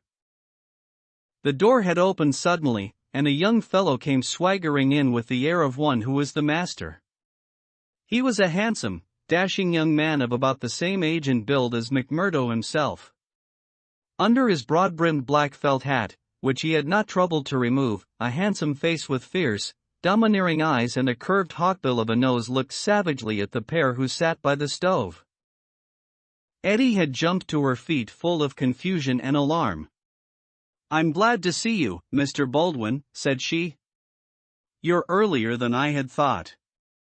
Come and sit down." Baldwin stood with his hands on his hips looking at McMurdo. "Who is this?" he asked curtly. "It's a friend of mine, Mr. Baldwin, a new boarder here. Mr. McMurdo, may I introduce you to Mr. Baldwin?" The young men nodded in surly fashion to each other. "Maybe Miss Eddie has told you how it is with us," said Baldwin. "I didn't understand that there was any relation between you." "Didn't you? Well, you can understand it now. You can take it from me that this young lady is mine, and you'll find it a very fine evening for a walk." "Thank you, I am in no humor for a walk." "Aren't you?" The man's savage eyes were blazing with anger. "Maybe you are in a humor for a fight, Mr. Boarder." "That I am," cried McMurdo, springing to his feet. "You never said a more welcome word." "For God's sake, Jack." "Oh, for God's sake," cried poor, distracted Eddie. "Oh, Jack, Jack, he will hurt you." "Oh, it's Jack, is it?" said Baldwin with an oath. "You've come to that already, have you?" "Oh, Ted, be reasonable, be kind. For my sake, Ted, if ever you loved me, be big-hearted and forgiving." "I think, Eddie, that if you were to leave us alone we could get this thing settled," said McMurdo quietly. "Or maybe, Mr. Baldwin, you will take a turn down the street with me. It's a fine evening, and there's some open ground beyond the next block." "I'll get even with you without needing to dirty my hands," said his enemy. "You'll wish you had never set foot in this house before I am through with you." "No time like the present," cried McMurdo. "I'll choose my own time, mister." "You can leave the time to me. See here." He suddenly rolled up his sleeve and showed upon his forearm a peculiar sign which appeared to have been branded there. It was a circle with a triangle within it. "Do you know what that means?" "I neither know nor care." "Well, you will know, I'll promise you that. You won't be much older, either. Perhaps Miss Eddie can tell you something about it. As to you, Eddie, you'll come back to me on your knees, do ye hear, girl, on your knees, and then I'll tell you what your punishment may be. You've sowed, and by the Lord, I'll see that you reap." He glanced at them both in fury. Then he turned upon his heel, and an instant later the outer door had banged behind him. For a few moments McMurdo and the girl stood in silence. Then she threw her arms around him. "Oh, Jack, how brave you were! But it is no use, you must fly. Tonight. Jack, tonight. It's your only hope. He will have your life. I read it in his horrible eyes. What chance have you against a dozen of them, with Boss McGinty and all the power of the lodge behind them?" McMurdo disengaged her hands, kissed her, and gently pushed her back into a chair. There, Akushla, there. Don't be disturbed or fear for me. I'm a freeman myself. I'm after telling your father about it. Maybe I am no better than the others, so don't make a saint of me. Perhaps you hate me too, now that I've told you as much? Hate you, Jack? While life lasts, I could never do that. I've heard that there is no harm in being a freeman anywhere but here, so why should I think the worse of you for that? But if you are a freeman, Jack, why should you not go down and make a friend of Boss McGinty? Oh, hurry, Jack, hurry. Get your word in first, or the hounds will be on your trail. I was thinking the same thing, said McMurdo. I'll go right now and fix it. You can tell your father that I'll sleep here tonight and find some other quarters in the morning. The bar of McGinty's saloon was crowded as usual, for it was the favorite loafing place of all the rougher elements of the town. The man was popular, for he had a rough, jovial disposition which formed a mask, covering a great deal which lay behind it. But apart from this popularity, the fear in which he was held throughout the township, and indeed down the whole 30 miles of the valley and past the mountains on each side of it, was enough in itself to fill his bar, for none could afford to neglect his good will. Besides those secret powers which it was universally believed that he exercised in so pitiless a fashion, he was a high public official, a municipal councillor, and a commissioner of roads, elected to the office through the votes of the ruffians who in turn expected to receive favors at his hands. Assessments and taxes were enormous, the public works were notoriously neglected, the accounts were slurred over by bribed auditors, and the decent citizen was terrorized into paying public blackmail, and holding his tongue lest some worse thing befall him. Thus it was that, year by year, Boss McGinty's diamond pins became more obtrusive, his gold chains more weighty across a more gorgeous vest, and his saloon stretched farther and farther, until it threatened to absorb one whole side of the market square. McMurdo pushed open the swinging door of the saloon and made his way amid the crowd of men within, through an atmosphere blurred with tobacco smoke and heavy with the smell of spirits. The place was brilliantly lighted, and the huge, heavily gilt mirrors upon every wall reflected and multiplied the garish illumination. There were several bartenders in their shirt sleeves, hard at work mixing drinks for the loungers who fringed the broad, brass-trimmed counter. At the far end, with his body resting upon the bar and a cigar stuck at an acute angle from the corner of his mouth, stood a tall, strong, heavily built man who could be none other than the famous McGinty himself. He was a black-maned giant, bearded to the cheekbones, and with a shock of raven hair which fell to his collar. His complexion was as swarthy as that of an Italian, and his eyes were of a strange dead black, which, combined with a slight squint, gave them a particularly sinister appearance. All else in the man, his noble proportions, his fine features, and his frank bearing fitted in with that jovial, man-to-man manner which he affected. Here, one would say, is a bluff, honest fellow, whose heart would be sound however rude his outspoken words might seem. It was only when those dead, dark eyes, deep and remorseless, were turned upon a man that he shrank within himself, feeling that he was face to face with an infinite possibility of latent evil, with a strength and courage and cunning behind it which made it 1,000 times more deadly.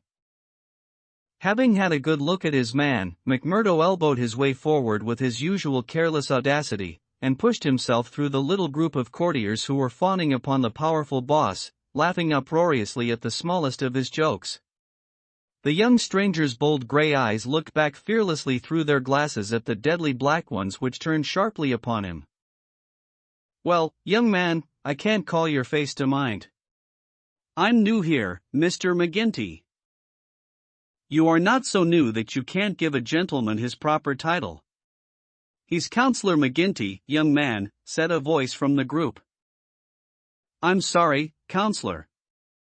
I'm strange to the ways of the place. But I was advised to see you." "Well, you see me. This is all there is. What do you think of me?" "Well, it's early days. If your heart is as big as your body, and your soul as fine as your face, then I'd ask for nothing better, said McMurdo. By gar! You've got an Irish tongue in your head anyhow, cried the saloon-keeper, not quite certain whether to humor this audacious visitor or to stand upon his dignity. So you are good enough to pass my appearance?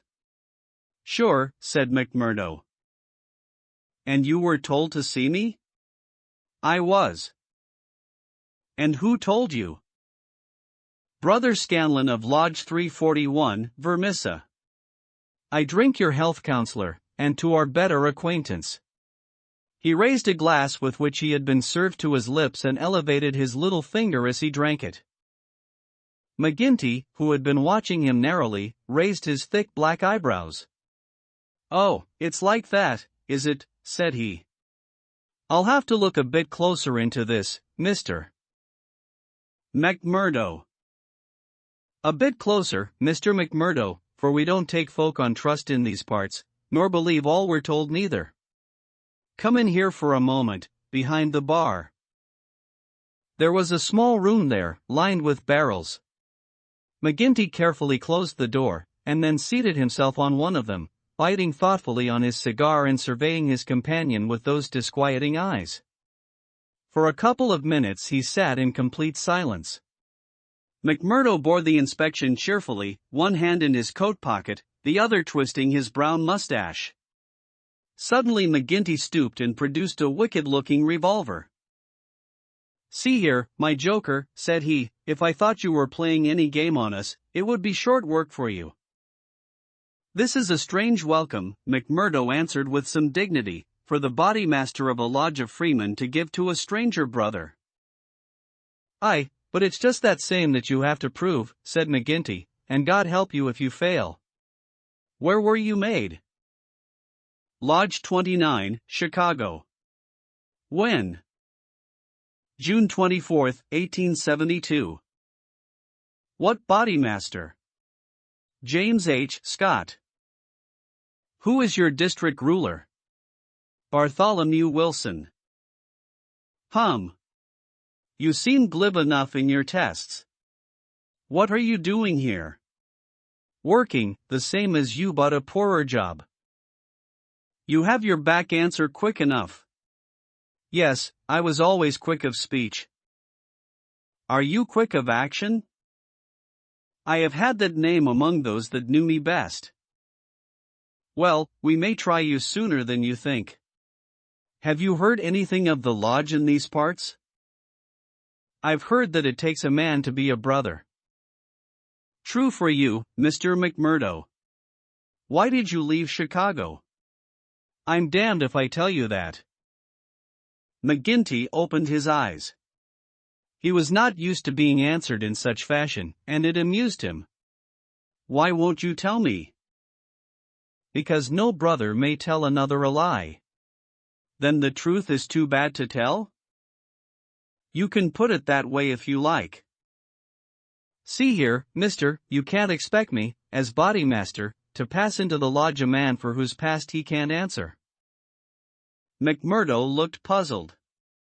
Then he took a worn newspaper cutting from an inner pocket. You wouldn't squeal on a fellow, said he.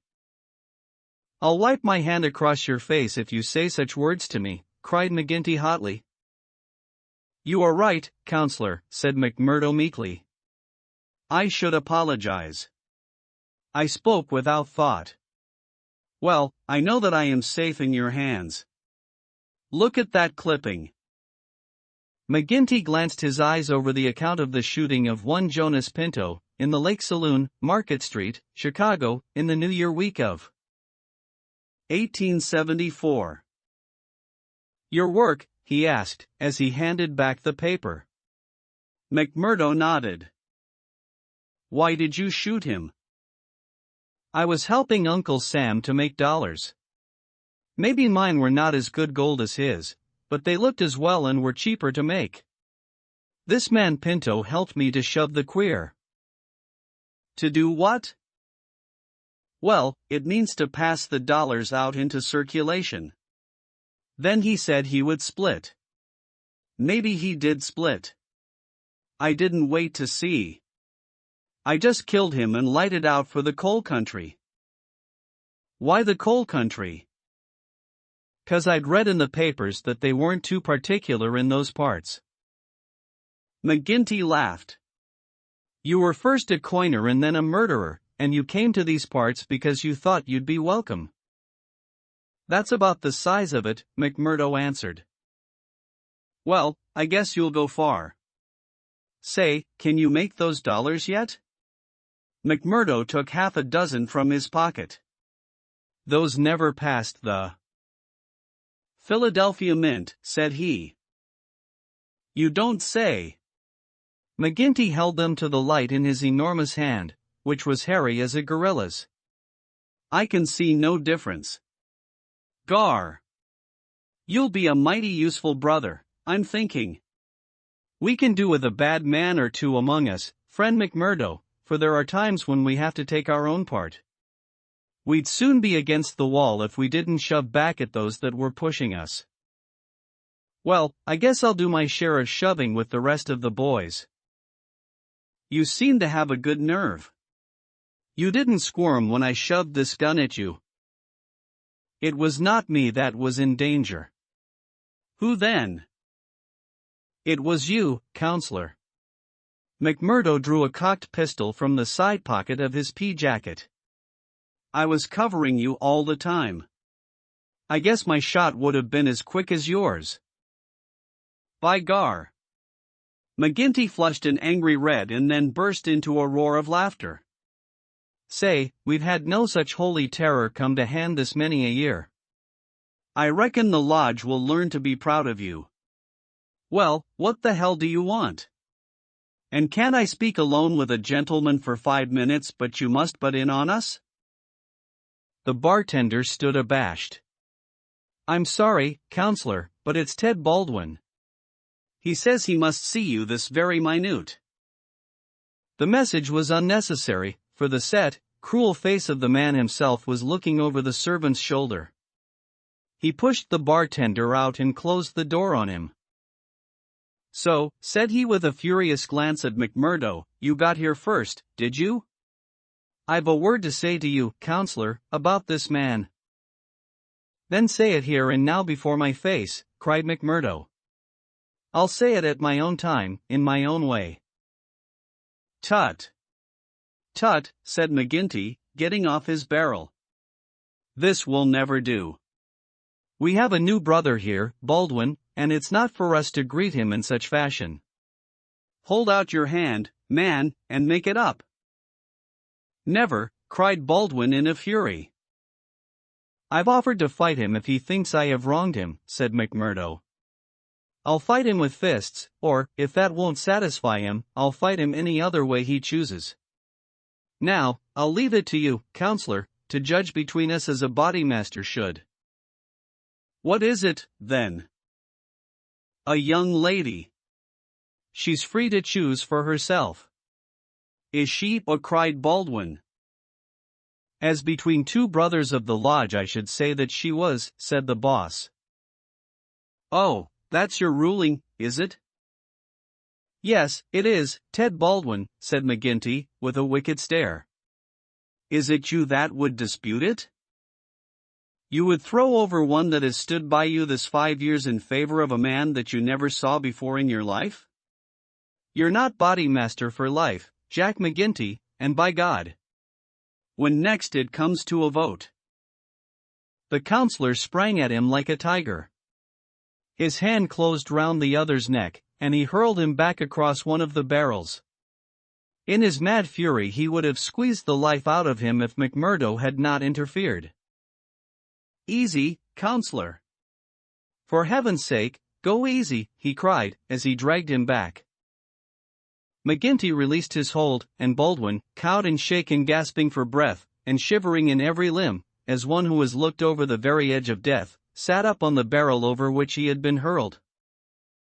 You've been asking for it this many a day, Ted Baldwin, now you've got it, cried McGinty, his huge chest rising and falling.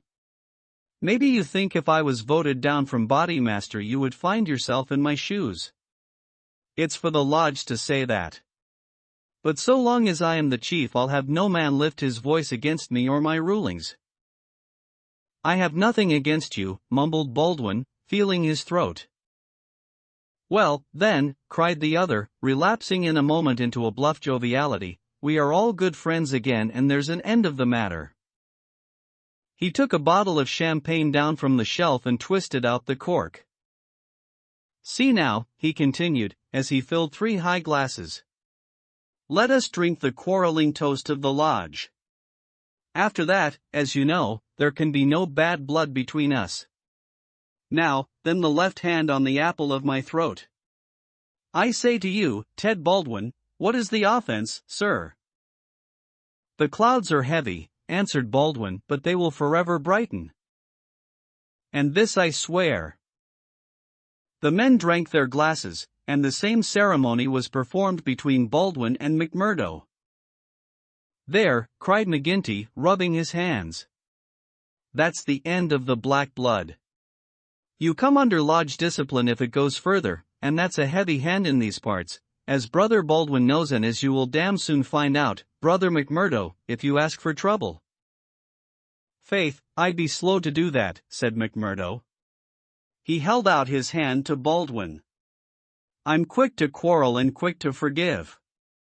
It's my hot Irish blood, they tell me. But it's over for me, and I bear no grudge. Baldwin had to take the proffered hand, for the baleful eye of the terrible boss was upon him. But his sullen face showed how little the words of the other had moved him. McGinty clapped them both on the shoulders. Tut! These girls, he cried. To think that the same petticoats should come between 2 of my boys.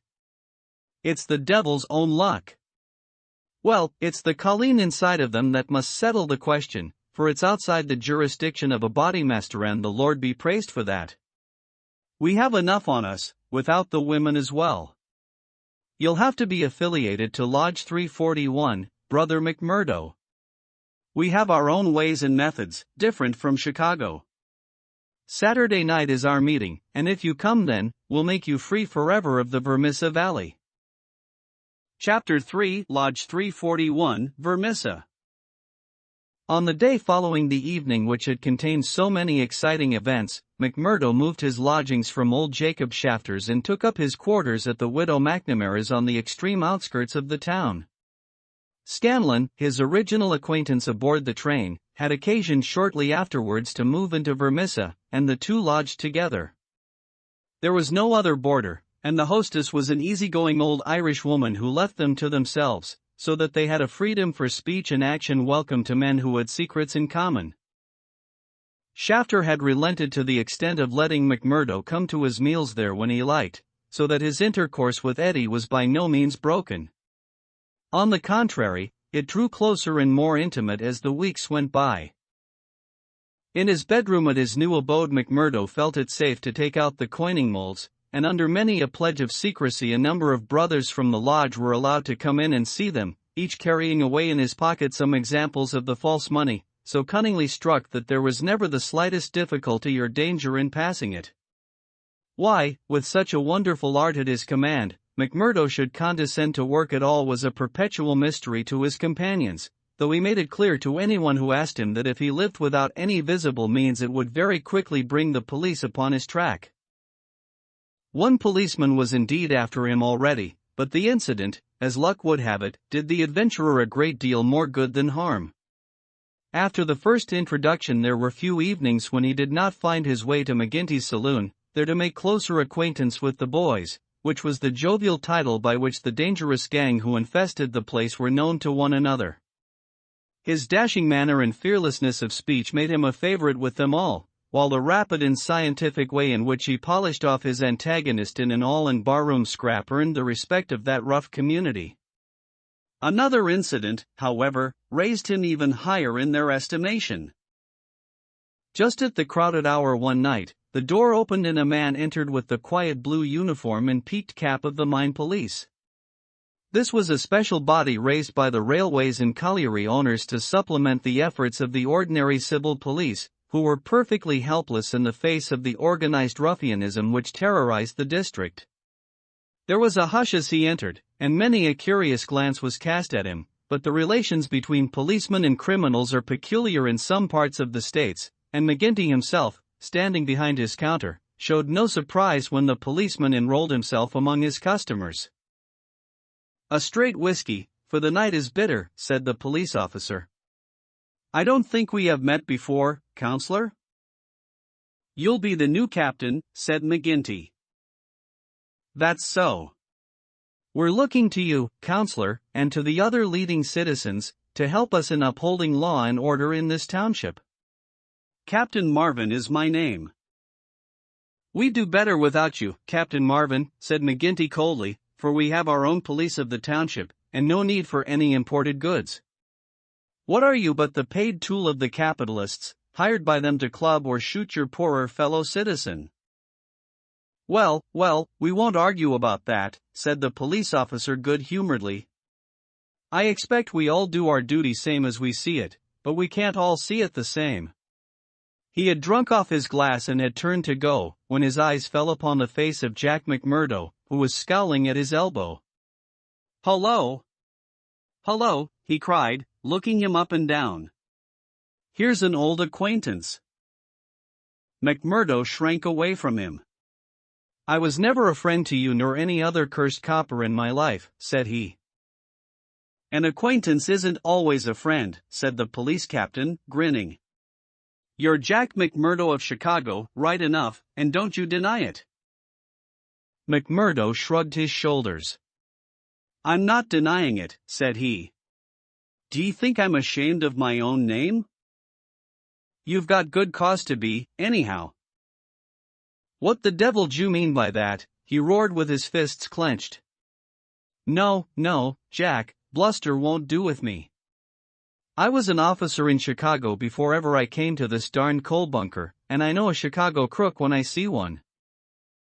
McMurdo's face fell. "Don't tell me that you're Marvin of the Chicago Central," he cried. "Just the same old Teddy Marvin, at your service. We haven't forgotten the shooting of Jonas Pinto up there." "I never shot him." "Did you not? That's good impartial evidence, ain't it? Well, his death came in uncommon handy for you, or they would have had you for shoving the queer.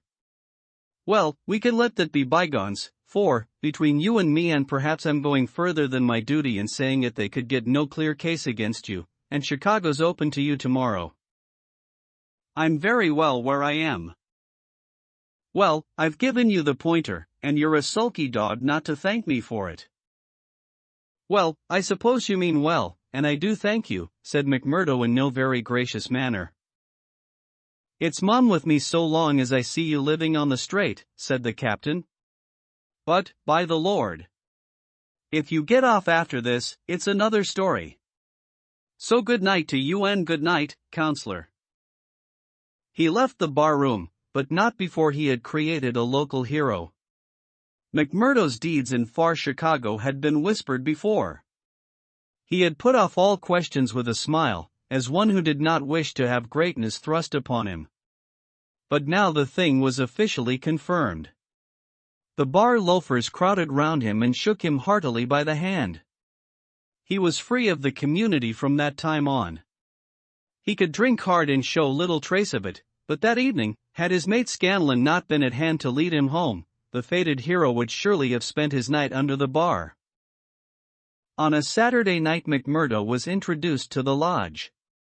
He had thought to pass in without ceremony as being an initiate of Chicago, but there were particular rites in Vermissa of which they were proud, and these had to be undergone by every postulant. The assembly met in a large room reserved for such purposes at the Union House. Some 60 members assembled at Vermissa, but that by no means represented the full strength of the organization, for there were several other lodges in the valley, and others across the mountains on each side, who exchanged members when any serious business was afoot, so that a crime might be done by men who were strangers to the locality. Altogether there were not less than 500 scattered over the coal district. In the bare assembly room the men were gathered round a long table. At the side was a second one laden with bottles and glasses, on which some members of the company were already turning their eyes. McGinty sat at the head with a flat black velvet cap upon his shock of tangled black hair, and a colored purple stole round his neck, so that he seemed to be a priest presiding over some diabolical ritual. To right and left of him were the higher lodge officials, the cruel, handsome face of Ted Baldwin among them. Each of these wore some scarf or medallion as emblem of his office. They were, for the most part, men of mature age, but the rest of the company consisted of young fellows from 18 to 25, the ready and capable agents who carried out the commands of their seniors. Among the older men were many whose features showed the tigerish, lawless souls within, but looking at the rank and file it was difficult to believe that these eager and open-faced young fellows were in very truth a dangerous gang of murderers, whose minds had suffered such complete moral perversion that they took a horrible pride in their proficiency at the business, and looked with deepest respect at the man who had the reputation of making what they called a clean job. To their contorted natures it had become a spirited and chivalrous thing to volunteer for service against some man who had never injured them, and whom in many cases they had never seen in their lives. The crime committed, they quarreled as to who had actually struck the fatal blow, and amused one another in the company by describing the cries and contortions of the murdered man. At first they had shown some secrecy in their arrangements, but at the time which this narrative describes their proceedings were extraordinarily open, for the repeated failure of the law had proved to them that, on the one hand, no one would dare to witness against them, and on the other they had an unlimited number of stanch witnesses upon whom they could call, and a well-filled treasure chest from which they could draw the funds to engage the best legal talent in the state. In 10 long years of outrage there had been no single conviction, and the only danger that ever threatened the Scourers lay in the victim himself who, however outnumbered and taken by surprise, might and occasionally did leave his mark upon his assailants. McMurdo had been warned that some ordeal lay before him, but no one would tell him in what it consisted. He was led now into an outer room by 2 solemn brothers. Through the plank partition he could hear the murmur of many voices from the assembly within. Once or twice he caught the sound of his own name, and he knew that they were discussing his candidacy. Then there entered an inner guard with a green and gold sash across his chest. "The bodymaster orders that he shall be trussed, blinded, and entered," said he. The 3 of them removed his coat, turned up the sleeve of his right arm, and finally passed a rope round above the elbows and made it fast. They next placed a thick black cap right over his head and the upper part of his face, so that he could see nothing. He was then led into the assembly hall. It was pitch dark and very oppressive under his hood. He heard the rustle and murmur of the people round him, and then the voice of McGinty sounded dull and distant through the covering of his ears. "John McMurdo," said the voice, "are you already a member of the Ancient Order of Freemen?"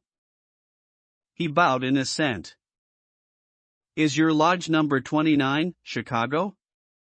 He bowed again.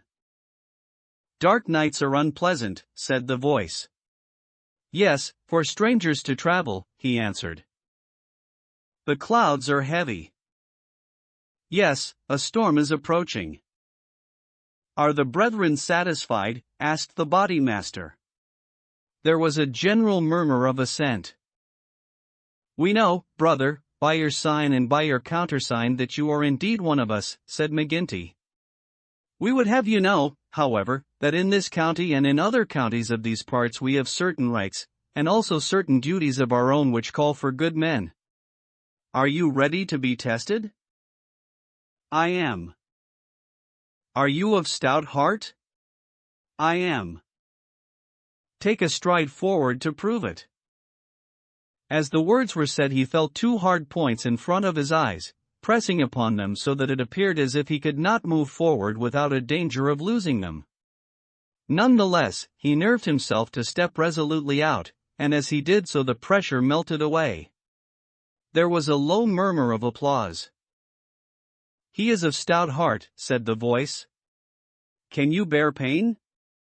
"As well as another," he answered. "Test him." It was all he could do to keep himself from screaming out, for an agonizing pain shot through his forearm. He nearly fainted at the sudden shock of it, but he bit his lip and clenched his hands to hide his agony. "I can take more than that," said he. This time there was loud applause. A finer first appearance had never been made in the lodge. Hands clapped him on the back, and the hood was plucked from his head. He stood blinking and smiling amid the congratulations of the brothers. "One last word, Brother McMurdo," said McGinty. "You have already sworn the oath of secrecy and fidelity, and you are aware that the punishment for any breach of it is instant and inevitable death?" "I am," said McMurdo. "And you accept the rule of the bodymaster for the time being under all circumstances?" "I do." "Then in the name of Lodge 341, Vermissa, I welcome you to its privileges and debates. You will put the liquor on the table, Brother Scanlon, and we will drink to our worthy brother." McMurdo's coat had been brought to him, but before putting it on he examined his right arm, which still smarted heavily. There on the flesh of the forearm was a circle with a triangle within it, deep and red, as the branding iron had left it. One or two of his neighbors pulled up their sleeves and showed their own lodge marks. "We've all had it," said one, "but not all as brave as you over it." "Tut! It was nothing," said he, "but it burned and ached all the same." When the drinks which followed the ceremony of initiation had all been disposed of, the business of the lodge proceeded. McMurdo, accustomed only to the prosaic performances of Chicago, listened with open ears and more surprise than he ventured to show to what followed. "The first business on the agenda paper," said McGinty, "is to read the following letter from Division Master Wendell of Merton County Lodge 249. He says, "Dear Sir, there is a job to be done on Andrew Ray of Ray and Sturmash, coal owners near this place. You will remember that your lodge owes us a return, having had the service of two brethren in the matter of the patrolman last fall. You will send two good men, they will be taken charge of by Treasurer Higgins of this lodge, whose address you know. He will show them when to act and where. Yours in freedom, J.W. Wendell DMAOF. Wendell has never refused us when we have had occasion to ask for the loan of a man or two, and it is not for us to refuse him." McGinty paused and looked round the room with his dull, malevolent eyes. "Who will volunteer for the job?" Several young fellows held up their hands. The bodymaster looked at them with an approving smile. "You'll do, Tiger Cormac. If you handle it as well as you did the last, you won't be wrong. And you, Wilson." "I've no pistol," said the volunteer, a mere boy in his teens. "It's your first, is it not? Well, you have to be blooded sometime. It will be a great start for you. As to the pistol, you'll find it waiting for you, or I'm mistaken. If you report yourselves on Monday, it will be time enough. You'll get a great welcome when you return." "Any reward this time?" asked Cormac, a thick-set, dark-faced, brutal-looking young man, whose ferocity had earned him the nickname of Tiger. "Never mind the reward. You just do it for the honor of the thing. Maybe when it is done there will be a few odd dollars at the bottom of the box." "What has the man done?" asked young Wilson. "Sure, it's not for the likes of you to ask what the man has done. He has been judged over there. That's no business of ours. All we have to do is to carry it out for them, same as they would for us. Speaking of that, two brothers from the Merton Lodge are coming over to us next week to do some business in this quarter." "Who are they?" asked someone. "Faith, it is wiser not to ask. If you know nothing, you can testify nothing, and no trouble can come of it. But they are men who will make a clean job when they are about it." "And time, too," cried Ted Baldwin. "Folk are gettin' out of hand in these parts. It was only last week that 3 of our men were turned off by Foreman Blaker. It's been owing him a long time, and he'll get it full and proper. Get what? McMurdo whispered to his neighbor. The business end of a buckshot cartridge, cried the man with a loud laugh. What think you of our ways, brother? McMurdo's criminal soul seemed to have already absorbed the spirit of the vile association of which he was now a member. I like it well, said he. 'Tis a proper place for a lad of mettle. Several of those who sat around heard his words and applauded them. What's that? Cried the black-maned bodymaster from the end of the table. 'Tis our new brother, sir, who finds our ways to his taste. McMurdo rose to his feet for an instant. I would say, eminent bodymaster, that if a man should be wanted I should take it as an honor to be chosen to help the lodge. There was great applause at this. It was felt that a new sun was pushing its rim above the horizon. To some of the elders it seemed that the progress was a little too rapid. I would move, said the secretary, Haraway, a vulture-faced old graybeard who sat near the chairman, that Brother McMurdo should wait until it is the good pleasure of the lodge to employ him. Sure, that was what I meant. I'm in your hands, said McMurdo. Your time will come, brother, said the chairman. We have marked you down as a willing man, and we believe that you will do good work in these parts. There is a small matter tonight in which you may take a hand if it so please you. I will wait for something that is worthwhile. You can come tonight, anyhow, and it will help you to know what we stand for in this community. I will make the announcement later. Meanwhile, he glanced at his agenda paper. I have one or two more points to bring before the meeting. First of all, I will ask the treasurer as to our bank balance. There is the pension to Jim Carnaway's widow.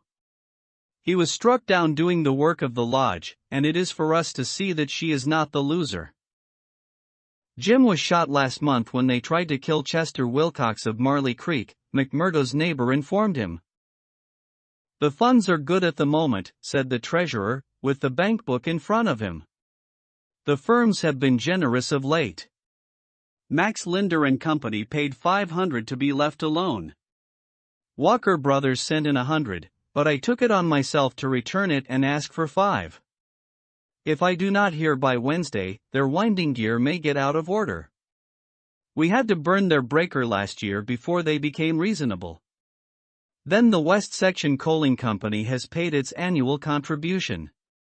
We have enough on hand to meet any obligations. What about Archie Swindon? Asked a brother. He has sold out and left the district. The old devil left a note for us to say that he had rather be a free crossing sweeper in New York than a large mine owner under the power of a ring of blackmailers. By gar!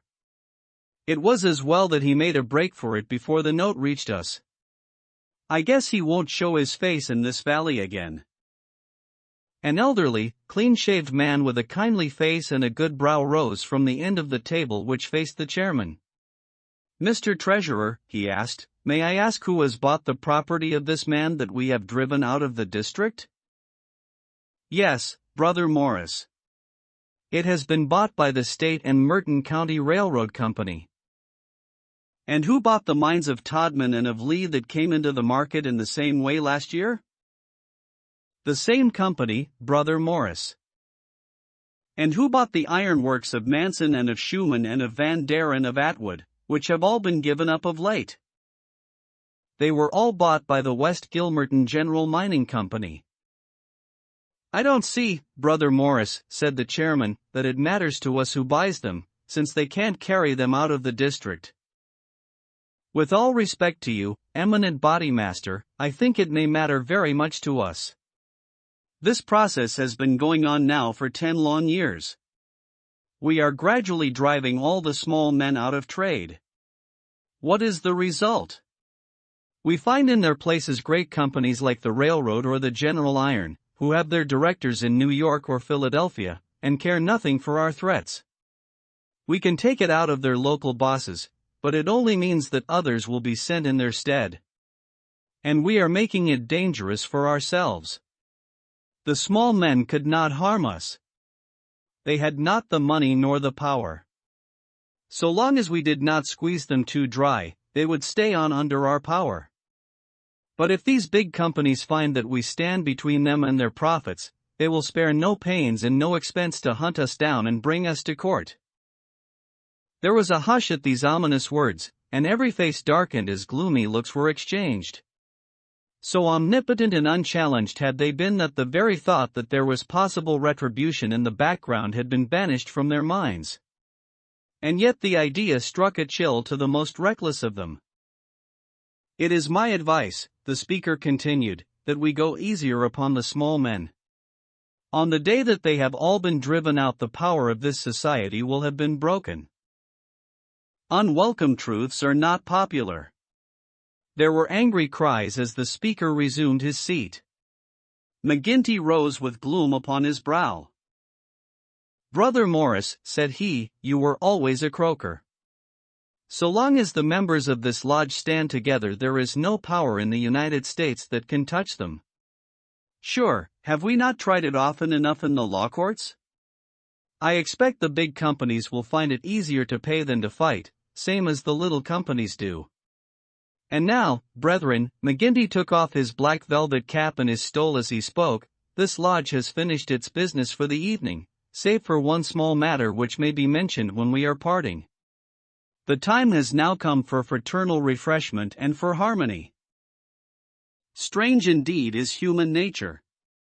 Here were these men, to whom murder was familiar, who again and again had struck down the father of the family, some man against whom they had no personal feeling, without one thought of compunction or of compassion for his weeping wife or helpless children, and yet the tender or pathetic in music could move them to tears. McMurdo had a fine tenor voice, and if he had failed to gain the goodwill of the lodge before, it could no longer have been withheld after he had thrilled them with 'I'm sitting on the stile, Mary,' and 'On the banks of Allan Water.' In his very first night the new recruit had made himself one of the most popular of the brethren, marked already for advancement and high office. There were other qualities needed, however, besides those of good fellowship, to make a worthy freeman, and of these he was given an example before the evening was over. The whiskey bottle had passed round many times, and the men were flushed and ripe for mischief when their bodymaster rose once more to address them. "Boys," said he, "there's one man in this town that wants trimming up, and it's for you to see that he gets it. I'm speaking of James Stanger of the Herald. You've seen how he's been opening his mouth against us again?" There was a murmur of assent, with many a muttered oath. McGinty took a slip of paper from his waistcoat pocket. "Law and order. That's how he heads it. Reign of terror in the coal and iron district. 12 years have now elapsed since the first assassinations which proved the existence of a criminal organization in our midst. From that day these outrages have never ceased, until now they have reached a pitch which makes us the opprobrium of the civilized world.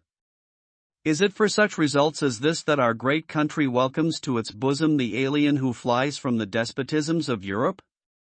Is it that they shall themselves become tyrants over the very men who have given them shelter, and that a state of terrorism and lawlessness should be established under the very shadow of the sacred folds of the starry flag of freedom, which would raise horror in our minds if we read of it as existing under the most effete monarchy of the East?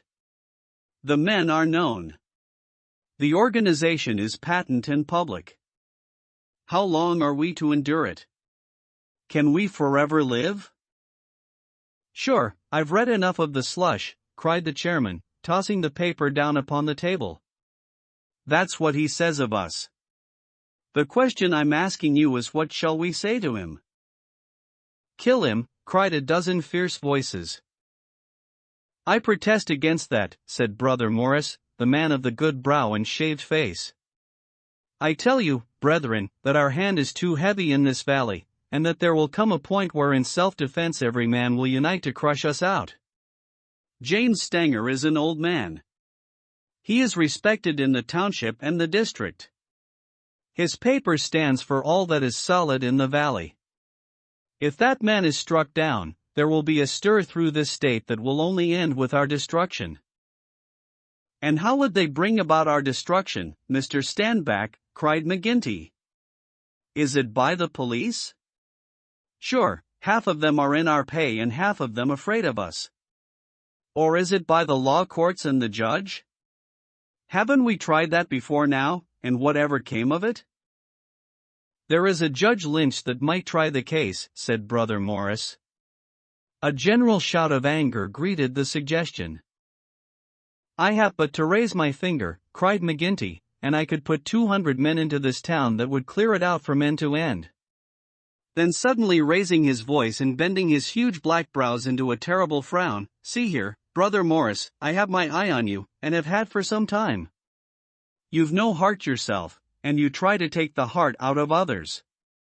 It will be an ill day for you, Brother Morris, when your own name comes on our agenda paper, and I'm thinking that it's just there that I ought to place it. Morris had turned deadly pale, and his knees seemed to give way under him as he fell back into his chair. He raised his glass in his trembling hand and drank before he could answer. I apologize, eminent bodymaster, to you and to every brother in this lodge if I have said more than I should. I am a faithful member, you all know that, and it is my fear lest evil come to the lodge which makes me speak in anxious words. But I have greater trust in your judgment than in my own, eminent bodymaster, and I promise you that I will not offend again. The bodymaster's scowl relaxed as he listened to the humble words. Very good, Brother Morris. It's myself that would be sorry if it were needful to give you a lesson. But so long as I am in this chair we shall be a united lodge in word and in deed. And now, boys, he continued, looking round at the company, I'll say this much, that if Stanger got his full deserts there would be more trouble than we need ask for. These editors hang together, and every journal in the state would be crying out for police and troops. But I guess you can give him a pretty severe warning. Will you fix it, Brother Baldwin? Sure, said the young man eagerly. How many will you take? Half a dozen, and 2 to guard the door. You'll come, Gower, and you, Mansell, and you, Scanlon, and the 2 Willoughbys. I promised the new brother he should go, said the chairman. Ted Baldwin looked at McMurdo with eyes which showed that he had not forgotten nor forgiven. Well, he can come if he wants, he said in a surly voice. That's enough.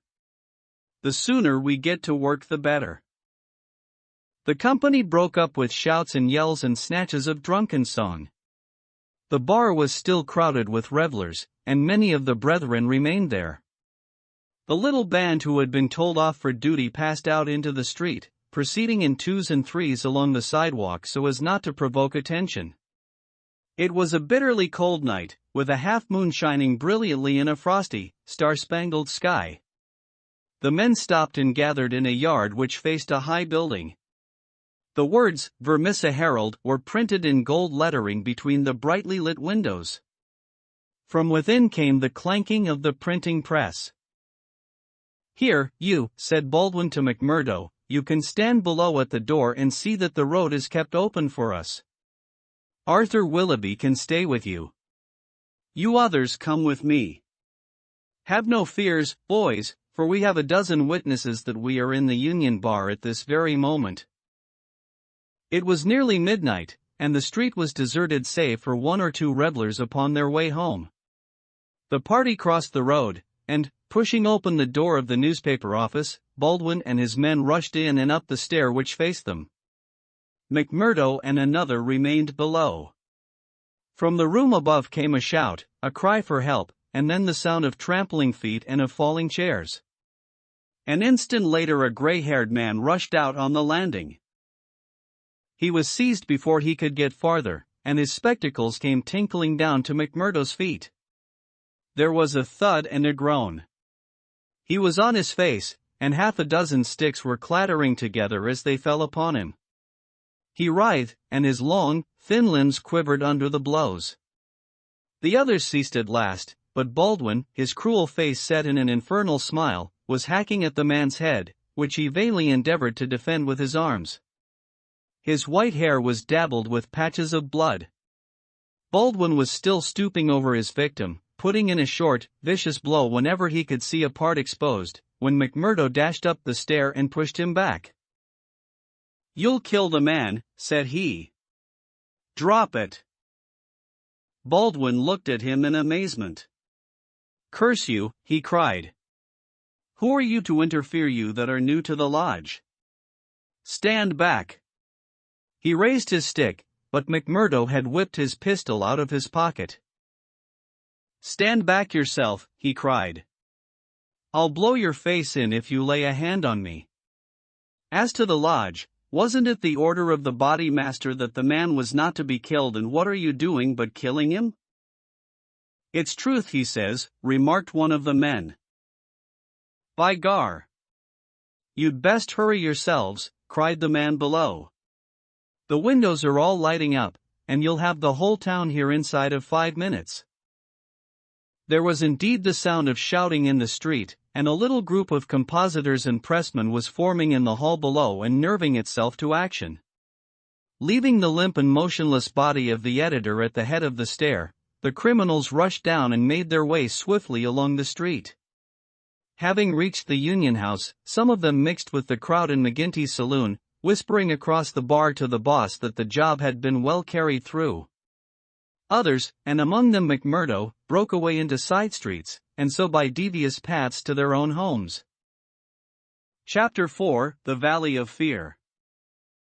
When McMurdo awoke next morning, he had good reason to remember his initiation into the lodge. His head ached with the effect of the drink, and his arm, where he had been branded, was hot and swollen. Having his own peculiar source of income, he was irregular in his attendance at his work, so he had a late breakfast, and remained at home for the morning writing a long letter to a friend. Afterwards he read the Daily Herald. In a special column put in at the last moment he read: "Outrage at the Herald office editor seriously injured." It was a short account of the facts with which he was himself more familiar than the writer could have been. It ended with the statement: "The matter is now in the hands of the police, but it can hardly be hoped that their exertions will be attended by any better results than in the past. Some of the men were recognized, and there is hope that a conviction may be obtained."